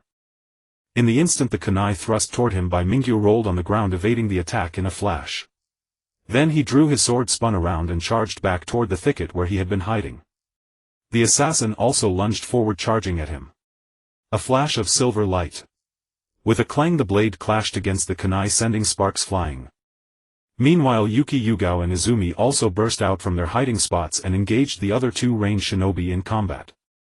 Yugao's swordsmanship and Izumi's taijutsu were both formidable, but the 2 Rain Shinobi were equally skilled in close combat, resulting in a fierce exchange of blows. "Kid, you still have the nerve to worry about others? Die here." The Rain Shinobi leader sneered. As the kunai collided with sleeve white snow once more, he pressed a mechanism on his weapon. A faint click sounded and the kunai split open, unleashing countless tiny senbon needles that burst forth like a storm. Bai Mingyu's pupils contracted. He swung his blade to block, then immediately leaped backward. However, at such close range it was impossible to deflect all the senbon. A few struck from the side, piercing the flesh of his shoulder, and a splash of blood spurted out. Drawing blood so soon? Bai Mingyu took a deep breath, his gaze turning cold. The Rain Shinobi leader saw the blood on Bai Mingyu's shoulder and grinned maliciously. "Haha, you're doomed. I coated these senbon with a deadly poison beforehand. Once hit, no one can save you." Where is he?" Before he could finish, a gleaming blade appeared behind the Rain Shinobi leader, slashing down with a whistling sound. What? How could he be so fast? After months of training, Bai Mingyu's shave had reached level 5. With a single step he crossed over 10 meters in an instant. The Rain Shinobi leader only reacted when the blade was about to touch his neck. He lunged forward, barely avoiding decapitation, but a long gash was carved across his back, blood streaming profusely. Moon step. Stepping on the air with force, Bai Mingyu leaped again, using the momentum to launch a storm leg. A faint crescent-shaped air current burst forth, flashing through the air. The next moment blood spurted from the Rain Shinobi leader's shoulder as if cut by a sharp blade, leaving a gruesome wound. "Kid, you." Before the Rain Shinobi leader could finish, Bai Mingyu had already circled behind him, grabbing his arm and twisting it sharply. A crisp crack sounded as the leader's shoulder joint dislocated, sending him tumbling face first into the grass, spitting out a mouthful of fresh dirt. Dazed, he still struggled to swing his kunai. But before he could make another move, Bai Mingyu snatched the kunai from his hand and held it against the back of his neck. "If you want to live, stop right there." Feeling the cold metal against his neck, the Rain Shinobi leader stiffened, then ceased struggling. He sneered, "Konoha brat, go ahead and kill me if you dare." Bai Mingyu ignored him. With one hand pinning the man down, he used his teeth to retrieve a kunai from his chest pocket and cut into the wound on his shoulder. The senbon that had struck him were poisoned. As the kunai sliced through, dark purple blood oozed from the wound. After a long while the blood gradually turned red again. Letting out a sigh of relief, Bai Mingyu looked around. Izumi and Yuki Yugao had also finished their battles. Izumi's opponent lay on the ground, his clothes scorched and tattered, his face and arms covered in burns. He had clearly taken a full Great Fireball technique and was completely incapacitated. As for Yuki Yugao, she was breathing heavily, her long sword pressed against the neck of the opposing range shinobi. The latter's face was pale and his kunai had been snapped in two. Should we kill them? Yuki Yugao looked toward Bai Mingyu and Izumi, panting. First search their scrolls and see if they have rope in their tool pouches. Soon the three range shinobi were tied up.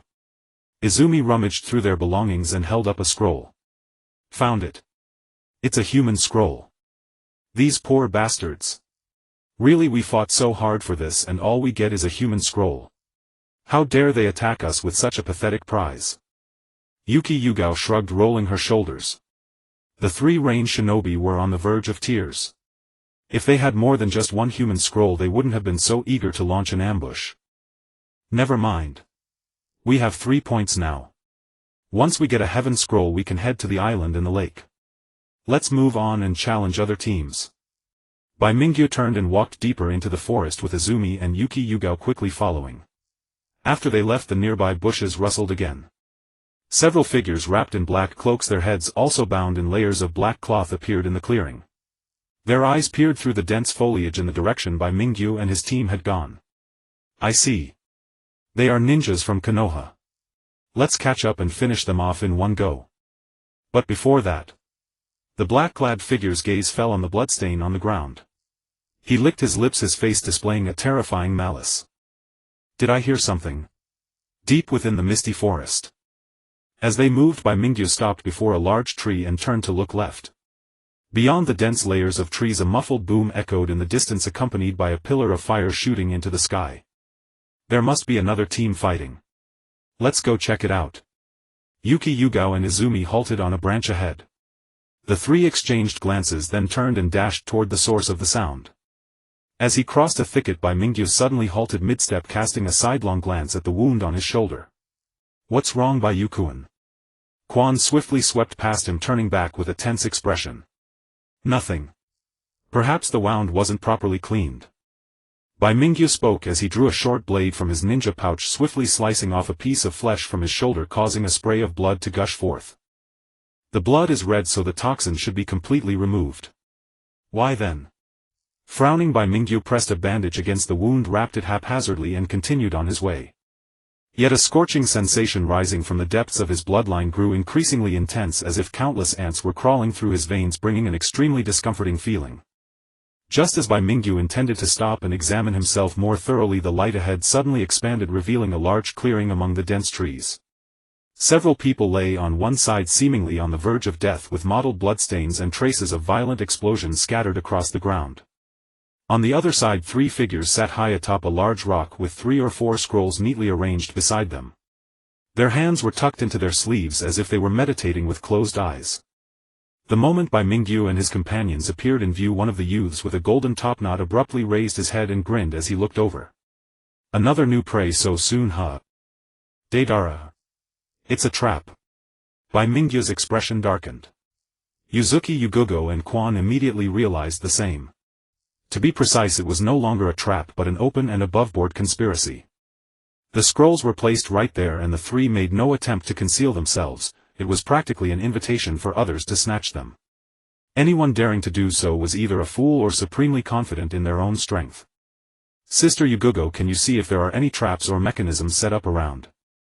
Yuzuki Yugugo shook her head. I can't tell. Perhaps their traps are well hidden, impossible to spot on the surface. Once triggered carelessly, they could deliver a fatal blow. But there are only 3 of them and we are 3 as well. If we're cautious, we should be able to. On the large rock lay 4 scrolls, 1 heaven scroll, 2 earth scrolls and 1 human scroll. Snatching them would allow them to immediately set off for the lake island to complete the mission. However, it was no easy feat. Deidara's explosive clay was a rare secret ninja art, and he himself possessed the potential to reach Kage level. Though still young, he was not to be underestimated. As for his two teammates, Akatsuchi was a hulking figure with a height of 1.7 meters and a waist circumference of 1.7 meters, looking formidable. The other was also burly, likely skilled in taijutsu. Let's devise a strategy. Bai Mingyu swept his gaze around and lowered his voice to Quan and Yuzuki Yugugo. I'll launch a feint from the front. Quan, use ninjutsu and shuriken to cover me while keeping an eye on any traps alerting me at critical moments. Sister Yugugo, use stealth to circle around from behind and seize the chance to snatch their scrolls. Well, try only once, whether we succeed or not. Retreat immediately. Retreat. I've seen those guys before, they're ninja from Iwagakure. One of them specializes in explosions. Once he gets hold of you, it's hard to break free. Bai Mingyu wasn't sure how far Deidara had developed his explosive clay, but erring on the side of caution was always wise. Although Quan and Yuzuki Yugugo didn't know this intel, seeing his seriousness, they both nodded in agreement. Thereupon Bai Mingyu drew sleeve white snow from his back and stomped hard on the tree trunk. The moment he landed, he dashed swiftly toward Deidara and his team. Here he comes. On the large rock, Akatsuchi was the first to move, slamming both hands into the ground and roaring, "Earth release, earth mound dumpling." With that shout, Akatsuchi tore up a boulder larger than himself, flexed his arm muscles, lifted it with effort and hurled it with a grunt toward Bai Mingyu. Is this even human? Bai Mingyu was speechless. At just 11 or 12 years old, this kid could lift a boulder weighing hundreds of jin and toss it around like a basketball. When he grew up, would he be able to move mountains and overturn seas? With a flicker of thought, his body had already dodged. Akatsuchi immediately charged forward, swinging a full-armed punch that Bai Mingyu sidestepped. Just as Akatsuchi tried to pursue, a series of whistling sounds rang out as a volley of shuriken flew from Quan's hands, aimed at Akatsuchi's neck and vitals. Akatsuchi turned and swung his fist, knocking the shuriken aside. A few lodged into his arm, drawing specks of blood, but he seemed utterly unconcerned. Bai Mingyu had already taken the opportunity to break free. As he ran, he drew two kunai and flung them, then clapped his hands together and threw several more. The kunai collided midair, flying from all directions toward Deidara and the other Iwagakure ninja still seated on the rock. Explosive clay, go! The powerful blast from the explosion scattered the incoming kunai. Amid the flames, Deidara rushed out to meet Bai Mingyu, still chewing on clay like gum. Upon seeing Bai Mingyu, Deidara pressed his hands together and formed a hand seal. Go! Dozens of white clay grasshoppers emerged from the ground, leaping toward Bai Mingyu and exploding just half a meter away from him. Second dance, white chain. 4 ice walls burst forth from the ground. Taking advantage of the powerful cold air to resist the explosive blast, Bai Mingyu kicked off the ice wall and rose into the air with moon step.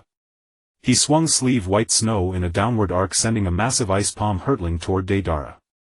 At the same time, a purple figure rapidly approached the large rock from the other side. It was Yuzuki Yugugo, seizing the chance to snatch the scrolls. Only one Iwagakure ninja remained on the large rock. Hearing the wind, he immediately stood and lunged backward, but Yuzuki Yugugo had already grabbed the heaven scroll from the stone and turned to flee.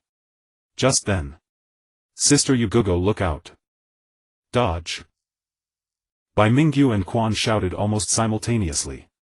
The next moment, the Iwagakure ninja lunging at Yuzuki Yugugo tore open his clothes, revealing a dense array of explosive tags. With a deafening boom, a towering blaze erupted into the sky. It was a clay clone. In the flames, Yuzuki Yugugo was hurled far away by the blast, her fate unknown. Simultaneously, a transparent figure encased in mud emerged from the ground, shot upward, grabbed Bai Mingyu's calf and hurled him violently toward the ground. The third member of the Iwagakure team. From the very beginning, this person had remained hidden, patiently wrapped in mud, waiting for the right moment.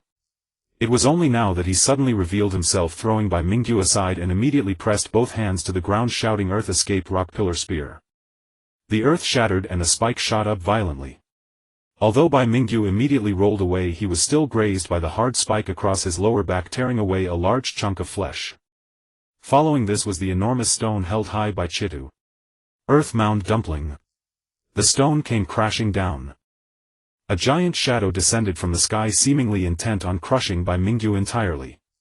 Just at that critical moment, a figure darted in with a speed difficult to perceive, brushing past Chitu and slapping the huge stone with his right hand, shouting, "Earth escape, cracked earth turn palm." Surging chakra burst forth from his palm, swiftly creating a crack in the stone that spread like a spider's web. Seizing this opportunity, Quan dove to embrace Bai Mingyu, and together they rolled away. Chunks of rock fell from above crashing down upon them. Quan let out a muffled groan, yet the glimmering red in her eyes burned even more fiercely, resembling two flames ablaze. What is this? The Sharingan with its single tomo. Are you alright, Bayuku? Quan clumsily stood up, gripping her kunai tightly as she fixed her gaze on Deidara and the others ahead. Under the watchful eye of the Sharingan, the movements of the few individuals seemed to enter slow motion, every action clear and distinct. Leave these guys to me, Bayuku, and you hurry and save Sister Shien. Let's go all out, quick and decisive, as Sister Shien might still be saved. Bai Mingyu inhaled deeply, his pupils constricting into faint golden vertical slits, and his claw-like fingers began to emerge as his aura surged violently, fully entering a semi-beast transformation state. For Quan, who was seeing this change for the first time, it was a shock. With her Sharingan activated, she could keenly sense the rapid shift in Bai Mingyu's chakra. Bai Mingyu said nothing further, his waist bending as he surged forward in an instant, stepping on the air and ascending with a lunar step, quickly delivering a fierce gale kick in midair. A full-force strike augmented by the Lion King. The air roared as a large arc resembling a curved blade appeared, as if the Grim Reaper were swinging a scythe towards Deidara and his companions ahead. Chitu, originally wanting to block with a kunai, was taken aback as several kunai were thrown only to be sliced into pieces by the arc. The expressions of the three Iwagakure ninjas changed dramatically upon witnessing this. Earth Escape Solid Rock Technique. Another nameless IWA ninja formed several hand signs, pulling up an earth shield from the ground in an attempt to resist. However, the seemingly solid earth shield was instantly shattered by the vacuum slice of the gale kick, leaving the IWA ninja's arm torn with several bloody stripes. Get back. Earth Escape Hardening Technique. Chitu grasped the IWA ninja by the back of his collar and hurled him away, his right arm covered in a layer of ochre-colored earth, charging towards the arc. A grating sound echoed as Kita's entire arm bulged with muscle veins visible beneath his skin. He staggered back 3 or 4 steps before finally dissipating the force of the gale kick. Yet the next moment Bai Mingyu appeared behind him like a ghost. Shave. With a push from his palm, fire-blowing palm. Boom. A violent pressure of wind was released at close range, instantly sending Chitu flying. Quan also sprang into action, forming hand signs as she rushed towards Deidara, shouting illusion technique, hell viewing technique. Unsurprisingly, Deidara was once again taken down by the illusion of the Sharingan in an instant. Illusions had always been his weakness, and now, as it was his first encounter with the Sharingan, he had no chance to react in shock. The explosive clay had just been molded and he had yet to throw it, standing there dazed with blank eyes drawn into the world constructed by the illusion. Quan pressed her lips tightly together, slipping past Deidara, and swiftly ran to the large rock, searching among the debris for the figure of Uzuki Shien. The situation was urgent and Bai Mingyu had no time to tangle with Chitu.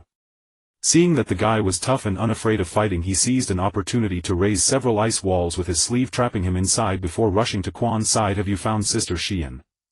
I found her, but she is in such a state. If we don't find a medical ninja quickly, I'm afraid. Quan knelt on the ground holding Uzuki Shien in her arms.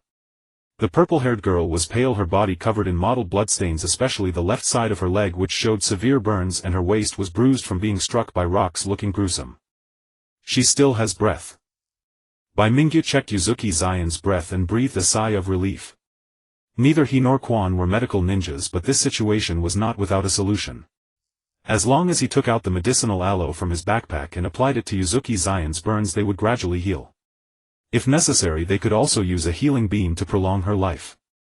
Just as Bai Mingyu was planning to leave, with Quan carrying Uzuki Shien to find a safe place to heal. In a corner concealed by dense shrubs, a figure cloaked in black grinned cruelly, revealing a hint of sadistic joy, then clasped his hands together. Secret technique, cursed poison. In an instant, Bai Mingyu's body trembled, feeling a strong burning sensation surge from within, as if all his blood were being scorched on a pyre. Simultaneously, an indescribable sour numb feeling radiated from his shoulder, gradually flowing throughout his body. Bayuku, in your body. Quan seemed to sense something and looked up, her eyes wide. Bai Mingyu glanced down and saw several black lines seemingly alive entwining around him, spreading from his shoulder outward, slowly outlining a pattern resembling a crow. As this pattern emerged, Bai Mingyu felt all his strength rapidly draining away, as if some force was swiftly siphoning it from his body. His legs weakened and he half knelt on the ground. This is the wound from the fight with the rain ninja earlier. Could it be them? No, the source of this feeling is At present Bai Mingyu is under the control of his curse poison secret technique, unable to muster any strength, while Mitsuki Saigen is severely injured. Meanwhile, on the side of Yenin village, Deidara is trapped by the Sharingan illusion, standing motionless, while Cheeto is still smashing the ice wall and another IWA ninja lies injured on the ground. Even if he could still fight combined with Izumi, they would find it exceedingly difficult to contend against the three unscathed ninjas on the opposite side. Bai Yukuin, please take care of Sister Saigen. Izumi bit her lip, slowly placing Mitsuki Saigen on the ground, then standing up. Although I don't fully understand how to use these eyes, I can see much clearer than before. Leave these few people to me to deal with. As she spoke, Izumi dashed out quickly, throwing her shuriken. With the enhanced insight provided by the Sharingan, her movements became remarkably agile. As the shuriken flew out, her figure split into two, each holding kunai, rushing toward a black-clad ninja to launch an attack. One of the attackers was caught off guard. A bloody gash immediately opened up on his chest, while the other quickly drew two short daggers from his sleeve, dispersing the clone and engaging in a fierce struggle with Izumi. The leading black-clad ninja did not even glance at his teammate striding toward the center of the clearing. First he picked up several earth scrolls lying next to some broken stones and stuffed them into his backpack before heading toward Bai Mingyu and Mitsuki Saigen. Give up resisting. The black-clad ninja noticed the Susuwatari in Bai Mingyu's hand, chuckling ominously, and said, having fallen victim to the curse poison technique of our land of ravens, for the next 2 full days you will be utterly powerless, and all the chakra extracted from your body will be consumed by the toxin. Taking your life will be as easy as pie. But don't worry, my goal is only these scrolls. As long as you obediently hand over all the scrolls on you, I can spare your life. If you want them, come and take them yourself. Bai Mingyu took a deep breath and casually pushed the ninja tool bag, which landed right at the black-clad ninja's feet. The black-clad ninja looked down but showed no intent to pick it up. Instead he drew a black short trident from his waist. Do you think I look easy to fool? As he spoke, the black-clad ninja suddenly thrust the trident into the ninja tool bag, sending it flying back. The few explosive tags inside were already close to burning out. Boom! A massive fireball erupted, engulfing Bai Mingyu and Mitsuki Saigen, their figures obliterated in the overwhelming explosion. A few drops of blood splattered out, landing on the ground beneath the black-clad ninja, but instead of a bright red it formed a transparent puddle. Water clone. Where are they? The black-clad ninja immediately looked around. A short distance away, in a patch of bushes, Bai Mingyu propped himself up with one hand under an invisibility cloak, shrouding both himself and Mitsuki Saigen beneath it, silently observing. The curse poison cast by the enemy is indeed very potent. Almost within 1 or 2 minutes of the poison's onset, it drained all of Bai Mingyu's chakra. Fortunately, Bai Mingyu reacted decisively, immediately using the little chakra he had left to create 2 water clones for himself and Mitsuki Saigen, while his real body stealthily slipped into this patch of bushes hidden under the invisibility cloak, preparing to assess the situation before deciding on the next course of action. After looking around for a while, the black-clad ninja withdrew his gaze, clasped his hands together and formed a hand seal. At the same time, Bai Mingyu's heart raced, sensing something moving within his body. Not good. Suddenly the black-clad ninja turned his head in this direction. Despite being concealed by the invisibility cloak, Bai Mingyu felt an unsettling sensation of being seen through. It seems that the curse poison he cast can not only drain chakra but also sense the enemy's location. There's no choice, I didn't want to use this thing. Bai Mingyu sighed, opened his palm, revealing a bean-sized item, hesitated for a moment, then split it in half and tossed one half into his mouth. The fairy bean. As he swallowed the fairy bean, a surge of warmth flowed from within him, spreading through his limbs. The feeling of weakness brought on by the curse poison receded rapidly like a tide, and the crow-shaped pattern began to fade. Bai Mingyu gently closed his eyes, then reopened them, reactivating the half-beast state of the Lion King. In the next moment, Bai Mingyu looked up, inhaled, and his afterimage flickered. At a speed close to his limit, the black-clad ninja saw a figure suddenly appear before him. You. The black-clad ninja was quick to react. As soon as he saw Bai Mingyu appear, he swung the black trident to stab at him. The trident clashed with Bai Mingyu's Susuwatari, and the two immediately brushed past each other. Bai Mingyu continued to charge forward for a few steps before stopping with his back facing the black-clad ninja. A moment of silence. Suddenly the black-clad ninja's form swayed and a spray of blood mist erupted from him. A long bloody gash appeared on his front, extending from his neck to his waist, and his black cloak was torn in the middle, falling apart like a tattered rag. You should have been affected by the curse poison, how could you? The black-clad ninja clutched his throat, struggling to turn his upper body, looking at Bai Mingyu with a face full of confusion. I don't want to talk to you. The more I think about it, the angrier I get.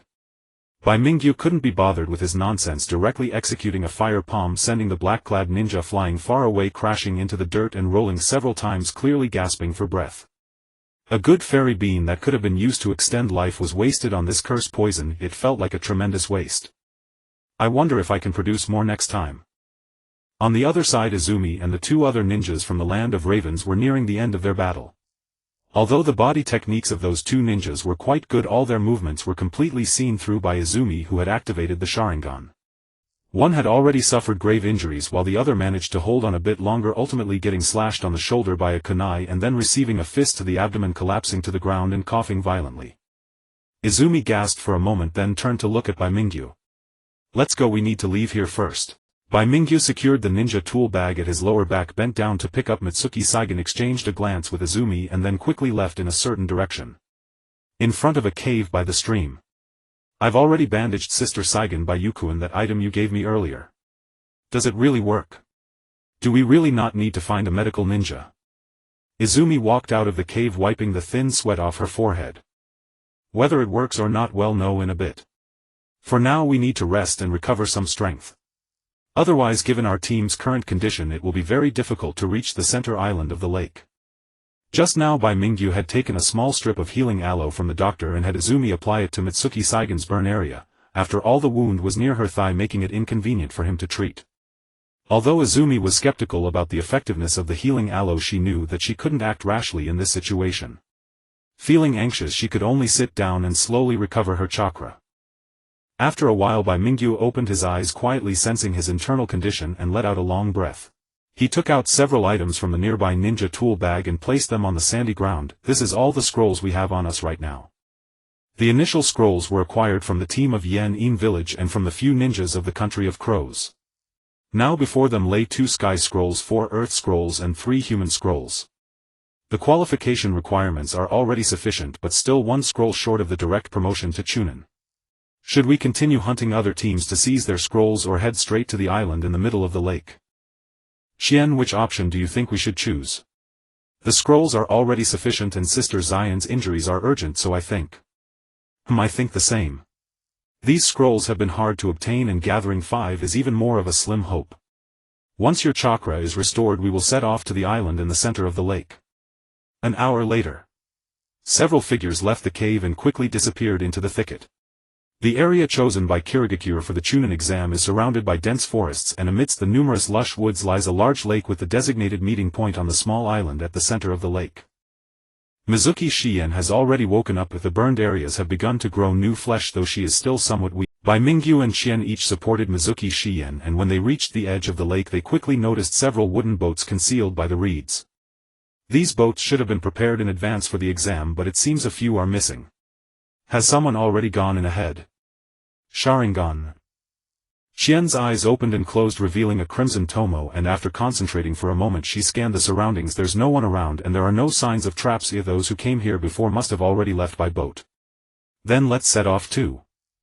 With 2 whooshing sounds, Bai Mingyu and Xian landed by the lake, first checking the condition of the boats. They helped the newly healed Mizuki Shien sit inside while they took their seats at the front and back sides of the small boat, using the paddles to slowly row towards the center of the lake. Although they had seen the lake from the shore, it was only when they entered the boat that Bai Mingyu realized the lake was even wider than he had imagined, akin to a small ocean. The distance from the shore to the island was estimated to be over 100 meters, taking about a minute to row across. The lake's surface appeared tranquil. However, beneath the water dark currents surged. Just after departing from the shore, Bai Mingyu's ears perked up as he sensed something. He abruptly turned his head to one side and saw a series of bubbles rising from beneath the surface, bursting on the water. Not good, something is below the water. Almost simultaneously with Bai Mingyu's warning, the lake water began to churn violently, as if something was thrashing desperately beneath the surface. Waves surged up, crashing towards the small boat. Ice palm. As the waves approached, Bai Mingyu quickly drew his sword Shua and swung it. The ice palm shot out, colliding with the waves, shattering into countless ice crystal droplets. Under the curtain of cascading water droplets, the shadow of a colossal creature finally emerged, revealing a fierce gaping maw towards Bai Mingyu and Qian. What the hell is this thing? Before the two stood a large aquatic monster resembling a catfish, but where the fins should be arms like those of a human had sprouted with sharp claws at the fingertips. Its mouth was lined with rows of teeth resembling barbed hooks opening to nearly a 30-degree cylindrical shape, seemingly ready to swallow the entire boat in one bite. Bang! Just as the catfish monster was about to pounce, Chien grabbed her paddle and struck down hard, the force breaking the paddle in two. The monster's body tilted slightly, failing to bite down on the small boat, but the ensuing waves caused the nearby lake surface to become turbulent and the small boat swayed precariously as if it might capsize at any moment. Moon Step. At this critical moment, Bai Mingyu lifted Mizuki Shien with one arm and wrapped his other arm around Chien's waist, stepping into the air. With the powerful levitation of Moon Step, they hovered momentarily in the air before turning to dash towards the island in the center of the lake. 3 steps. 5 steps. In the blink of an eye they had soared over 10 meters. At this moment Chien finally reacted, looking back and exclaiming, "Not good, Bayuku, and it's catching up." The catfish monster was not only gaining on them but was also letting out beast-like roars. Its massive body and tail thrashed in the water, sending waves splashing up to 7 or 8 meters high, even soaking Bai Mingyu and the others who were moving rapidly through the air. There's no choice, it's over 40 meters from here to the island in the center of the lake, and that distance can't be covered with Moon Step. Bai Mingyu assessed the distance in his mind, immediately making a decision. He ceased his aerial steps without hesitation, entering the half-beast transformation. "Chien, I'll leave Chien to you." Before Chien could respond, Bai Mingyu exhaled and suddenly tossed the 2 girls he was holding out. He himself rapidly descended, twisting his waist in midair to adjust his position, landing atop the catfish monster, gripping the handle of Shui tightly, plunging the blade into the surface of the water ahead. Shu Bai. The third skill from Shui, and its function is freezing. With all his chakra exerted, an overwhelming chill erupted from the blade of Shui, piercing straight through the water's surface ahead. Wherever it passed, the lake froze, forming a path of ice. As Chien and Mizuki Shien fell, they landed precisely on this path of ice. They were now only a few meters away from the opposite island, a distance that could be quickly swum across even while carrying someone. Next. Bai Mingyu let out a sigh of relief, looking down into the catfish monster's green bean-sized eyes. As their gazes met, a hint of ferocity flickered in the monster's eyes, and then it suddenly rolled over, dragging Bai Mingyu into the water before diving deep into the depths. Gulping down water unexpectedly, Bai Mingyu quickly held his breath and opened his eyes underwater. When he looked around, his heart sank. Similar monsters resembling the catfish lurked beneath the lake, and there was more than one. 2 of them were even larger than the one beside him, measuring possibly 7 or 8 meters in length. Bai Mingyu almost thought he had crossed into the world of pirates, encountering the legendary Sea Kings. After Bai Mingyu entered the water, these catfish monsters seemed to have caught the scent of human flesh, becoming increasingly active. "I must ascend, quickly." No fleeting thought vanished like mist. Bai Mingyu had already resolved to swim upward, yet his gaze suddenly paused, fixed upon a spot. 40 to 50 meters beneath the lake's surface, amid tangled weeds and thick silt, an unusual pattern shimmered faintly, etched into the murk. Just as he leaned in to scrutinize it, the nearest catfish water beast lunged forward, its charge sending violent ripples across the lake bed. The pattern trembled, and then revealed itself in full. It resembled an open chest, its surface encrusted with deep green verdigris, yet within lay a palm-sized stone fragment, broken incomplete. In the next instant the catfish water beast slammed into him. Water release, water fang bullet technique. Bai Mingyu's hands flashed through seals of the water before him, compressed, swiftly coalescing into a dense crystalline mass, hard as ice, then surged forward under his command to meet the beast head-on. The collision unleashed a violent shockwave rippling through the depths. Harnessing the recoil, Bai Mingyu twisted mid-current, diving toward the lake bed, his fingers snatching up the stone fragment and tucking it securely into his robes, before reversing course and surging upward toward the surface. 3 or 4 catfish water beasts converged upon him. Beneath the water their speed was terrifying, blurring past layers of liquid resistance in an instant, closing the distance with predatory grace. Their maws gaped wide, rows of serrated teeth gleaming, ready to tear him limb from limb. At the brink of annihilation, Bai Mingyu flicked his sleeve, snow white, and froze a patch of water beneath his feet into solid ice. With a sharp explosive push he launched himself skyward, clearing the surface in a single seamless arc. Lord Baiyu Renquan's voice rang out, then a rope arced high over the water, flung from the shore. Bai Mingyu seized it midair, swift and sure. Quan hauled with all her strength while Bai Mingyu kicked hard against the water's surface, their combined effort carried them swiftly to the shore of the islet. The catfish beasts pursued only to the water's edge, circling restlessly before sinking reluctantly back into the abyssal dark. "We're safe," Bai Mingyu exhaled deeply, collapsing onto the damp earth. Underwater combat drained stamina mercilessly, and the weighted vest strapped to his body had pushed him perilously close to exhaustion. Relief softened Quan's features as she sank unceremoniously onto the ground, breathing softly. She too had expended great energy dragging Ye Xian ashore, her clothes and hair still dripping steadily.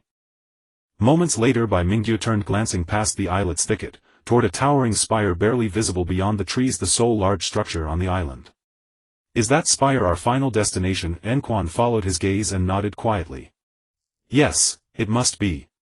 After all this I'll hold only that one tower." Bai Mingyu lowered his eyes, centering his breath. "Rest for 20 minutes, then we proceed." From their current position to the tower's heart the distance appeared no more than 1 kilometer, logically they could have departed immediately.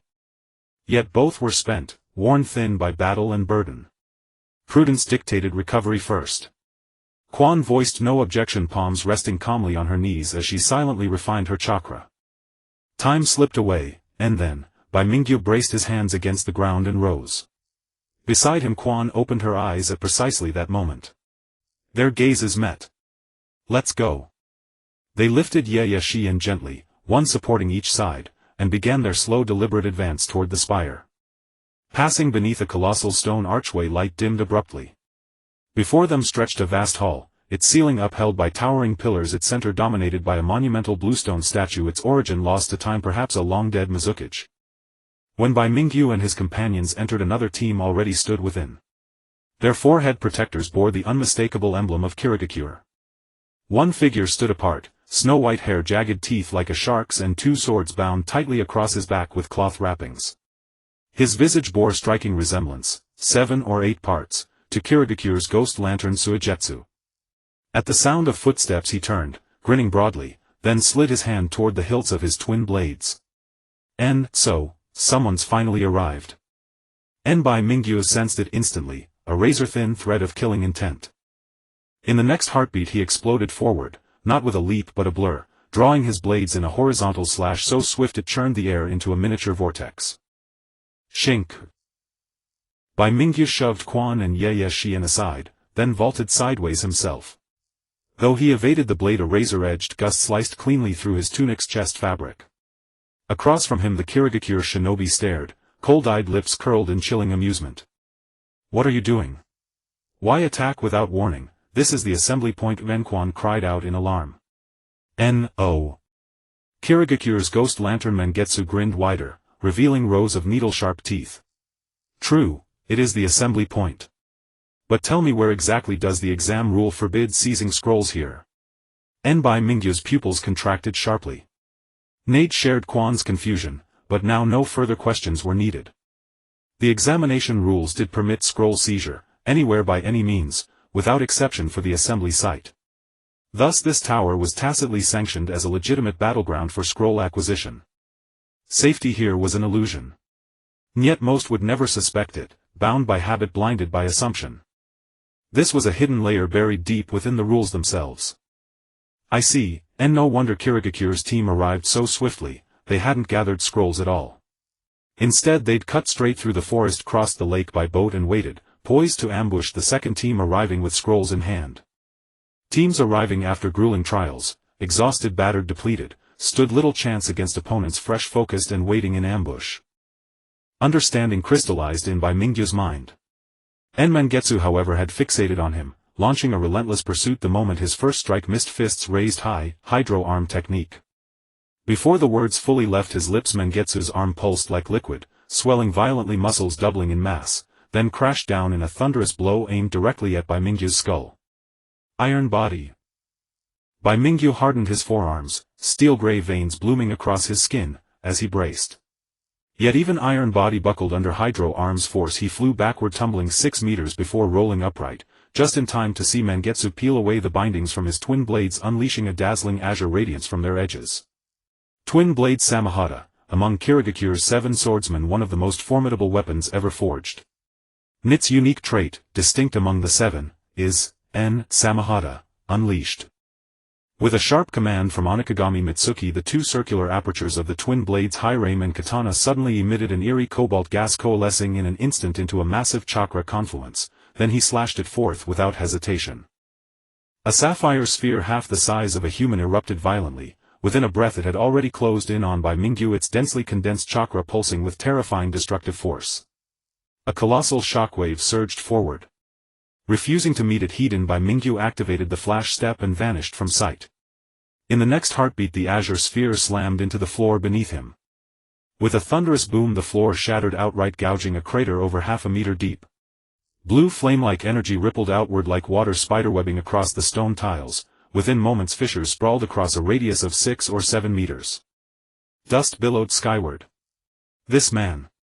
Bai Mingyu flipped upright, swiftly holding his breath to avoid inhaling stone-laced grit, and his gaze swept the surroundings in a flash, eyes darkening with resolve. He was utterly unrestrained. Bai Mingyu had no doubt, had he remained rooted in place, that strike would have left him grievously wounded.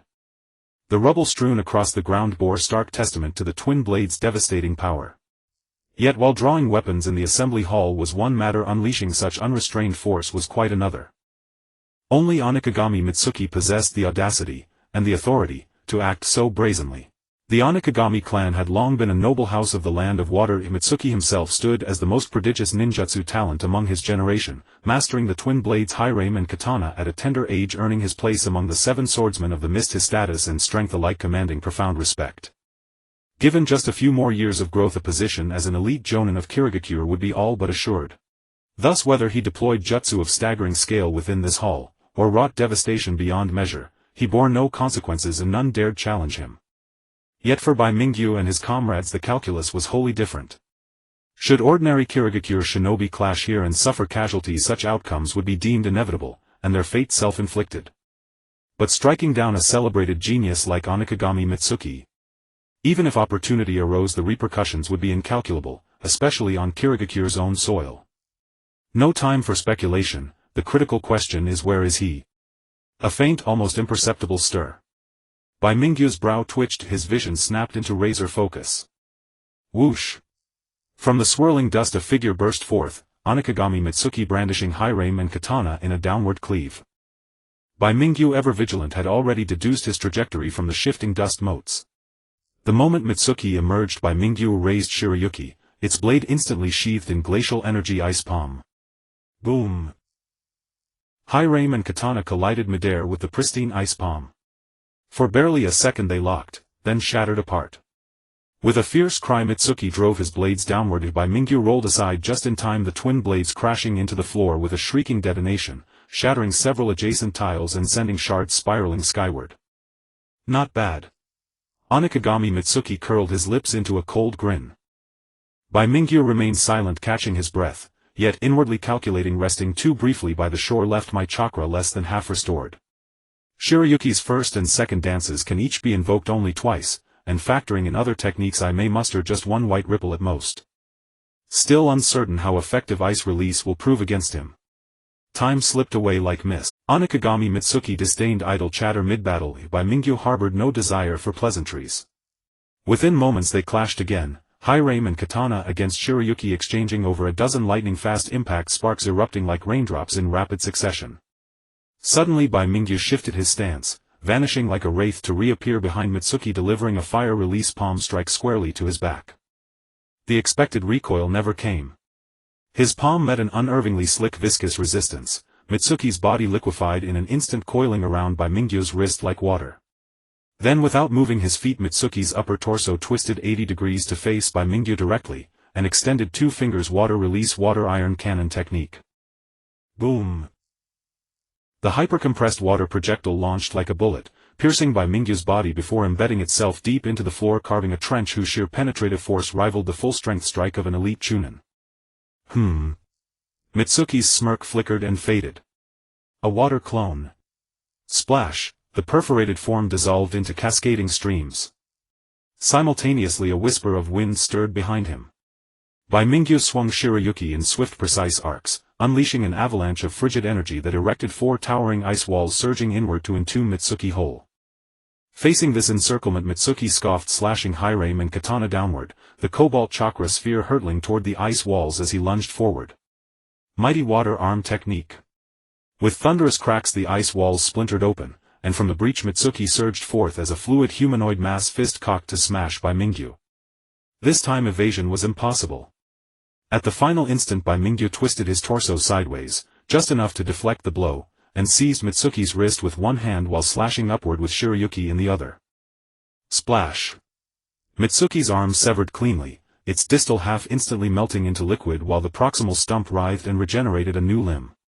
He flicked his wrist, water release, water whip technique. His outstretched fingers elongated into whip-like tendrils of water lashing toward Bai Mingyu, coiling tightly around both Shirayuki and his sword-wielding hand. Under the influence of the water body technique, Shirayuki's edge could not cut through Mitsuki's watery digits, and his raw strength proved overwhelming, nearly wrenching the blade from Bai Mingyu's grip. The water body technique, more troublesome than anticipated. Physical attacks are utterly ineffective. Only lightning release, his natural counter, can hope to prevail. Compared to water release, lightning release techniques ranked higher in complexity and peril. Any misstep could plunge the user into dire straits. Unless some means existed to temporarily suppress Onigami Mitsuki's water body technique. By Yuzan. From across the hall. From time to time Quan and Maui Shien glanced towards Guizhong Manua and Bai Mingyu, their faces revealing concern. Although worried, they had no way to come to help. Since the battle between the two began, the remaining two ninjas from the Hidden Mist Village stood in front of them.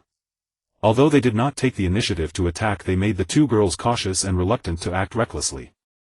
I say you two should just obediently watch here, waiting for our captain to take care of that brat before we come to deal with. However, considering that both of you are women, as long as you honestly hand over the scroll and follow our instructions. If you serve us well, perhaps we could intercede for you before the captain and spare your lives. One of the ninjas from the Hidden Mist Village with an ugly scar on his face was a young man in his 20s wearing a dirty smile as he looked at Quan and Shien, his eyes filled with undisguised possessiveness. Quan instinctively clenched her fists and bit her lip. Are you so sure that the winner will be your captain? A bunch of Wetbehinthir's kids, do you really think you can turn the tide? The ninjas from Konoha are indeed naive.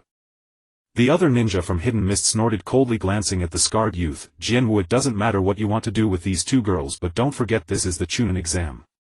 If you truly anger Lord Manua, do you know what your fate will be? Jianwu suddenly shivered, his desire fading a bit. Save it, don't threaten me with that guy. If it weren't for his background as part of the Guizhong clan, I would have long since dealt with him. The standoff continued. Meanwhile, the battle between Bai Mingyu and Guizhong Manua was still ongoing. Let go of me. Guizhong Manua snorted coldly, her wrist enlarged to the thickness of a bowl due to the water transformation technique suddenly exerted force. At that moment Bai Mingyu also released her hands, and as the sleeve of Shirayuki's was pulled away, she stepped forward and swiftly grabbed the latter's wrist, delivering a heavy kick to Guizhong Manua's face. Bang! Guizhong Manua showed a mocking expression, raising her arm to block if the spot where Bai Mingyu kicked turned into a splash of liquid, showing no signs of injury. Give it up, physical techniques have no effect on me. That's why I dislike you elemental fruit users the most. As she spoke, Bai Mingyu skillfully flipped in midair and delivered another flying kick. Elemental fruit. What on earth is that? Guizhong Manua looked confused. However, the next moment his expression suddenly changed as he looked down at his wrist. Unbeknownst to him, a silver chain had extended from Bai Mingyu's sleeve, wrapping around Guizhong Manua's wrist like a living silver snake, entangling his entire arm. When Guizhong Manua instinctively tried to escape using the water transformation technique, he found his arm firmly shackled by the chain as if his chakra had been solidified, unable to flow freely. Realizing this, Guizhong Manua's face showed a hint of astonishment. What kind of ninja tool is this? Bai Mingyu landed gracefully, pulling back Guizhong Manua, who was trying to escape, and with a slight smirk said, "You enjoyed that, didn't you? Now it's my turn. Lightning release, Earth Walk." In his palm, lightning chakra quickly condensed, and as Bai Mingyu slapped it onto Guizhong Manua's chest, it rapidly spread throughout his body. The water transformation technique of the Guizhong clan can almost nullify all physical attacks and most ninjutsu, but it is especially restrained by lightning release. Bound by the heavenly lock, and Bai Mingyu with no way to evade, Guizhong Manua's body was quickly enveloped by a surge of lightning, countless tiny arcs of electricity dancing across his body. Guizhang Manuel let out a muffled groan, struggling desperately, but his strength rapidly diminished. As his body became paralyzed, his face quickly turned pale and weary. Captain. Seeing the situation go awry, the other two ninjas from the Hidden Mist village hurriedly tried to assist. Quan timely used the body flicker technique to block them, her crimson Sharingan activated. With her hands quickly forming seals, she concentrated chakra within her body. Don't think of overwhelming me with numbers, your opponent is me. The situation had reversed. This time the two ninjas from the Hidden Mist village dared not act recklessly. Although they were arrogant by nature, they had at least heard of the Uchiha clan and the reputation of the Sharingan. Feeling the rapidly gathering battle intent from Quan, they instinctively took a small step back. Guizhang Manuel was already fully paralyzed, his body in a semi-liquid state with occasional arcs of lightning flickering. Bai Mingyu stopped supplying chakra, removed the heavenly lock from his wrist and put it back in his bag. Let's go. Quan find a quiet place to rest inside. Glancing at the other two ninjas from the Hidden Mist village, Bai Mingyu casually said, that guy isn't dead yet, but he should be unable to move for a while. There are still 2 days left in the exam. You should go back and find other teams to snatch scrolls, maybe you'll still have time to enter the next round. Arriving at the innermost corner of the hall, they found a clean spot to sit down again. Bai Mingyu was truly exhausted, leaning against the wall as he took a deep breath to calm his breathing. After rummaging through his bag for a while, he pulled out a piece of bread and began to nibble slowly. Although there were food pills in the bag that could immediately restore chakra, the side effects on the body were too significant, and Bai Mingyu tried to avoid eating them whenever possible. Having quickly finished a piece of bread, when he attempted to dig further into the bag, his fingers suddenly brushed against something cold. Bai Mingyu frowned slightly. When he took it out with his right hand, his palm revealed a palm-sized stone shard. This stone shard was obtained earlier from the bottom of the large lake, and he had not had a chance to examine it closely until now. Bai Mingyu carefully observed it and found it to be a flat piece of stone with rough, uneven edges, looking as if it had been cut from a complete stone piece. Ancient patterns were drawn on it. This pattern. It seems to be some kind of writing from the Warring States period. Bai Mingyu felt uncertain just as Quan leaned over curiously to take a look, and he handed the stone shard aside. Quan, do you think the emblem on this object is the clan crest of the ancient family from the Warring States period mentioned in history books? Quan was taken aback, looking down for a moment, then raised her hand to stroke her chin, her expression somewhat hesitant. Standing behind her, Maui Shiyan suddenly said, that's right, it's the crest of the Misaka clan. Moreover, the writing on it is very similar to the ancient script of the Land of Yu, which was a small nation that existed briefly during the Warring States period. It later disappeared when the Misaka clan was defeated by the Uchiha clan, but some records about them still remain. I once saw related documents in the village. Is it the Usaka clan? Did the clan leader's name happen to be Usaka Mikoto? Bai Mingyu suppressed these unreliable thoughts and turned to Maui Shiyan, saying, Sister Shiyan, do you recognize this script? I don't know, but I think there should be someone in the village who does. At least the archives of the code department must have texts regarding this script, and there are some knowledgeable elders who might know as well. Shiyan paused and continued, By you, where did you get this stone? The patterns on it look like a map, though it seems to be just a small fragment of it. I found it by the lake just now. It's probably an antique from the Warring States period, Bai Mingyu explained without going into too much detail, glancing at the stone fragment before putting it away. He didn't feel much about the stone fragment, merely curious. Whether it revealed anything interesting was of no consequence. Everything being done now was merely speculation.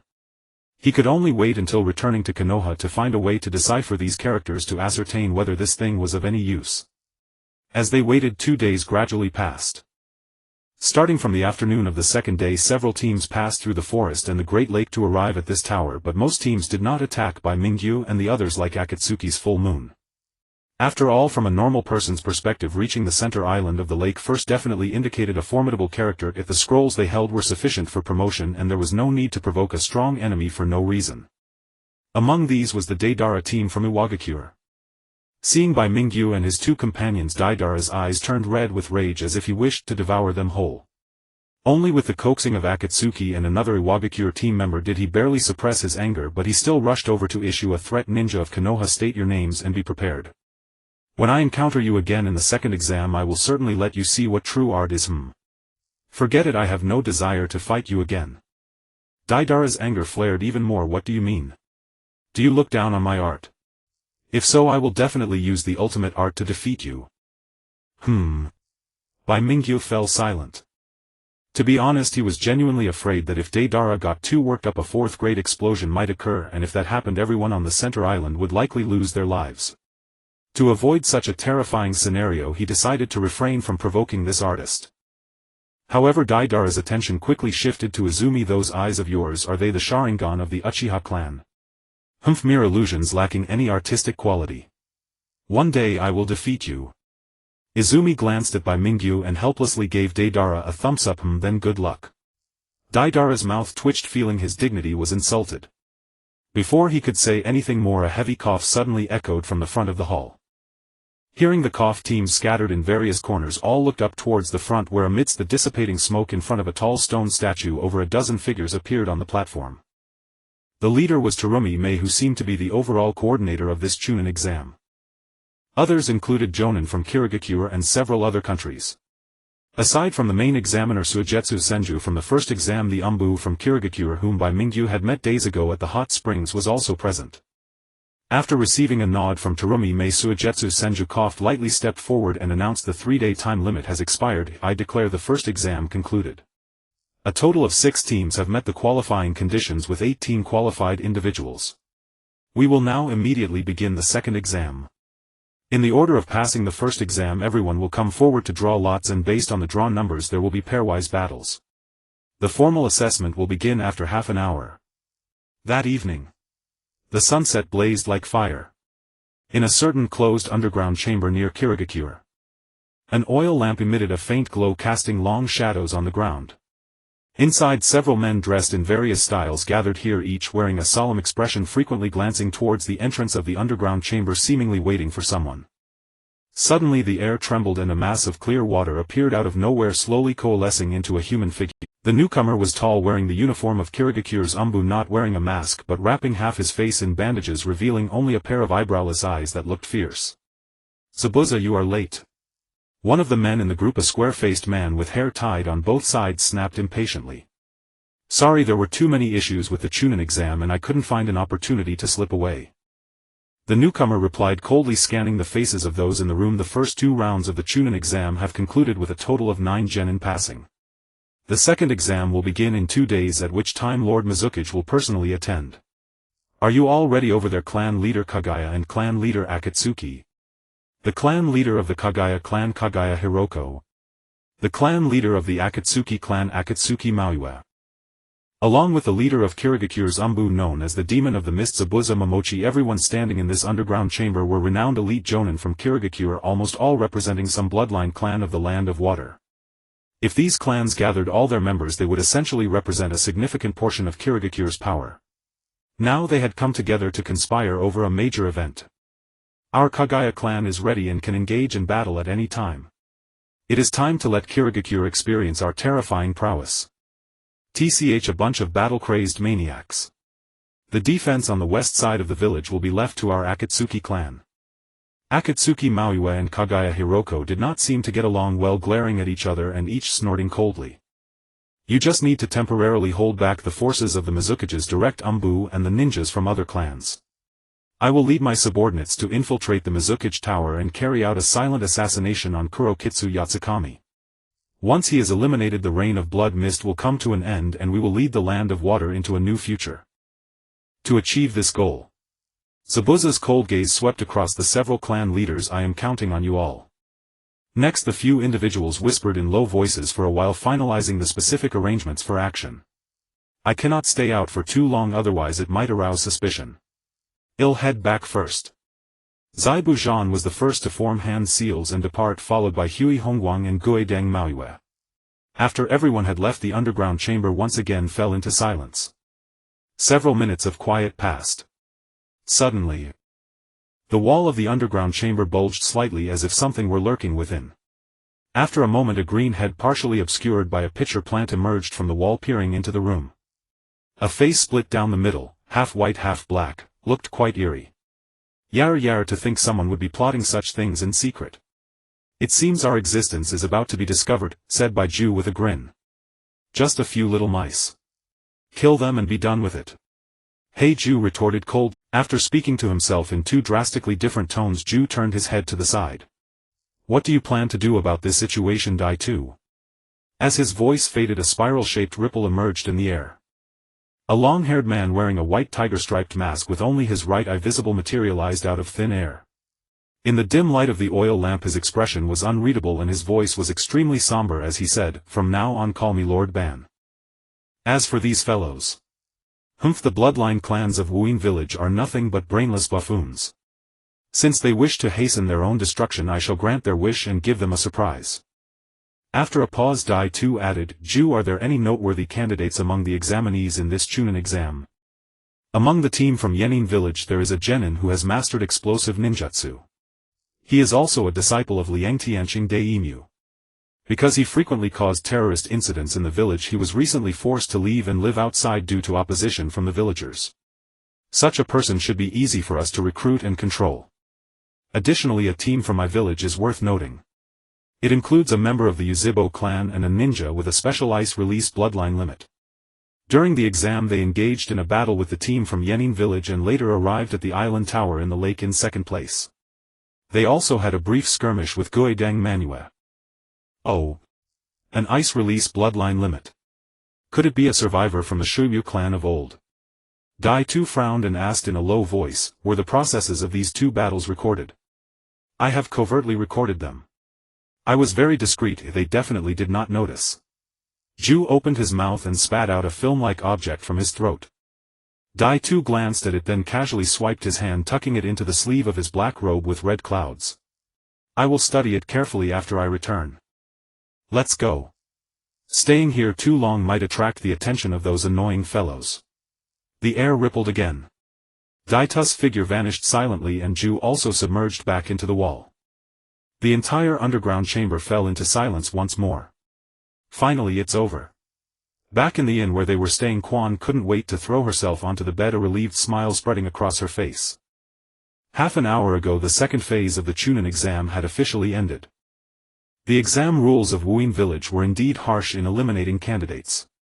In the first phase there were over 100 participants but only 18 advanced. The second phase cut half of them leaving just 9. Among these 9 were Didala and Chitu from Yenin village, Guidang Manue and another ninja from Wuin village and 1 each from Feng country and Chuan country. The remaining 3 were all from my village. Bai Mingyu and Quan advanced smoothly. Maoyue Shiyen after recovering from her injuries would have had a fighting chance but unfortunately she encountered Guidang Manue who completely countered her.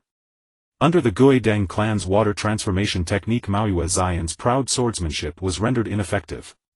In the end a water gun technique shattered her blade forcing her to concede reluctantly. Fortunately she was not injured. As for the other qualifier, unexpectedly it was Xian from the root team. Yunfukugen's insect-controlling secret technique gave him a good chance against most opponents and he was expected to advance. However he encountered a troublesome adversary, Didala from Yenin village. Didala, already fuming from his defeat at the hands of Bai Mingyu and Quan, unleashed a barrage of explosive clay the moment he faced Yunfukugen, another ninja from my village. The explosions bombarded relentlessly, annihilating the insects Yunfukugen had released for reconnaissance. To avoid losing all his precious carefully nurtured insects Yunfukugen simply conceded without even fight. The third exam will be held in 2 days. Use this time to rest well. The fewer the participants the fiercer the competition will become. Nailong Lugio, standing by the door with his arms crossed, said, "Jishui and I have ordered a lavish feast for you tonight. Come and eat once you've rested. This is a one-time offer." The dinner was indeed sumptuous. A long table 7 or 8 meters in length was laden with all kinds of fresh meats, fruits, vegetables and seafood like lobster, enough for over a dozen people to feast to their heart's content. After the meal Quan and Maoyue Shiyen went shopping with the female ninjas from the other 2 teams while the male ninjas went to soak in hot springs. Bai Mingyu made an excuse and returned to his room. After closing the doors and windows securely he took out an item from his backpack. The invisibility cloak. He had been in Wuin village for several days but had no chance to move freely because of the Chunin exam. Today. It was time to find that silver treasure chest. Fortunately the chest spawned outside Wuin village, otherwise even with the invisibility cloak I would have had to give up. Although he had only spent a few days in Wuin village, Bai Mingyu had already gained a rough understanding of the village's situation. The policies of Wuin village were indeed quite closed off. Apart from the small area provided for the examinees, almost all other parts of the village were strictly forbidden, guarded by numerous ninjas. A couple of days ago a ninja from a small country accidentally, or perhaps intentionally, wandered into the inner area of the village. The Umbu of Wuin village came to confront him and it nearly turned into a fatal incident. Not to mention the Mizukage building at the center of the village, which was said to be nearly impossible for even native Wuin ninjas to enter. If the chest had spawned there, the chance of obtaining it would be virtually zero. Bai Mingyu donned the invisibility cloak and his body vanished eerily from the room. He then walked to the window, slowly opened it and leaped out. Leveraging the special physique of his half-beast transformation, he landed lightly and swiftly dashed toward the outskirts of Wuin village. Following the route he had taken a few days ago, he crossed through streets and soon reached the village gate. Without alerting any of the guarding ninjas, he stealthily left the village unseen and unheard. At that very moment, in the Hui clan's stronghold situated in a valley east of Wuin village, a long whistle sounded and one by one the Hui clan members emerged from their dwellings, gradually gathering in an open space at the center of the settlement. These individuals were almost uniformly robust men, tall and imposing, with their hair tied in topknots on both sides of their heads. 2 red dots were painted between their eyebrows and their eyes burned with an unconcealed thirst for battle and bloodshed. Chief! Great Chief! In the midst of the crowd, the tall and imposing Huiyi Hongguang grinned widely, his expression one of great excitement. Listen up, everyone. Tonight we will launch an attack on Wuin village. After all that has happened, it is time for them to experience the terror we bring. Everyone get ready, follow me to wipe out the people of Wuin village. Kill. Slay them. Annihilate everyone. One by one the members of the Huiyi clan waved their arms and shouted as if they had been injected with adrenaline, their spirits soaring. In their eyes it seemed that killing was merely a form of amusement and a way to affirm their existence, devoid of any necessary reason, simply a pure fulfillment of their inner desires. Chief, should we bring out that little brat who is locked up? A Huiyi clan member who appeared to be a high-ranking member approached Huiyi Hongguang and inquired. Jun Ma Lu. Go ahead and bring him out. Tonight is the moment to restore the glory of our Huiyi clan. All surviving members of the Huiyi clan must fight. Only through battle and slaughter can we affirm the meaning of our clan's existence. Huiyi Hongguang's face bore an almost fanatical fervor. More footsteps sounded as increasingly more Huiyi clan members emerged from their residences, gathering here. A storm sweeping over Wuin village was brewing at a visibly rapid pace. What place is this? Bai Mingyu frowned as he looked around, cloaked in an invisibility cape, cautiously sneaking between the houses. Initially he had seen a treasure chest spawn outside Wuin village and thought it was a desolate wilderness, but now it appeared that while there were indeed hills, this place was clearly not a wild area, rather it resembled a tribal community. Fortunately most of these houses were empty, likely because their owners had gone out on errands. Bai Mingyu stealthily made his way through, hardly encountering anyone. According to the map, the silver treasure chest is inside this cave. In front of him was a dark, shadowy cave. Bai Mingyu hesitated for a moment before stepping inside. The cave was not deep and there were no additional forks. After walking about 20 meters he arrived at the innermost part, where his eyes were first drawn to a dungeon secured by sturdy wooden bars with talismans hastily affixed to the boards, seemingly sealing some sort of special enchantment. Inside the dungeon, a small boy with white hair dressed in blue, 2 red dots between his brows, sat huddled in a corner, clutching his knees, wielding a bone blade and repeatedly stabbing it into the wall beside him. In another corner beside him a silver treasure chest emanated a faint silvery glow. Why am I locked up here? Did I do something wrong? The small boy with white hair muttered to himself, continuously stabbing the wall. Seeing this scene, Bai Mingyu felt a sense of familiarity. This small boy, who appeared to be only 6 or 7 years old, could it be Huiyi Jun Ma Lu? So this place is the stronghold of the Huiyi clan. Bai Mingyu was somewhat taken aback. Although he had guessed that the houses outside were likely inhabited by a clan, he had never considered it might be the Huiyi clan. After all, in his impression this clan should have long been extinguished. Could it be that the rebellion of the Huiyi clan has yet to occur? This thought flashed through his mind, but Bai Mingyu did not dwell on it. Taking a deep breath he reached out towards the dungeon's lock. Crackle. The moment Bai Mingyu touched the lock, a faint current suddenly surged forth, striking his fingers and igniting a fleeting spark in the air. Bai Mingyu felt a tremor in his palm, a subtle numbness creeping in. A restriction. It was evident that this dungeon holding Jun Malu was not merely a cell enclosed by stone and wood, rather it was layered with restrictions on the lock ensuring that those inside could not escape. If someone attempted to break in without a key, they would be met with a backlash from these talismans. The commotion had also alerted Jun Malu inside the dungeon. He stopped his wall-stabbing, staring blankly towards the dungeon's entrance. Concealed beneath the invisibility cloak, he could not see Bai Mingyu's figure, merely sensing that someone was present. "Who is there?" Bai Mingyu remained silent, taking a breath before standing up again, frowning at the dungeon before him. He knew little about sealing techniques. In fact, such techniques were inherently more difficult to learn and master than conventional ninjutsu. Aside from the Uzumaki clan, who were naturally adept at it, very few in Konoha possessed mastery over sealing arts. Thus he was unclear about the principles behind the restrictions here, let alone how to break them. Moreover, that earlier incident might have already alerted other Hui clan members. Perhaps someone was already rushing over here. Whatever he needed to do, he had to act quickly. With that, Bai Mingyu drew out his Shou Bai Shui from behind, took a deep breath and aimed forward. "I'll have to give it a try." Konoha style sword technique, downward slash.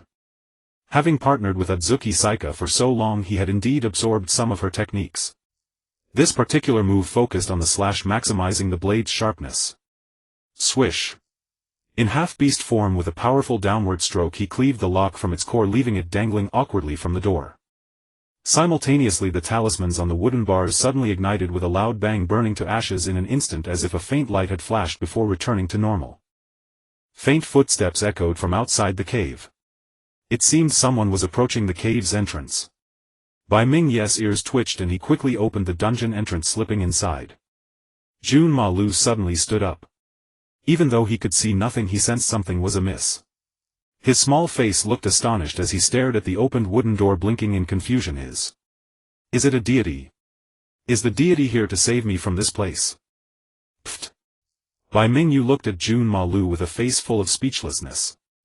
However, he had no time to deal with him and quickly approached the corner of the dungeon, bending down to touch the lid of the silver treasure chest. Soon a prompt echoed in his mind and Bai Mingyu immediately turned to leave. He did not want to be trapped here by the Hui clan. If a large number of Hui members gathered, even with the cover of the invisibility cloak, escaping would not be guaranteed. Just a few steps out, he saw a burly man striding in from the cave entrance.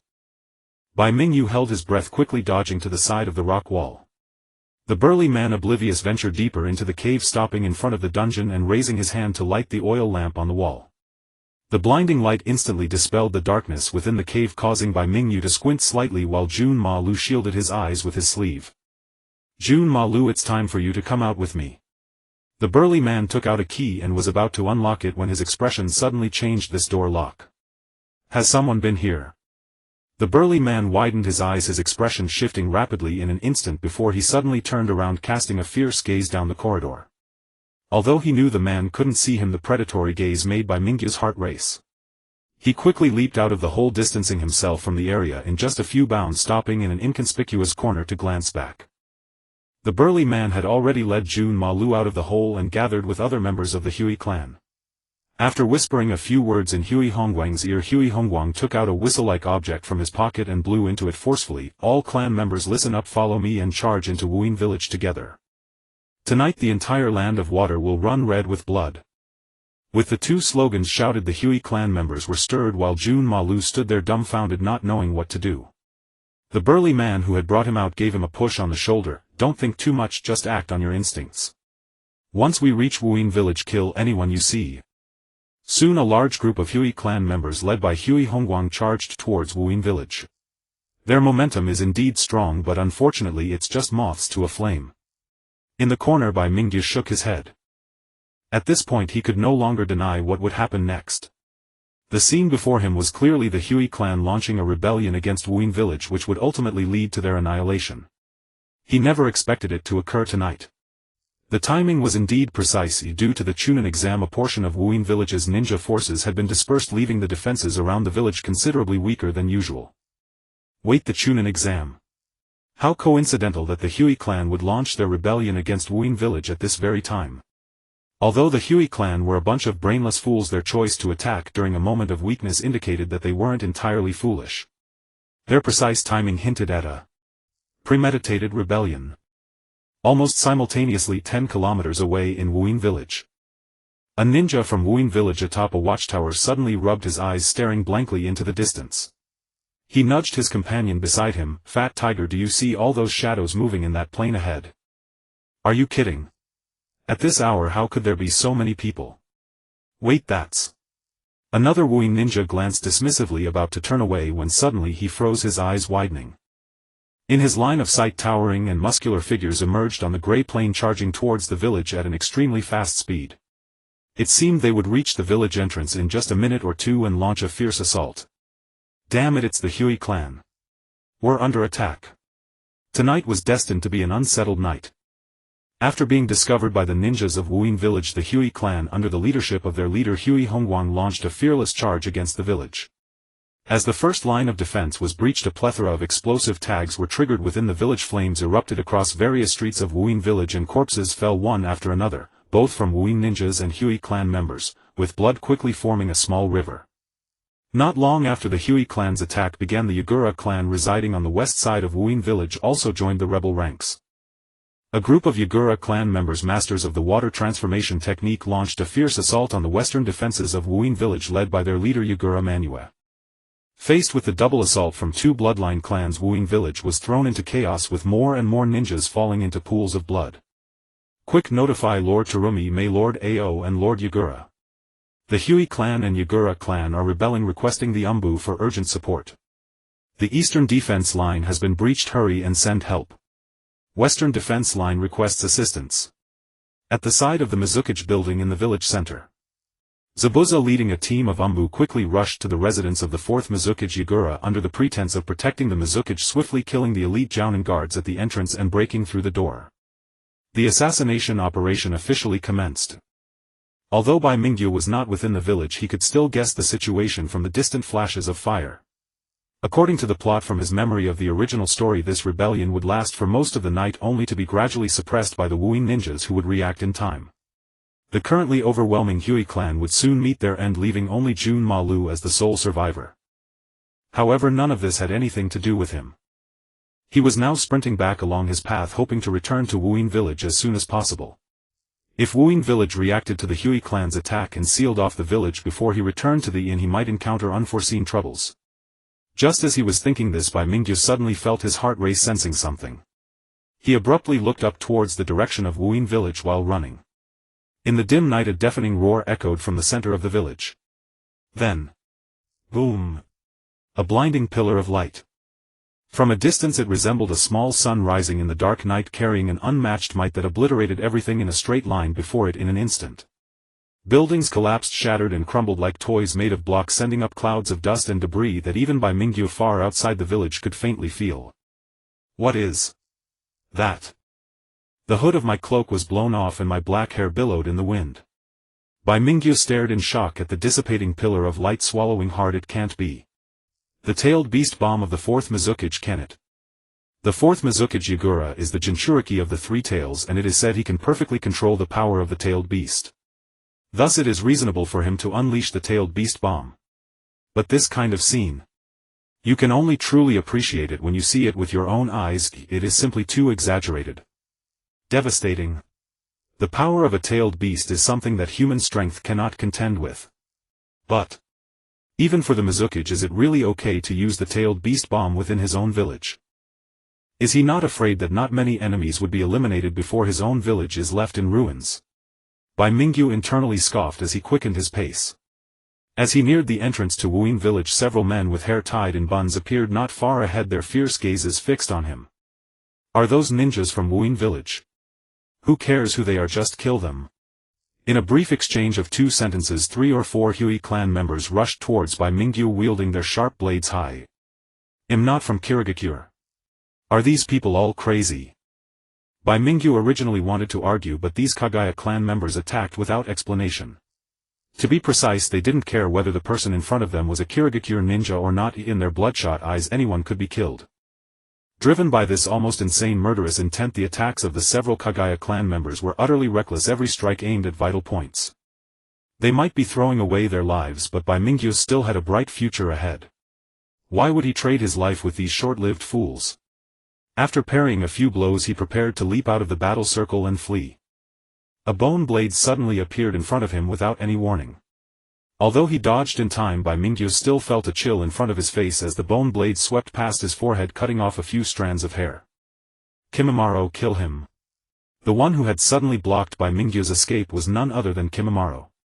Hearing the shout from another Kagaya clan member, Kimimaro instinctively responded and charged forward, brandishing his bone blade. Moon step. Bai Mingyu stomped hard on the ground, leaping up like a bird, then kicked twice in midair, rising to a height of 6 or 7 meters. At this distance, even extending bone spikes wouldn't reach him. Two Kagaya clan members immediately stretched out their hands, fingers aimed at Bai Mingyu, Shikatsumiyaku 10-finger drilling bullets. Whoosh! Whoosh! With a series of wind-cutting sounds, white bones shot from the Kagaya clan members' fingertips like bullets leaving a gun. Can't we just have a proper fight? Since he couldn't explain and even his escape was blocked, Bai Mingyu was also filled with anger. He immediately drew his Sode no Shirayuki, intending to face these relentless Kagaya clan members head-on. At that moment, a somewhat familiar voice suddenly rang out. Fire release, great fireball technique. Bang! A huge fireball crashed in from the side, engulfing the rain of 10-finger drilling bullets. At the same time, Uchiha Shursui appeared in front of Bai Mingyu holding a smoke bomb and smashing it on the ground. A cloud of smoke rose, concealing their figures. Master Shursui. Don't say anything, just follow me and get out of here. Shursui grabbed Bai Mingyu's wrist firmly. Turning his head, he saw Kimimaro and paused for a moment, then grabbed Kimimaro's arm with his other hand and used the body flicker technique to leave the place. Inside the inn where the Konoha Chunin exam team was staying. It was already very late, but the inn was brightly lit. The teams from Konoha, Sunigakure and Iwagakure were all wide awake, and several leading teachers gathered to discuss countermeasures. Currently Kirigakure was in turmoil. Although the Kirigakure ninjas guarding the gate strictly forbade them from going out, the teachers leading the teams were all elite jonin from their respective countries. Based on what they heard and saw plus some simple deductions, they could roughly guess what was happening in Kirigakure. If it were any other time, Kirigakure's internal conflict would be its own business and the other great nations would even hope it worsened. But now, at this critical moment when genin from various countries were gathered, an upheaval of this scale breaking out suddenly made people think deeply. Narashikaku, the Scorch Release Pakura of Sunigakure, and several jonin from Earth Country and River Country frowned in worry. In a room where the Konoha team was staying. Bang! With a soft sound, Uchiha Shursui appeared in the room with Bai Mingyu and Kimimaro. The restless Uchiha Izumi and Yuzuki Yugao immediately turned to look, their faces showing relief. Master Shursui, Bai Yu, you're back. Are you all right?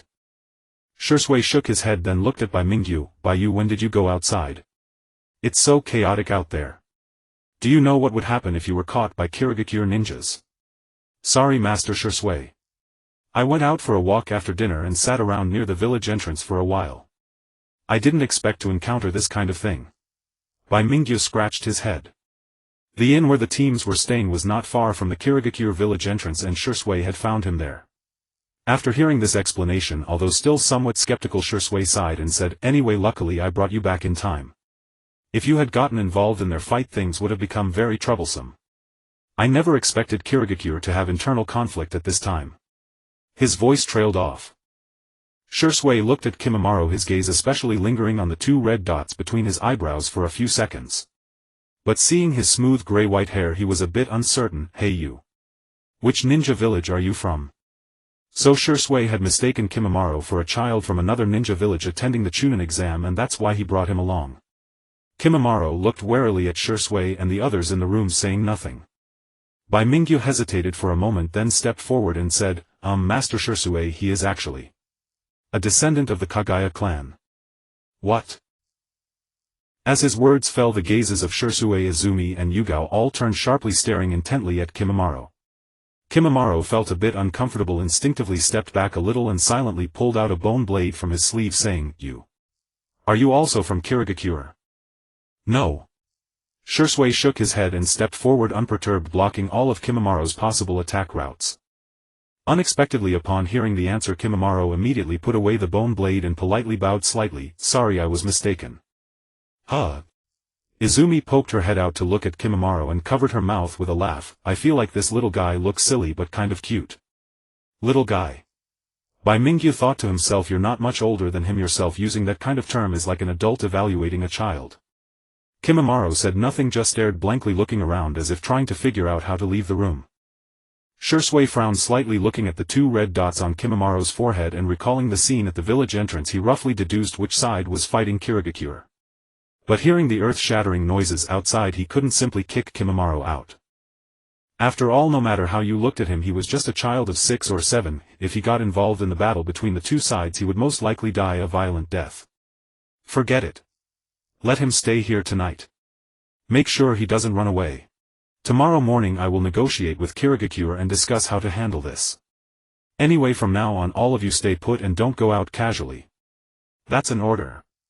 Having said that, Shirayuki glanced at Kimimaro with a headache, then turned and left the room. That night no one in the inn slept a wink. Outside the village was in chaos, blood flowing like rivers. In such circumstances only a few oblivious individuals could still sleep peacefully, while everyone else had no thought of slumber. Bai Mingyu, Uchiha Izumi and Yuzuki Yuin were in a room, occasionally hearing the rumbling sounds of explosions from outside, where the sky was lit up with flames, their faces shifting between light and shadow in the glow. Is this what war is like? Izumi stood by the window, her lips pressed tightly together as she murmured to herself. This is not war, it is merely a one-sided act of suicide by one clan against a village. Bai Mingyu glanced at Junmaru, who stood awkwardly in the corner, then looked out the window and said softly, if nothing unexpected happens by tomorrow morning the Kagaya clan will be completely annihilated. Once the Mist Village reacts, none of them will survive. How could this happen? Izumi froze for a moment as if suddenly realizing something and turned to Junmaru. Right, this child is also from the Kagaya clan. If the Kagaya clan is destroyed, then he... At that moment Junmaru indeed seemed clueless, having been locked away by the Kagaya clan for too long, completely oblivious to the ways of the outside world. Otherwise he would not have been so easily swayed by Orochimaru, even willing to hand over his life to him. Now, after being comforted by Izumi and Yuzuki Yuin, Junmaru no longer mentioned finding the people of Mist Village to fight desperately. He simply stood in the corner, lips pressed together, clearly still uneasy. Izumi silently observed him for a while, furrowing her brow before suddenly saying, "By you, Sister Yuin, what if we took him back to the village?" Bai Mingyu was taken aback and Yuzuki Yuin also looked up. After a slight hesitation, Izumi slowly expressed her thoughts. If all the Kagaya clan members outside are wiped out by Mist Village, then only he will be left all alone without any relatives. Even if we hand him over to Mist Village, the outcome may not be good. Rather than that, it would be better for us to take him back to Konoha if the third Hokage should agree to take him in. Bai Mingyu had indeed considered this idea before. Indeed, although he was a member of the Kagaya clan, Junmaru had little sense of belonging to either the Kagaya clan or the Land of Water. Even among his kin he was merely being used and raised. If he continued to stay here, Junmaru's fate would be one of two outcomes: either he would be discovered and killed by the people of Mist Village, or he would be lured away by Orochimaru. Neither outcome would be good. However, taking Junmaru away was not something that he and Izumi could decide alone. First, the team leader Narashikaku was involved, and no matter how you looked at it, it would be difficult for him to agree to such a course of action. Even if they did bring Junmaru back to Konoha, it was uncertain how the third Hokage would respond. Izumi pressed her lips together in silence. In the quiet, time passed second by second. At some point the noise from outside began to diminish and the cries of battle gradually subsided. As the initially bewildered Mist Village began to react, more and more Mist ninjas gathered from various parts of the village, organizing a defensive counterattack against the Kagaya clan and the Akatsuki clan. Even though both clans were fierce bloodline families facing opponents outnumbering them several times, they still suffered heavy casualties. Finally, after the fourth Mizukage Yagura dealt with the rebellious Umbu who attempted to assassinate him, he personally led troops to the battlefield, launching a bloody massacre against the members of the Kagaya and Akatsuki clans. By the next morning, just as a hint of dawn appeared on the horizon, this brief turmoil was finally declared over. The remaining Mist ninjas began to busy themselves with clearing the battlefield. The bodies of the Kagaya and Akatsuki clans were piled together, and from a distance they looked like a small mountain. I apologize if this time it was our oversight in work. However, Mist Village has just experienced some very serious events and no longer has the energy to host the Chunin exams. Therefore, on behalf of Lord Mizukage, I announce that this Chunin exam is hereby concluded. Please leave the Land of Water as soon as possible. At the inn's entrance, Terumi May, accompanied by a team of Mist Village Umbu, was engaged in final negotiations with the leaders of several major nations. Lord Terumi May, you are too kind. We deeply regret the events that have occurred in your village. In that case, we will quickly regroup and return home, no longer delaying your village's time. Narashikaku spoke in a deep voice. There was no choice but to leave. Although the rebellion of the Kagaya and Akatsuki clans had been suppressed, Mist Village had also suffered severe losses. Leaving aside the issue of the Chunin exams even in peacetime to prevent various issues within their village from being exposed and exploited, they absolutely would not allow outside ninjas to stay in their village and pose a threat. If nothing unexpected occurs, Mist Village would likely soon seal the village and clear the area. I know time may be tight, but by tonight at the latest we will completely seal off the entire Mist Village. If by then you have not managed to leave in time. Terumi Mice's lips curled into a meaningful smile as she said, we cannot guarantee what consequences may arise. The threat in her words was evident. After finishing breakfast that day, Narashikaku immediately issued orders to prepare for withdrawal. Everyone hurriedly returned to their rooms to pack their belongings.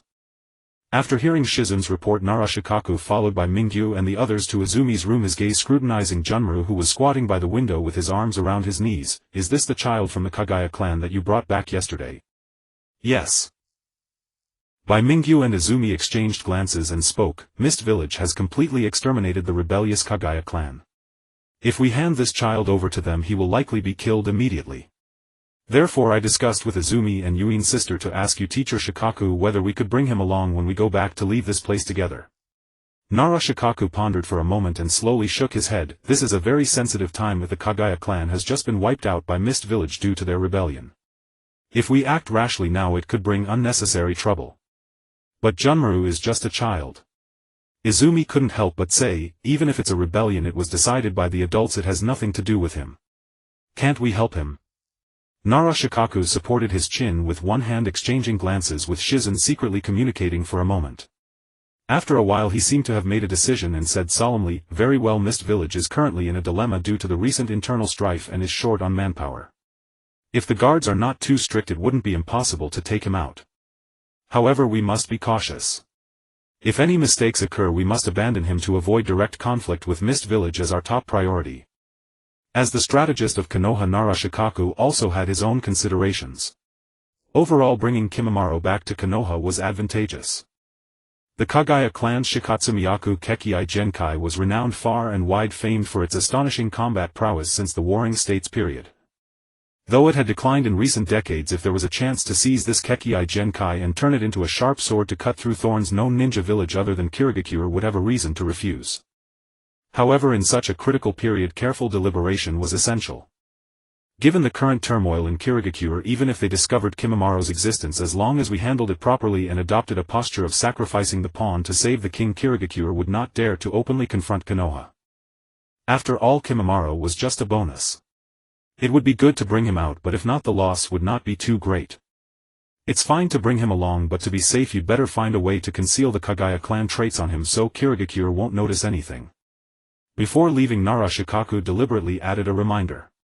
After the door closed, Izumi tilted her head in thought, then pulled Yuzuki Yugao aside and whispered a few words.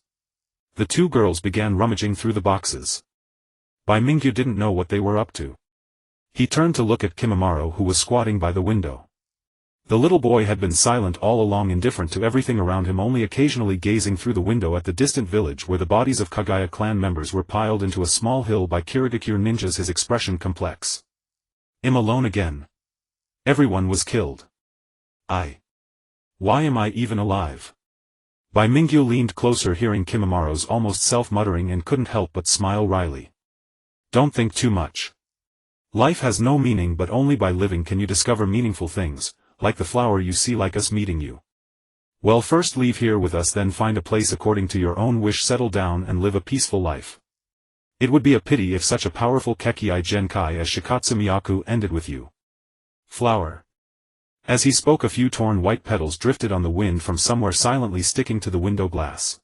Kimimaro stared blankly at the flower, his gaze unfocused, lost in thought. On the other side, Izumi and Yuzuki Yugao had already found what they were looking for, several bulging cloth bags piled on the bed. Teacher Shikaku is right. To avoid being discovered by Kirigakure, we need to give him a proper makeover. A proper makeover. Under Bai Mingyu's gaze, Izumi quickly turned the bag over and poured out a white floral print women's dress, a pair of silk arm covers, and various cosmetics and hair accessories. What are you doing? The Kagaya clan to maintain their combat strength doesn't keep women in the clan. So if we dress him up as a girl, Kirigakure's people will definitely not suspect he has any connection to the Kagaya clan. As for the 2 red dots on his forehead, they can be concealed with makeup. Besides, his hair is long enough, with a little grooming it's easy to make him look like a girl. 10 minutes later. With the joint efforts of Izumi and Yuzuki Yugao, Bai Mingyu watched in astonishment as Kimimaro transformed from a handsome little boy into a handsome little girl. If Bai Mingyu hadn't seen his original appearance before, he might have mistaken this dressed-up Kimimaro for a girl on first sight. Don't look at me like that. Back in the Ninja Academy I got full marks in Teacher Minamino's disguise class. Izumi clapped her hands and made a victory sign at Bai Mingyu. The Ninja Academy taught a wide variety of subjects including disguise techniques. However, due to the existence of the transformation jutsu, most students didn't take it seriously. But in certain specific situations, this simple technique that didn't consume chakra was more discreet than the transformation jutsu. As for Kimimaro, he probably didn't even understand the difference between men's and women's clothing. He obediently let Izumi and Yuzuki Yugao dress him up, his eyes dazed and innocent, which actually made him look even more like a sheltered, naive little girl. Well, this was what they called a cross-dressing master. The evacuation process went more smoothly than expected. Due to the civil war, almost all of Kirigakure's elite ninjas had been dispatched to various parts of the village to evacuate the dignitaries from other nations who had come to watch the Chunin exams, clean up the mess left by the Kagaya and Hozuki clan rebellions, and remain alert for any new disturbances. Therefore, only 1 or 2 Kirigakure squads were sent to escort the participating teams from Konoha, Sunagakure and other ninja villages out of the village. The journey was almost unhindered. They left Kirigakure smoothly and before sunset returned to the port at the border of the Land of Water. The merchant ship they had taken earlier was already docked at the shore waiting for them. Little Kimimaro, come back to Konoha with us. On the shore, Izumi squatted down, hands on her knees, smiling at Kimimaro. Let me tell you, the living conditions in Konoha are much better than in Kirigakure. And the 3rd Hokage is a very kind old man. He would never massacre innocents like your Mizukage, wiping out an entire clan in one go. So how about it? Come back to Konoha with us. If you run into any trouble, Bai Yugao and I can take care of you. Kimimaro silently looked at Izumi, then slowly shifted his gaze to Bai Mingyu beside him. Bai Yu talked to him too. Izumi nudged Bai Mingyu with her elbow. Bai Mingyu shrugged. Although I also think staying in Konoha is better than in the Land of Water, it still depends on his own wishes. If he doesn't want to come with us, we can't force him. I want to go with you. Kimimaro agreed without hesitation. This time it was Bai Mingyu's turn to be surprised. He exchanged a glance with Izumi and both of them turned to Nara Shikaku. After a moment of deliberation, Shikaku sighed. Then let him board the ship with us for now. But once we reach the village, whether he can stay depends on the 3rd Hokage's decision. If he doesn't agree, we'll have to send him to live in a nearby village. Soon the group boarded the ship and the merchant vessel slowly sailed onto the sea. As the shadow of the Land of Water gradually faded away, the distant view became a hazy gray except for the deep blue sea nearby. Standing on the deck, one could clearly hear the sound of the ship churning through the water. At almost the same time that the Konoha Chunin exam teams departed on a cliff in the northern part of the mist-hidden village, a group of remnants stood here gazing longingly at the distant mist-hidden village. Each person bore injuries, with several completely drenched in blood as if they had just crawled out of a blood pool. The leading man was tall, his eyes fixed intensely on the distant village, lost in thought. Master Zabuza, if we don't leave now it will be too late. The people of Mist-Hidden Village could catch up with us at any moment. Finally the man took a deep breath and turned around, glancing at a delicate-looking child beside him. He patted the child's head, speaking as if to him and yet to himself, from today onwards we will leave the Land of Water. But one day I will return here, turning this place into my own country. For that I need even greater power and funds for a coup. I understand, Master Zabuza. Please keep me by your side like a tool. I will become your weapon. Let's go. With a few leaps this group of remnants swiftly vanished into the forest, heading in the opposite direction of Mist-Hidden Village. A while later a gust of wind signaled the arrival of a team from the Mist-Hidden Village's Umbu. One of them crouched down, scooping up a handful of soil and sniffing it. They definitely passed through here not long ago and went in that direction. Chase them.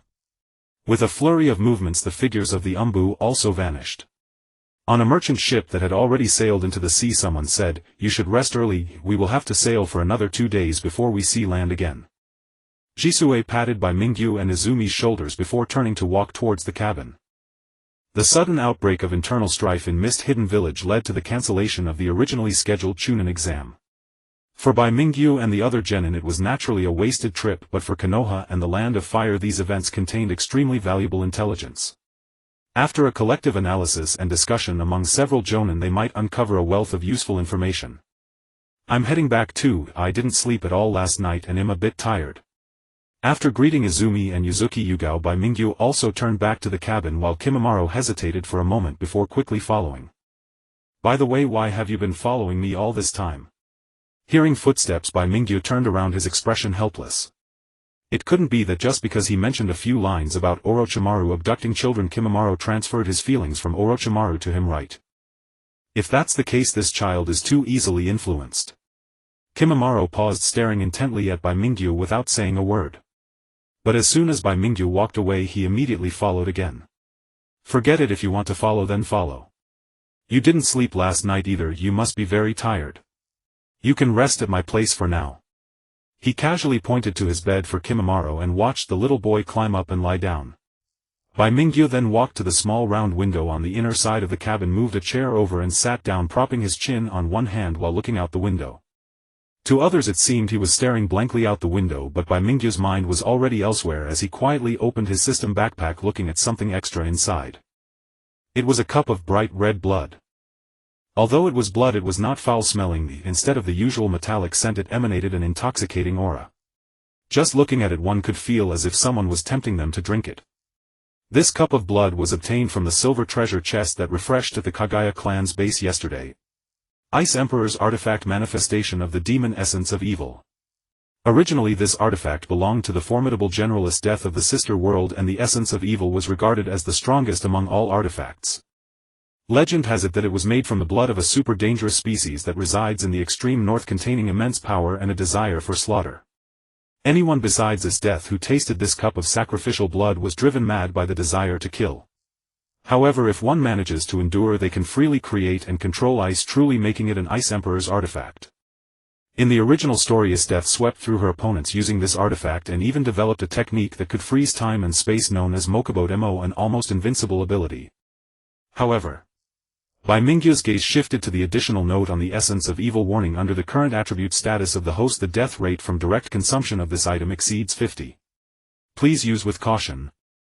Before consuming this cup of blood there are two questions that must be prioritized. First, the raw materials of the essence of evil come from the super dangerous species in the extreme north. While its blood contains power, it also harbors an uncontrollable desire for slaughter. Those with slightly weaker physique and willpower may be controlled by this desire, losing their will and becoming madmen. Second, in principle one cannot use two artifacts simultaneously as it places excessive burdens on the body and spirit. Using more than two artifacts at once poses a threat to life, leading to potential physical collapse. So, according to the system's assessment, my current physique and willpower are insufficient to withstand the slaughtering desire of the essence of evil. Once consumed I could very well end up like those driven mad. Moreover, even if I can withstand the 50 death rate risk, gaining the ability from the essence of evil means I might no longer be able to use the Lion King's ability. Bai Mingyu fell into a contemplative silence. It's undeniable that the power of the essence of evil is immense, but the Lion King's half-beast transformation and powerful recovery abilities are also greatly beneficial to him, especially at this stage. If he had to choose between the two, it would indeed be a difficult decision. Fortunately, I don't need to make a decision right away. I'll wait until my attributes increase a bit more. After all, this is not a life-or-death situation, and the ice escape ability of Yuki would not reach its bottleneck yet if there is still room for further development. Bai Mingyu sighed, putting the essence of evil back into his backpack, returning his thoughts to reality. Outside the window the sky gradually darkened, and by the afternoon a fierce wind began to blow. Rain fell in torrents, drumming down on the sky, and the entire sea started to churn as the merchant ship rocked slowly forward. Bai Mingyu also felt a bit sleepy, so he simply laid his head down on the table and fell asleep. Late into the night. In deep slumber, Bai Mingyu suddenly felt his body shake violently as if something had crashed against the table, jolting him awake. What happened? He looked up to see darkness all around. The others in the cabin were still sleeping. Suddenly a glimmer of light appeared on the opposite bed as Xian lit a candle. In the dim glow he quickly put on his clothes and grabbed the long knife by his pillow. It's probably that the ship hit something in the sea. Let's go out and check. Bai Mingyu also put on his coat without notifying the others and quickly walked out of the cabin with Xian. Just outside he heard a cacophony of shouting and footsteps as several sailors hurried past. Not good. Quickly informed the captain and the ninja from Konoha. It's those pirates. Pirates. Bai Mingyu was momentarily taken aback. One of the sailors had already spotted him and Xian and he shouted, "Quick, go get your teacher. There's a group of pirates blocking our ship and we can't hold them off any longer." As he spoke, a sharp arrow whistled through the air, landing dangerously close to several people. At the arrow's tail a lit explosive talisman was tied. Not good. Bai Mingyu and Xian reacted swiftly. Upon seeing the explosive talisman they dove to the sides. The next moment the talisman exploded with a fierce blaze, sending the sailor flying, leaving him half mangled on the ground, barely clinging to life. Shaken, the two stood up and simultaneously looked towards the direction from which the arrow had come. In the pitch-black rain they saw a tall shadow emerging before the merchant ship. Atop the towering mast a skull flag symbolizing their pirate identity fluttered.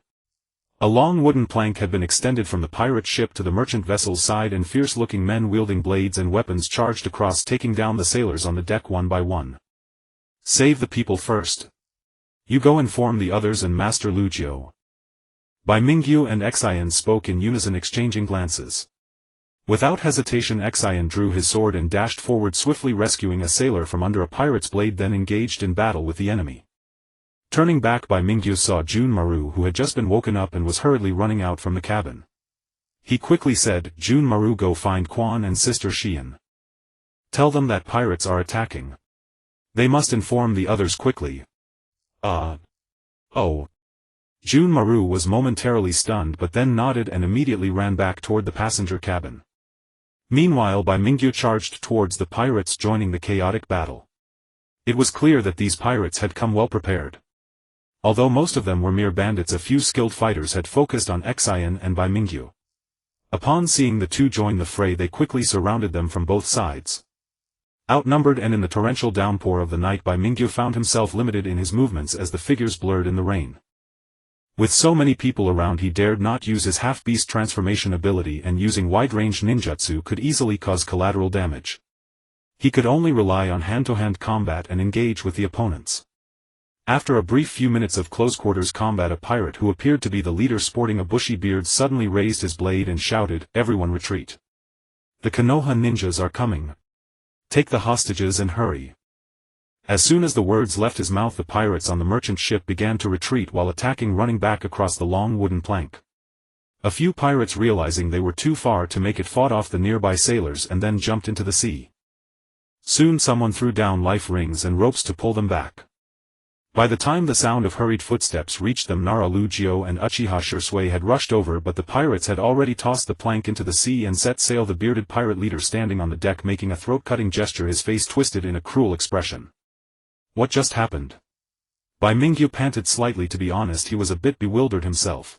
The sudden chaos had taken him by surprise. He couldn't figure out when these pirates had appeared or what their intentions were until a nearby sailor with lighter injuries rushed over and briefly explained the events. After listening to the sailor's account, Nara Lugio's expression darkened. "First let's count the numbers and see if there are any casualties." As he spoke, Shursui quickly scanned the crowd, confirming twice. He said, "Lord Lugio, Xian, who is under Lord Danzo, and Meiguching, who is under Lord Dingzhua, are both missing. Moreover, Captain Kiji's son seems to have been abducted as well." Captain Kiji's son, named Baki, was a young man of 17 or 18 who served as an observer on the ship. He should have been the first to spot the pirates, yet there was no sign of him. As he spoke, Captain Kiji rushed over with several sailors. Upon reaching them he knelt down with a thud. "Konoha ninjas, I beg you, please save my son. Those pirates kill without hesitation, they will surely kill him." Nara Lugio's expression shifted several times before he slowly spoke, "Mr. Kiji, you need not worry about that. Even if no one was abducted, we Konoha ninjas will not allow those pirates to act recklessly in front of us. However, I hope you can cooperate with us. After all, we are not familiar with the situation in the vicinity and will need your local knowledge to guide us. Lives must be saved." This time 12 genin had come and there had been no casualties during the Chunin exams, yet now 2 had been captured by pirates. This act was a blatant provocation against Konoha. However, how to conduct a rescue was a matter that needed careful consideration. Inside the captain's room a map lay spread out on the table. The paper appeared quite old, the edges yellowed, marked by signs of having been soaked in seawater and then dried. Naruto extended a finger to a spot in the lower right corner of the map. Look here, this is our current location, situated in a body of water between the land of waves and the land of water. The area where that group of pirates frequently operates is an island near the land of waves. This area has numerous islands, most of which are small and can be used for temporary refuge, but it is difficult to establish a long-term base for a large group of people. There are 7 islands that can serve as lairs for groups of pirates located here, and here. So does that mean we need to split into 7 teams to inspect these islands? Bai Mingyu asked instinctively as he followed Naruto's finger across the indicated spots. Naruto shook his head. The distribution of these 7 islands is not entirely scattered, they can generally be divided into 3 areas. This means we should organize 3 teams to investigate intelligence, while someone must remain on the merchant ship because we cannot be sure if the pirates will return, and we also need to care for the injured. A few days ago during the Chunin exams, several genin sustained varying degrees of injuries. Although they had regained mobility with the help of medical ninjas, their already low combat abilities had been further diminished. The only ones available for combat were Shirayuki, take 2 Umbu members and investigate this island. Yishan, take Tsugen and Foam to investigate this island. Be careful not to engage with the pirates. Once you confirm their location, immediately signal the other teams. The other 2 Umbu will follow me. Baiyu Quan and Xian, you stay on the ship to protect Captain Chiji and the others, preventing those pirates from launching another surprise attack. Naruto pondered for a moment and started assigning tasks. Bai Mingyu hesitated for a moment and said, Teacher Shikaku, let our team be the 3rd one to go. Although investigating intelligence carries certain risks, we don't necessarily have to confront those pirates directly. If they come to ambush the merchant ship, your shadow binding technique can immediately control them and we might end up being distracted. Naruto was slightly taken aback, his gaze calm as he looked over. While that may be true, there are only 3 of you and without a jonin leading. Trust us, Teacher Shikaku. Bai Mingyu smiled. If it weren't for the sudden internal strife in the mist-hidden village, Quan and I might have already become Chunin. This task of investigating a group of pirates is one we can easily handle. Moreover, with Sister Xian here too, if we really encounter an emergency we can quickly fire a signal flare for support. While speaking, Quan and Yuzuki Xian stood behind Bai Mingyu while Junmaru silently moved closer. Alright, just be sure to pay attention to safety and act cautiously. Naruto reminded. Moments later, the merchant ship anchored at a larger reef, lowered several small boats, and the 3 teams equipped with signal flares rowed off in different directions. Bai Mingyu actively requested to undertake the investigation task, which naturally had its reasons. Just a moment ago, when he saw that map in the captain's cabin, he instinctively compared it to the treasure map in his mind and found a high degree of similarity between the 2. This means, the chests he had seen in the land of waves were likely refreshed on this island. For treasure chests. Even if there was only 1 bronze chest and the others were all black iron, it would be enough to make him take action. That's why Bai Mingyu volunteered when Naruto assigned the tasks, bringing Quan and Yuzuki Xian to investigate. As for Junmaru. Why did you come along too? Bai Mingyu pulled his thoughts away from the map and turned to see Junmaru at the stern, slightly taken aback.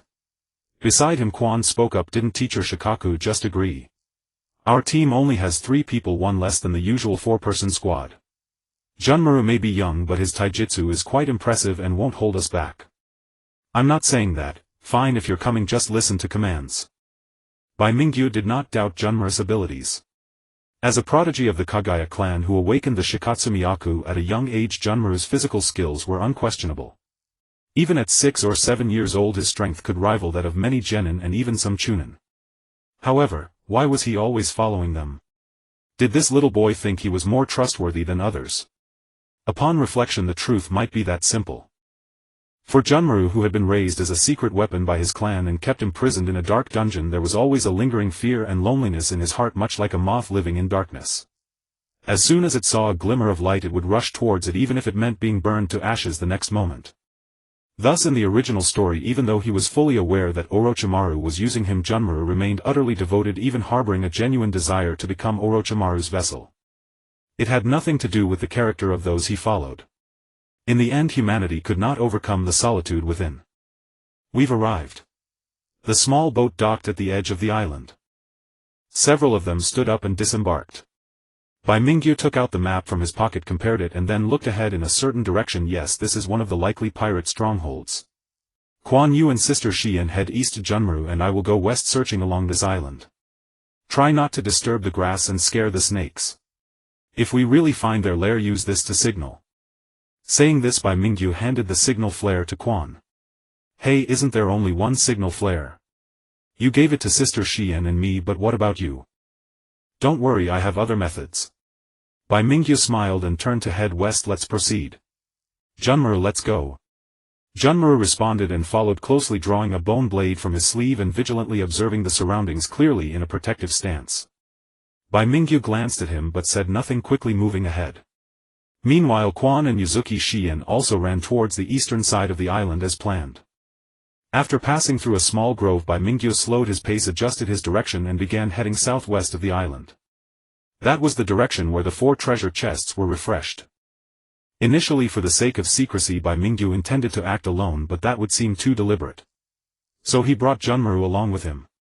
Even if they saw something, Junmaru wouldn't have enough information to raise suspicion. However, judging from Junmaru's current behavior, it seemed he had already viewed Bai Mingyu as the Orochimaru from the original story, exhibiting a kind of unwavering loyalty. Such behavior from a psychological perspective should indicate a lack of security. If he truly replaced Orochimaru in Junmaru's heart, it would not be bad for Bai Mingyu, because that way he wouldn't have to worry about Junmaru revealing his own matters. With this thought, just as he was about to cross a small grove, Bai Mingyu suddenly halted his steps. Junmaru hurriedly stopped as well, almost bumping into Bai Mingyu due to inertia. Lord Baiyu. Bai Mingyu made a shushing gesture, crouching down in the grass and pressed Junmaru's shoulder down as well, peering through a thicket. Not far ahead, at the foot of a mountain, there was a row of structures resembling tents which appeared to be hastily built from wood and stone, looking very rudimentary. Several strong men were moving in and out, and there were several piles of campfires at the entrance with the aroma of grilled fish wafting through the air. Next to the camp, several horses were tied up. Could this be the stronghold of those pirates? Bai Mingyu frowned and slowly scanned the surroundings. 1, 2. I can see 4 people. Counting those inside the tents, the total number should be no more than 7. Most of them were ordinary people. Even if they were engaged in piracy, they were just some strong men. If a fight broke out, he and Junmaru could easily handle several of them. However, this time the purpose of coming was not only to find these pirates but also to investigate where they had taken the hostages. Moreover, for Bai Mingyu, he also had to consider the issue of those treasure chests. According to the map, 2 of the 4 treasure chests were located within this camp, but due to the tent fabric he couldn't see what was inside. The pirate ship that attacked the merchant ship last night had at least dozens of people on board, yet there are only 6 or 7 here. It seems the stronghold must not be limited to just this one. Bai Mingyu contemplated for a moment, then turned to Junmaru and instructed Junmaru, stay here and don't move. I'll go take a look. Saying this, Bai Mingyu crouched down and slowly moved forward, lowering his waist and transforming partially to enter a beast-like state silently. The voices of conversation were clearly audible from more than 10 meters away. Big brother, do you think all this commotion we caused will bring us trouble? What? Are you scared? I'm telling you, the fame of those great ninja villages is actually just a facade. What of the Konoha ninjas? Haven't they been thrown into chaos by our attack? Who can catch us pirates who come and go freely on these seas? That may be true, but I feel very uneasy. Enough with the nonsense, hurry and eat something and go meet up with the boss. As they spoke, a bald man with tattoos on his arms divided the grilled fish among several others and began to eat heartily. Bai Mingyu crouched in the grass watching all this thoughtfully. Bai Mingyu had originally assumed that these pirates were targeting the merchant ship for its money and cargo, unaware of the presence of Konoha ninja aboard. Yet now it seemed they had known all along that this vessel carried Konoha ninja and still chose it as their target. This was quite intriguing. Could they be enemies of Konoha?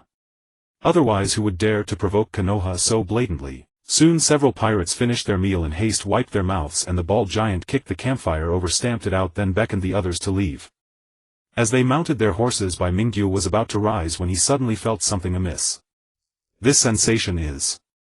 In an instant the ground beneath him burst open. A withered arm suddenly shot out from under the earth, grabbing Bai Mingyu's ankle and dragging him downward. Earth release headhunter technique.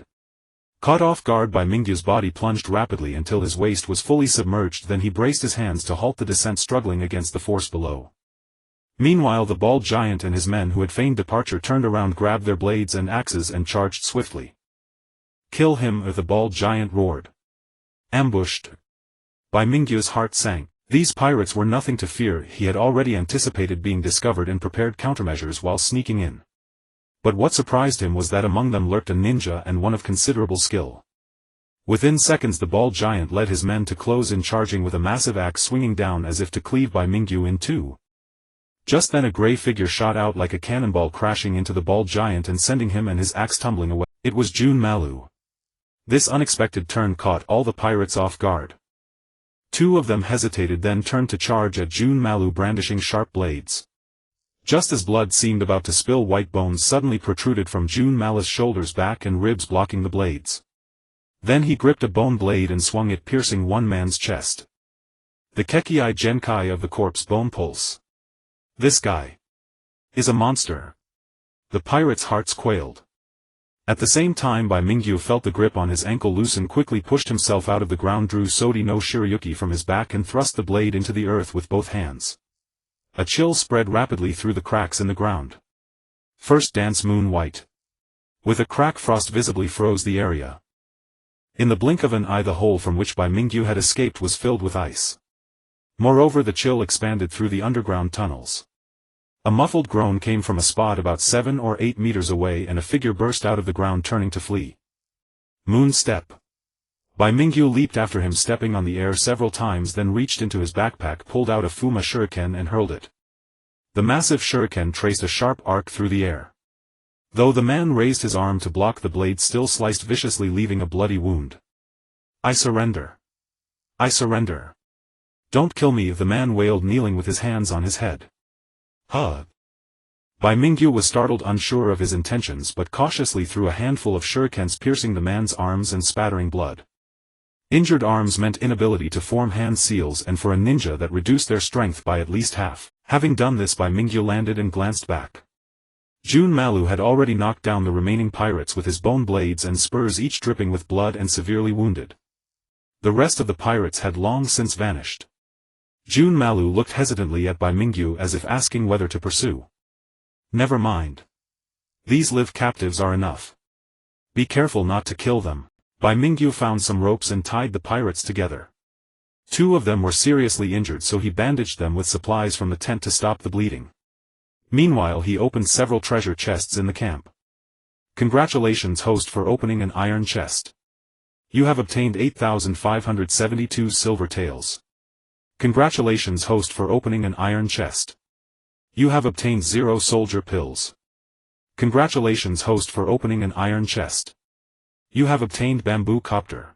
Bamboo copter, a flying gadget from Doraemon's pocket.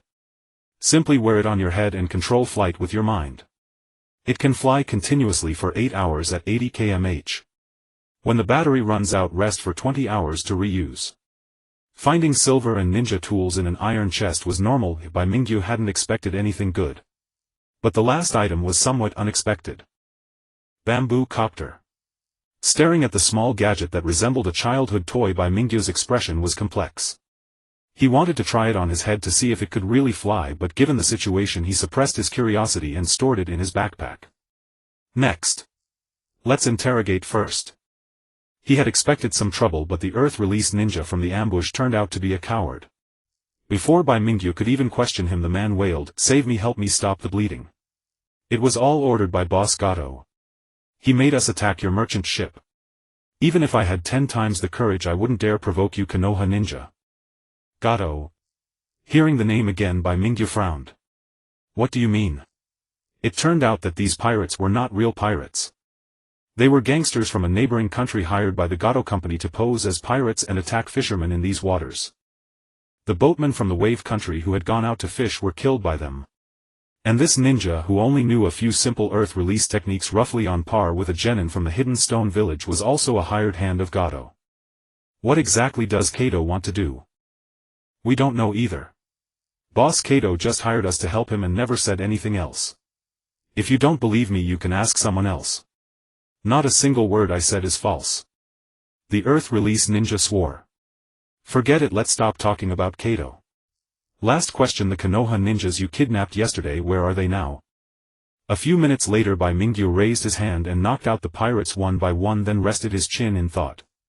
According to the Earth Release Ninja's confession, the attack on the merchant ship was entirely instigated by the Kato Company. As for the reason, recalling the news he heard during the 2 days spent in Wave Country, Bai Mingyu could roughly guess the Kato Company's goal was likely to seize Wave Country ahead of time. First they hired gangsters and rogue ninjas, disguised them as pirates, and had them pillage and plunder the seas near Wave Country, making the fishermen afraid to go out to sea while simultaneously offering high prices to buy boats. Due to the pirate threat and driven by profit, many fishermen would inevitably sell their boats. Once Kato Company gained control of the majority of Wave Country's ferry boats, it would effectively seize control of their maritime transport industry. Under these circumstances, just a few more measures would allow them to control the entire nation's economic lifeline. Even if the people of Wave Country realized it, it would be useless. In this country without ninjas, no one could defy Kato's orders. From the original story, Kato's plan should have failed. It was now the 52nd year of Konoha. Naruto was still a child under 5 years old. Considering the time when Team 7 would later come to Wave Country to execute a mission and encounter Zabuza and Haku, Kato Company's complete control of Wave Country's economy would be several years later. Now it seemed Kato had set his sights on Wave Country earlier, but judging from the outcome, perhaps something happened in the following years that forced Kato's plan to control Wave Country to be delayed. Could it be that at this point in the original story a team of Konoha ninjas returning from the water country was also attacked by Kato's men? But because they underestimated Konoha's strength, the intimidation failed and they were taught a lesson by the Konoha ninjas passing through. Bai Mingyu pondered for a few seconds, then stopped thinking about it.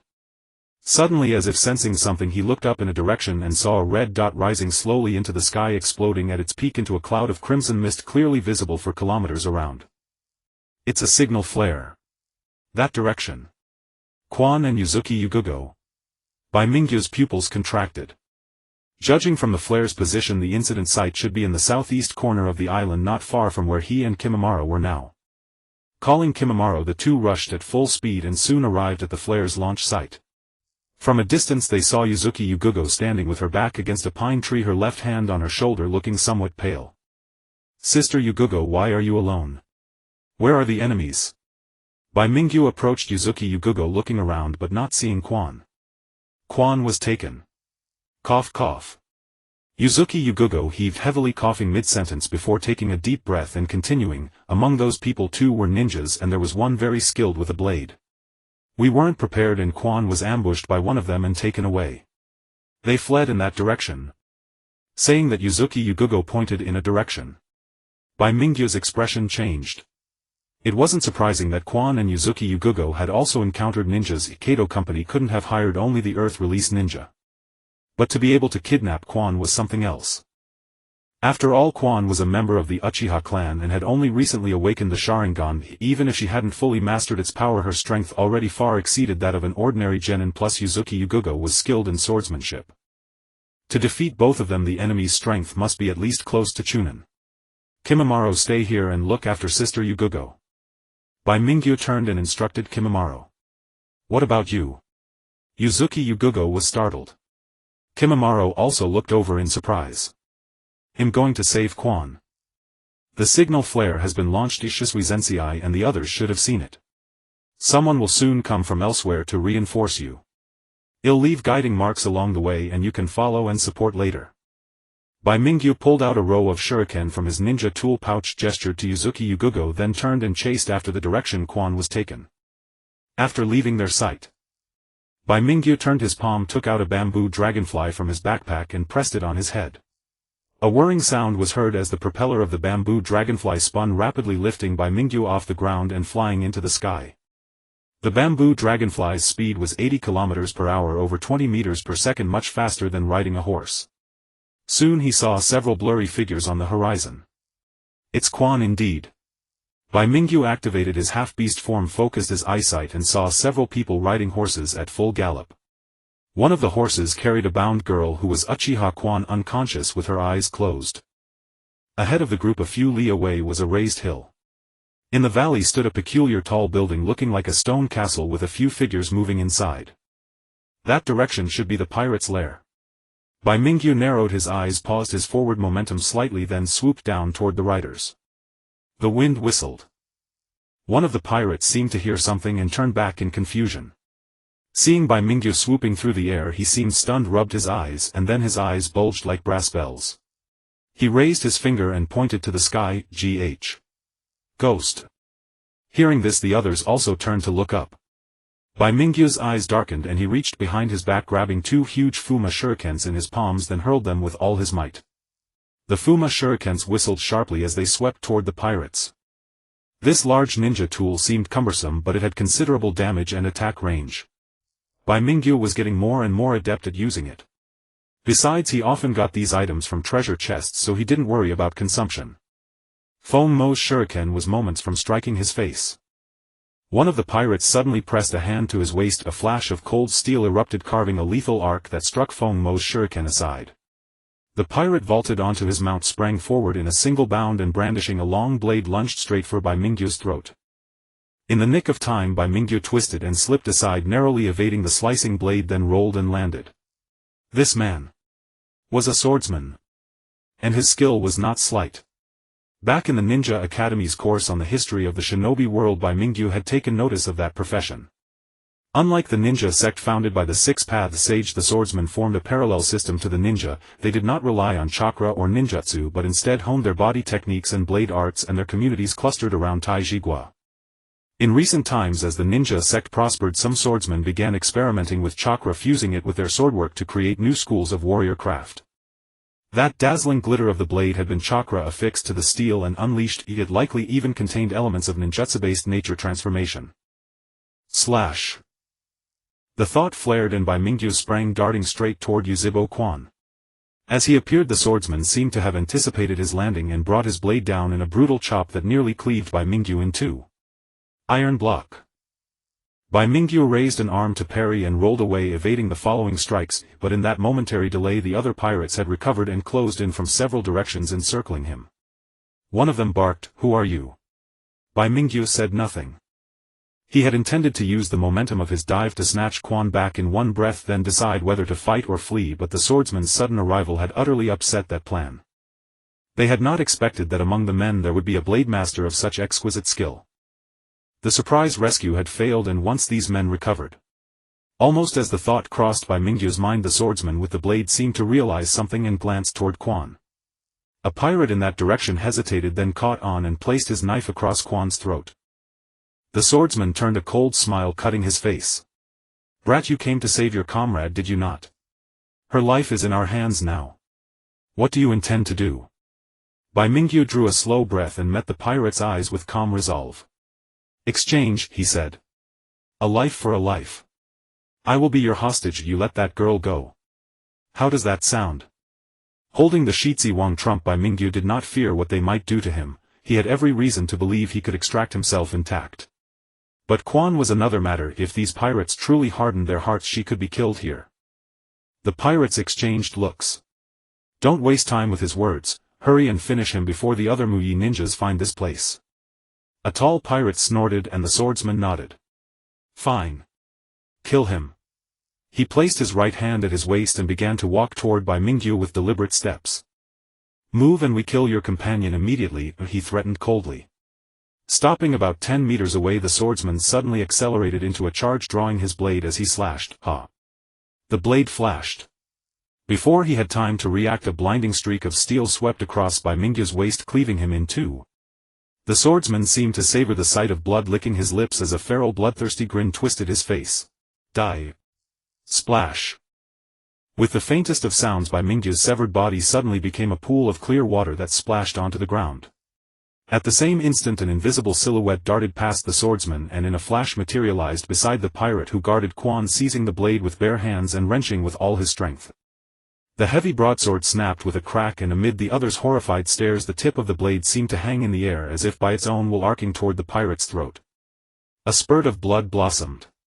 The pirate clutched his neck and staggered back 2 steps, staring in abject terror at the empty air.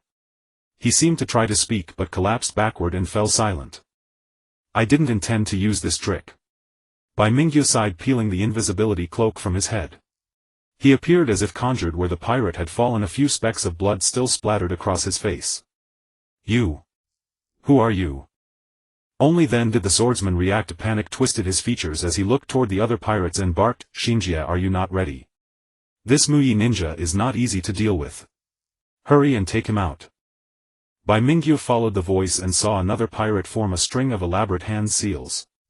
With a sudden shout he expelled a cloud of dust like sand from his mouth. The billows spread swiftly, enveloping Bai Mingyu and Quan while the pirate crouched and pressed both hands to the ground. Earth release ninjutsu. A flicker of alarm ran through Bai Mingyu as the soil beneath his feet split apart. In the next breath several giant hands of coalesced rock thrust from the fissures, their rushing edges clawing at him. Bai Mingyu frowned. For some reason a subtle wrongness pricked at him, but there was no time to think. Scooping Quan into his arms he vaulted like a bird into the air, planting his foot on one of the rock hands to spring outward, aiming for the gap in the encirclement. Yet the rock hands were eerily quick, barely pausing before they lunged again. Four giant hands rose to surround Bai Mingyu from all sides, stalling his forward momentum. He was forced to halt, dodging within a tight space while casting a glance toward Shinjia. So I must deal with this man before I leave. Then, swift and decisive. Bai Mingyu made a snap decision. He paused, then rocketed backward with a sudden violent stomp. A crack spidered across the soil beneath his feet as he launched himself like an arrow toward Shinjia with lightning speed. The hand rose. The blade fell. In such a swift charge Shinjia had no time to react and was cleaved in half by a single strike, blood gushing forth like a fountain, staining half of Bai Mingyu's clothing red. The giant rocky hand came to a halt. Bai Mingyu hesitated for just a moment before charging again at the sword-wielding warrior, who raised his arm to block with his sword, the long blade clashing against the white sleeve, creating a shower of sparks. In a very short time the two clashed swords and blades over a dozen times. Finally Bai Mingyu seized an opening, the blade sliding down the warrior's strength and severing his entire left arm. As the warrior retreated, Bai Mingyu caught up, cleaving him in two. Something is wrong. Something feels off. The thick metallic scent of blood splattered across his face, the aroma strikingly real. However, Bai Mingyu felt an increasingly strange sensation within him, as if he had overlooked something crucial. As he watched several other pirates scatter in fear upon seeing the blood, Bai Mingyu did not pursue them but instead calmed himself to carefully recall the events that had just transpired. Bai Yu Jun.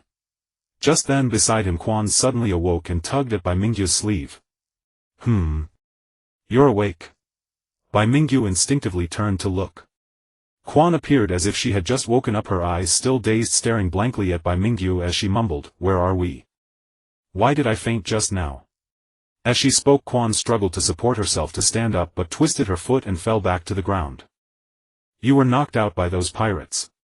You should still be quite weak, don't push yourself," Bai Mingyu said, reaching out to pull Quan up from the ground. In that instant, an unexpected change occurred. As Quan, who had just stood up, seemingly stumbled forward and fell into Bai Mingyu's embrace just when he intended to support her, she suddenly drew a sharp dagger from her bosom and plunged it straight towards Bai Mingyu's heart. Life hanging by a thread. Bang! In reality, Quan's body crashed heavily onto the ground, groaning softly, her eyes barely opening a slit.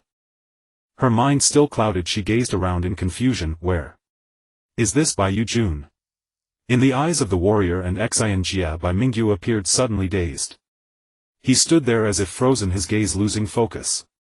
The Quan he had been holding fell to the ground, and as a result she gradually began to regain consciousness. It worked. This kid truly cannot withstand the illusion.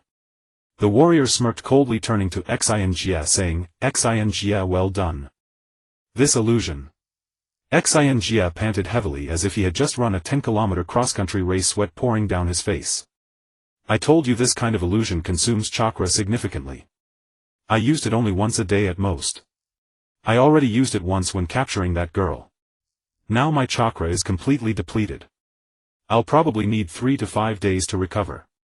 Ha! Ha! If you had been more decisive earlier, you could have killed him without all this trouble. It was an illusion.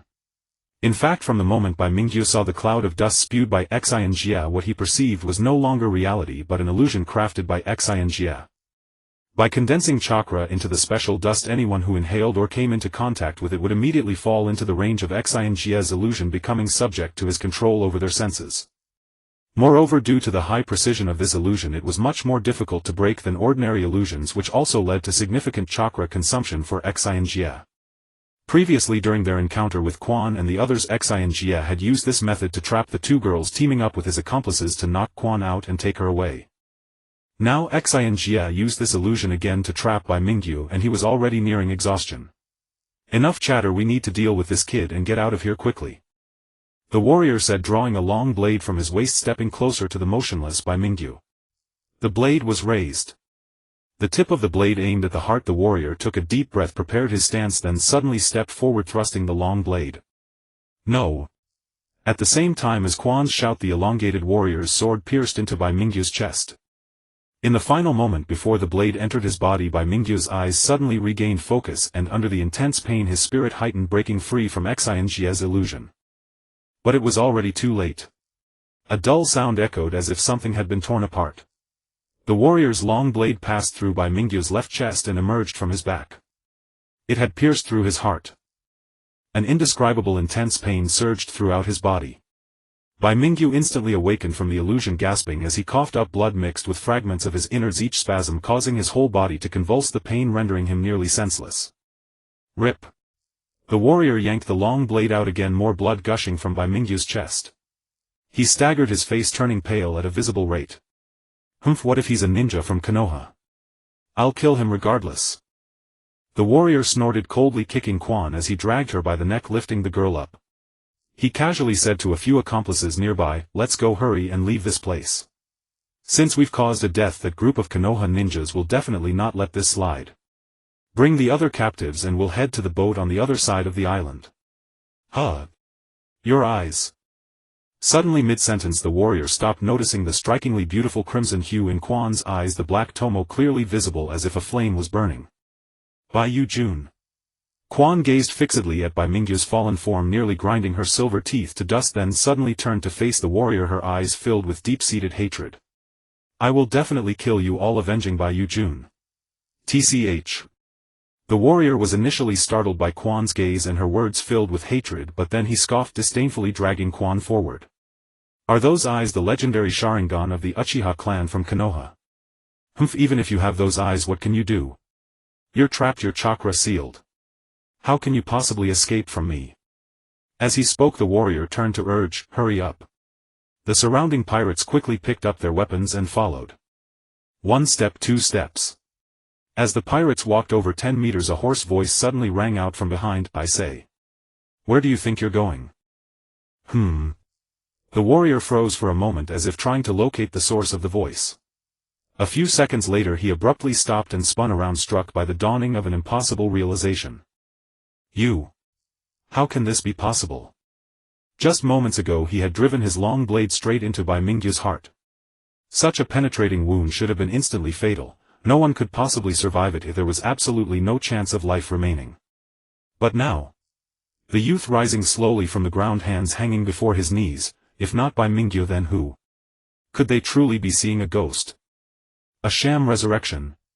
Instinctively the warrior swallowed. His vision blurred as if something had brushed past his side. He was not the only one bewildered. No one present could clearly make out what had happened. Only Quan, relying on her twin Magatama Xiaolunyan A Tomo-like ocular power, caught a faint afterimage. The others felt only a whispering gust, and Bai Mingyu, who had stood there, had vanished. A few seconds later a pirate, pale with terror, pointed and cried, "Ah! He's there!" Several people turned to look at once. In their sight was the silhouette of a youth, cat-like ears perched on either side of his head, hands tipped with razor-sharp claws, and a lion's tail trailing behind him. This near-complete bestial form was the art of the Dija Shitsi Wang, Shitsi Yongbu Mia. The lion never perishes, a formidable power that allows self-healing and survival even when the heart is pierced. At that moment he seemed to be holding something, a swollen mass of red flesh cradled in Bai Mingyu's palm, still faintly pulsing, appearing to be someone's heart. The feeling of having your heart pierced. It really does hurt. Bai Mingyu turned. His blood-stained face was marked by pale golden vertical pupils. He grinned at the warrior and pressed the organ slightly in his hand. Crack! He crushed the heart in his grip. The sight was grisly. The warrior clutched his now empty chest, opened his mouth but could not form a word, then collapsed backward. His eyes glazed and he soon lay still. Silence, no one dared to speak. Even Quan was stunned. Everyone was paralyzed by the horror before them. That he had not died from a mortal wound to the heart was astonishing enough, but now with Bai Mingyu's inhuman appearance and the single-handed removal of a heart they were deprived even of the ability to think. Is this still a man? This thing. It's a monster. Someone shouted and the pirates snapped awake, turning instinctively to flee. As they spun, Bai Mingyu glanced their way, flicked the long sword from the ground with his toe, caught it and tossed it with a single motion. Whoosh!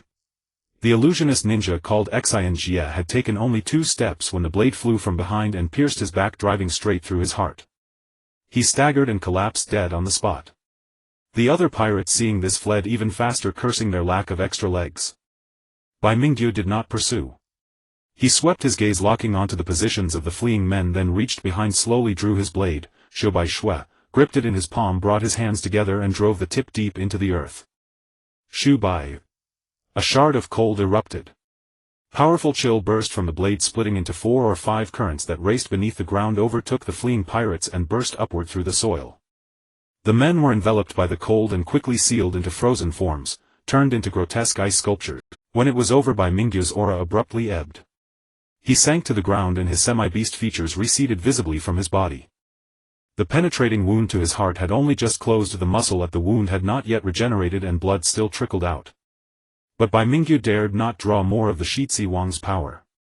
The fatigue of travel combined with the effort to mend the heart had utterly drained him. His stomach fluttered and his vision darkened in waves. If he remained in semi-beast form he would soon collapse as he once had in Caoji country. Bai Yu. Only now did Quan step forward, cautiously, nervously waving a hand before Bai Mingyu and tentatively asking, "Are you all right? Can you still recognize me?" Bai Mingyu's mouth twitched. He managed a helpless, weak smile. "Don't be foolish, Quan. Go check the perimeter, see if anyone slipped through. If one more person jumps out now, the 2 of us may not make it." Hearing that, Quan patted her chest and let out a relieved breath. She obeyed, circling the area and using her Xiaolunyan to scan for movement. After confirming there was no ambush, she hurried back to Bai Mingyu's side, eyes drawn to his bleeding chest. Her pretty face was full of worry as she said, "Bai Yu, are you really all right? I clearly saw you being..." Even now Quan could not shake the suspicion that Bai Mingyu's survival had been a final flickering reprieve before death. After all, ordinary people do not survive a stabbed heart. While some ninja might employ potent secret arts to prolong life, such measures only eke out a temporary reprieve. Quan feared Bai Mingyu was already in that precarious state. "Quan, please do not tell anyone about what happened," Bai Mingyu said, taking a deep breath and forcing his voice. You saw it yourself, my constitution is unusual, unlike a normal person's. That's why I survived and why my wounds heal at an abnormal rate. I do not want more people to know. As a favor, could you keep this secret for me?" Bai Mingyu looked straight into Quan's eyes. Exposing his semi-beast power had been unavoidable, but now that it had been seen he needed to find a way to resolve the problem. The pirates mattered little, dead men would not betray his secret. But Quan. If she refused, Bai Mingyu had not decided what he would do. "All right. Very well." Quan hesitated, glanced again at Bai Mingyu's chest and saw the wound beginning to close. She frowned, nodded with conflicted concern, then asked, Bai Yu, do you have some strange illness? There are many skilled medical ninja in the village, perhaps you could tell them. They might be able to remedy your abnormal constitution. If you need help, Teacher Jishui and Teacher Lu Jiao and I will try to assist you. Not for now. My unusual constitution has not caused trouble before. If it truly becomes a problem later, well, deal with it then. Bai Mingyu smiled and secretly breathed a sigh of relief. He knew Quan's personality well. She was not a girl who would say one thing and mean another. Since she had agreed, she would certainly keep his secret. So at least for the time being he didn't have to worry about his secret being revealed through her. After all, the half-beast transformation ability itself was not a big deal, but if combined with the attribute of immortality it would inevitably attract the attention of those with ulterior motives. As he let out that sigh of relief, pain immediately swept through his entire body. Even though Bai Mingyu had a resilient nature, he couldn't help clenching his palms, his teeth chattering. In fact, if he truly wanted to recover, it would be very easy. Just eat the remaining half of the immortal bean and his injuries would immediately heal. But only half of the immortal bean remained and Bai Mingyu was somewhat reluctant to eat it. After all, the fatal wound to his heart had basically healed. He wouldn't die, but the pain would probably last for a while longer. Bayukin, are you all right? Hold on a little longer. Teacher Jisue and the others should be arriving soon. Seeing this, Quan bit her lip and tried to comfort him. Unfortunately, none of their squad members knew medical ninjutsu. In fact, among the entire team that came to the Land of Water to participate in the Chunin exam, only one of the leading jonin and a ninja from Zishui's ANBU possessed medical ninjutsu. So although Quan was very worried about Bai Mingyu's injuries at this moment, she could only fret helplessly without any solution. Footsteps came from afar. Under his severe injuries, Bai Mingyu's reactions were slower than usual. Only after Quan spoke up to alert him did he hear the sound. The two looked up. From the direction of the approaching sound, several figures were rapidly closing in. Bai Yu, Quan, are you two all right? In a flash of movement, Zishui's figure appeared before Bai Mingyu and Quan. He first took a look around the surroundings, and his expression showed a slight shock when he noticed the several ice sculptures and the corpse on the ground with its heart hollowed out. Then he looked down at Bai Mingyu and Quan. Are you two injured? No, it's Bayukin. He was injured by these pirates while saving me. His injuries are severe. Brother Jisue, please save him quickly. Quan pleaded. Hold on a little longer, the medical ninja will be here soon. Jisue turned to look back in the direction from which they came. Soon several figures caught up. It was the two ANBU members who had followed Jisue to the island to investigate. One of them was carrying Maui Shien on his back, and Junmalu was also following behind, glancing at Bai Mingyu and Quan with unease in his eyes. White Wolf, please help Bai Yu with his injuries quickly. The ANBU medical ninja nodded, motioning for Quan to help lay Bai Mingyu flat. Then he gathered green chakra in his hands and gently pressed them against Bai Mingyu's chest. They are superficial wounds with heavy blood loss. The injuries are lighter than expected. Complete healing may take some time, but emergency treatment can be done quickly. Well, perform a full treatment once we return to the ship. The medical ninja checked Bai Mingyu's injuries and turned to report to Jisue, who nodded and scanned the battlefield around them. It seems there was a fierce battle just now, no wonder he's this injured. Quan, were these pirates all defeated by you and Bai Yu? Couldn't you leave any survivors? Quan opened her mouth and instinctively looked at Bai Mingyu. Bai Mingyu coughed, took a deep breath and forced himself to speak. Teacher Jisue, the pirates' lair is ahead. About 3 kilometers south from here there is a stone castle located in a valley. That's their hideout. There might be others there. Is that so? Jisue pondered for a moment and quickly made arrangements. The medical ninja and another ANBU would stay to protect Bai Mingyu and the others, while he would go alone to scout the pirate base and decide on the next steps based on the situation. Jisue was not gone for long. In just over 10 minutes he hurried back from the base. His ANBU uniform was clean and tidy, showing no signs of having fought any enemies. The castle ahead is empty. The people inside must have sensed something and evacuated early. However, I suspect there is an underground chamber there, but I couldn't find the entrance. The missing children might be inside. Jisue said to the other two ANBU subordinates. The location is basically confirmed. First launch the signal flare. White Wolf, stay here and wait for Hayama's squad to arrive and take care of Bai Yu and Quan. Black Dog, you and I will enter the castle to search. Fine. I think I can still hold on. Hearing Zishui's arrangement, Bai Mingyu immediately forced himself to sit up using his hands. The last bronze treasure chest was still inside that stone castle. He didn't want to just watch helplessly. After all, in the eyes of others his injuries were mostly superficial and not life-threatening. After the medical ninja's treatment his stamina had recovered somewhat, so at least simple walking was no problem. Quan, the only one who knew his true condition, opened her mouth as if to say something but hesitated. Quan, what's wrong? Nothing.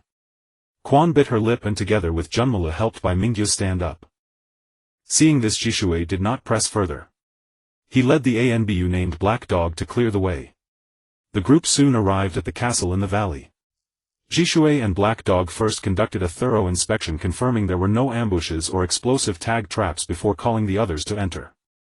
They spread out to search for a possible underground entrance. On Bai Mingyu's side, Quan and Junmalu stayed close by him. Bayukin, you're injured. Rest for a while. Searching for the entrance is something Junmalu and I can handle. Saying this, Quan took out a kunai and tapped it against the walls and floor on both sides, occasionally reaching into the gaps between bricks to feel for something. Junmalu also imitated Quan's actions, taking out a bone blade and poking at the wall bricks a few times, but his eyes frequently glanced over at Bai Mingyu as if worried something might happen to him.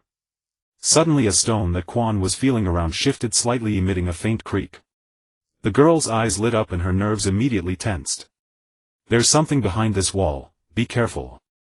Saying this, Quan tentatively twisted the mechanism a few times with her hand and the stone wall slowly slid aside. Quan nimbly jumped back a few steps, ready to face any possible crossbow bolts or other hidden traps. But when she saw what was inside the wall, she suddenly froze. This is iron chests, one after another. A rough count showed about 7 or 8 of them neatly stacked together. Judging by the size of the space behind the wall, this should be a storage room of some sort. Not only was it hidden, but it also had extra mechanisms, making one wonder what exactly was stored here. Then as Quan walked up and tentatively opened one of the chests, Bai Mingyu and Junmalu, who had followed in behind, were both stunned simultaneously. This is... Inside the chest were densely packed banknotes, and judging by the patterns and designs on them, they were the common currency of the 5 great nations. Moreover, the quantity was quite substantial. Will the other boxes contain these things as well? Bai Mingyu turned to the side, casually breaking the lock of another box, lifting the lid to reveal it was also filled to the brim with a large amount of banknotes. "I can't believe there's so much money. If all these boxes are like this, there must be several million taels combined." Quan exclaimed, his mouth agape. Although she hailed from the Uchiha clan, a prestigious family, she had never seen so much money piled together. To be precise, most of the wealth of Konoha's elite ninjas was far less than this, as the rewards for high-level missions were substantial, but so were the expenses. The wealth accumulated was merely a fraction.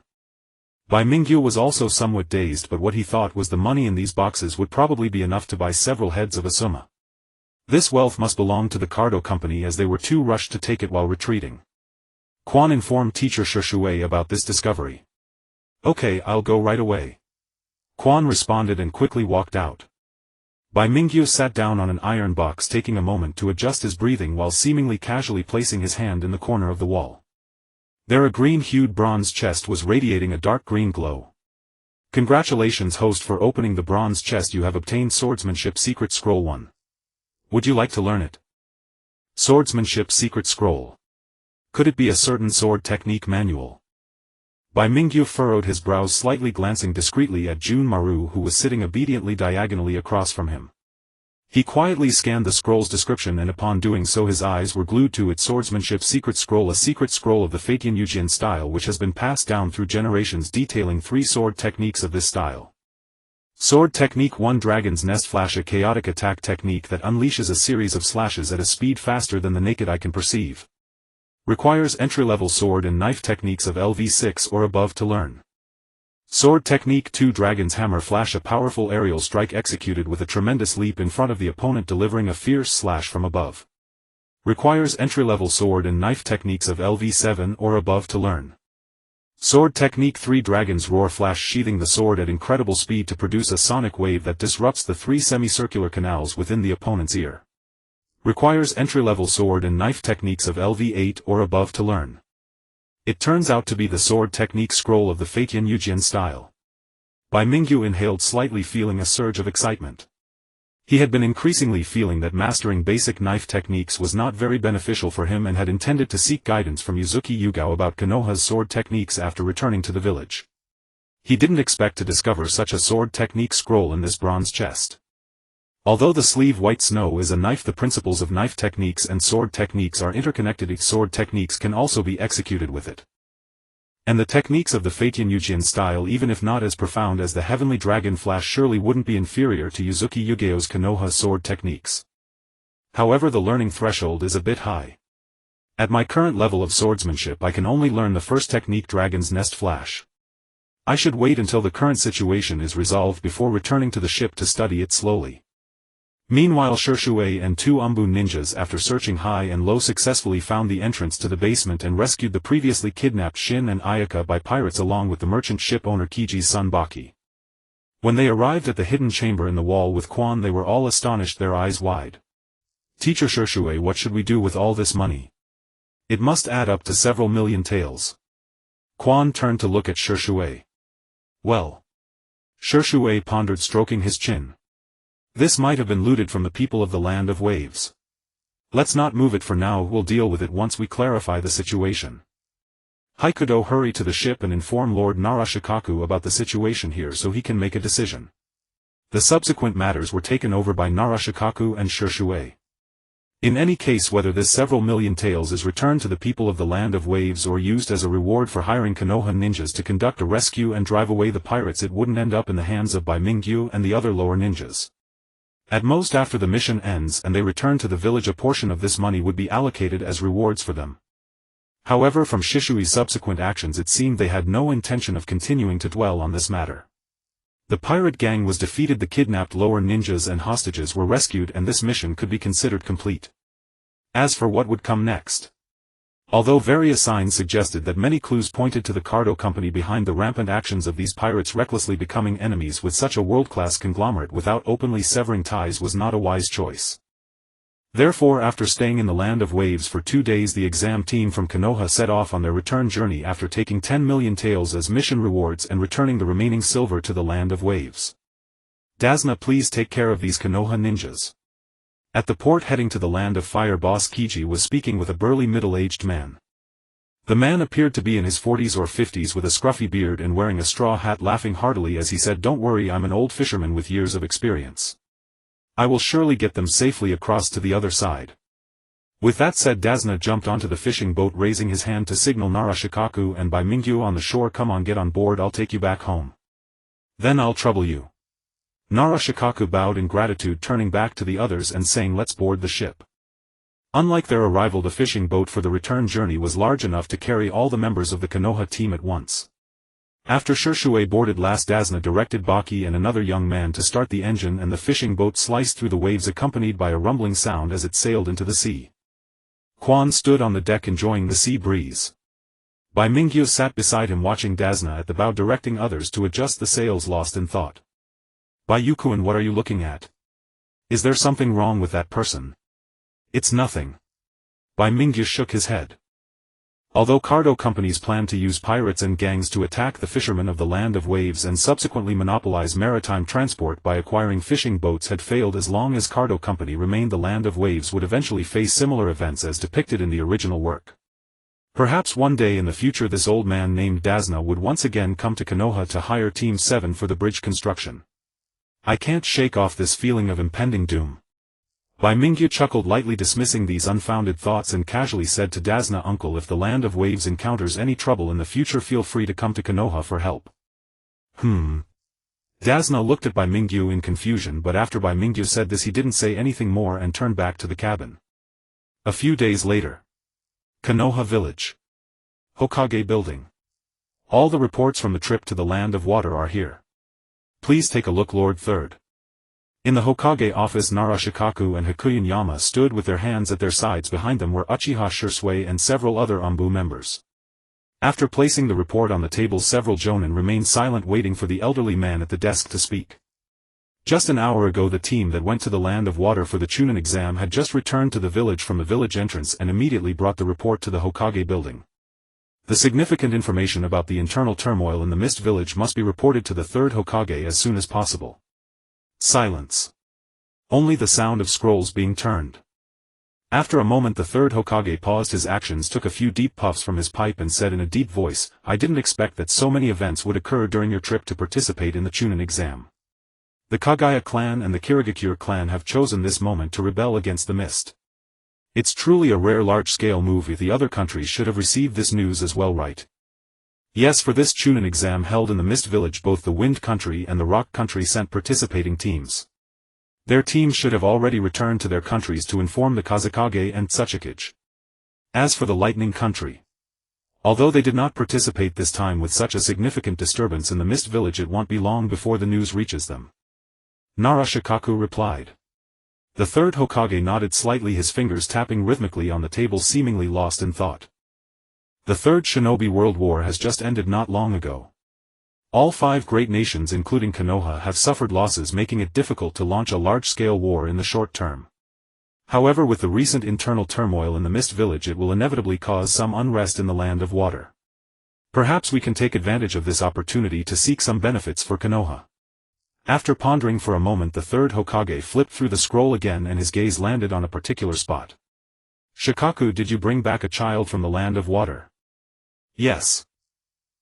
Nara Shikaku nodded and replied, the child's name is Kimuru. He is a descendant of the Kagaya clan and is currently the last remaining member of his clan. We happened to encounter him, so I took the liberty of bringing him back. The third Hokage squinted slightly, remaining silent. As a veteran ninja who has lived since the early days of Konoha's establishment, he understood the history of the Kagaya clan better than anyone present and knew what the surname represented. In the era of the Warring States before the first Hokage established Konoha, the Kagaya clan was a powerful tribe. Although they could not compare to the Senju and Uchiha, they were not far behind, and clans like Hyuga, Sarutobi and Nara had to give way before them. Unfortunately, while this clan's ninjas possessed strength, they lacked intellect. During the Warring States period they were indeed very powerful, able to sweep through battles with the formidable abilities of their bloodline limit the Shikatsu Myaku, instilling fear in many smaller clans. However, after the structure of the five great nations was established, they gradually fell behind the times and were eliminated by history.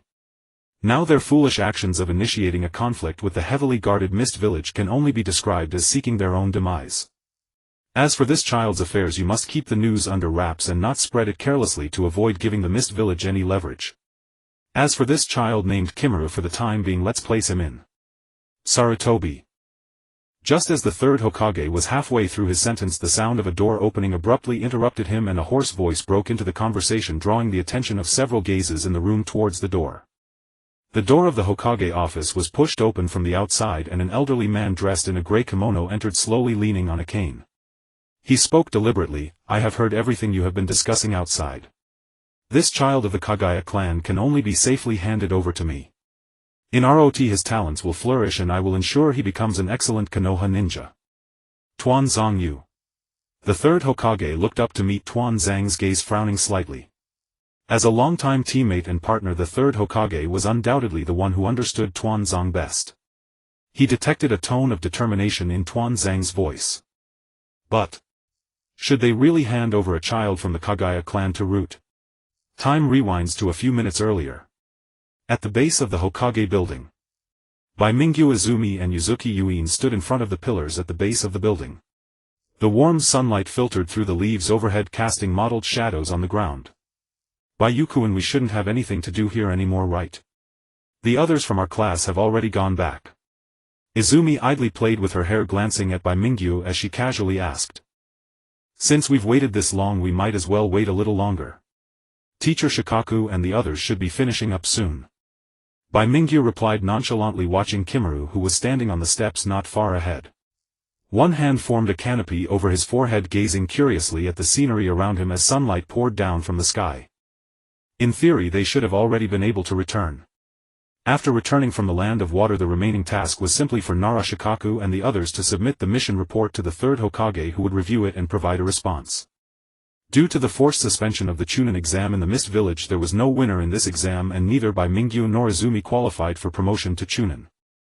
However, this did not mean they could not be promoted to Chunin. Just like in the original story during the Chunin exam that the 12 strong and Gaara participated in, although Naruto, Shino and others won in the finals, the ones who were ultimately promoted to Chunin were actually Shikamaru, who chose to forfeit at a critical moment during the match and later performed excellently as a temporary leader during the mission to assist Sasuke.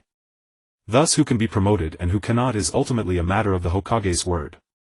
As long as the village's Hokage believes someone can be promoted, everything else is not a problem. Bai Mingyu did not care whether he could be promoted to Chunin or not. He and Izumi were waiting here solely for Kimuru. He wondered what arrangement the third Hokage would make for Kimuru, the orphan of the Kagaya clan. It seems someone is coming. Yuzuki Yuin suddenly spoke up, looking ahead. Hearing this, Bai Mingyu and Izumi followed her gaze and saw an elderly man's figure slowly approaching along the road in front of the Hokage building, accompanied by two ninja guards who looked somewhat familiar. It's Tuan Zhang. Upon suddenly seeing Danzo, Bai Mingyu was taken aback. However, Danzo seemed to completely ignore him, and alongside him Izumi and Yuzuki Yuyasora narrowed their eyes and slowly walked past the group, stepping into the Hokage building without a sideways glance. The two root ninjas following him cast a cold glance at Bai Mingyu before quickly catching up to Danzo. Is it someone I've met before? Bai Mingyu squinted slightly, glancing at Danzo's departing figure. Ninjas from the root always appeared wearing masks, so he couldn't be sure whether the two ninjas following Danzo were people he had encountered in the underground base of the root. However, judging by their demeanor, it was clear they did not harbor friendly feelings towards him, carrying an inexplicable hostility. "Hey Bai Mingyu." Izumi nudged Bai Mingyu with her arm and quietly asked who was that person just now. He seemed a bit strange with a gloomy aura. Since Danzo mostly operated behind the scenes, he rarely appeared before the villagers of Konohagakure like the third Hokage did, so only those Chunin and Jonin in the village knew him. Many civilians as well as lower-ranked ninjas like Izumi, who had not been a ninja for long, had almost never seen him and thus did not know Danzo's identity. However, this did not include Yuzuki Uyasora, who at this moment was silently watching Danzo's figure disappear at the staircase, looking thoughtful. That is Lord Shimura Danzo. Currently his position in the village is the Hokage's advisor, and he is also the leader of the Umbu and Root. Bai Mingyu replied. Root? Izumi exclaimed, her eyes widening in confusion.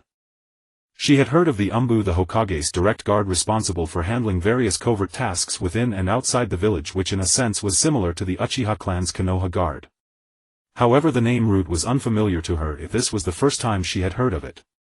It is another department parallel to the Umbu, responsible for dealing with various matters within and outside the village, but its methods are more ruthless and it only obeys the orders of Lord Danzo alone. Even the Hokage has no authority to intervene in its internal affairs. Bai Mingyu said, feeling a vague sense of unease. Why did Danzo suddenly come here at this time?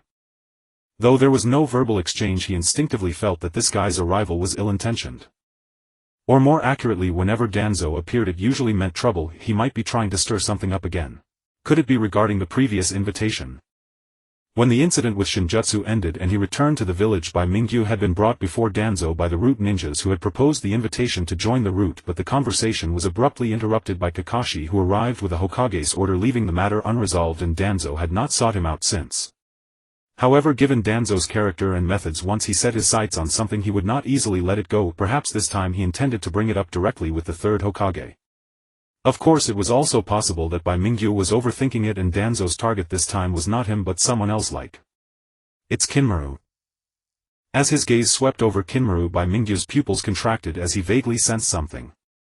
Kinmaru seemed to have felt the gaze behind him. He turned around in shock and hurried over, nervously calling out, "Lord Baiyu." Since leaving the Land of Water and returning to Konoha over the past 10 days, Kinmaru had been with Bai Mingyu's team day and night, and his reliance on them had become increasingly apparent. This was not the first time he had referred to him like this.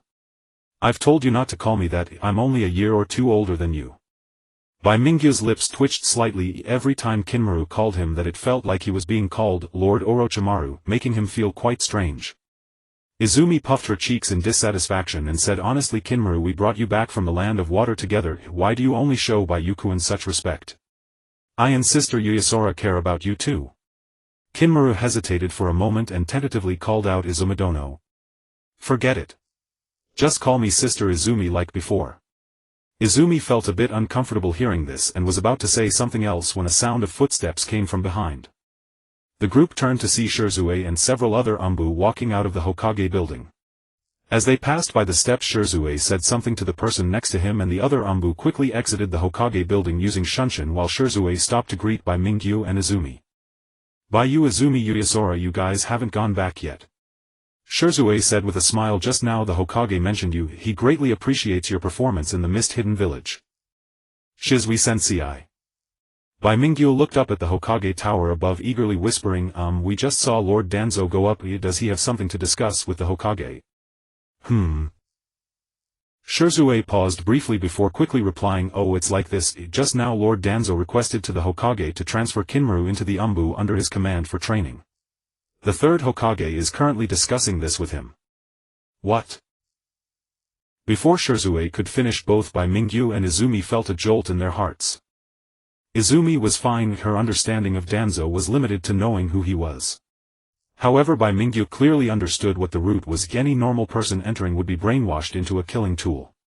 If Kinmaru, someone like a blank slate, were to go in, he would likely be completely brainwashed within days, ending up in a worse situation than he was with Orochimaru. "What did Lord Kakashi say?" Bai Mingyu looked at Shirzue. "Lord Kakashi didn't say much.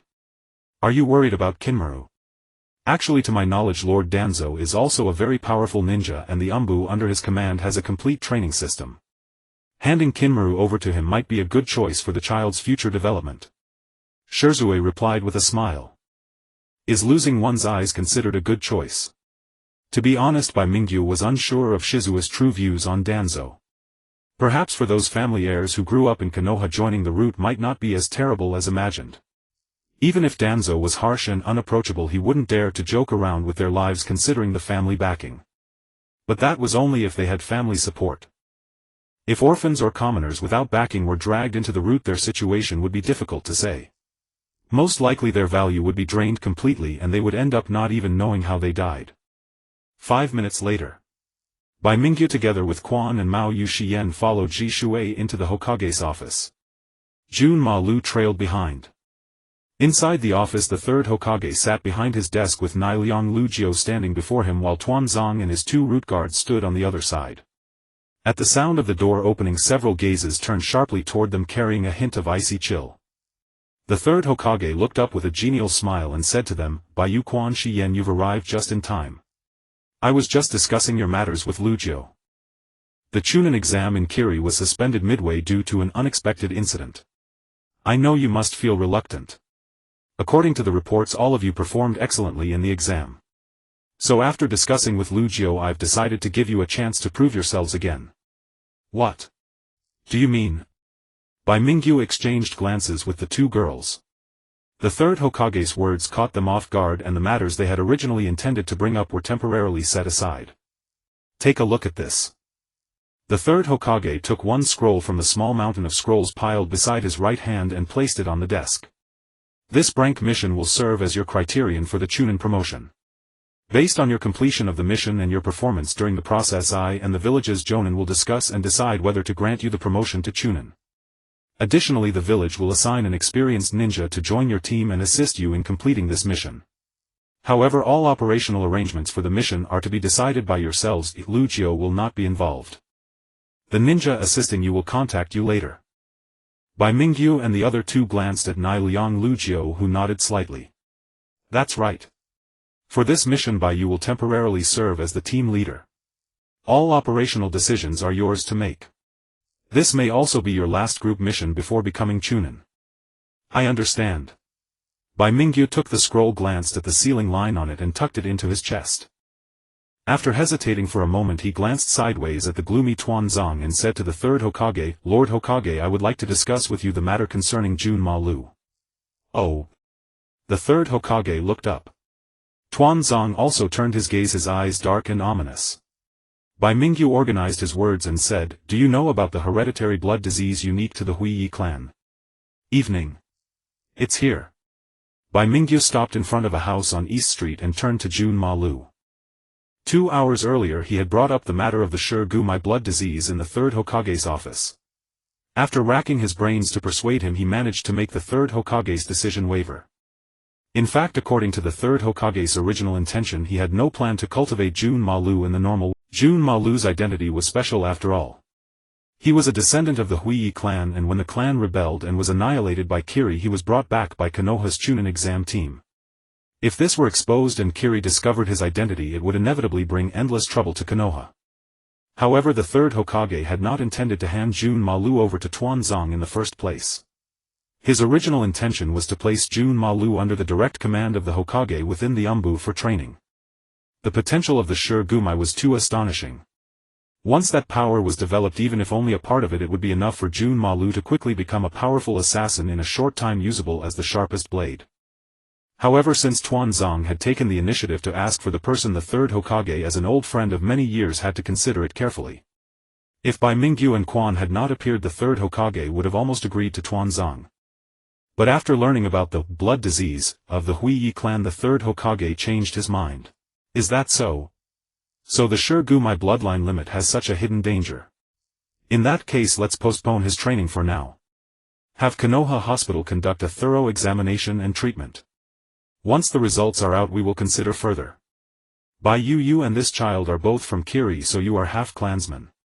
For now, arrange his lodging near your and Xiang Lin's residence so that you can look after each other. If this child's blood disease really flares up as you said, inform me immediately and I will make proper arrangements." When the third Hokage said this, Tuanzong's face had turned as black as the bottom of a pot. Although Bai Mingyu wanted to persist, he knew this was the best outcome. Compared to letting Tuanzong take him away immediately, this at least bought some time. As for the future, even joining the Umbu under the direct command of the Hokage was far better than being under Tuanzong. That evening Bai Mingyu helped Jun Malu tidy up his room and then went to Xiang Lin's house. After roughly explaining Jun Malu's situation to Xiang Lin and her mother Xian Wameya felt deep sympathy for this child who, like herself and her daughter, had suffered the pain of clan annihilation and become an orphan. She readily agreed to have Jun Malu come over for dinner, saying it was simply a matter of adding an extra pair of chopsticks to the table. During the meal Xian Wameya frequently put meat and vegetables into Jun Malu's bowl. "Thank you, auntie."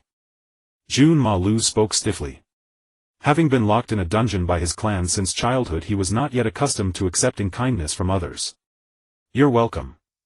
Xian Wameya also casually put a piece of food into Bai Mingyu's and Bai Mingyu's bowls and asked, "Bai Yu, after your mission to the Land of Water you should be able to rest for a few days in the village, right?" "I suppose we can rest for about a week. After that there will be a new mission to undertake." The Chunin exam task assigned to their team by the third Hokage has not been thoroughly reviewed by Bai Mingyu yet, but being a rank mission it is likely to be quite challenging. "Really? Then brother Baiyu can come play with me tomorrow." Bai Mingyu glanced at the nearby Junmaru and said to Xianglin, "Junmaru has just arrived in Konoha and is unfamiliar with the place. If you have time, take him around the village to get acquainted with the surroundings. If possible you can also invite Naruto along."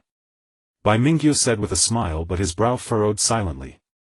Junmaru is still in a very immature mental state, and whether he joins the route or the Umbu there are significant risks involved. Unless he is placed under the guidance of Shisui or Kakashi, perhaps under their influence, he might grow up normally like other children. "Behave." Bai Mingyu chuckled as if coaxing a child, but internally he was worried. Junmaru's current state posed considerable risks. Whether he joined the route or Umbu, only under the guidance of Shisui or Kakashi could he possibly grow up normally like other children. Or perhaps, "It seems I must join the Umbu myself." With Bai Mingyu's current strength, as long as he successfully completes the Chunin exam task, joining the Umbu shouldn't be a problem, but attaining a position like Shisui or Kakashi as a squad leader would be a challenge. However, if he does not reach that position it would be difficult to have enough clout to request personnel from the third Hokage. "I can only plan for the long term." Bai Mingyu sighed deeply, his gaze flickering over the demon essence in his backpack before he turned to the newly learned sword techniques in his skill bar. "No matter what, the top priority is to enhance my own strength as much as possible." The next morning, after breakfast, Xianglin took Junmaru out to familiarize him with the area. Bai Mingyu watched the two children disappear down one side of the street before turning to walk in the opposite direction. Konoha Library.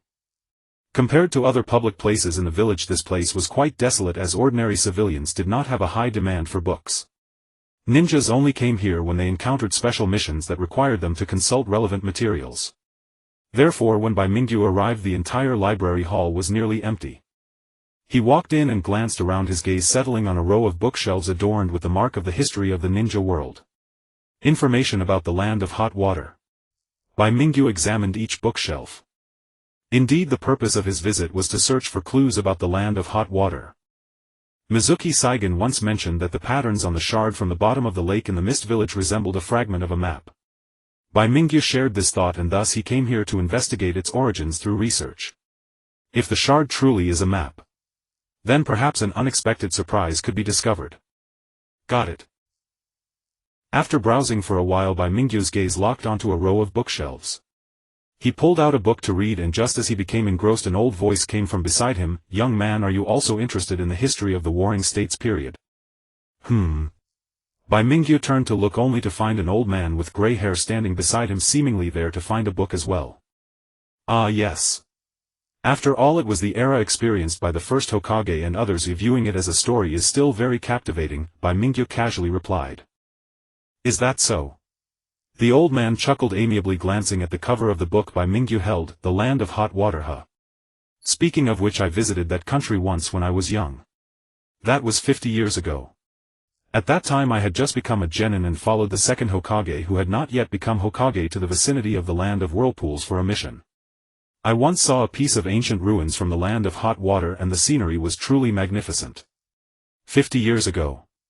The second Hokage. Bai Mingyu's mouth opened slightly, his mind struggling to comprehend. The old man had already pulled another book from the bookshelf. Bai Mingyu discreetly glanced at it and the title page prominently displayed the words Land of Craftsmen. Are you planning to go to the Land of Craftsmen, Grandpa? Yes, I visited it once when I was on a mission with the third Hokage, but that was many years ago. Coincidentally, I have another mission there recently, so I came to look up some materials to refresh my memory. The old man answered while flipping through the pages of the book. The third Hokage. Since he had already become a ninja 50 years ago, it was easy to understand his collaboration with the third Hokage on missions.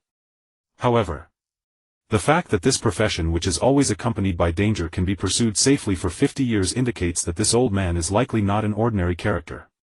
Bai Mingyu waved a hand in greeting and returned to the counter with several selected books. Could you please assist me with the borrowing process? After registering his ninja number, Bai Mingyu turned and left, planning to study the clues about the land of hot water at home. As he passed a street, he suddenly heard a commotion and two of the voices sounded familiar. That voice seems to be Xianglin and Naruto. Bai Mingyu paused his steps, identifying the source of the sound, and then leaped lightly onto the roof, quickly jumping between the buildings until he reached the rooftop of a house. Looking down from the rooftop, he saw a relatively spacious area obscured by trees.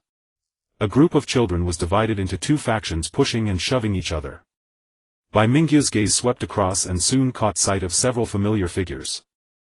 Among them, a small golden figure was unmistakably Naruto, while blocking his way was Xianglin with her fiery red hair.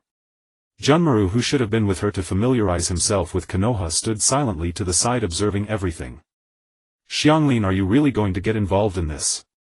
Among the children standing opposite Xianglin and Naruto, a child who appeared to be the leader crossed his arms and scoffed, "My brother is a genin from the village. If you and this kid don't apologize to us, I'll call my brother over to beat you until you're bloody." Xianglin retorted defiantly, "A bunch of cowards. What's so impressive about a group of people ganging up on one? I'm making it clear right now, if you dare to touch Naruto again, don't even think about leaving this street." So Xianglin really shows such dominance in front of her peers. Bai Mingyu watched this red-haired girl, who was completely different from her usual demeanor, in front of him, and a smile crept onto his lips as his gaze fell behind her and Junmaru. Naruto now had a bruised and battered face covered in dirt, clearly not the result of his own fall. Beside him was a little girl in a white kimono helping Naruto while looking apologetic and uneasy. That's... Bai Mingyu was stunned for a moment, and after looking down at the scene again he couldn't help but chuckle. So this is when the plot where Hinata is bullied and Naruto jumps out to rescue the beauty happens in the original work. But this time with Xianglin and Junmaru involved. It's getting interesting. Within a few short minutes the standoff situation had undergone new changes. Xianglin's sharp retort clearly embarrassed the leading boy, prompting him to cup his hands into a trumpet shape and shout towards a nearby house. As a window on the upper floor of the house opened, a young genin appearing to be around 13 or 14 and wearing a Leaf Village forehead protector peeked out and then jumped directly from the second floor. "What's going on? Are you all teaming up to bully my little brother?" This was clearly biased, and no matter how you looked at it, Xianglin and Naruto were the ones being outnumbered and bullied. "It's clearly your fault first," Xianglin tried to explain. "Still dare to argue?" The genin interrupted her directly, rolling up his sleeves and walking over with a fierce expression. Xianglin swallowed hard and instinctively took 2 steps back, facing an opponent who was 2 heads taller than her. The little girl felt a bit scared. Junmaru glanced at Xianglin and then at the genin, seemingly understanding something. He slowly placed his hand on his shoulder, a section of stark white bone protruding, causing a slight bulge in his clothing. These subtle changes were clearly seen by Bai Mingyu beside them, but the few people in the scene were completely oblivious. The atmosphere was gradually becoming tense and a conflict was about to explode. A leaf fell. The shadows cast by the sunlight shifted slightly. In the next second the genin shouted loudly as he swung his fist, while Junmaru's bone blade had already extended a small section. Just as a conflict was about to erupt, Bai Mingyu unexpectedly appeared in front of Xianglin without warning, firmly gripping the genin's wrist with one hand and using the other to firmly press down on Junmaru's right hand that was trying to draw his bone blade, softly saying, "That's enough. Everyone stop." Bai Mingyu's sudden appearance took everyone by surprise. Xianglin and Naruto were momentarily stunned, not reacting, but only Junmaru's pupils constricted, recognizing the identity of the speaker from the voice, obediently retracting his bone fragment. On the other hand, the genin, after the initial shock, revealed a displeased expression, struggling while shouting, "Hey kid, who do you think you are to boss me around? Do you not know I'm a ninja from this village?" "Ninja?" Bai Mingyu smiled slightly, looking calmly at the genin. As a ninja, do you feel accomplished bullying a few kids who haven't even attended the ninja academy? How about I be your opponent? If you have the guts to make a move. You think I'm scared of you? The genin's words were cut short as he suddenly met Bai Mingyu's gaze, feeling a wave of insecurity under the knife-like sharpness of his eyes. He swallowed hard and said awkwardly. Fine, just wait, I'll remember this. Though he was a genin, Bai Mingyu was also just a genin, but the gap between them was like a chasm. Not to mention that with the trump cards Bai Mingyu had, if he used them, all his strength could rival that of an elite chunin with even the possibility of winning. Even though both were genin, Bai Mingyu had truly executed ninja missions, killed and seen blood. Just based on that, he was far from these ordinary genin who spent their days catching cats and dogs in the village.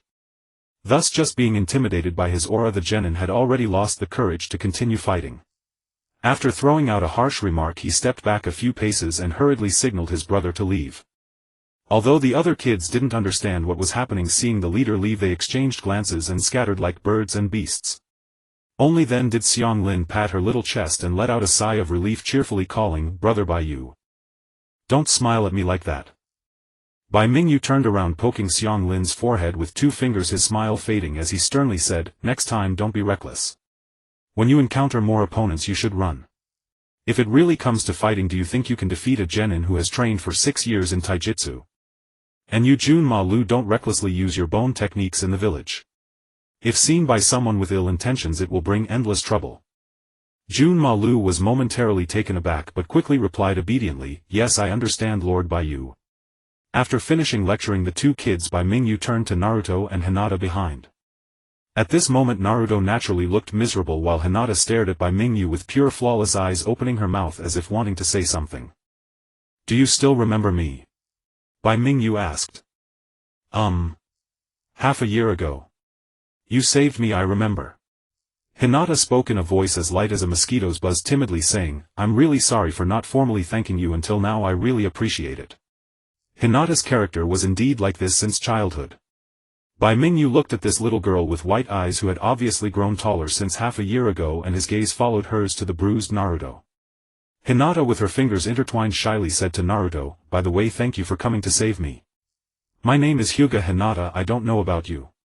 My name is Uzumaki Naruto, I'm going to become Hokage." Hokage. Hinata was startled by this grand declaration.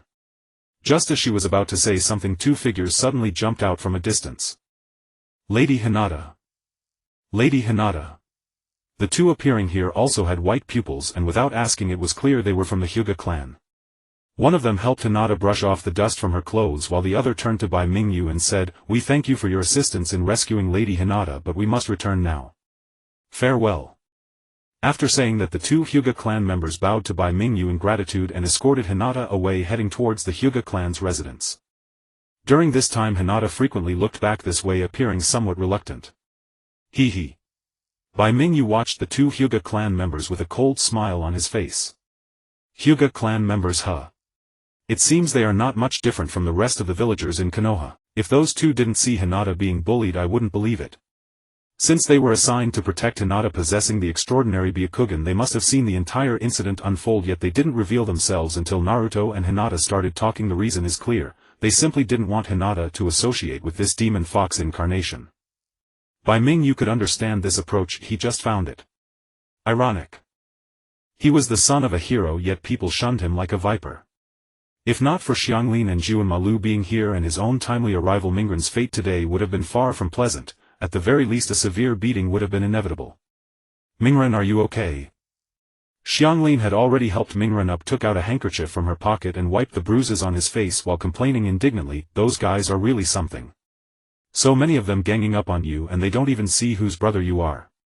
If that guy hadn't suddenly called his older brother, no matter how many of them there were, Uzumaki Xianglin would have beaten them so badly they'd be picking up their teeth today." Bai Mingyu's lips twitched slightly. He selectively ignored Xianglin's bold declaration. Mingran had gritted his teeth and endured silently when he was beaten, but now that the opponents were gone he lost his stubbornness. When Xianglin wiped his wounds with the handkerchief, he kept hissing in pain and repeatedly cried, "Easy, easy," which made Xianglin both annoyed and amused, and she couldn't help but jab his head hard with her index finger. "Now you know it hurts. Why didn't you think earlier?" Honestly, you can't beat them yet you still act tough. Ow ow ow, sister Xianglin, stop poking. Mingren dodged a few times while covering his head, then seemed to suddenly think of something and turned to look at Bai Mingyu. More precisely, he was looking at my forehead protector on his head. Brother Bai Yu. Can you teach me ninjutsu? I want to become stronger so they can't bully me anymore. My dream is to become Hokage. If I can become a ninja like you, brother, I'm sure it'll be one step closer to being Hokage. Mingren looked at Bai Mingyu with burning eyes, his anticipation evident. It seemed as if he could already see through Bai Mingyu, his own face carved on the Hokage rock on the east side of the village. Faced with such a request, Bai Mingyu hesitated. He truly hadn't expected Mingren to suddenly ask him to learn ninjutsu. If this request had come from Xianglin or Juanma Lu, he could have agreed without much thought, but Mingren, considering his special identity, he really couldn't respond lightly. The third Hokage shouldn't be spying here with his telescope right now. Besides, this kind of thing shouldn't be considered a violation. After all, except for revealing the truth about the Nine-Tails incident and the fourth Hokage's death to Mingren, which is absolutely forbidden, other things like teaching a few basic ninjutsu should be considered a reasonable request. Whether he agreed or not, it would be a normal reaction, and even if the third Hokage found out, he wouldn't be too upset. With that thought, Bai Mingyu looked at Mingren. Teaching you ninjutsu? It's not impossible. Really? Mingren grinned, his bright blue eyes shining with a special radiance. But Bai Mingyu didn't give him a chance to cheer. Looking directly into Mingren's eyes, he said slowly and deliberately, "But Mingren, there's one thing I think you should remember first. It's not that becoming Hokage gains you recognition, rather only those who are recognized by everyone can become Hokage." This line was originally spoken by Itachi, reincarnated through the impure world reincarnation during the Fourth Great Ninja War, but now Bai Mingyu had told it to Mingren ahead of time. Meanwhile, in the Hokage building office, it's not that becoming Hokage gains you recognition, rather only those who are recognized by everyone can become Hokage. The third Hokage, sitting behind his desk, watched the image displayed in the crystal ball before him, a glimmer of unusual light flickering in his cloudy old eyes. I never expected such a young child to have such a profound insight into the will of fire. It truly surprises me, but what a pity, what a pity. The third Hokage shook his head, sighing as if with regret. What a pity he was a child from another village. If Bai Mingyu had been a native of my village, this single sentence alone would have been enough to make the third Hokage regard him differently, and even after considering his mindset and talents from multiple aspects, it wouldn't have been impossible to train him as a future pillar of my. But a child from another village, no matter how much he was admired, some things were destined to be out of his reach. Such as secret techniques. Such as the various rank forbidden techniques recorded in the sealed scroll. Only these, matters concerning the very foundation of my village, were absolutely to be kept from outsiders. Even among the village's own ninjas, only a handful were permitted to access these things. Well, even if he can't access the village's core secret techniques with his talent and the ice-release Kekkei Genkai, given time he can still grow to the level of a Jonin. In this Chunin exam, let me see if you have the value to be specially cultivated. On the other side, at the forest training ground on the outskirts of my village. After agreeing to teach Mingren ninjutsu, Bai Mingyu brought him to the training ground. Xianglin and Juanma Lu also followed along. After all, the two little ones had nothing else to do, and they were both quite interested in the training Bai Mingyu had mentioned. Like Mingren, Xianglin was interested in ninjutsu, while Juanma Lu was more concerned with Bai Mingyu himself. Bai Mingyu didn't know what they were thinking, or rather, even if he did, he wouldn't care. Stopping at a corner of the training ground. "Let's do it here." Bai Mingyu casually found a rock to sit on. Mingren and Xianglin immediately crowded around, looking at him expectantly. Juanma Lu, though expressionless, couldn't help glancing over, clearly curious as well. Well, the concept of ninjutsu is too broad. Let's start with the basics. The use of any ninjutsu is based on chakra. As for refining chakra, Xianglin, you should already have some understanding, right? Bai Mingyu pondered for a moment before speaking. Master Toka taught me. Xianglin nodded, interlaced her fingers and formed a few hand seals. Then these are the hand seal movements. This is the tiger seal, this is the boar seal. Master taught me all of these. Bai Mingyu nodded inwardly. He could sense that the chakra Xianglin refined was very pure, and her hand seals were precise and standard, a clear sign of formal education. It seemed that Senju Toka had indeed taught her diligently. In a few years when Xianglin officially entered the Ninja Academy, at least in terms of fundamentals, she would not be inferior to children from major clans who had received family education since childhood. See that, Mingren? Bai Mingyu looked at Mingren. The method of refining chakra is roughly like this. However, the speed of refining varies from person to person. It's not a matter of talent but of physical differences. Some people are naturally born with difficulty in refining chakra. For example, the master and apprentice pair Guy and Rock Lee were classic cases of chakra refining difficulty. Bai Mingyu knew that the Nine Tails was sealed inside Mingren, so when using ninjutsu he would be disturbed by the Nine Tails chakra. However, he didn't know whether this would affect the process of refining chakra. He said this in advance to avoid Mingren's confidence being shattered if he failed to refine chakra for a long time. Then,